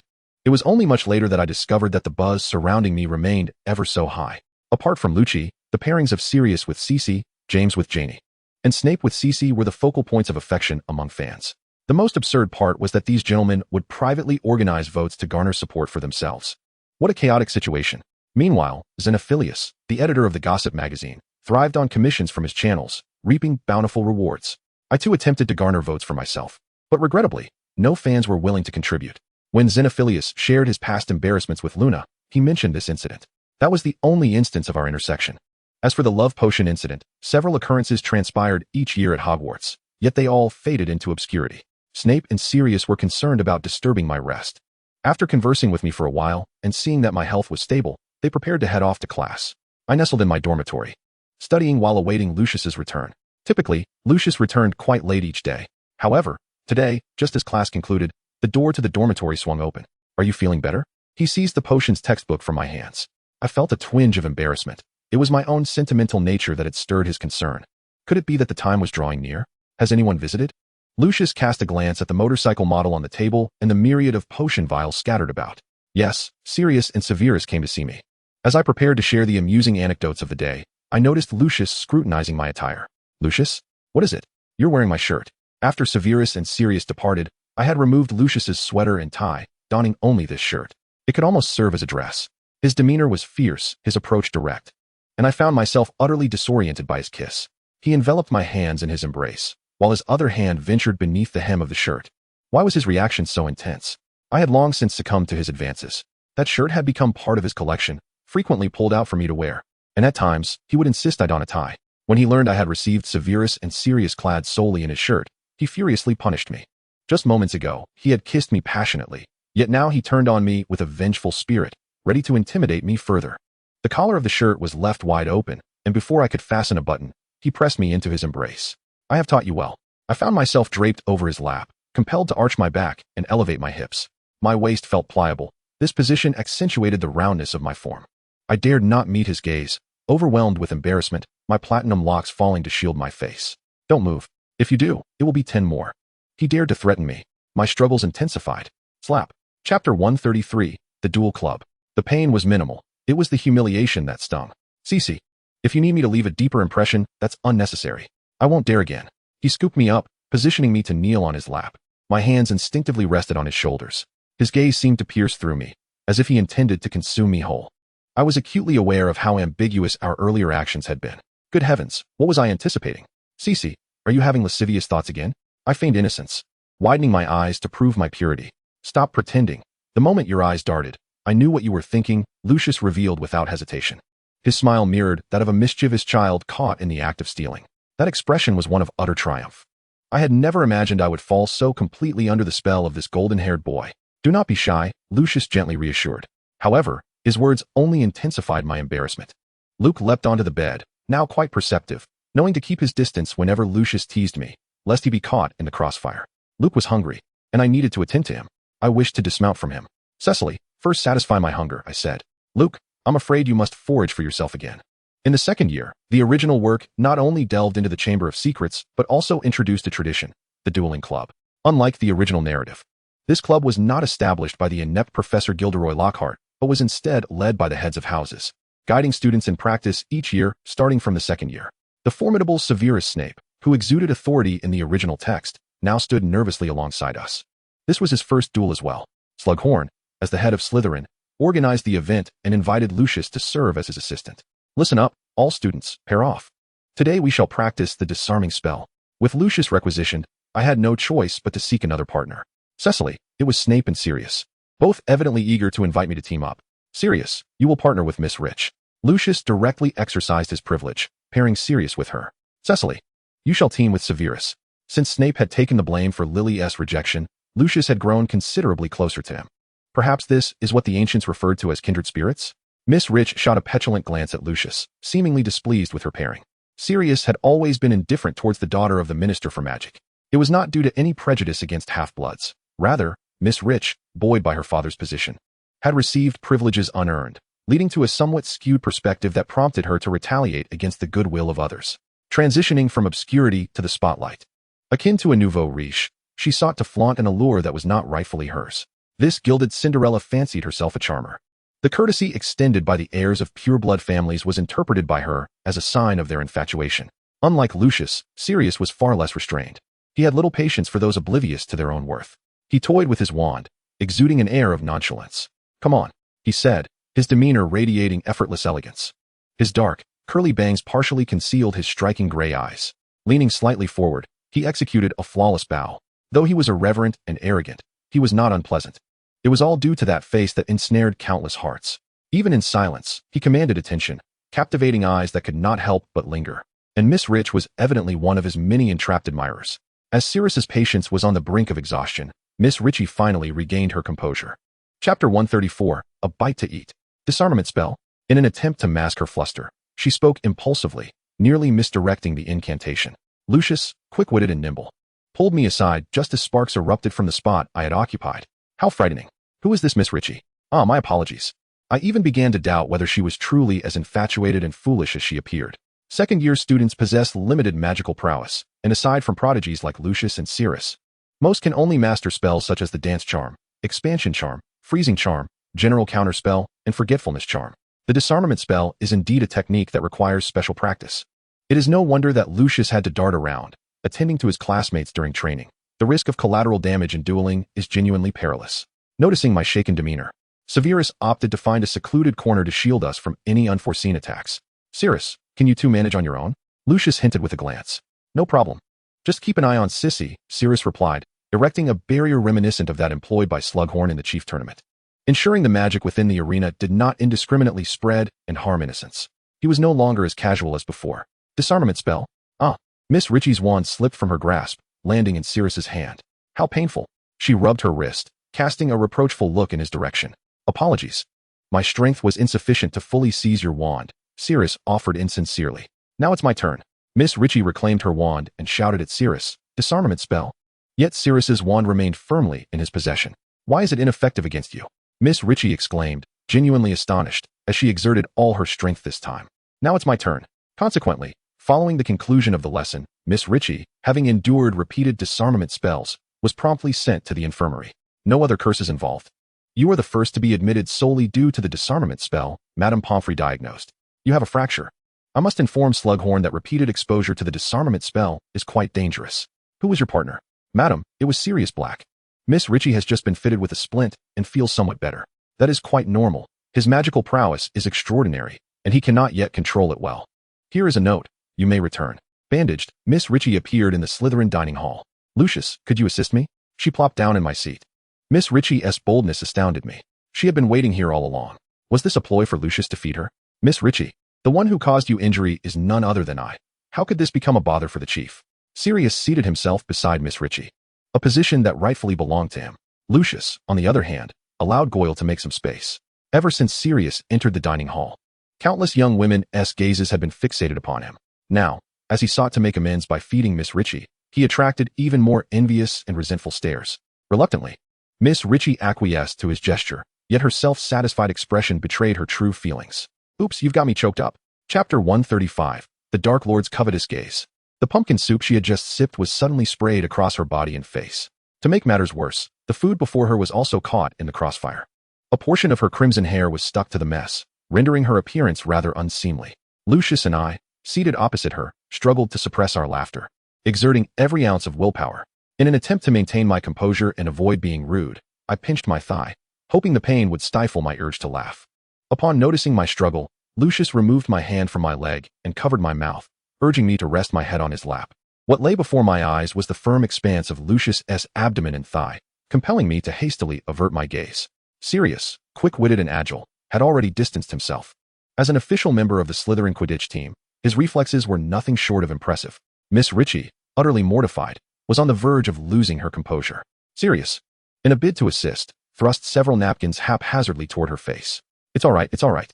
I'm just inexperienced. Let me practice a bit more. And I assure you it won't happen again. He feigned an intention to feed her again, only to be swatted away by Miss Ritchie.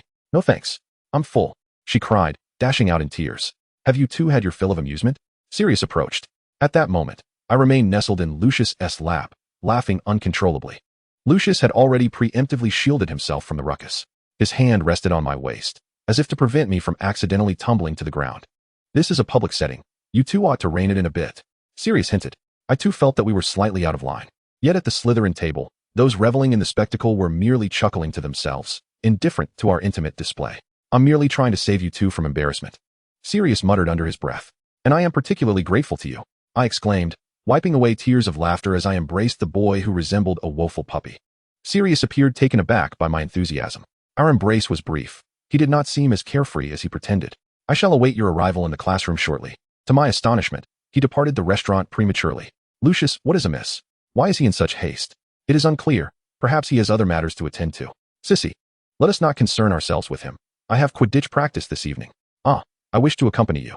This marks the final year of Bellatrix's tenure as the captain of the Quidditch team.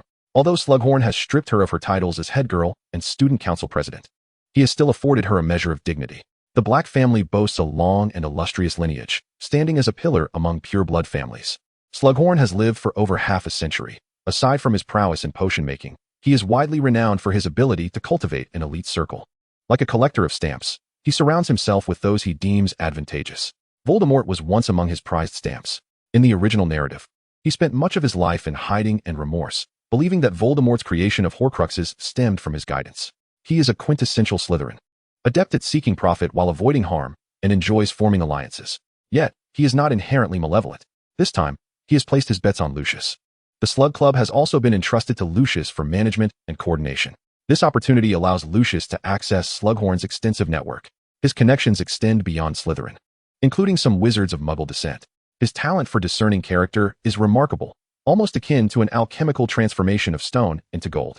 This is why Voldemort holds him in such high regard.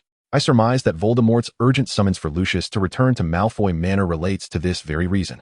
Chapter 136, Flirting and Banter. I am uncertain when Lucius received the dark mark. With my abilities, could I perhaps remove this mark from him? Much like I would extract the excruciating pain from within him. Thus, I resolved to return with Lucius. Truly, I am a foolish romantic, my ideals swayed by my senses. As I became more deeply involved in the Dragonpox project, my aversion to Voldemort gradually diminished. Though I remain unaccustomed to sharing a space with him, the previous sense of fear and anxiety has waned. Sissy has returned as well. I cannot articulate it, but it seems Voldemort is not surprised to see me. A hint of a smile graces his lips. He appears to possess an uncanny ability to anticipate the actions of others. Does he not lack the power of foresight? The only explanation for this is his exceptional intellect, coupled with vast experience. Good evening, Mr. Voldemort. There is no need for such formality, by rights. You should be considered my godfather. I glance at Abraxas. Godchildren refer to their godparents in this manner. Does this mean that I must also address Voldemort as father? You have not baptized Cece. We must adhere to the established customs. Abraxas has decisively refused on my behalf. Voldemort paused for a moment, evidently feeling a twinge of disappointment and helplessness. I found it peculiar. He need not be so affected. The Malfoy family's ties to him are already sufficiently strong. There is no necessity for him to accept another goddaughter. Moreover, from his perspective, I am destined to marry into another pureblood family, one that he has long since brought under his influence. I am merely a superfluous vassal, nothing more. My aptitude for dark magic, a secret fiercely guarded by my father and Lucius, offers me no special value in his eyes. I am at a loss. As I had anticipated, after exchanging pleasantries, Voldemort delved into the crux of the matter. He indeed harbored ambitions regarding Slughorn's circle, yearning for greater support. Slughorn's connections reach beyond Slytherin, encompassing accomplished graduates from other houses as well. With his beguiling visage and persuasive rhetoric, he could undoubtedly lure wave after wave of individuals into peril. Uncertain of his intentions, I was reluctant to aid him in his nefarious schemes. However, Voldemort sought Lucius not due to any inability to access these connections. He remains a favored guest of Slughorn. Yet, Lucius, being his godson, shares a far closer bond than that with the former headmaster. It would be easy for him to seek certain conveniences. Godfather, must I trouble you to make this journey? I assent at my duty. The words hovered on the tip of my tongue. Voldemort displayed a satisfied smile. Lucius, I heard you were attacked by Bella during the last Triwizard Tournament? His casual mention sent a shiver down my spine. And Abraxas, why have you concealed this from me? Voldemort's brow furrowed, his beautiful face betraying a hint of concern. Do you still believe that I am entangled with Miss Black? Such an accusation.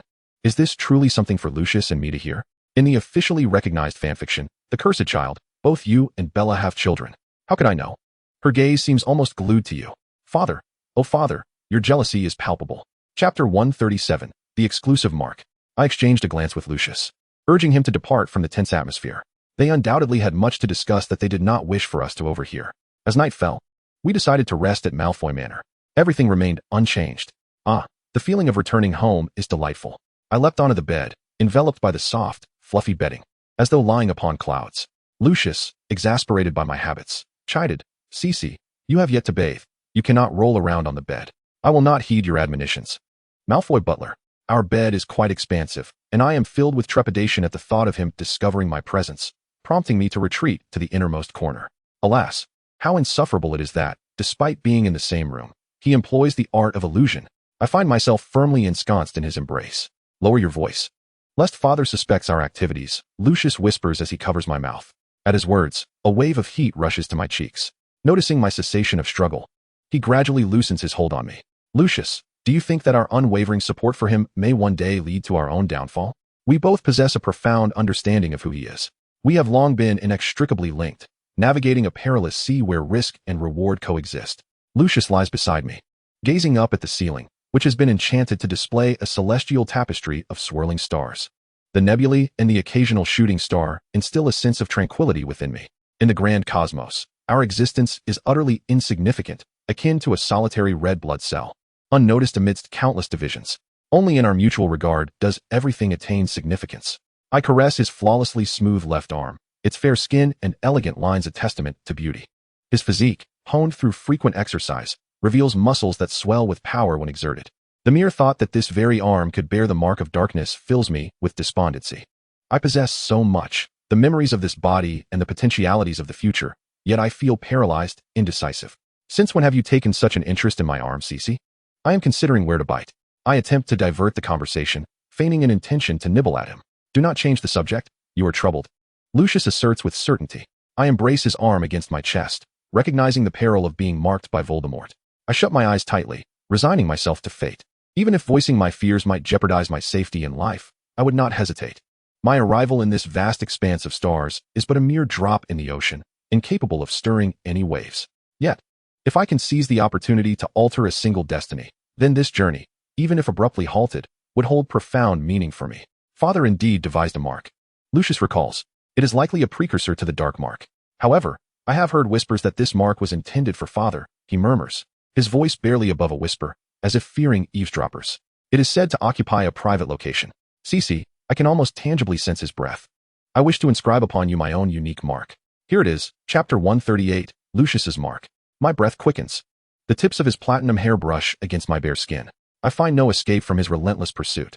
Sissy, I shall await the day when you truly belong to me. I will be here, marking you with my own unique imprint. Where will he choose? I long to caution him about the peril posed by Voldemort, yet my thoughts transform into something else entirely. Dressed in his shirt, I stand blushing before the mirror. Sissy, you look exquisite, he says, enveloping me from behind. I gently free myself from his embrace, beginning to tidy up for our return to Hogwarts before class. Lily encounters me in the corridor. Sissy, it's been ages. She is aware that we both understand her inclination to shift blame onto Snape. Since then, she has not participated in our study group. We meet many individuals daily, yet maintaining a lasting friendship proves challenging. Perhaps as we walk our separate paths, we will drift apart. Are you unwell? You seem to be overdressed, she remarks, pointing at my turtleneck sweater. I cast a reproachful glance at Lucius. I am particularly sensitive to the cold. Hence, I have changed my attire as the weather turns. But it's 78 degrees Fahrenheit, she retorts. You might catch a chill. I feign a slight cough, feeling rather contrived. The conversation falters. You'll break out in a rash dress like that, she exclaims, preparing to lift my collar. Miss Evans. Class is about to commence. I must take my leave. Lucius interjects, skillfully separating us as he takes my hand and strides towards the classroom. This is your fault, I exclaim. With his tall frame and long legs, I nearly have to run to keep pace with him. How can you blame me? Sissy is becoming increasingly enchanting. At this rate, I might be devoured prematurely. How vexing. This fellow speaks such nonsense with utmost seriousness. I pinch his waist firmly. Ouch, you have quite the temper. We engage in playful banter as we arrive at the classroom. This marks the second session of the dueling club. Following the first session, it is evident that everyone has relaxed their inhibitions, casting various offensive spells when Slughorn is distracted. Snape and I are no exceptions. The future Snape is destined to become a dueling expert. His formidable, disarming charm struck Lockhart, sending him crashing against the wall. Moreover, Snape, at such a young age, has invented various spells. He is indeed a rare genius. Although I have undergone intense training under Grindelwald and possess certain talents in dark magic, I still feel somewhat intimidated by the sternness of Professor Snape. Even in my formative years, his prowess in spellcasting instilled a sense of awe within me. Sissy, are you truly willing to engage me in a genuine duel, without concealing any of your abilities? I could distinctly perceive a flicker of arrogance in his gaze. Do I truly appear so feeble? A surge of defiance welled up within me. Of course, unlike his exasperated demeanor towards Lockhart, he inclined his head in a courteous bow. We stood quite close, and as he slightly bent forward, I caught sight of his neatly styled bangs, which lent him a refreshingly tidy appearance. Free from his previous disheveled image, we returned to our respective positions, and the duel commenced. Chapter 139. Am I a Parselmouth? I could not possibly resort to openly employing the unforgivable curses as I did with Bellatrix. Moreover, Snape is among my closest friends. This was merely a contest of friendship. Binding spell. The tip of my wand emitted a lasso of magical energy, swiftly ensnaring Snape. However, he would not allow me to complete my incantation unchallenged. With a deft maneuver, he flipped upside down, propelling me away from my original position. I spun through the air for 2.5 rotations, relying on my instinctive flying abilities to land gracefully. Sissy, Lucius, noticing the commotion, hurried to my side. This lesson is still focused on the disarming charm. If you dare to use other spells, I shall exercise my right to detain you and impose confinement. Luke, I proposed this, I quickly interjected, tugging at Lucius's robes. All of his pent-up anger was directed towards Snape. No flying, understood? He gripped my shoulder firmly, whispering in my ear, with a rather fierce expression. But that was merely my instinct. Lucius inhaled deeply. Severus, we cannot disclose that Sissy is capable of flying. I apologize for my earlier loss of composure. This was Snape's first experience with the upside-down maneuver. He had not anticipated such formidable power. My reaction had startled him as well. He expressed that he was unperturbed by Lucius's earlier tone. Continue, but refrain from causing such a disturbance. Lucius, concerned about drawing Professor Slughorn's attention, cautioned us before turning to other groups. So, shall we resume? I inquired. Snape appeared somewhat apprehensive. Do not worry. After practicing the disarming charm a few times, I felt a yearning to simulate a more authentic duel scenario. Noticing Snape's hesitation, I playfully intimidated him. If you fail to seize the initiative, you might find yourself at a disadvantage. Release the tension. To my surprise, such a simple incantation caught Snape off guard. Mischievous impulses surged within me. Draco once employed a technique known as the Dragon's Exit during a duel with Harry, a spell that Severus had previously unraveled. This time, I sought to test the proficiency of his second-year self in the art of counterspelling. Unlike the diminutive serpent described in the original text, a colossal green serpent descended from the sky, its girth comparable to that of an adult's thigh and stretching a full 12 feet in length. Its cavernous maw opened wide as it slithered menacingly towards Severus. It was indeed immense. Severus appeared to be paralyzed by the sight of this behemoth, utterly at a loss for how to evade its approach. Come here. It was Lucius. I gazed at him, feeling like a wayward child, utterly bewildered. He wasn't addressing me. Rather, he was conversing with the serpent. Yet, why could I comprehend their exchange? Typically, he would not shield me from his dialogues with Lucius. I could not decipher the communication between a human and a fox, so why was I able to understand Lucius's conversation with the serpent? Was it possible that I possessed the gift of Parseltongue? The serpent affectionately coiled around Lucius. In Slytherin, the ability to converse with snakes is deemed a mark of honor. It is common knowledge that Salazar Slytherin, the founder of the house, was a Parselmouth, a human capable of speaking with serpents. I pulled Severus up from the ground, apologizing. I'm sorry, Severus. I had no idea I could summon such a creature. It's all right. We both misjudged our abilities. How pretentious that sounded. To my astonishment, the serpent suddenly lunged towards me. Hey, stop. Chapter 140. On the verge of appearance. To my surprise, it halted. Little master, was it calling me?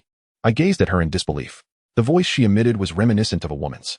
Nagini, you must return, Lucius commanded in a deep tone. Very well, little master. Nagini is pleased to meet you. You bear a striking resemblance to your master. In an instant, she vanished into thin air. What a loquacious creature. The commotion had attracted the attention of everyone present. After all, a massive serpent appearing and disappearing at will, along with the Malfoy siblings who could converse in Parseltongue, was bound to create a stir. Cecilia, you and Lucius can actually speak Parseltongue. That's incredibly cool, James exclaimed as he settled beside me with a plate of food. Look, within an hour, this news had spread throughout all of Hogwarts. Is it a requirement for Slytherin students to learn Parseltongue? I mean, your emblem is a serpent. He pointed at the crest on my chest. That's not the case. Parseltongue isn't something one can simply learn, aside from the descendants of Slytherin. No one possesses this ability. Sirius, his position usurped by James, retorted with an air of dissatisfaction. So, you and Lucius are also descendants of Slytherin, James exclaimed, realization dawning upon him. You are rather uninformed. To my knowledge, there exist individuals in this world who are not descendants of Slytherin, yet are equally capable of understanding Parseltongue. Interjected Grindelwald, whom I had not seen for quite some time. He took a piece of bread and stuffed it into his mouth. Though his physique resembled that of a first-year student, his appetite was that of an adult. And who might that be? James inquired with insatiable curiosity. Of course, it is the one seated at the center of the teacher's table, Albus Dumbledore. Dumbledore is a linguistic prodigy. He not only comprehends Parseltongue, but also speaks Mermish and gobbledygook. Grindelwald, with his youthful visage, bore a melancholic yet profound gaze. Only in such a capacity could he gaze unabashedly at the individual upon the stage. The thought of their irrevocable fate filled me with a poignant sorrow. Indeed, James no longer fixated on the origins of our ability to speak Parseltongue. Since it could also be acquired through practice, it was no longer a marvel. I did not miss the furtive exchange of glances between Grindelwald and Lucius, which I firmly believed served as a cover for us. The name Nagini was all too familiar, one of Voldemort's Horcruxes in the original tale, and also the one who took Severus Snape's life. What have I done? Guilt overwhelmed me, threatening to engulf my very being. Cece, have you finished? I have something to discuss with you. Lucius laid down his utensils. Distracted, I hastily concluded my meal, as a multitude of thoughts exploded in my mind. Parseltongue, Nagini, the young master. All the answers were on the verge of revelation. I believe you have begun to perceive. Upon returning to the dormitory, I was led before a full-length dressing mirror. Cece, your body carries the bloodline of your father and Voldemort. Lucius's hand was placed before my eyes. After a fleeting sting and wave of warmth, my eyes felt an unprecedented comfort. Yet, the reflection revealed that I possessed wine-red irises, eyes identical to those of Voldemort. Is this truly the essence of my being? I had not anticipated that a mere pair of eyes could so profoundly affect one's appearance. They were captivating eyes, so mesmerizing that I felt I might be drawn into their depths. Chapter 141, The Chamber of Slytherin. Lucius lifted my chin, scrutinizing my face with fervor and adoration. Cece. We succumbed to a passionate kiss before I gasped for breath and distanced myself. Why have you kept this from me? Voldemort has relentlessly pursued immortality and has no need for heirs. Thus, your existence merely serves as a thorn in his side. As a progeny connected to his bloodline, you possess everything he holds. My father understood this all too well, which is why he has always acted out of protection for you. The truth was unveiled. I have finally grasped the reason why Abraxas arranged for my adoption at the orphanage, forbidding me from social interaction, altering the color of my eyes, and concealing my ability to fly. A sorceress endowed with the innate gift of flight is none other than Voldemort. The dual confounding charms on my earrings and the permanent alteration of my fangs serve only to diminish the likelihood of being recognized by Voldemort. Given the knowledge that my existence is unwarranted, why was I not eliminated from the very beginning? A wave of heat surged through my eyes, once again veiled in a shade of bluish-gray. Periodically, Lucius reinforces this enchantment. In the past, he would manipulate it while I slumbered, Henceforth, I shall cooperate more adeptly. It is a lamentable truth that I was not born amidst the blessings of both parties. My fate upon birth was to evade detection, to survive in the crevices of society. Once the cherished daughter of the Malfoy family, I now live as an invisible specter, even mistaken for an illegitimate child. I apologize. Cece, it is I whose power remains insufficient to safeguard you.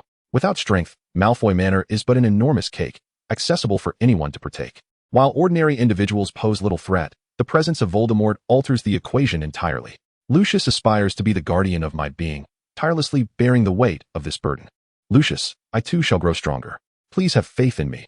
I shall not be a hindrance to the Malfoy lineage. The Malfoy family, renowned for their beauty, should not be underestimated. Fundamentally, it is their capacity for self-protection that prevails. Even if my bloodline bears a trace of him, should he pose a threat to the Malfoy family, I would sever our natural connection without hesitation. My only relatives are Lucius and my father, Abraxas, and no others. Lucius and Voldemort have not partaken in my life throughout these years. Even upon learning of my relation to him, I shall not dwell on it. I shall guard this secret alongside you. I will not selectively forget the harm he has inflicted upon the Malfoy family and its members simply because he is my other father. Since I am of Voldemort's bloodline, I do not even wish to call myself his daughter. After all, we have never acknowledged one another. Therefore, I too may unlock the Chamber of Secrets. The diary is a fragment of Voldemort's memories from when he was 16. At that time, he was a sixth-year student at Hogwarts. And the most likely location for this undertaking is indeed the chamber. That basilisk must know the truth. Lucius, come with me. From this moment on, I shall harbor no reservations. Following the guidance of the original text, I made my way to the girls' lavatory on the second floor. In the dim light, the cold and damp stone walls exuded a chilling atmosphere. This girls' lavatory is quite secluded, rarely visited by any girls seeking to resolve their issues. Cece. Lucius glanced furtively around, fearful of being discovered, for a distinguished Slytherin head had stealthily ventured into the girls' restroom. Indeed, Lucius was a boy, and without divulging any details, I had brought him along, an act of sheer recklessness. Hush, what sound is that? Chapter 142, Lucius's charismatic allure. I heard it too. It was Parseltongue. It must be the serpent creature trapped in the Chamber of Secrets for millennia. It seemed to sense my presence. Every descendant of Slytherin shares a natural connection with it. Lucius crouched down. I removed my tie and draped it over Lucius's eyes, fastening it securely with a tight knot. Lucius did not question my actions. He bowed his head, allowing me to proceed. He closed his eyes, a rare display of obedience. I felt an urge to tease him, but given the urgency of the situation, I refrained. The serpent's eyes were peculiar. Before we leave, it must not be removed. I double-checked that the tie was firmly secured, took his hand, and pushed open the restroom door. It was completely empty. Although Lucius was blind to his surroundings, his spatial awareness was exceptional, and he strode forward unperturbed. I moved toward the innermost stall. Was there truly a weeping myrtle here? How dare you bring a boy in here? Quickly leave. A ghost suddenly materialized, hovering close to my face. I nearly screamed. But considering Lucius beside me, I forced myself to remain as calm as possible. Are you Moaning Myrtle, Elizabeth Warren? It was the first time someone had called her by her real name rather than the nickname that had accompanied her throughout her school years. She sniffled nervously but nodded in affirmation. I am Narcissa Malfoy, and this is... I know, Lucius Malfoy, the ghost interjected. She had already transformed into a ghost, yet managed to display a bashful expression. Lucius, the heartthrob of Hogwarts, even had a ghostly admirer. I gently pinched his fingers in protest. Lucius cleared his throat and altered our handhold, interlocking our fingers. What are you doing covering his eyes? Are you two playing a game?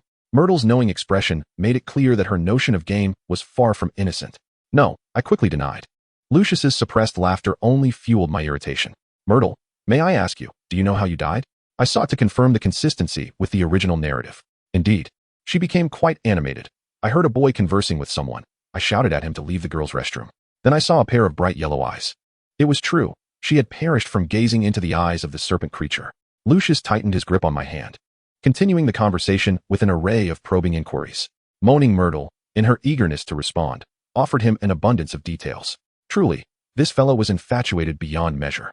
Lucius's courteous demeanor provided a semblance of comfort to this ghost, who had long been devoid of male companionship. That insufferable platinum peacock exuded charm indiscriminately. It is no wonder that some have speculated that the Malfoy lineage harbors a hint of allure. Such rumors likely stem from him. Cece. This must be the entrance to the Slytherin's chamber, and what Miss Warren beheld were the eyes of the basilisk. The ability of Lucius to reach this conclusion without any prior knowledge from the original text left me in profound admiration. Following the direction indicated by Moaning Myrtle, I approached the edge of the pool, searching for the faucet bearing the mark of a small serpent. Open. Chapter 143. A terrifying encounter in the chamber. Cece, you are not speaking parcel tongue, Lucius corrected me. As an elf, he could seamlessly transition between multiple languages. Meanwhile, I struggled to envision the faucet before me as a serpent. A rather human inconsistency. Indeed, he uttered the command in snake language, and the scene before us transformed instantly. A substantial pipe appeared, wide enough for a person to crawl through. Much of the content from Harry Potter and the Chamber of Secrets had faded from my memory. It turned out there was still a considerable distance to traverse to reach the chamber. Yet, I had already blindfolded Lucius. What was I to do? Should I confess my error? Are you encountering any difficulties, Cece? Lucius inquired, stepping closer as I fell silent. Below us lay a slide. Before I could finish my thought, he swept me into his arms. With a leap, we were propelled downward, the force of inertia guiding our swift descent. The pipe twisted and turned, and Lucius shielded me from numerous impacts with his body. Surrounded by impenetrable darkness, we ventured into the unknown. However, nestled in Lucius's embrace, my sense of security soared. At last, I felt solid ground beneath my feet. Glimmers of light flickered in the gloom. The floor was littered with the bones of various creatures. I steadied Lucius while being mindful of my footing to prevent him from stumbling. A massive serpent's shed skin caught my eye. What a treasure! A complete shedding. One could only imagine how many potions it could yield, not to mention the basilisk's venom and blood, though he would have to willingly offer them. Given Lucius's fondness for animals, it was unlikely that he would permit me to harm the basilisk. A rustling sound broke the silence, banishing all my previous assumptions from my mind. The basilisk loomed, several times larger than Nagini, resembling a wall, its body emitting a sinister green glow. You are a descendant of Slytherin. Its golden eyes captivated me, resembling the size of copper bells. My body trembled uncontrollably, and my voice became difficult to manage. He turned his gaze towards Lucius, stating, "You are the master's father." What? It mistook Lucius for my father? How absurd. I will not harm you. You may remove that thing. A serpent creature, surprisingly, employed honorific language. Lucius slowly opened his eyes, the soul illumination emanating from my wand, and he swiftly acclimated to the surrounding environment. His pupils flickered, silently shielding me behind him, gripping his wand tightly. The serpent creature dismissed our defenses with indifference. Indeed, aside from its eyes and the crowing of a rooster, it appeared to have few vulnerabilities. Almost all offensive spells were ineffective against it. How shall I address you? This serpent must have existed for millennia. The last person to find this place called me Hellbow, a name I detest. You may call me Little White. As my master named me. I understood now that the master it referred to was not me. Who was its master, and how did Lucius become its father? A serpent creature displayed a nostalgic expression, reminiscing about the days spent beside its master. My master entrusted me to Salazar Slytherin, and during Salazar's lifetime, my final command was to remain here and guard Hogwarts. What brings you here today? I inquired. Did the last person to enter the chamber divide a fragment of memory to create a Horcrux resembling a notebook? Chapter 144. The Origin of the Sleeping Dragon's Disturbance. I feared it might not comprehend the significance of a Horcrux. As I began to explain, I was interrupted by the serpent creature. I know what a Horcrux is. I lived alongside Salazar for a considerable time. Its gaze radiated with wisdom. It was indeed a guardian beast left by Salazar to protect Hogwarts. During the Middle Ages, Muggles subjected wizards to brutal persecution, and underage wizards lacked the capacity for self-defense. Thus, the founders of the four houses united to establish this school. Did Salazar Slytherin truly despise wizards of Muggle descent, seeking to expel them from Hogwarts? This is yet another rumor regarding Slytherin. The Muggle-born young wizards of the Middle Ages exhibited poor habits. They would relieve themselves indiscriminately, leaving the classrooms filthy, which greatly distressed Salazar. The power of a wizard derives from bloodline, and children from pureblood families evidently received superior education in this regard. The serpent's sense of smell is remarkably acute, surpassing even that of dogs. I wonder how Little White endured it all. Indeed, the founding of Hogwarts aimed to protect these underage wizards. How could Salazar's original intention have been to eradicate Muggle lineage? However, Salazar harbored a disdain for Muggles, rooted in historical grievances. A significant figure in his life had endured persecution at their hands. Perhaps the basilisk, having languished in solitude for far too long, yearned for a confidant.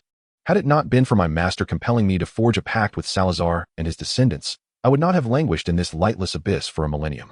Returning to your previous inquiry, I cannot recall whether the last visitor to this place crafted a Horcrux. All I remember is a tragic incident resulting in the death of a girl. To conceal my existence, he undertook certain extraordinary measures. Nevertheless, since that fateful day, he has not reopened the chamber. I grasped the crux of the matter, an accident. Was the demise of Myrtle not a deliberate act by Voldemort to create a Horcrux? Yet, as a descendant of Salazar, would he be so foolish as to fragment his own soul? White muttered to himself. Lucius, who had remained silent throughout, continued to listen intently to our exchange. His quietude sent a shiver down my spine. All the secrets of Harry Potter, the truths about Horcruxes, I had divulged through the chamber. Over the past year, in my interactions with him, I had entrusted him with my entire being. In this realm, he was the reason I chose to gamble everything. What thoughts might he harbor about me, the flawed spirit from another world? Would he confine me to the dark basement of Malfoy Manor, employing forbidden arts to reclaim the true Cece? White, who is your master? After a prolonged silence, Lucius finally spoke. I apologize. My master has placed a binding on me, forbidding me from disclosing his name to anyone. However, he shares profound ties with both of you, and that is all I can reveal. The motto of Hogwarts, never tickle a sleeping dragon, also exists because of him. I regret that to sustain my energy until I meet with you both, I must spend more time in slumber. It imparted all it knew to us before closing its eyes. Chapter 145, Growth. Upon departure, I noticed that the dark door of the chamber bore an uncanny resemblance to the brooch I had gifted Lucius, featuring two serpents intertwined, their eyes adorned with emerald gemstones. What a remarkable coincidence. Why did we both unerringly select the same design, and what connection did the designer have with the Slytherin chamber or the Slytherin lineage? What troubled me most was White's mention of its master, who was inextricably linked to us. Lucius was the father of its master. Did this imply that I might be his mother? Could it be that Lucius would ultimately wed someone other than me? My heavens. I was already contemplating the prospect of being another's mother. Cece. By the time we returned to our room, the night was deep. As my eyes acclimated to the darkness, I rested upon Lucius's arm, allowing my mind to drift. His master, undoubtedly a being of elfin ancestry, possessed the extraordinary ability to commune with all that exists, making it unsurprising that he would command a serpent creature. Like humans, elves too traverse the cycles of reincarnation, perhaps. The master of the serpent once shared a paternal bond with me. Lucius's gaze seemed to be lost in reminiscence. In the original narrative, who would dispute that Lucius is the epitome of fatherhood? Even Draco often teetered on the verge of informing his father. This speaks volumes of their close-knit relationship. He procured 7 Nimbus brooms to secure his son's place on the Quidditch team. He resorted to threats and persuasion, uniting with other board members to condemn Buckbeak, the hippogriff, to death for Draco's sake. To the protagonist Harry, these actions might appear reprehensible, yet they emanate from a father's profound affection for his son. Lucius's past child is inexorably linked to the motto of "Do not disturb the sleeping dragons, Draco." Everything is interwoven. This is too fantastical to fathom. Yet it is a veritable reality. Draco seems to be boasting, that mischievous rascal. In the future, Draco might seize a unique opportunity, awakening his elfin lineage, while simultaneously traversing back to the era of the 4 founders, gifting a creature to Salazar Slytherin. The Malfoy family's significant standing at Hogwarts further substantiates this narrative. Each generation of Malfoys could ascend to be students of Slytherin. The opulent dormitories within Slytherin House paint an extravagant picture. Such a wildly imaginative notion. Would anyone truly believe it if I shared? What could be occupying Cece's thoughts, her expression so animated? Lucius tenderly kneaded my earlobe. The very piercings he had created for me, as if he delighted in toying with them. He pondered our future offspring. He possessed an uncanny ability to discern my innermost thoughts. At times, I suspected he could hear my silent musings. You are still too young. In the enveloping darkness, I heard his wistful sigh. What could I possibly be thinking? And I am not at all young, I retorted, my words escaping before I realized I had fallen into his trap. I lacked a time turner, rendering it impossible to retract my utterances. How utterly embarrassing. Moreover, what was I even comparing? Leaning against his chest, the laughter resonated within me, leaving me too bashful to lift my gaze. Cece will grow, in every conceivable way. I shall wait for you. Chapter 146, Dumbledore's Transfiguration Class. This year marks Bellatrix's final participation in the Quidditch matches, as well as her last year serving as captain of the Slytherin Quidditch team. Unsurprisingly, she is determined to secure benefits for her brother, Sirius. As the captain, appointing or dismissing team members is a task that comes effortlessly. Sirius, you shall be the seeker. Malfoy, you will be the chaser. The role of the seeker is paramount to the outcome of the match. It is only when the seeker catches the golden snitch that the game is declared over. The team that captures the golden snitch is awarded an additional 150 points. Consequently, the identity of the seeker becomes the focal point of the match once victory is achieved. Naturally, this coveted position is destined for the Black family. To be fair, both Sirius and Lucius have exhibited remarkable prowess in this role. However, the scales in my heart have always been tipped. The team members, whether sincerely or feigned, all congratulated Sirius on becoming the new seeker. Some even patted Lucius on the shoulder in a gesture of consolation. As Lucius is of the same caliber as Sirius, as long as Sirius remains with the team, or the new captain does not propose a change in positions, this arrangement will remain fixed henceforth. Lucius still extended his hand. Congratulations. Sirius raised an eyebrow. Thank you. The two exchanged a knowing glance. Chi-Chi, you will come to watch the match, won't you? Sirius inquired, knowing you never missed a training session. Of course, I will attend. As long as Lucius is competing, I shall be present each time. Good. Sirius beamed, dazzling a host of cheerleaders. His status rivals that of Rukawa Keed from Slam Dunk, with countless girls flocking to him, regardless of house, year, or even gender. I once heard an older boy shout loudly at the training ground, "Go, darling!" startling Sirius so much he nearly fell off his broom. Due to becoming key players for their respective teams, James no longer practiced privately with Lucius and Sirius, as they were concerned about inadvertently revealing each other's tactics and strategies. These fellows certainly possess a fierce competitive spirit. Speaking of competitiveness, it is not merely these peers. Some individuals nearing their 70s still adhere to the belief that a man remains a boy until death. Grindelwald, due to his outstanding performance in Transfiguration, was particularly recommended by Minerva McGonagall, the professor of first-year Transfiguration, to become an auditing student in an advanced Transfiguration class. She exclaimed that she had never taught such a gifted student. It is simply inadequate to describe him as exceptionally talented. It is worth noting that Transfiguration is one of Grindelwald's most remarkable skills. He possesses the unparalleled ability to alter his appearance at will and maintain it for weeks without a flaw. Thus, this youth, as striking as Apollo, would arrive early to class, seated at the front row, becoming one of the students personally instructed by Albus Dumbledore, the headmaster of Hogwarts. Despite his youthful appearance at 11, Grindelwald stood out remarkably among the 6th and 7th year students.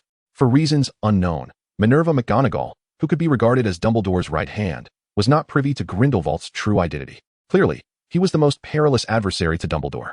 Professor Dumbledore, I did not comprehend this issue. Could you elucidate it once more? Grindelwald raised his hand, displaying a countenance of bewilderment. His earnest expression revealed no hint of deception, yet all were aware of his notorious mischief. Chapter 147, The Victim of Bullying? The usually gentle and patient Dumbledore now bore an intense gaze. Mr. Basharat, do not consume our collective time.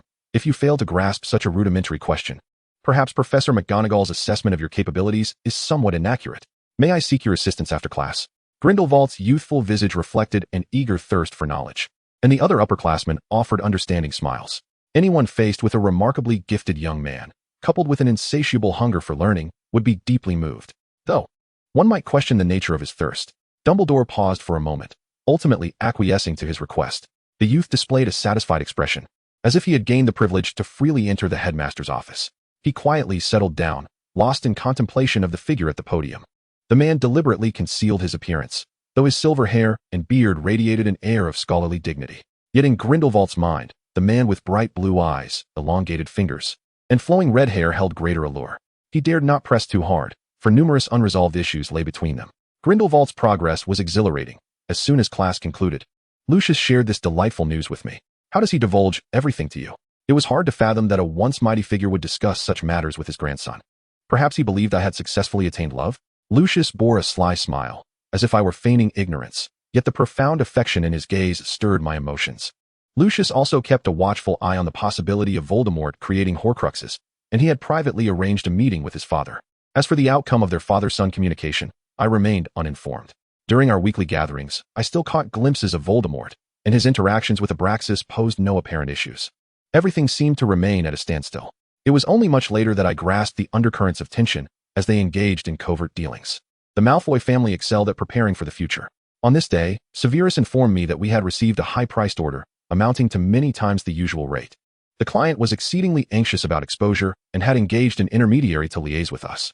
They specifically requested the customization of the highest grade of love potion. The previous incident involving the love potion has made me acutely aware of the legal blind spots within the realm of wizardry. There exists no delineation regarding the harm caused by substance abuse to personal and property safety. Although Lucius has beseeched Abraxas to advocate for a prohibition against the misuse of advanced love potions, any formal enactment of law necessitates extensive approvals and protracted periods of deliberation. Thus, should we, in pursuit of lucrative commissions, engage in self-deception and hypocrisy? Confronted with the dilemma of conscience versus monetary gain, the situation becomes rather complex. Furthermore, might it not be possible that our adversary is secretly laying a trap for us? Should we take the bait, they could promptly report us to the Ministry of Magic, thereby rendering our proposal futile. In light of these considerations, I deliberated with Severus and politely declined this venture fraught with both profit and peril. On that day, while I was tidying myself in the ladies' restroom, I was forcefully shoved. My assailant dragged me and locked me in a stall. Chapter 148, Bellatrix's Obsession. It was Bellatrix. What could she possibly want from me? Despite her previous controversies, the Malfoy family has suffered more than anyone, Why would she come to trouble me? In a flash of thought, I pondered many possibilities but could not discern any clarity. Lucius's little kitten? She towered over me, her tall and curvaceous figure, coupled with her striking and aggressive features, exuded an intense aura. I stood in her shadow. This time, she was unaccompanied. Her nimble fingers toyed with her curved wand. Her demeanor nonchalant. Such an expression on Sirius would evoke comfort. However, Bellatrix seemed to possess an inherent fanaticism, and I feared that a single misstep could provoke her wrath. Miss Black, I am Narcissa Malfoy. What brings you to seek me? I inquired. I have heard from Sirius that you are the mastermind behind the Malfoy family's potion team. So that was it. She was the one demanding advanced love potions. She was willing to expose her identity to assuage our concerns, preferring direct communication with us. The target of her love potion usage could not possibly be. A flash of captivating crimson eyes crossed my mind. That individual was one I could not afford to offend. I resolved to continue feigning ignorance. Sirius, I will settle the score with you later. The potion team had initially been nurtured by me, but once it matured, I entrusted it entirely to my brother. Humph. Bellatrix displayed an expression of disbelief. That is a tempting morsel, now a veritable goldmine. Would you relinquish it so easily? She scrutinized me, and I knew that even the slightest hint of hesitation would lead her to seize the moment. I am the daughter of the Malfoy family, awaiting marriage. What do you think? I retorted, refusing to show weakness. In the original text, despite her fervent infatuation with Voldemort, she ultimately married Bellatrix Lestrange. Whether out of volition or coercion remains uncertain. Perhaps my response resonated with her in some manner, for a flicker of emotion crossed her countenance. Oh, it seems that this is a universal truth. I had assumed you would fare better than us, given the considerable affection you receive from Lucius. She did not wholly accept my words, continuing her probing inquiries. This was one aspect, yet familial interests superseded all else. I chose to remain noncommittal. I did not deny my closeness to Lucius. I merely displayed a melancholic demeanor. My words were nothing but the truth, and her interpretation thereof was entirely her concern. I discerned her expression was far from pleasant. Clearly, in her mind, Lucius posed a far greater challenge than I did. Nonetheless, out of both curiosity and propriety, I felt compelled to inquire, Miss Black, may I ask what the specific matter is? Is there anything I can assist you with? No, she replied with a brusque denial. Yet I did not overlook the fleeting embarrassment that crossed her face. Indeed, this woman was remarkably audacious. Yet, could she truly bear the consequences that would ensue? Voldemort's mother, Maripi Gaunt, had employed a love potion to wed the elder Tom Riddle. Voldemort himself was a product of such enchantments. Should he discover that someone sought to ensnare him with a love potion, the ramifications would be unimaginable. What would Lucius do? Would he divulge her scheme to Voldemort? Or facilitate the affair, waiting for Bellatrix to plummet into her own abyss? Chapter 149. The reward demanded by Lucius. Clearly, I had overestimated Bellatrix's recklessness. She did not dare approach Lucius. Unfortunately, this did not bring me any solace. It seemed that in her eyes, I was a pliable entity. Whereas Lucius was beyond her provocation, whether out of fear of the Dark Lord behind him or for other reasons. Lucius, something transpired today, I mentioned. I have always acknowledged my lack of virtue. I would not easily forgive those who had harmed Lucius. Bellatrix's actions towards him had sent sharp pangs through my nerves. Let us not forget, I am a vengeful Slytherin. Has she done anything to you? Lucius meticulously scrutinized my form. No, do not worry, I nestled against him.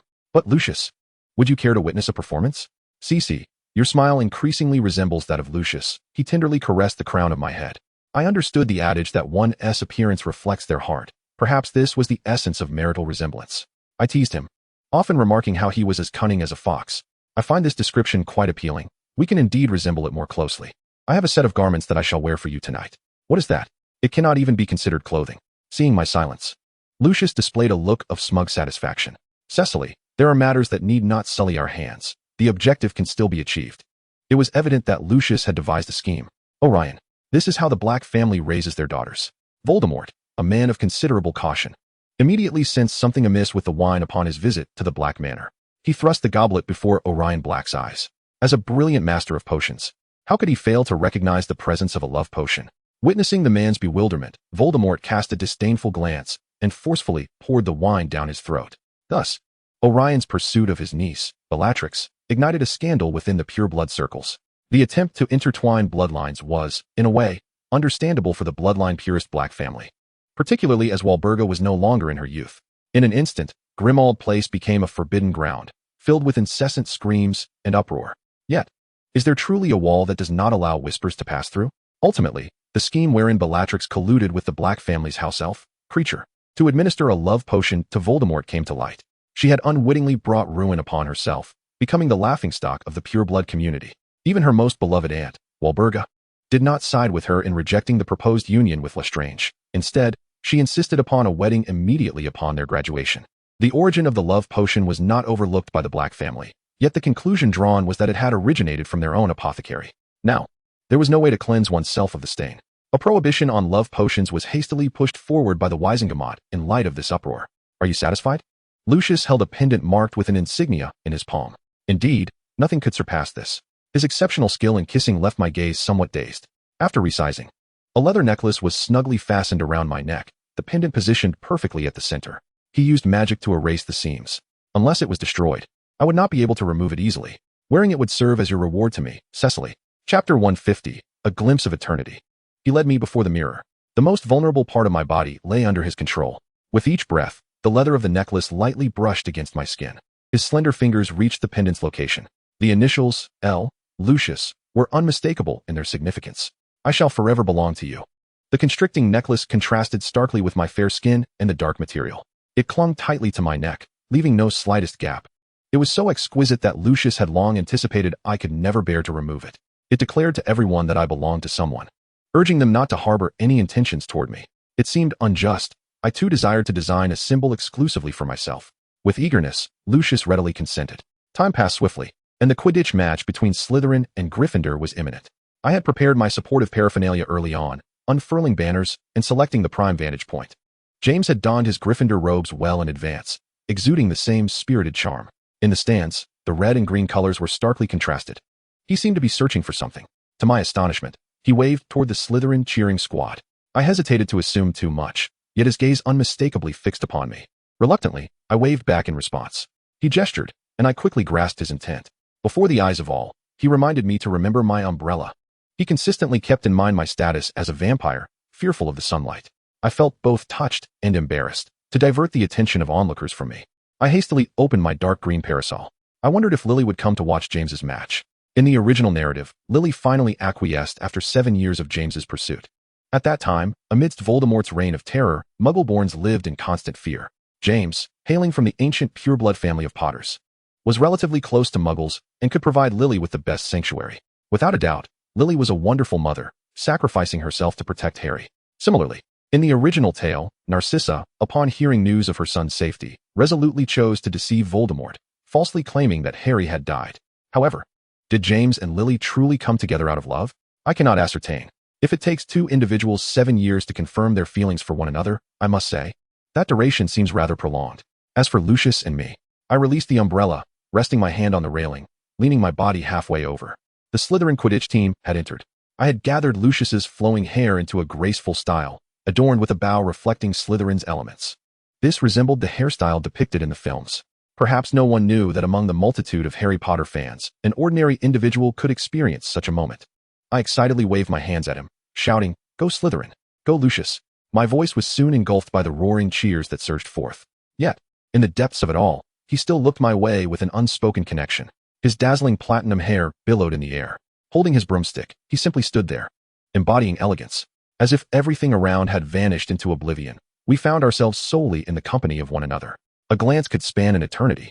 Chapter 151. To whom does the golden snitch belong? Oh heavens, is Sirius gazing at me? I feel as though I might lose my mind. Behind me, I could hear the chorus of Sirius admirers.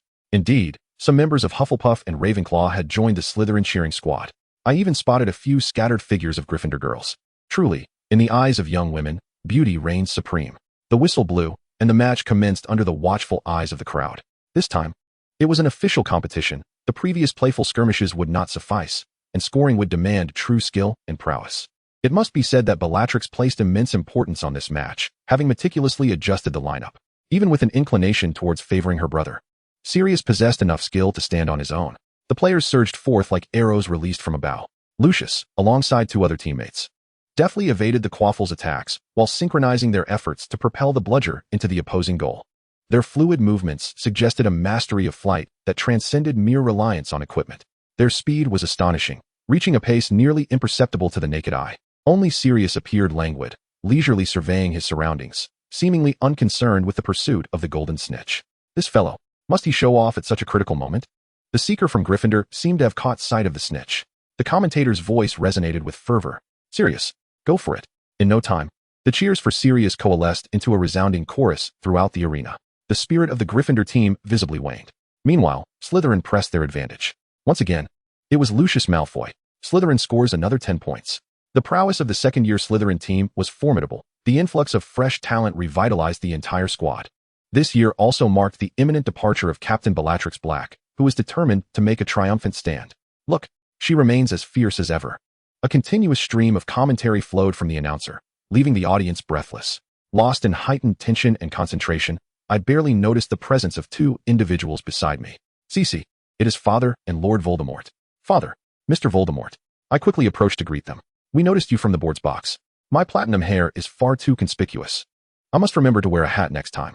This was my first close encounter with him since I spoke ill of him last time. To be honest, I am the sort who feels guilty after gossiping about others.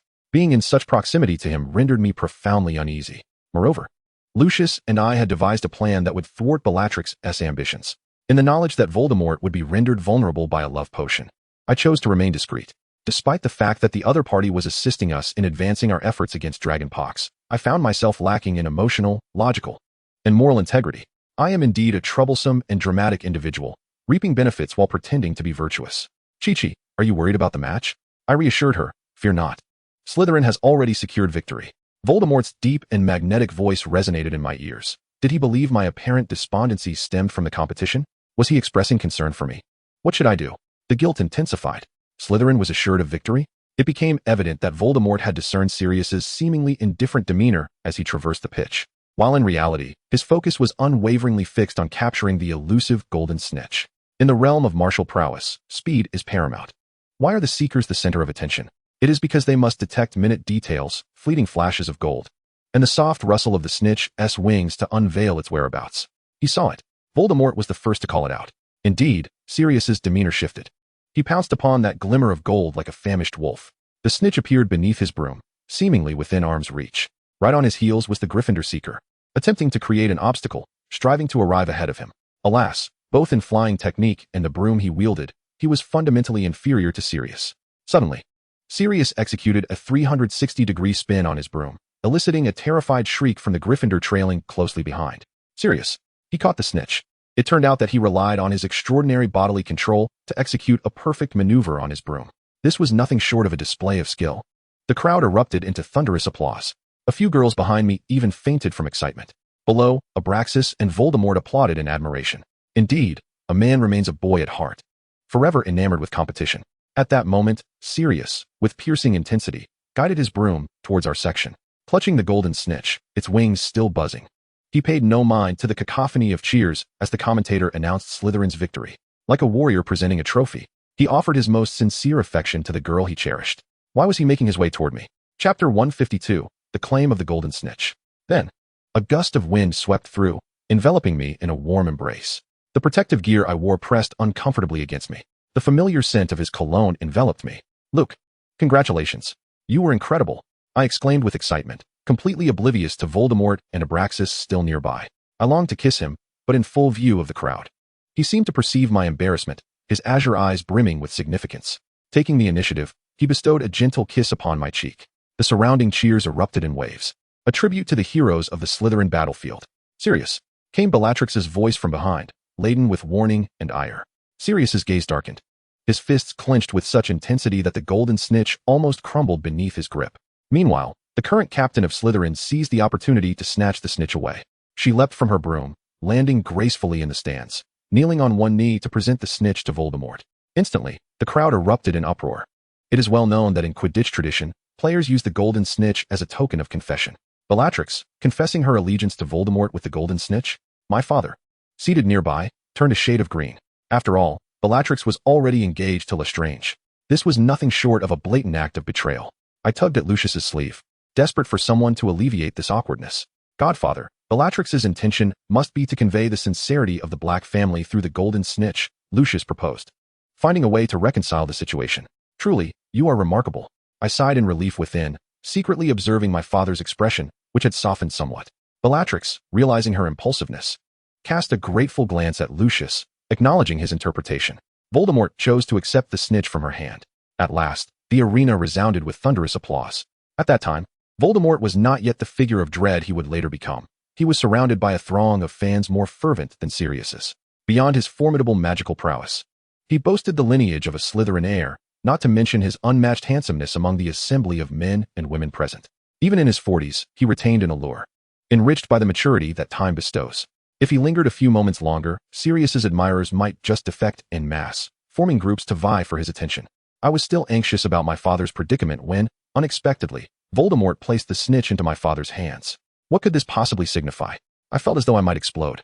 Was he casually handing the sincerity of the Black family to the Malfoy family? Was this not a public slap in the face to the Black family?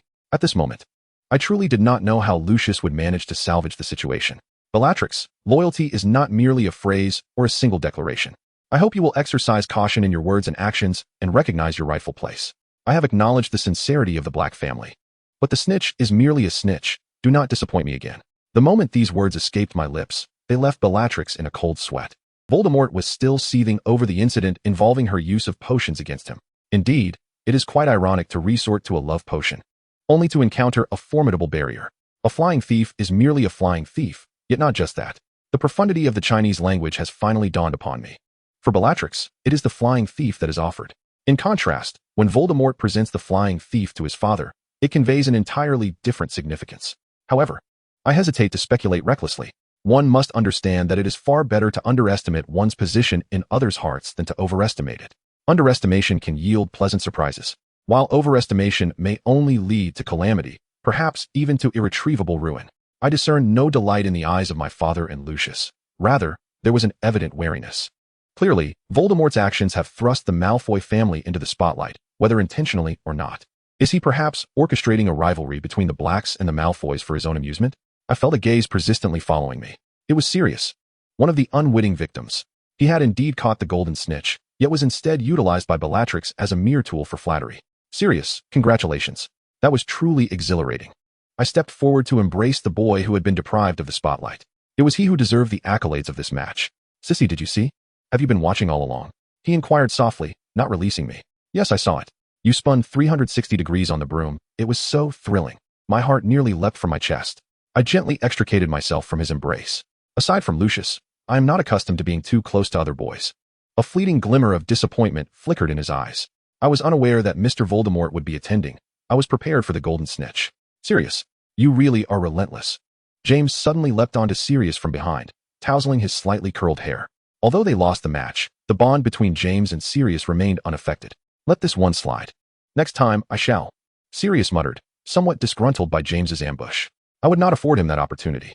Lucius's eyes sparkled like stars, his gaze resolute, as though he comprehended the unspoken intentions of Sirius. That night, I was punished for an extended duration. Chapter 153, Grindelwald, the next seeker? Slytherin, as expected, clinched the Hogwarts Quidditch Cup for this year. Bellatrix concluded her captaincy on a high note, nominating her cousin, Sirius Black, as the next captain. Sirius's remarkable performance in the cup rendered him truly deserving of the title. Henceforth, no one would dare invoke the Black family's connections against him. I was concerned that Lucius might feel disheartened, but seeing his demeanor untroubled, I was able to relax. Sirius idly twirled his wand, embodying the youngest Quidditch captain in Slytherin's storied history. He effortlessly possessed all that others fervently pursued. This year, the newly admitted Regulus Black and Percival Bashar would join the practice sessions. The handsome Regulus paled in comparison to the striking golden-haired youth. Regulus, the sole character in the original narrative who toyed with Voldemort, was also an exceedingly talented Slytherin. With a commendable lineage, a sharp intellect, and striking features, he unfortunately found himself overshadowed by those of extraordinary talent. Once, he merely played the supporting role to Sirius, as they were brothers. Now, even Grindelwald had emerged to join the fray, completely eclipsing Regulus's brilliance. It became increasingly clear why Draco had harbored such animosity towards Harry Potter. No matter how hard one strives, the mere title of the Chosen One could usurp all the splendor. Poor Draco, showered with affection from a young age, struggled to accept such a psychological disparity. Bashar, what position do you excel in? Inquired Sirius, the current captain. Seeker, came the reply, eliciting laughter from all present, most of it good-natured. They chuckled at the audacity of this brash youth challenging the authority of the incumbent captain, and at his apparent overestimation of his abilities. Given that Sirius had recently reclaimed the long-lost House Cup for Slytherin as a seeker, Regulus suppressed a fleeting smile. This first-year prodigy truly lacked awareness of his own limitations. Believing the Black family to be as easily intimidated as himself, He gazed hopefully at his brother. Excellent. I look forward to the day you take my place. Sirius paid no heed to Grindelwald's provocation. This was a resonance among the strong. They invariably recognized their kindred spirits more swiftly than ordinary folk. No matter how much Grindelwald suppressed his presence, the formidable aura he exuded from his battle-hardened past was unparalleled. I found Grindelwald's ambition to join the Quidditch team quite surprising. He had once served as a seeker for Durmstrang's team. Lucius wore a knowing expression. Furthermore, I informed him that Professor Dumbledore attended every match.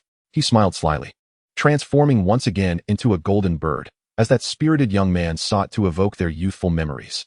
Very well, a roundabout strategy is not without merit. Yet, the most crucial element remained, a pair of hands firmly clasped around my waist. One could no longer easily relinquish the golden snitch. Gellert's prowess far surpassed his own. It was merely a matter of time before he replaced him as seeker. The calculating Lucius had everything under his control, skillfully maneuvering Grindelwald into the team, usurping Sirius's position as seeker. The Black family shall not perform astonishing feats akin to Beatrix this year. Their vigilant demeanor is utterly charming. Chapter 154, Sirius and the Unlikely Match. The final examinations for the second year swiftly approach. Sirius continues to exhibit his nonchalant attitude, while the rest of us enter combat mode. Although Lucius and I have long since completed our second-year studies through family tutelage, we still find it necessary to review the critical examination points. Snape, too, is efficient and focused, particularly in potions, where his innovative techniques significantly enhance their efficacy. Slughorn even granted him an exemption from the finals, registering him directly as outstanding. It is as if everyone is preparing for the grand examination, while some have already secured early admissions. Snape purses his lips, striving to conceal his pride before us. Yet, the delight in his eyes betrays his emotions. Cece, if you're struggling, I can assist you, he offers. This is blatant boasting. While we strive for every possible mark, some are already laboring to become potion assistants. The disparity among humans is palpable. Equally exempt from examinations is Lily Evans of Gryffindor, who possesses considerable talent in potions. Several girls surround her, chattering eagerly as they inquire about her problem-solving methods. She is indeed both beautiful and intelligent. Some older boys surreptitiously cast glances in her direction. Yet, her gaze occasionally drifts towards us, as if awaiting our invitation. I silently shook my head. After she distanced herself from the Amortentia incident by casting blame upon Snape, she ceased to be my friend. We merely maintain a semblance of civility, addressing each other by our given names. It is rather noisy over there, Sirius mutters, glancing at the throng encircling Lily. Their chatter has disrupted his slumber. Lily and Sirius have been voted the new beauty and heartthrob of Hogwarts. Many, aware of their own lack of prospects, secretly wish to see them paired together, for who does not relish a romance? The narrative of a noble scion overcoming familial barriers to wed a muggle girl is a classic tale, Cinderella version. Years later, I would discover that Lucius had orchestrated this election behind the scenes, removing my name at the last moment to prevent any association with Sirius. At that time, we were blissfully unaware. We would not partake in the matchmaking of Sirius and Lily. He has become the adversary of all the boys at school. James nudged his brother with his elbow. Handsome, athletic, academically accomplished, and from a respectable background. Someone needs to rein him in, allowing the rest of us a chance. James continued to ridicule Sirius, casting furtive glances our way in search of support. Indeed, Sirius, what type of girl do you fancy? We can offer our counsel. My gossip-loving heart was ignited. In the original tale, Sirius was a figure who flitted through romantic entanglements without ever settling down. Even until his fateful encounter with Bellatrix and the Avada Kedavra curse, his destined companion never materialized.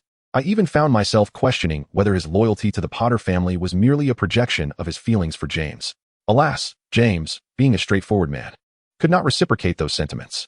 By the way, Sirius, boys are also an option. I am quite open-minded and harbor no prejudice against same-sex relationships. Spare me the nonsense.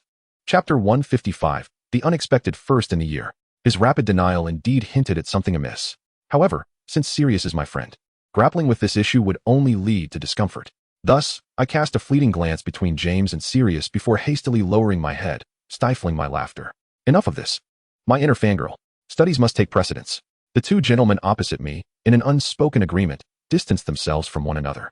How inconsiderate, they did not indulge my fantasies. The results of the final examinations were announced.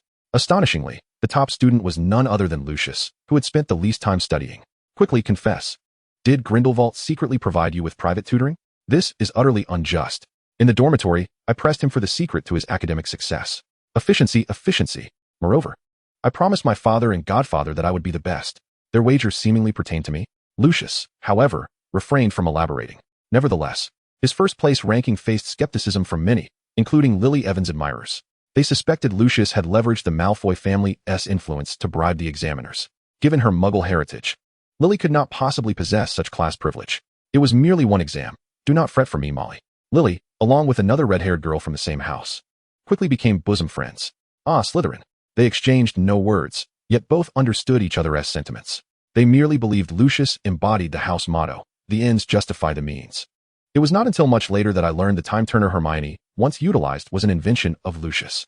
This wondrous device allows one to traverse back in time, albeit constrained by temporal limits, as one cannot return to a period too distant from the present. Like Hermione, Lucius exploited this mechanism, enabling him to enjoy more than 24 hours in a day for his life and studies. Moreover, he discovered the ingenious applications of the time-turner through my experiences. This, too, is why I harbor a deep-seated disdain for this invention. One of its kind is already unbearable for me. Two Luciuses appeared simultaneously. After exchanging greetings, they commenced the same endeavor. Under such circumstances, I felt I might shatter. To return to the main topic, at that time, the relatively innocent Lucius employed a time-turner for his studies. Lucius remained indifferent to external opinions, yet that did not imply others shared his disregard. When Slytherin once again secured the house cup at Hogwarts, the hall's decorations turned emerald green, provoking a chorus of boos from the Gryffindor table, which James found intolerable. He could not comprehend why these individuals were incapable of accepting defeat.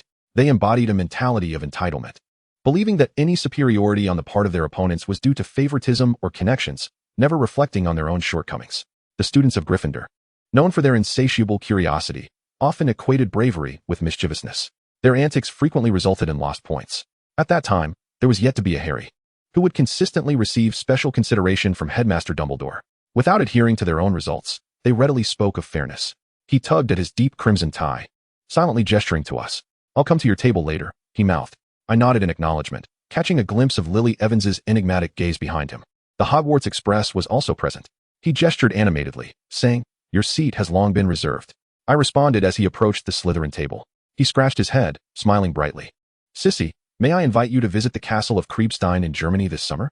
Trust me, it will be an experience worth your while." Chapter 156, The Illusion of the Vampire Castle. Germany? Yes, every summer, I travel to Nuremberg with Lucius. The affairs of the pureblood party must also be addressed by Grindelwald. The previous year, the Potter family had vacationed in Germany, and they were doing so again this year. A peculiar sensation stirred within me. Kriebstein Castle was the legendary vampire castle. His invitation was likely based on the assumption that I had awakened my bloodline heritage. My experiences in Hogwarts taught me the importance of not indulging in fanciful thoughts. Girls often tend to romanticize moments, imagining declarations of love and diving in headfirst, only to find themselves utterly humiliated. Since we were both in Germany, a mutual visit would not pose any issue. "Lucius, is that acceptable?" I sought Lucius's counsel. We did receive the invitation together, did we not?" Lucius replied. James momentarily faltered. Of course. Then let us go." During one visit to the Potter estate, Lucius had also encountered a portrait that bore an uncanny resemblance to my own visage. He was eager to unearth the secrets that lay behind me. The castle of Kriebstein, established in the medieval era, stands as a quintessential embodiment of neo-Gothic architecture. Upon my arrival, an inexplicable sense of familiarity washed over me. Despite the castle's weathered facade, it appeared to me in a rejuvenated splendor. I felt as though I were ensconced in a dream, wherein I possessed dominion over this land. The vampire's castle, was this the true domain of the progenitor of the bloodline, the master of fangs? She was undeniably exquisite, with captivating wine-red eyes, cascading platinum waves of hair, and features that were nothing short of perfection. Her alabaster skin, smooth and unblemished, was greatly admired in this era. Her tall figure, accentuated by a corset, emphasized her ample bosom and slender waist. Was this the visage of a body matured? I felt a twinge of embarrassment and a thrill of delight. Though it did not rightfully belong to me, I found myself benefiting from the original owner's misfortune. She was adorned for a purpose. Was she preparing to hunt and feast? Regardless of her outward purity and elegance, she remained a creature of the night, subsisting on human blood. Yet, her countenance radiated satisfaction, suggesting she had recently indulged. Where might she be headed now? Her pace was swift, and in an instant, she traversed half the forest. I felt like a specter, sensing an innate connection between us. No matter how rapid her movements, I maintained a close distance. This was the domain of the elves. They resided here in peace, thriving and rejuvenating. A natural barrier impeded her progress, akin to a Muggle-repelling charm, forbidding the intrusion of beings other than elves. She dared only to gaze longingly from afar. Her eyes brimmed with melancholy and yearning. She was so beautiful that even the heavens seemed moved. Her strength was palpable, I could sense the omnipotent aura of the vampire progenitor. Who was it that rendered her desires unattainable? Who instilled such timidity that she dared not even attempt to reach for what she sought? I could not stray too far from her, otherwise I would feel compelled to investigate on her behalf. The surroundings bore resemblance to the awakening site of Lucius the elf, featuring a colossal tree. The elves affectionately referred to it as the mother tree, within which dwelled the elven king. Following the vampire's longing gaze, I glimpsed the truth. Chapter 157, A Reluctance to Speak. Lucius. More precisely, it was his elven form after the awakening of his bloodline. Cece. A wave of disorientation struck me, and the scene before me was abruptly pulled back to the present. The ancient castle remained, weathered yet unchanged, while time had passed and the world had shifted. The bloodline progenitor, who bore such a striking resemblance to me, had vanished without a trace. Lucius and James stood vigil by my side. CCU. In a moment of desperation, I bit down on my lip. My modified canine teeth were excessively sharp, and I typically exercised great caution. Just now, I found myself utterly captivated by the scene before me. My apologies, I must first arrange for your rest. James's gaze lingered upon my lips for an extended moment. His expression seemed to betray a struggle against some fervent desire. Eventually, he departed hastily, seeking out the house elf of this ancient castle for us. This place has become the ancestral domain of the Potter family. Upon witnessing James's departure, I hurriedly recounted my recent encounter to Lucius. We share a bond that transcends 2 lifetimes, Cece. Yet, ultimately, this progenitor of the bloodline was a Potter. From that moment forth, the Potter family inherited the blood of the ancients. She relinquished her immortality, discarding the fangs that sustained her existence, to follow her husband into the embrace of death. This, indeed, is a tale of love that is both poignant and tragic. But what was it that I glimpsed in the illusion? Is there another version of this story? Those fangs should eternally rest with the progenitor of the bloodline. I am not her, nor shall I choose to become her. Cece, your mouth has been wounded. Do not linger here.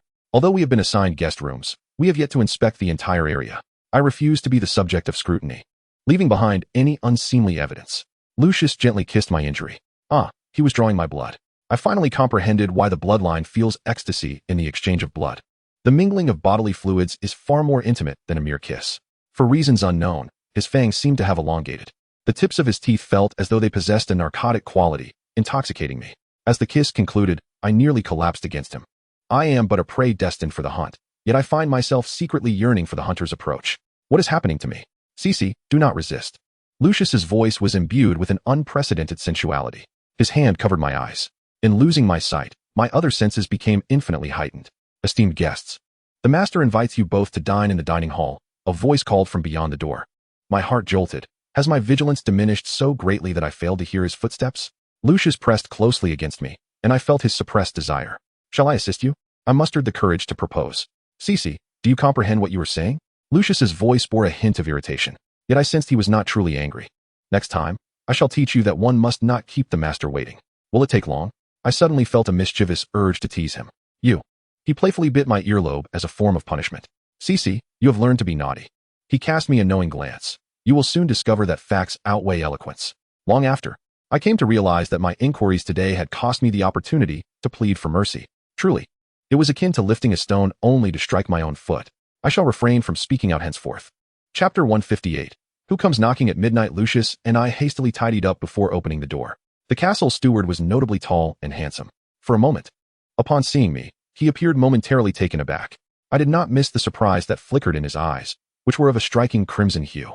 He bore an expression of solemnity, yet his demeanor was considerate and attentive. James addressed him as Brahalad, showing him an unusual degree of respect.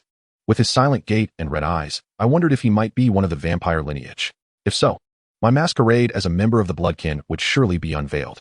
I finally understood James's intention in inviting us.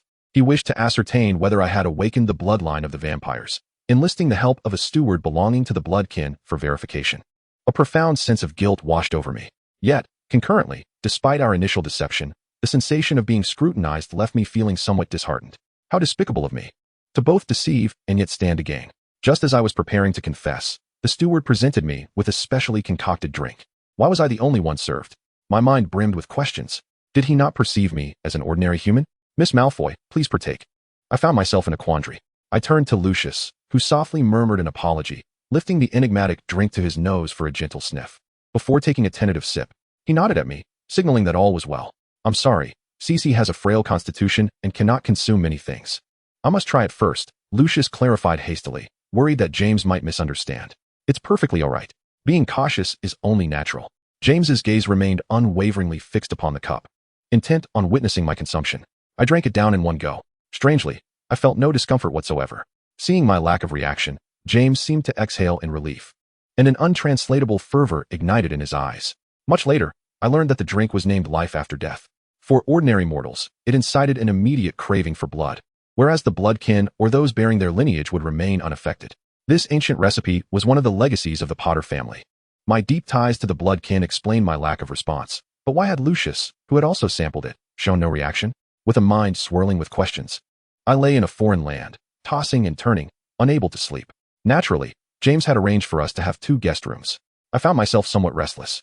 No, if I were to be more candid, it was the person in the bed that troubled me. I truly yearned to seek out Lucius, though I remain oblivious to his current pursuits. Yet, should the master discover my intentions, I must suppress my determination to sneak away. Suddenly, a sharp click resonates in the air. The door lock is turned from the inside. The ancient structure, along with its furnishings, bears the marks of dampness. As the gap in the door widens, it creaks and groans ominously. I grip my wand tightly, lying motionless on the bed, paralyzed by fear. Despite having become a wizard and having encountered the specters of the magical realm, the tales of midnight chimes still rattle me to my core. The footsteps of the intruder make contact with the wooden floor, echoing softly. I sense their efforts to tread silently. The figure gradually approaches, ensconcing me in shadow. Chapter 159, The Resurrection of the Mother Tree. I suddenly fling the blanket draped over me at him. Following this, I attempt to cast a binding spell. However, before I can complete my incantation, he releases a counterspell, causing the ropes to ensnare me instead. At last, I discern the face of my visitor, Lucius. I exclaim in exasperation. Why do you haunt me with your ghostly antics? No sooner have the words left my lips than I am silenced again. How was I to know you had retired so early? In days past, you were as much a night owl as Luke, prowling the night. All right. No need to mock me. I implore him, begging for the spell to be lifted. There's no need. I find this rather amusing, he replies, regarding me with a leisurely gaze. How delightful it is that you are finally by my side. I am truly happy. A smile plays at the corners of Lucius's mouth. Sleep now. I shall return in the morning. The two of us, consumed by a sense of guilt, embark on a life of clandestine visits. Thankfully, our stay at the Cribstein Castle is but a few days.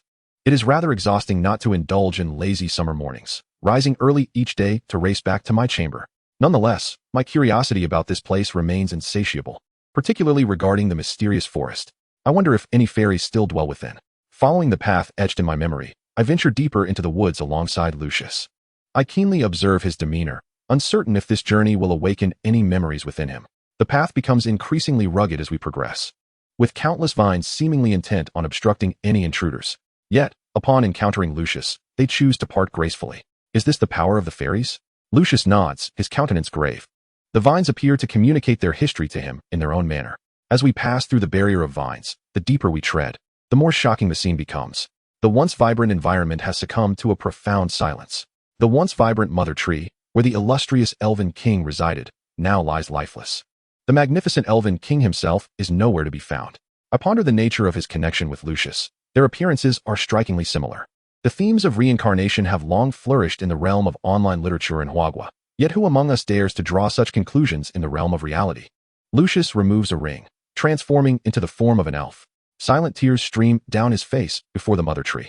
I can sense the indescribable sorrow within him. In the midst of genuine suffering, one does not always outwardly express their anguish. The deep, irrevocable sadness he embodies tugs at my very heart. I have not shared in his experiences, but I transmute this sense of loss into fervent hope for the future. Our journey ahead is still long, and I shall remain steadfastly by his side in silence. Elves enter the world in 2 ways. One is through natural birth, emerging from the fruits of the mother tree, while the other involves humans of elven descent awakening through their bloodline. Lucius belongs to the latter category. The circumstances surrounding the elven king's origins remain a mystery. As Lucius places his hand upon the mother tree, our fingers entwine, and I feel the flow of magic within me stir. It seems I, too, can sense the power of the elves. Mimicking Lucius, I place my other hand upon the mother tree, closing my eyes to connect deeply with it. Suddenly, a blinding light envelopes me. Thankfully, I had my eyes shut. Otherwise, the brilliance might have overwhelmed me, though I feel a twinge of trepidation. I remind myself that Lucius is beside me, ensuring the flow remains unbroken. I sense the energy from the mother tree nourishing both Lucius and me. Then, the trunk trembles slightly, gently pushing us apart. The mother tree begins to awaken, its withered branches sprouting tender buds, albeit subtly. It seems we have facilitated a connection to some cycle of rebirth, an exclusive phenomenon of the elves. Lucius pulls me into his embrace, astonished. "Cece," he exclaims, his eyes gleaming with delight. He reaches out, gently caressing my ear. "You have received the gift of elven power, awakening your own elven blood. You, too, are an elf now." With a flick of his magic, he conjures a water mirror. The reflection reveals my features, ethereal and dreamlike, complete with pointed elven ears and delicate brown wings. The last remnants of my former self seem to dissipate, and the unresolved regrets of that ancient progenitor of the bloodline finally find resolution through me. If she had the choice of her birth, she would surely have chosen to be an elf. The Malfoy family has never awakened two elves simultaneously. There is but one ring to conceal elven appearances, and I must hasten to take you back. I must first leave a message for James, I reminded him. At that time, mobile phones had yet to be invented, and James had invited us to Germany. To depart without notice would be exceedingly impolite. However, the visage of a sprite differs markedly from that of a human, and in my current form, I was utterly unfit to be seen. Thus, I shrouded myself in a hood, donning sunglasses and a mask, fully armored as though I were a celebrity stepping out into the world. Lucius meticulously ensured that I bore not a single flaw before escorting me back to the castle. "James, Sissy is feeling unwell. We must take our leave, and we are grateful for your hospitality," he said, cradling me in his arms. Preparing to bid farewell to James before heading to Numengard, where a fireplace leads directly to Malfoy Manor. "What is wrong with Sissy? Perhaps Blaehirad could assist," James expressed, his concern palpable. After all, it was at his place that I had encountered difficulties. "It is not serious, merely some rashes that are unsightly." Lucius turned aside. James grew anxious. "Lucius, what do you mean? Sissy is also my friend." I hastily interjected to ease the tension. "James, there is no need to worry about me. It is truly nothing of consequence." "No," James insisted stubbornly, unyielding as a bull. Lucius and I exchanged glances, relieved we were prepared. I removed my mask. The hood still concealed my elf ears. My face bore 2 large patches of redness, and I had applied foundation and tissues to create an uneven texture. I briefly revealed my face and quickly covered it again, exclaiming with irritation, "Is this satisfactory? I genuinely have an allergy." "I see," he responded, momentarily taken aback. "Is that truly your untransformed visage without the confusion charm? It is quite remarkable." "Yes, it is indeed my allergic-looking bare face," I interrupted him hastily. "Thank you, James. I appreciate your kindness, Blaehirad. You are far too gracious, Mr. Malfoy, Miss Malfoy. I shall drive you now." As Blaehirad and I brushed fingertips, he suddenly blurted out, "You have chosen him." Before I could gather my thoughts, Lucius enveloped me into the vehicle, securing me tightly against him. "Blaehirad, you may drive without worry." Noticing the butler-esque gaze on the back seat, Lucius urged me to lean on his shoulder. The hood concealed my entire face, leaving only a portion of my chin exposed. Having just undergone my awakening, I felt exceedingly weak, and Lucius grasped my hand firmly. I could sense an endless stream of spiritual energy emanating from him. I gestured for him to act within his limits. The spiritual energy in Germany was sparse, and his transfer of power to me would not be readily replenished. Yet, he remained undeterred. I attempted to sever the connection, but he held my wrist tightly.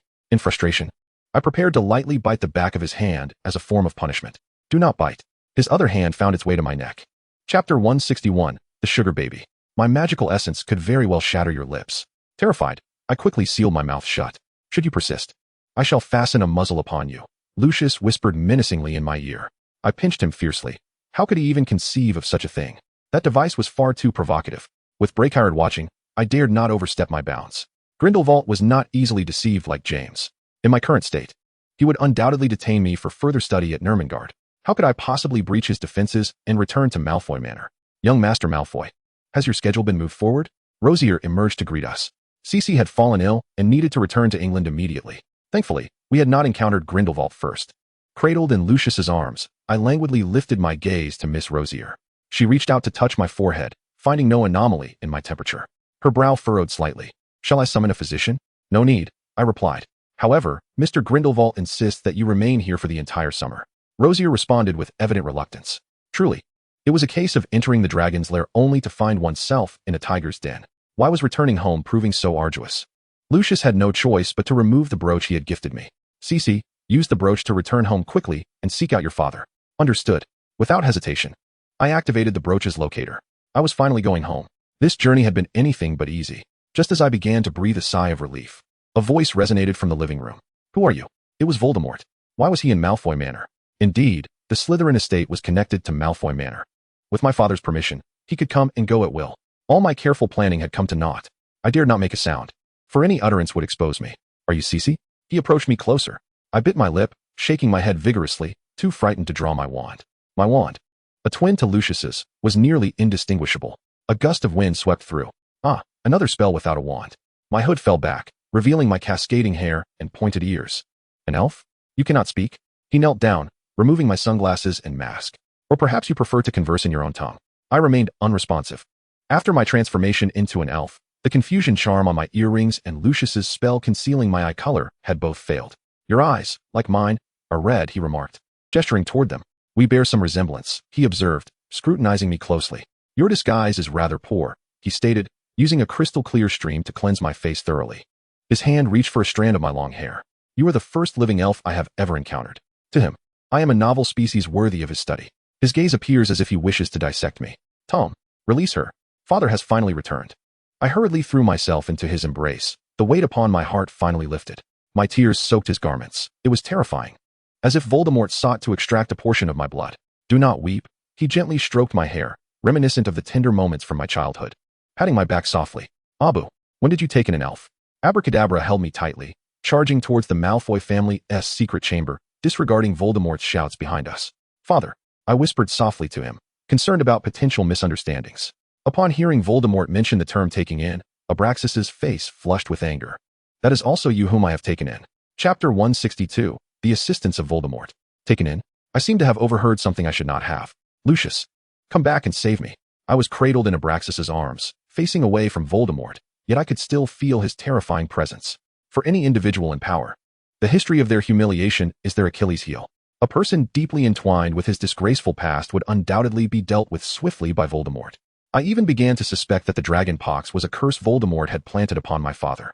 The two remained in a standoff. Finally, Abraxas sighed. Tom, I require your assistance. Voldemort continued to fixate on me, and I felt as though my back would be pierced.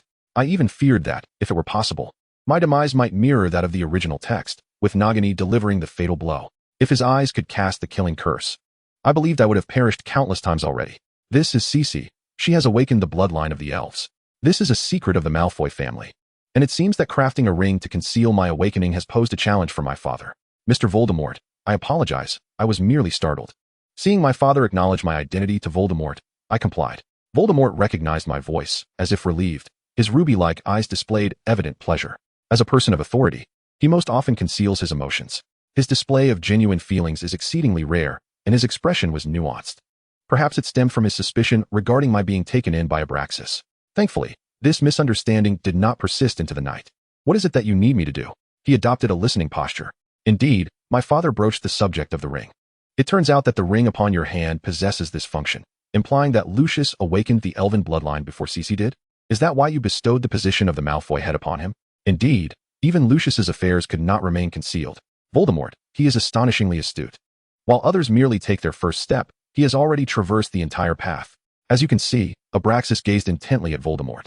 He understood well that since Voldemort had encountered me in my elfin form, there was no longer any necessity for concealment. I shall assist you. Cece is your daughter. And my heart rose to my throat. The only two elves in the world. A narrow smile flickered in his eyes. It is imperative to protect endangered species. How infuriating. I am not a giant panda. Moreover, she and Lucius should prove beneficial to my research on immortality. Precisely, that is the crux of the matter. The lifespan of elves is exceedingly prolonged, and unlike the bloodline, they are not constrained by specific sustenance, blood. This is the true reason he is willing to aid us. This seems fair. I finally felt a sense of relief. Cece and Luke may provide you with some assistance within a limited scope, but their lives must not be jeopardized. Abraxas also put forth his conditions. Of course. How could you think so of me? Voldemort exclaimed in exasperation. Enough. You know well of your past transgressions.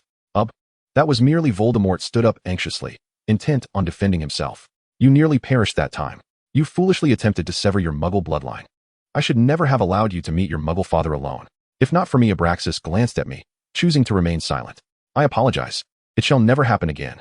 I swear. To my astonishment, Voldemort embraced his father before my very eyes. Chapter 163, A Feather Duster? It turns out that Voldemort ultimately forsook his original beauty, opting to transform into a pickled egg, due to deeper reasons. Was it a loss of magical control? Or a loathing for his Muggle heritage, a desire to completely sever ties? His beauty was one of his advantages in winning hearts, as a politician skilled in this art. He could not be oblivious to its significance. However, his hatred for his biological father, Tom Riddle, eclipsed all else. The misfortunes of one's family of origin are the root of all turmoil. Had Voldemort been born into a loving household, there are no ifs or assumptions. I must cool my heart and not be blinded by unwarranted sympathy. This holiday, until I have crafted a second ring to conceal the elfin visage, I shall remain at Malfoy Manor. The intricacies of alchemical usage have ignited my boundless curiosity. The creator of the Malfoy family ring left no design sketches. We must commence anew from scratch. This task is immensely daunting. Since the ring will adorn my hand, I shall partake in it deeply. I cannot deny that Voldemort is also an unparalleled genius in alchemy. No wonder Abraxas relies heavily on him. It seems Voldemort has discerned my keen interest in this matter. Consequently, the experiments and research on alchemy are disclosed to me without reservation. I shall also express some of my own opinions, perhaps out of encouragement. My alchemical talent has garnered Voldemort's high praise. Cece is a prodigy in alchemy, Voldemort declared with great enthusiasm. I felt a quiet joy at receiving such affirmation. Abraxas leaned down and said, Cece, you have done remarkably well. However, if possible, I would prefer you to limit your contact with alchemical products. His expression tugged at my heartstrings. Prolonged exposure to such products could destabilize one's soul. But brother, I countered. Lucius wears the brooch I gifted him and the Malfoy family ring every day without any issues. You are not like Lucius, he replied, hesitating to elaborate. A sense of guilt unexpectedly welled up within me. I had always burdened him with my concerns. In the past, I failed to comprehend his genuine intentions, harboring jealousy towards Lucius for receiving all the attention while lamenting my father's preference for sons over daughters. In hindsight, I realize I was the child he meticulously shielded beneath his wings. How overjoyed the original owner of this body would be to learn this news. Finally, one afternoon, Lucius set foot on the grounds of Malfoy Manor. He had managed to earn a day off from Grindelwald through accumulated merits. Cece, at this moment, I entered the place of Lucius's awakening through the Malfoy family's secret chamber. The aura here is the most potent, perfectly suited for the dwelling of elves. My original wings, having been retracted by Lucius, were now being tested for flight once more. Just as Lucius arrived, he caught sight of me basking in the sunlight, wings outstretched. I thought you were about to fly away, he said, encircling my waist from behind. Perhaps due to the awakening of my bloodline, my height had increased during this holiday. No longer did I need to beckon Lucius to lower himself to my level. Can we truly fly with these wings? I pondered, believing them merely ornamental, akin to the great eagle in the Return of the Condor heroes that could not soar due to its weight. Lucius, grinning like a cunning fox, replied, What do you think they are for? To serve as feather dusters? You are the chicken. Your entire family is a bunch of chickens. I retorted playfully. All right, Lucius. Since we are family, what I say is tantamount to what you say. I shall cease my teasing, he said, gently caressing my elfin ear. No, I exclaimed, realizing how sensitive my elfin ears were, especially at the tips. The sensation I had previously sought from him was thus revealed. Cece, we are the only two elves that exist in this world. Our existence is inherently entwined with one another. He suddenly leapt into the air. I was utterly unprepared as he whisked me skyward. I wasn't riding a flying broomstick. I dared not presume, save for moments of dire urgency, when my sporadic flying instincts might come into play. His chest pressed firmly against my back. Cece, your wings are poking me. It turned out that my overwhelming fear had caused me to become tense. Goodness, I had lost all semblance of grace. While I could maintain a dignified and elegant facade in public, in the presence of my beloved, the one who loves me most, I chose to reveal my truest self. Do not fear, try to engage your wings. Flight is your instinct. Simply yield to your body. I closed my eyes, following Lucius's guidance. With him by my side, I completely forgot my trepidation. I felt his grip around my waist loosen gradually. Cece, open your eyes. Before me lay an endless expanse, the vast plains of Wiltshire, England. Fountains and freely roaming white peacocks appeared as mere dots from above. Lucius released his hold around my waist and intertwined his fingers with mine.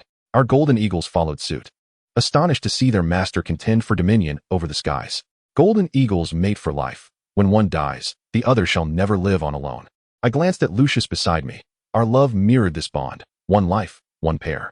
Alas, Lucius would return after just one day. Thus, I cherished our moments together more than ever.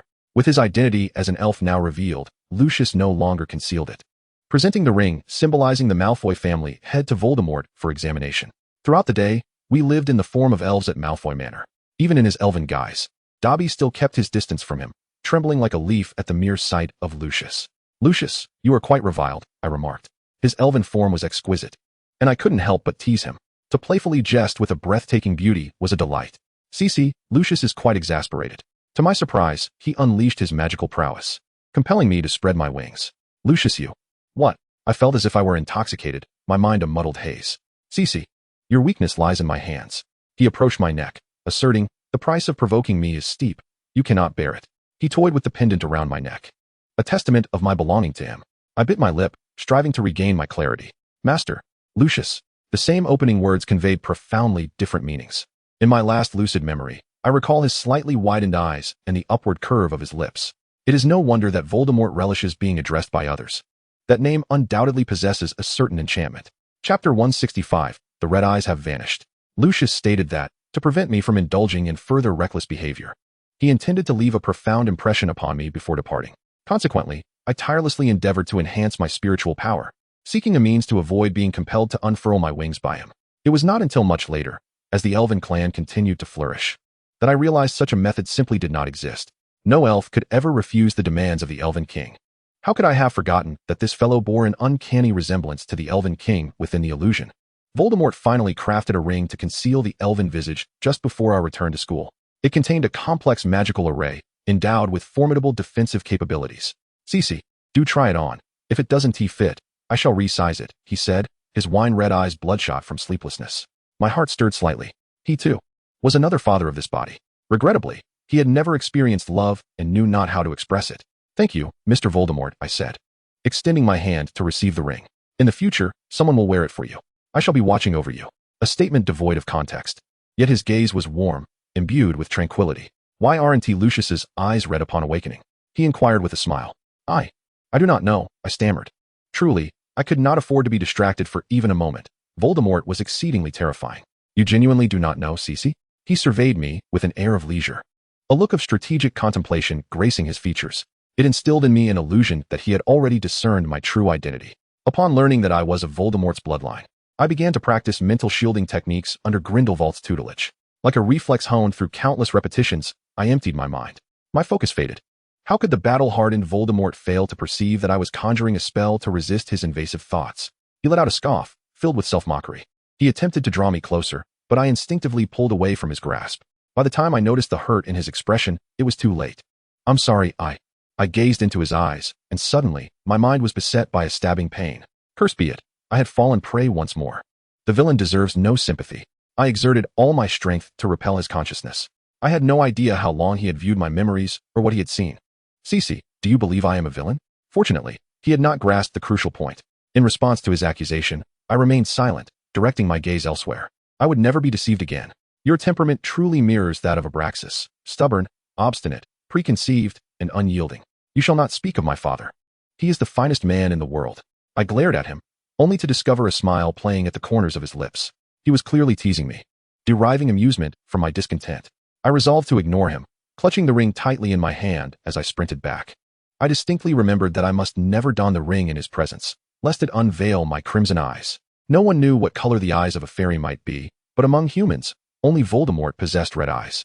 With Lucius and Abraxas absent, no one could alter the hue of my eyes. I had been overly reliant on others. I could only attempt to use the contact lenses Sirius had gifted me. I placed the ring upon my finger, and just as I prepared to insert the lenses onto my cornea, I caught a glimpse of myself in the mirror. My eyes were a striking shade of blue-gray. Chapter 166, The Malevolent Voldemort. I tried several times. Removing the ring revealed my red-eyed fairy visage. With the ring on, I appeared as the quintessential Malfoy heiress, with gray-blue eyes and platinum hair. Where had my red eyes gone? It was Voldemort. He had infused the magic concealing my eye color into the ring. He must have known all along. Indeed, Nagini referred to me as Little Master, and that serpent was aware yet remained silent. How could he be oblivious to my true identity? A chill ran down my spine as I realized that the door to my locked room had opened from within. No one could deter Voldemort's approach. Cece, do you like your new ring? My hands trembled uncontrollably. I could scarcely hold my wand. My dear, what are you doing? Pointing your wand at your own father? His brow arched, revealing his malicious nature. He effortlessly seized my wand, drawing me before the mirror. Red eyes suit you far better. He spoke no incantation. Nor did he need to touch my eyes. They transformed into crimson at that very moment. I finally felt the vast chasm of magical disparity between us. You resemble me in appearance by 7 parts. Abraxas certainly went to great lengths to conceal your identity. He lifted my platinum hair, suggesting it could resemble something else entirely. To my astonishment, my hair turned entirely black. See, I told you so. The reflection in the mirror was a diminutive version of Voldemort. The arrangement of my features, the contours, they were strikingly alike. Why are you crying? Do you not favor black? He lifted my chin with his wand. Well, you Malfoys are inherently captivated by gold. Are you frightened now? Did you not consider the consequences while deceiving me? He spoke softly, retrieving a handkerchief to wipe away my tears. However, the more he exhibited tenderness, the more I was engulfed by trepidation. An ingenious idea struck me. You must not disclose this matter to Abu. Upon noticing my wide-eyed expression, he added, Indeed, I have already discerned that you are my flesh and blood. Lucius must also remain uninformed. With every utterance, I felt an invisible shackle tighten around me. It is the essence of verbal magic. I shall be forbidden from revealing any of this. The cost of breaking the rules of the game is the Malfoy family. Abu should also experience the bitterness of being deceived by his beloved daughter, should he not, Cece? With a wave of his hand, I reverted to my former state. Yet, deep within, I understood that nothing could return to its original state. We have provoked the Dark Lord. Not only is my life in jeopardy, but the Malfoy family shall also be ensnared in this turmoil. If only I did not exist. A voice echoed from the depths of my soul. Do not contemplate self-destruction. Should you perish, the Malfoy family shall suffer the consequences as well. His tone resonated with fury. Cece, do you truly despise me so? Are you unwilling to acknowledge your other father? Would you rather meet Merlin directly to sever all ties with me? His eyes grew redder. I did not. It is you. You relentlessly pursue immortality. Unwilling to embrace progeny, I am forced to lead a life of evasion. I have even had to deceive the world, masquerading as a bloodline. I am the one who deserves pity. Voldemort's eyes widened in realization. He was unaware that all of this stemmed from him. Chapter 167, Empathy with Voldemort. May I articulate this? Certainly not. He would only redirect his wrath towards the Malfoy family and my father. He would come to know that my father had never entrusted him. Hence, when he broached the subject of death, I could only vehemently deny it. I have never harbored hatred towards you. I believed it was you who refused to acknowledge my existence. I would be your blemish. Tears had already begun to stream down my face, and at this moment, they flowed like a deluge. Do not weep, I implored. Please, do not cry. With a thunderous reprimand, he startled me into silence. To my astonishment, I realized that Voldemort was also shedding tears. He was equally astonished by his own display of emotion. How could this be? I heard him mutter to himself. He pinched my arm. Ouch! I cried out in pain. Subsequently, his own arm bore a similar bruise. Fearing further experimentation, I hastily distanced myself from him. He was as astounded by our connection as I was. My bond with him was even more profound than those Horcruxes described in the original narrative. At the very least, those goblets and crowns could be destroyed. Yet Voldemort would not perish upon resurrection, whereas my existence was intricately tied to his life. No wonder he could sense my emotions. No wonder he could discern my thoughts. Cece, today's events must remain a secret from everyone. I nodded vigorously, fully aware of the stakes involved. It seemed he had already made up his mind. He cast me a meaningful glance once more before turning to leave. As soon as he closed the door, I collapsed onto the floor. He had imposed a prohibition on me, rendering it impossible to divulge today's occurrences to anyone. I would be his greatest vulnerability. Conversely, this also served as my most significant leverage. To safeguard the Malfoy family, I diligently learned the spell to alter my eye color from my father. I had already become proficient enough to cast the spell on myself. When Lucius returns, allow him to reinforce the confusion charm on your earrings, Abraxas advised. I nodded, thinking to myself that these precautions were becoming futile. Time flew by, and at last, on the eve of our return to school, I welcomed Lucius back. Cece, what is it? Why are you so agitated? Lucius chuckled lightly, steadying himself as I nearly knocked him over. I just missed you. My nose tinged with sorrow, yearning to weep in his embrace. Yet I quickly caught the warning glare from Voldemort. During this period, we had been testing the effects of our shared empathy, which was most influenced by distance. For instance, at this very moment, I fought back tears and clung to him, unwilling to let go. You're quite clingy today, father. Godfather, we shall retreat to our room now. What on earth did you do to make Cece so fearful of you? I overheard my father quietly complain to Voldemort. Dad, no need to worry about me just yet. You should focus on your own well-being.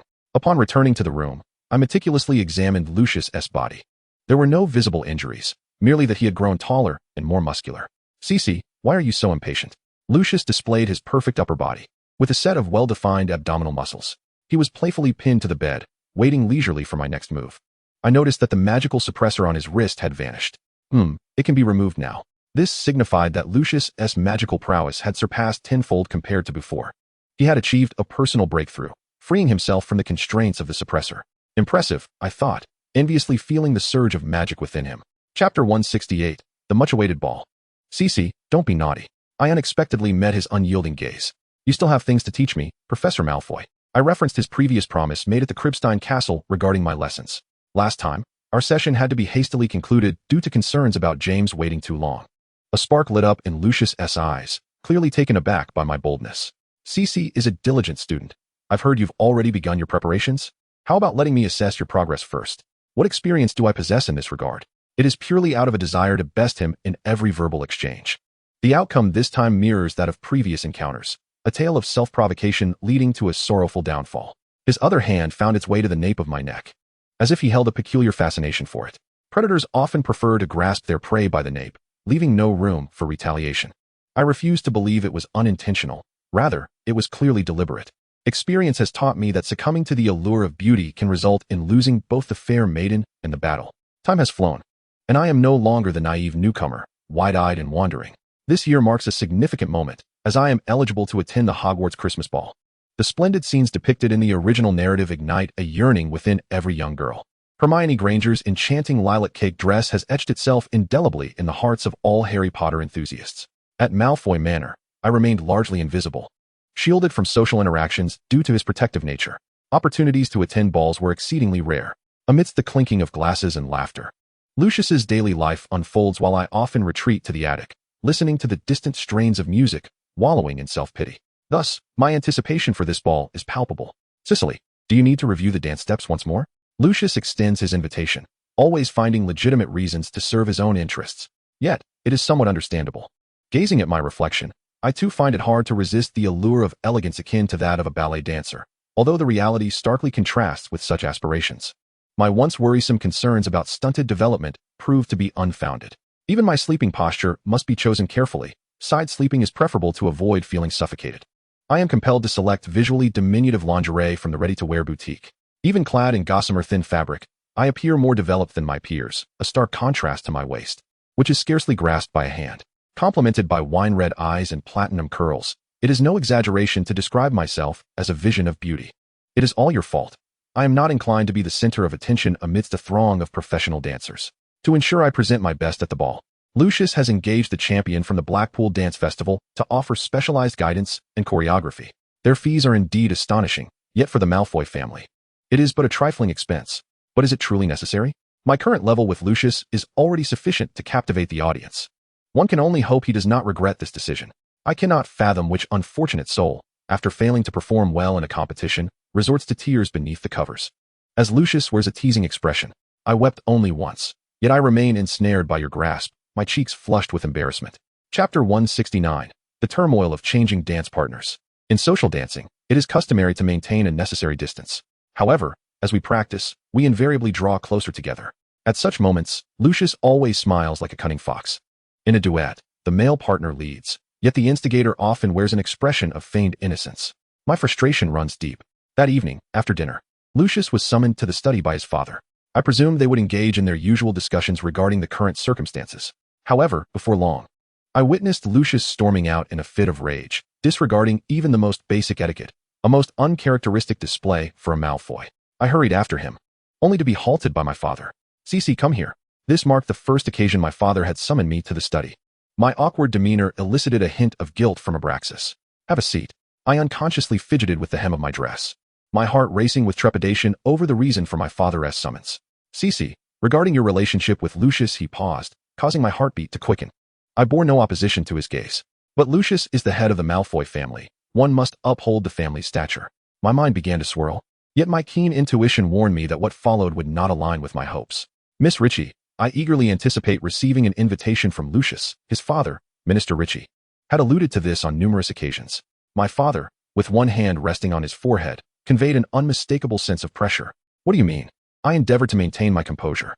"I wish for you to decline Lucius's invitation." Abraxas revealed his true intention. "It is merely a dance. You will have many more opportunities. As long as you secure Lucius's affections, such social interactions are inevitable for a head of the family."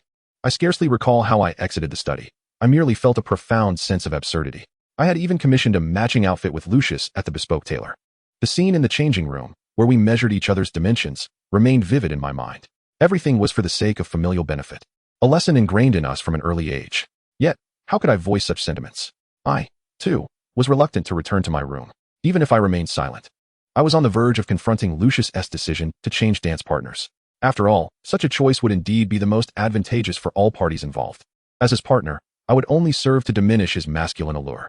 Inviting Miss Ritchie would not only publicly showcase the Malfoy family's proximity to a Muggle-born authority, but also strengthen deep collaborative ties with the Ministry of Magic. I could envision him promising me a substantial sum to re-customize my dance gown, complete with an array of matching jewels. The Malfoy family has never been stingy when it comes to fulfilling the desires of its members. However, the moment I realized that Lucius was accompanied by others, my heart plummeted. The figure of Voldemort materialized in the fireplace of Malfoy Manor, looking travel-worn, as if he had just returned from a distant journey. He keenly sensed my discomfort. "Cece, what troubles you?" He was not the confidant to whom I could reveal my innermost thoughts, so I averted my gaze. Yet, I overlooked the fact that at such a close proximity, he could empathize with my feelings. "Has Lucius mistreated you?" His expression darkened, his face as cold as frost. He resembled a father eager to support his daughter. "Come here, tell me the truth." Chapter 170. God blocks the way of God. "Do not compel me to use legilimency on you. Your mental defenses are far from sufficient." His wine-red eyes shifted to a bright crimson, a herald of his magical intent. Abraxas emerged from the study, clearly having heard the commotion outside. "What do you intend to do to Cece?" he inquired, irritation evident in his tone. "Mind your son," Voldemort retorted, finally managing to utter a response. "Cece, return to your room." Abraxas signaled to me with a glance, leaving me in a quandary. I swiftly grabbed my coat and dashed outside, seeking solace in the gardens of Malfoy Manor, only to be obstructed by Voldemort. "Who is Miss Ritchie?" he intoned gravely. Our proximity was so intimate that he could hear my thoughts. My father shot me a look, suspecting I had divulged the Malfoy family matters to an outsider. "Father." I did not consent. Lucius, having grown concerned over my prolonged absence, came to find me, enfolding me in his embrace. "I must remind you, I am the current head of the Malfoy family." This statement utterly incensed my father, particularly as Lucius openly defied his decision in Voldemort's presence. There were few who warranted Voldemort's attention, and through our brief exchange, he quickly grasped the situation. What if she were no longer the daughter of the Minister for Magic? Indeed, Miss Ritchie's standing relied solely on her father. If her father were no longer present? The thought crossed my mind, and in a flash, I realized that Voldemort was privy to my musings as well. "Cece," he remarked with approval. Soon after, I was captivated by a prominent announcement in the Daily Prophet. Nobby Ritchie, the first Muggle-born Minister for Magic. His appointment has incited panic among the pureblood, Old Guard, many of whom have resigned in protest. He has consistently denied any involvement in securing England's victory in the World Cup. He stepped down due to a mysterious illness. There were whispers questioning my father's involvement, especially given that Abraxas had been close to him at the time. However, I am acutely aware that Voldemort and Lucius are the true masterminds behind the scenes. Lucius, bearing the blood of Grindelwald, employs a rather radical approach to achieve his objectives, embodying the principle of striking down divine obstacles. In this regard, he aligns closely with the Dark Lord. Nevertheless, this course of action has provoked immense displeasure from my father. He believes that the root of the matter lies in the fact that we cannot always have our way. When we lack sufficient strength, we must learn to adopt a more humble demeanor and engage in diplomatic pretense. To address Lucius, he has instructed me to accept invitations from other boys and has openly communicated to other pureblood families that I am in search of a partner for the fourth-year ball. My father's temper is quite formidable. I lament quietly to Lucius, resting my head on his shoulder. It is Lucius who has borne the brunt of my father's wrath. The true source of the turmoil is I. It has been several days since my godfather last visited Malfoy Manor. Perhaps my father has sealed off the fireplace? Or perhaps Abraxas is particularly incensed by Voldemort's involvement. I suspect he seeks to demonstrate that he still wields considerable influence over the Malfoy family. I shall not accept any invitations, save for yours. I silently vow to convey my sentiments through actions to Lucius. "Cece, you mustn't," he cautions. Chapter 171. Lucius, the Dancer of the Waltz. What does it mean? After all that Lucius has done, are we still unable to fulfill our desires? My father, as a board member, will also be invited to the ball. We must not openly oppose him. Select a partner and complete the first dance, Lucius suggests. Yet, I reply, I will wait for you. Once the first dance concludes, we shall make our escape together. My discontent is palpable. A ball. This is truly a ball. Whether in the original Harry Potter series or the game Magic Awakens, the dreamlike scenes are vividly memorable. In the film's behind-the-scenes footage, Draco's attire, a white dress shirt and a fitted black jacket, is undeniably striking. Lucius, adorned in formal robes, would undoubtedly be breathtaking. Such a singularly beautiful moment in life is being artificially tarnished. How can I possibly acquiesce? We shall flee back to Malfoy Manor, dancing until dawn. Lucius agrees with a smile. I had thought that only girls were concerned with the ball, yet to my surprise, the topic arose in the Malfoy exclusive compartment on the way to Hogwarts. "Cece, I heard from my mother that you were selecting a partner for the school ball." James scratches his head, adding, "Mother asked me to invite you. Surely you would agree?" Sirius scoffs. James, I never knew you were so obedient to your mother. Do you know what this behavior is called? A mama's boy. James's face flushes crimson, his fists clenched tightly. I quickly grasp his arm. Do not cause a commotion here. He glared menacingly at Sirius. If I cannot dance with Lucius, then it would be the same with anyone else. Since James was the first to extend an invitation to me, and the Potter family is also a wealthy pureblood lineage, my father should not object. I exchanged glances with Lucius, who nodded almost imperceptibly. James, I accept your invitation. The boy leapt from his seat, brimming with delight. Really? Sissy, I thought. Well, for this year's ball, I shall be your partner. I promised with a smile. His exuberance was infectious, and it alleviated some of the gloom in my heart. Thank you. He proudly shot a glance at Sirius. We made a bet on who would succeed, and the outcome is in my favor. Haha, James exclaimed, waving his fists in excitement. James, you were the first to invite me. Which means, if I had spoken first, Sirius interjected suddenly. Yes, I nodded. Snape's gaze remained fixed on the Advanced Potions textbook, only momentarily pausing at Sirius's question. Sissy, I did not expect to successfully invite you. I will practice my steps diligently. James said apologetically, drawing another round of laughter from Sirius. The thought of Harry Potter's clumsy dance moves in the film made me regret my earlier decision. However, the choice of partner was not to be taken lightly. With a spirit of courage, I resolved to endure a few missteps if necessary. Would you be able to spare some time to practice with me? James leaned closer. I mean, after all, on the day of the ball, without any rehearsal, I fear I may falter. Just as I was about to agree, Lucius pressed down on my arm. I can accompany you for practice. I will lead in the Lady S steps. Upon hearing this, everyone erupted in laughter. Lucius leading in the Lady steps. Haha. Chapter 172. Grindelwald's dance partner. I observed that Lucius's expression did not suggest he was joking. I was taken aback that he was serious. I understood he did not wish for me to have further private interactions with James, which touched me deeply. You can practice with Lucius first, once you have mastered it. We shall dance, and I will watch from the sidelines. Lucius had always been my partner. We were a golden duo. I linked my arm through Lucius's and rested my head on his shoulder. Lucius, who are you planning to invite? Sirius interjected unexpectedly. You could invite my sister Andromeda. He added. The one dating a muggle? Lucius raised an eyebrow, as this was undoubtedly the desire of the Black family. Hoping Lucius could help conceal the fact of Andromeda's relationship with Tonks. I'm afraid I have no inclination to play the Good Samaritan, he retorted, unwilling to wade into murky waters. The incident with Bellatrix administering a love potion to Voldemort had cast a profoundly negative shadow over the Black sisters. They were in dire need of a wealthy bachelor to restore their reputation, and Lucius was undoubtedly the best candidate. Lucius gazed at me, and I was unprepared to seek a dance partner. What? Would your father approve? James and Sirius furrowed their brows. For the heirs of pureblood families, participating in social events through dances is an essential skill. Moreover, as the head of the Malfoy family, Lucius's choice of a female companion for his public debut would symbolize the family's stance on courtship. Typically, they would select from the likes of Parkinson, Greengrass, Black, or Lestrange. Yet, in this instance, both Lucius and I chose an unconventional path. Surprisingly, due to my influence, Lucius intended not to invite anyone at all. This was undoubtedly a direct challenge to my father. However, I had no desire to dissuade him, prioritizing the interests of the Malfoy lineage. I am, after all, a rather selfish individual. Love, in its essence, is indeed selfish, is it not? Upon returning to my dormitory, I took up my quill to write a letter to my father, informing him of my choice, his only son, Harry Potter. My father swiftly replied, inquiring about Lucius's choice of dance partner. This could almost be interpreted as a subtle directive from him. The stalemate between my father and Lucius had yet to be resolved. Yet, the thought of Lucius harboring affections for another pierced my heart like a dagger. Lucius, you can only belong to me. I shall not relinquish you to anyone else. I was unaware that my murmurs and dreams had been overheard by Lucius. The following morning, I awoke to find my lips swollen and painful. With no evidence to corroborate my plight, I had no choice but to let it be. During the opening ceremony, Dumbledore announced that fourth years would be allowed to attend the ball. I caught sight of Grindelwald's eager demeanor, which struck me as rather amusing. Grindelwald, masquerading as Percival Graves, was still a third-year student, thus excluded from this upcoming event. Oh no, he is looking this way. I quickly averted my gaze, fearing he might devise some mischief once more. Indeed, as if summoned, he approached. Cecily, would you accompany me to the school ball? He directly requested. Galatea? But I have already made promises to another, I replied. Had I not previously agreed to James, taking Grindelwald would not pose an issue. Grindelwald's brow furrowed in frustration. He had not anticipated anyone to act with such swiftness. And you, Lucius? Chapter 173, Sirius's Pursuit. I do not intend to invite a dance partner, Lucius said, casting a wary glance at Grindelwald. Very well, then you may invite me. Lucius's seemingly newly raised defenses were swiftly dismantled by Grindelwald.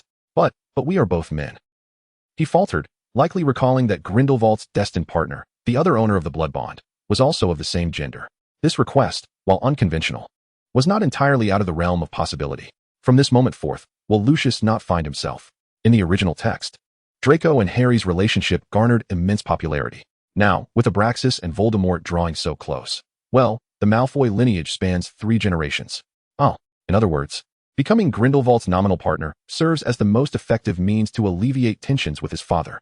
Abraxas would not dare to challenge the leader of the pureblood party. At that point, it would suffice to place the blame on the man, as it would be he who coerced Lucius. Lucius and I shared a silent understanding, exchanging knowing smiles. You two are increasingly resembling a married couple, like 2 little foxes, Grindelwald sighed. Mr. Basharat, would you do me the honor of accepting my invitation as Lucius Malfoy to be my dance partner at this year's Christmas party? Lucius bowed respectfully. Grindelwald then extended his hand to Lucius. May I refrain from kissing the back of your hand? Lucius, the quintessential straight man, shivered at the thought. As you wish. 2 faces, strikingly similar, stood side by side. One radiant as the sun, the other as serene as the moon. I, for one, preferred the moon's tranquil presence, untouched by the harsh rays of ultraviolet light. Thus, we were swiftly paired again, having been separated only briefly. I wondered if Snape had invited Lily. Perhaps he had, but without success. Such inquiries, if pursued, would only serve to embarrass him. Snape's background was not particularly privileged within Slytherin, yet in recent years, he had amassed considerable wealth. Moreover, he had become Slughorn's assistant in his 4th year, with a future that seemed boundless. Some daughters of pureblood families, under their parents' directives, had begun to set their sights on him. I had witnessed him being cornered at least 10 times. Snape, somewhat socially anxious, found himself awkwardly pressed against the wall. He merely bowed stiffly before seeking an opportunity to slip away through the gaps. Breathless, Snape returned to his seat as if pursued by a horde of trolls. I struggled to suppress the urge to laugh. Was Snape perhaps a tad misogynistic? The repression and solitude that once characterized him were no longer fitting descriptors. I could no longer contain myself. Severus, how long do you intend to hide? I've seen you reject at least 10 offers. I have turned down no fewer than 50. Sirius interjected casually, appearing indifferent, yet his gaze was unmistakably pleading for attention. Sirius, rejecting 100 offers is hardly remarkable. Many boys, upon reaching adolescence, find that their previously attractive features are exaggerated to the point of losing their charm. This explains why some former child stars fade into obscurity as they mature. However, Sirius was among the fortunate few, towering at nearly 6 feet 3. He possessed an enviable physique and an extraordinarily handsome face, captivating from every angle. Once again, I am presented with a choice, James or you. Chapter 174, The Dressing Room. Sirius, how many times must you reject me? It is of no consequence. I have already made a promise to James. I refuse to be a person of broken words. I glared at him with fury.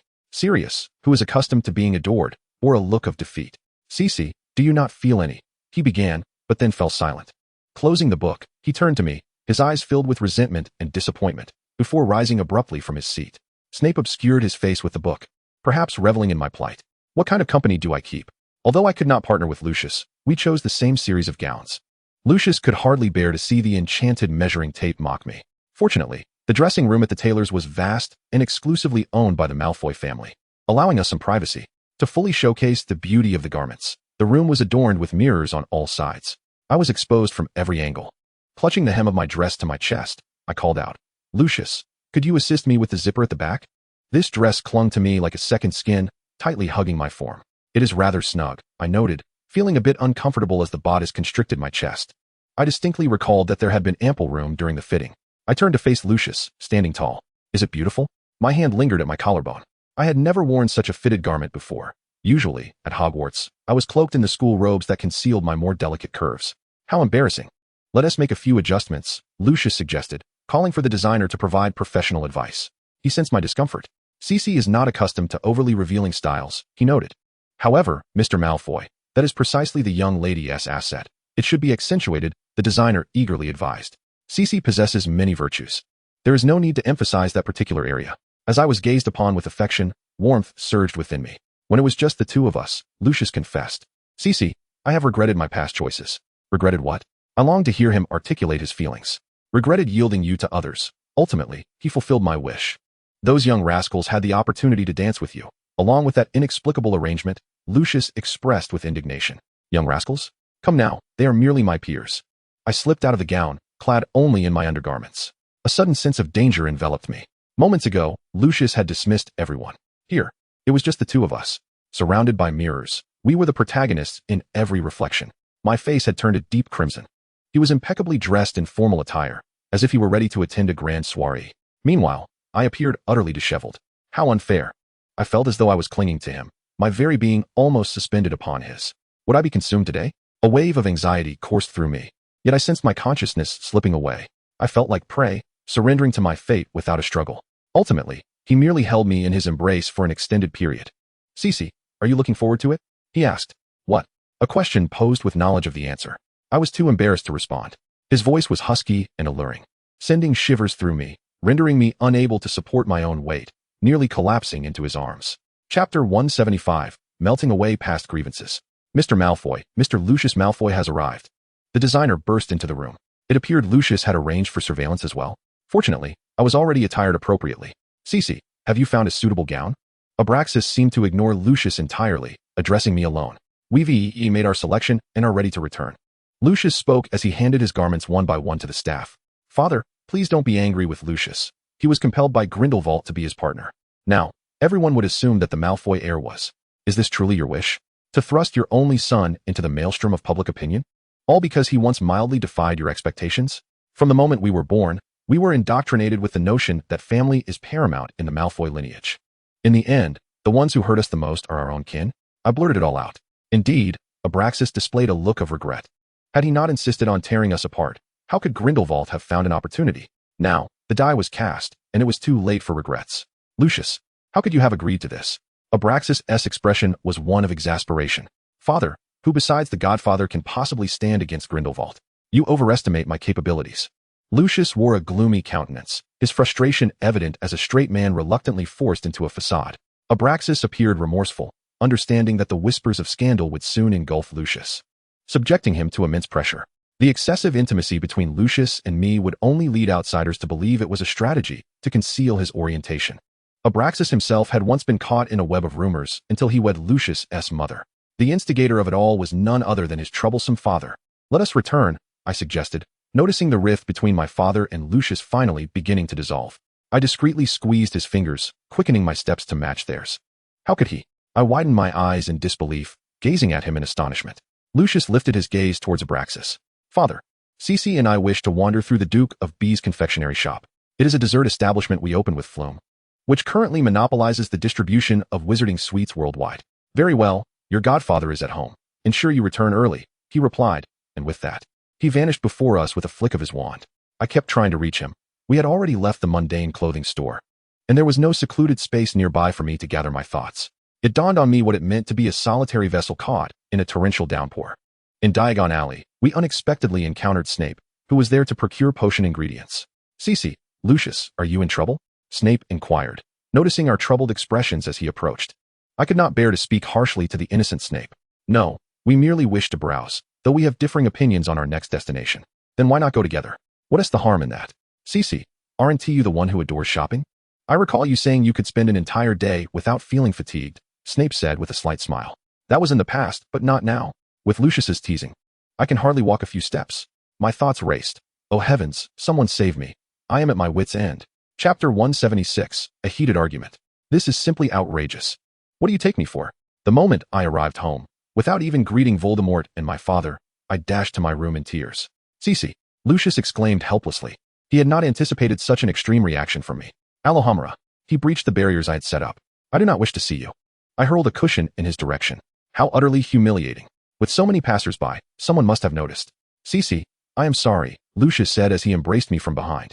I struggled fiercely, but the disparity in strength between man and woman left me unable to escape his grasp. I felt utterly powerless. Lucius, that self-willed man. And yet, I believed in him so profoundly, step by step, leading him to the abyss while willingly surrendering myself. What is that for? I asked, my cheeks burning. He did not answer directly, but merely held me gently in his arms. You are the only one I hold dear, my future wife. The phrase future wife stirred something within me, and my face flushed even more. Rarely did a blush grace Lucius's fair complexion. Yet, we had not yet crossed that final threshold. That does not matter. How long will it take? I found myself surprisingly unresistant, wishing I could vanish into the ground. 3 years, Lucius observed my expression. Why so long? His voice grew softer. This is a road of no return. In this manner, my unwarranted desires can be extinguished. Lucius cradled me in his arms. You are unaware that each day is a torment for me. I have finally come to understand why, for the past 2 years. Regardless of the season, Lucius rises early each morning, hastily taking a cold shower. I shall make good use of that. It is exceedingly embarrassing for me to express myself in such a faint whisper. My face burns with a heat that feels as if it might explode. And now I comprehend. He gently caresses my long hair, cascading over my shoulders. Shall we go outside? Father believes we are quarreling and is quite concerned. With a flushed face, I followed Lucius outside. Father, has our godfather already departed? Lucius inquired with curiosity, as Voldemort typically remains at this hour. I am uncertain. He had suddenly become restless and then returned to Slytherin Manor. Father is evidently displeased. Could it be? Have I inadvertently shared an emotional bond? It seems I have accomplished something remarkable. If I can adapt, Voldemort's reaction should not be so intense. Goodness, it is becoming increasingly chaotic. Akin to the Slytherin locket, a manifestation of an ancient magical contract, binding the spellcaster and the object in a profound connection for a period. The crisis with Lucius has finally been averted. Others have also secured their dance partners. At the behest of his family, Sirius has partnered with Andromeda. His stunningly handsome visage is devoid of any smile, perpetually shrouded in a low pressure. Meanwhile, Snape prepares to emulate Lucius and head to the venue alone. Lily Evans has chosen Frank Longbottom, a year younger than herself. He, too, is an heir of an ancient pureblood family, equally unprejudiced against Muggles. However, after my intervention, the births of Neville and Harry have become uncertain. Yet, Draco's fate is already set in stone. Chapter 177, The Stars Gather Around the Moon. Cece, wake up. Lucius is planning to invite the younger Bastion to the ball. Early in the morning, while I was catching up on sleep in the classroom, Sirius abruptly interrupted me. He shoved my shoulder vigorously. My eyes were still heavy with sleep, a consequence of my adjustment period. During the day, other matters distract me, but come nightfall, it becomes indescribable, leaving me restless through the night. Even with Lucius's assistance, it proves futile. Listen to the absurdity of these words. I am aware. Though interrupted, I felt a twinge of annoyance, yet upon realizing the instigator was Sirius, I recognized this as a gesture of concern from a friend and suppressed my irritation at the disturbance of my dreams. He wore an expression of exasperation. Do you not find them peculiar? Lucius and he bear such a resemblance. Bastion could very well be Abraxas's illegitimate son. Wow, what an intriguing theory, Sirius. If only you would write fan fiction, your talent would not go unrecognized. Alas, I find myself unable to voice any thoughts. How frustrating. My performance resembles that of an utterly incapable individual. Sirius has grown indifferent to offering me guidance.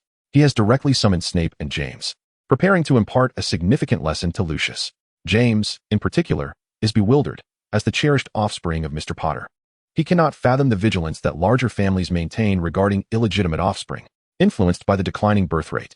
Illegitimate children are gradually beginning to receive rights equivalent to those of legitimate heirs.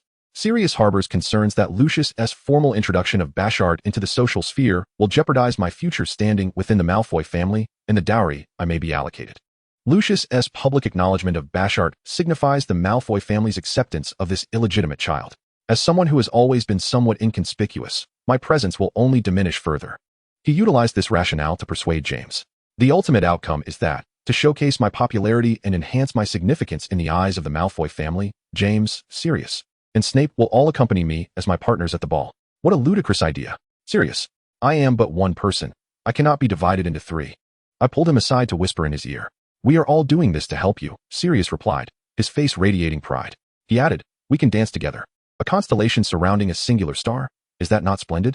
Just imagine the scene. 3 male partners encircling me, the center of attention. I would be drowned in Sirius's entourage's spittle and slain by James's admirers' gazes. Oh, the headache. Our dance steps will be designed individually. I have already engaged a teacher, so you need not worry about that. Sirius misunderstood my gesture of exasperation. I truly wish to understand how he concocted such a grand spectacle in his mind. It is said that Regulus had a hand in this. Very well. In order to vex Grindelwald and deprive him of the spotlight, Regulus is indeed leaving no stone unturned. Sirius no longer has to partner with his cousin Andromeda. Astonishingly, James has accepted the notion of sharing his partner with others, and Snape, who had no intention of dancing, must now begin preparations. It seems that everyone is making considerable sacrifices. I certainly cannot refuse the goodwill of my friends. However, I cannot shake the feeling that something is amiss. Chapter 178, The Diary Appears? Nonsense. Upon hearing their plan, Lucius's face darkened like the bottom of a cauldron. Their actions are not sacrifices. They are merely fulfilling their own desires, and only you, the oblivious one, are unaware, Lucius lamented. Yet, behind his mask of concern, I cannot shake the impression that a glimmer of cunning triumph sparkles in his eyes. The heirs of these pureblood families, each one more cunning than the last, truly exhaust me. I finally succumbed to slumber in his embrace. In the 4th year at Hogwarts, we have already undergone half of our wizarding education. The majority of students have developed a rudimentary sense of direction regarding their futures. The original text provides scant details about Narcissa's life after graduation, perhaps depicting her merely as Lucius's devoted wife, a full-time homemaker focused on family. Regardless, my relationship with Lucius remains steadfast. Any disparaging remarks made by Bellatrix about Lucius are swiftly dealt with through my magical prowess. I have no desire to send Draco to the distant Durmstrang. Ultimately, I chose Hogwarts to keep him close at hand. I am a woman wholly devoted to my husband and children. Yet, deep within my soul, what do I truly desire? In this tumultuous era, aside from safeguarding the tranquility of the Malfoy family, what aspirations do I hold for myself? What value do I wish to realize? My genuine ambition lies in alchemy. The intricate process of bringing an alchemical product into existence captivates me beyond measure. I harbor an extraordinary passion for this craft. The Slytherin pendant box I wear, the ring that conceals my elven features, and even that unspeakable object, all are, in fact, products of alchemy. I yearn to dismantle their structures and explore their origins. I am grateful for the extensive library of the Malfoy family, which allows me to navigate the vast ocean of knowledge. Lucius, a little assistance, please. There are so many books here that I can scarcely find a place to stand. In theory, books in the magical realm possess inherent magical power, and they should come to one's hand when summoned. However, the book relegated to the corner remained utterly still, even when I attempted the summoning charm. Lucius furrowed his brow, and with the authority of the head of the family, he retrieved the book for me. Its cover was worn, but fortunately, the contents were relatively intact. As I opened the first page, a musty odor wafted towards me. Yet, before I could finish reading the words, Lucius reclaimed the book with a grave expression. "Sissy, this book is not suitable for you," he declared, turning away without another glance. He took the book directly to seek out his father. Had Lucius uncovered something? Could it possibly be the fabled Horcrux, the diary? My heart raced with excitement, eager to unveil its mysteries. In the original text, the methods to destroy a Horcrux include Gryffindor's sword, the venom of a basilisk fang, and fiendfire.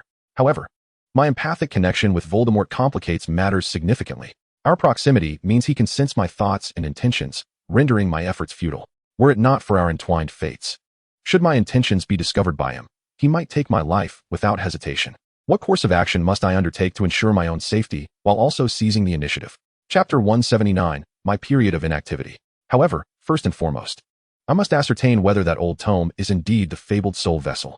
Yet, despite my subtle inquiries, Lucius divulged not a single clue. He even aligned himself with my father, forbidding me from engaging in any alchemical pursuits. A surge of indignation flared within me, reaching a boiling point. The exhaustion from my adjustment period, coupled with the abrupt nullification of my career aspirations, left me trembling with rage. How dare you? It is one thing to withhold your assistance, but to conspire with my father to control my fate. Cece, you are free to pursue other endeavors. Are you not also intrigued by commerce? Shall I entrust the management of the sweet shop, the elixirs, and muggle technology to you? These ventures are currently flourishing. Leveraging my knowledge as a time traveler, I have strategically positioned the Malfoy family for a prosperous future, ensuring that several generations may bask in unimaginable wealth. Yet, these accomplishments are merely a result of my opportunism. I yearn to realize my worth through my own efforts. Witnessing my silence, Lucius, well aware of my sentiments, understood that he had not truly persuaded me. "Cece, please refrain from practicing alchemy. I cannot bear the thought of losing you," he implored, his complexion pale, adopting an unprecedented humility. "You keep everything from me, always under the guise of protection, isolating me from all matters. How can I trust you?" I unleashed the long-buried confusion that had tormented me. The thought of Lucius exploiting my vulnerability sent my heart plummeting. He had lost all credibility in my eyes. The one I trusted most had ensnared me in the name of love. I suddenly yearned to escape it all. I came to understand why Sirius in the original narrative would rebel so fiercely. In this moment, I felt a profound kinship. The heavy burden of love was suffocating me. "You know nothing." Suddenly, Lucius grasped my hand, his grip firm around my wrist. I had never witnessed him so earnest. Once again, we found ourselves in a hidden chamber. How many secrets does the Malfoy family still harbor that I am unaware of? In the center lay a pensive. "Within it lies all that you seek to know," Lucius encouraged. A wave of trepidation washed over me, as if peering into it would sever my ties with my former self entirely. Yet, I summoned my courage and stood before the pensive. It contained Lucius's memories, all centered around me. We were nearly inseparable. Due to Abraxas's constant commitments to the Malfoy family's enterprises, our time together was scarce. During pivotal moments in my life, Lucius was always by my side. Curiously, his memories revealed that every few years, my body would succumb to a mysterious phenomenon, entering a state akin to slumber, while I remained completely oblivious. The duration of this interval of emptiness may vary. During this period, I maintain a state of normalcy in my physical signs, capable of succumbing to slumber without sustenance. Abraxas summoned numerous esteemed street mungo doctors for a joint consultation, yet they were utterly unable to define the true issue at hand. Upon awakening, everything returns to normalcy. However, within the memories possessed by this body, there exists no record of this so-called interval of emptiness. When the next such period shall arrive, and whether I shall awaken once more, remains an unsolved enigma. Chapter 180, Lucius's Desire. In Lucius's eyes, I appeared as a delicate and charming little bundle in my youth, cradled tenderly in his hands. Now, I find myself unaware of how he perceives me, imbued with such allure that it seems to entice him with every passing minute. How could he regard me so? Though I merely exist as a conscious entity within his memories, I cannot help but feel a flush of embarrassment. Oftentimes, I merely stand there. Had I not been a participant in these experiences, I would doubt the authenticity of individual memories, each seemingly processed through personal bias. Much like the false memories conjured by Slughorn in the original narrative, intended to mislead Voldemort. I have finally come to grasp Lucius's concerns. He fears that I might, as in previous instances, inexplicably fall into another interval of emptiness, perhaps never to return. Father, why did you adorn Sissy with that? In my recollections, Abraxas placed the Slytherin locket around my neck, a cherished family heirloom that stabilizes her soul, binding her to her lineage. Indeed, in the subsequent years, up to the present day, no such intervals of emptiness have occurred. Why is Sissy's soul unstable? Young Lucius, his heart heavy with pain, stepped forward anxiously, taking my hand in his. At that moment, I had already succumbed to deep slumber, his hand resting upon my eyes, seemingly casting a spell to alter their hue. Her birth was an accident, a solitary tether allowing someone to remain in this world. She is the product of the Malfoy family's defiance against fate. The someone referred to by my father must be Voldemort himself. Voldemort's attempt to sever the bloodline of Muggles nearly cost him his life in this perilous experiment. And I, it seems, served to stabilize Voldemort's soul through the power of blood. Much like in the original tale, where Lily provided Harry Potter with protection through the strength of their blood connection. During that time, Voldemort was unable to harm Harry. As long as Harry resided with Aunt Petunia, tied to Lily's bloodline, he would be safeguarded. Similarly, I, through the power of blood, protect my other father. Yet, I am left to wonder whether this protection will abruptly cease on the day I reach adulthood. Until I come of age, I remain his vulnerability. To preserve his own life, he must safeguard mine. Upon reaching adulthood, his soul finally stabilized, rendering my protective role almost entirely obsolete. In other words, I became of no further use to him. The question lingered. Could my strength suffice to ensure my own protection? Lucius possessed a plethora of memories concerning me. We had supported each other throughout our journey. He had always shielded me from harm. How could I possibly blame him? Could I truly define his love for me as suffocating? During each of my periods of emptiness, Lucius remained by my side, day and night, hoping that upon awakening, my first sight would be of him. Yet, he never uttered a word regarding my peculiarities, unwilling to allow me to feel like an outcast. He even went so far as to silence the physicians of St. Mungo's, demanding they keep this matter to themselves. His desire for control was entirely provoked by my own fears, for I could abandon him at any moment. Within this memory, I realized that the essence within me was intertwined with Lucius's consciousness. He sought to monitor my every movement through this connection. It suddenly dawned on me that he was privy to my every yearning. No wonder he seemed to understand me more deeply with each passing day. He had rendered my body increasingly sensitive, suggesting that, under certain circumstances, we had indeed become one in both body and spirit. Chapter 181, Lucius's Warning. My heart remained in turmoil, unable to find peace. I scarcely noticed that my consciousness had already departed from the meditation basin. As an observer, I recognized the reality of the situation, yet I still struggled to connect the dots of what I witnessed. Lucius's obsession with me. Cecily, I am so sorry for keeping this from you. I recalled a Muggle fairy tale in which the heroine, cursed to sleep for a century, awakened to a world transformed by time.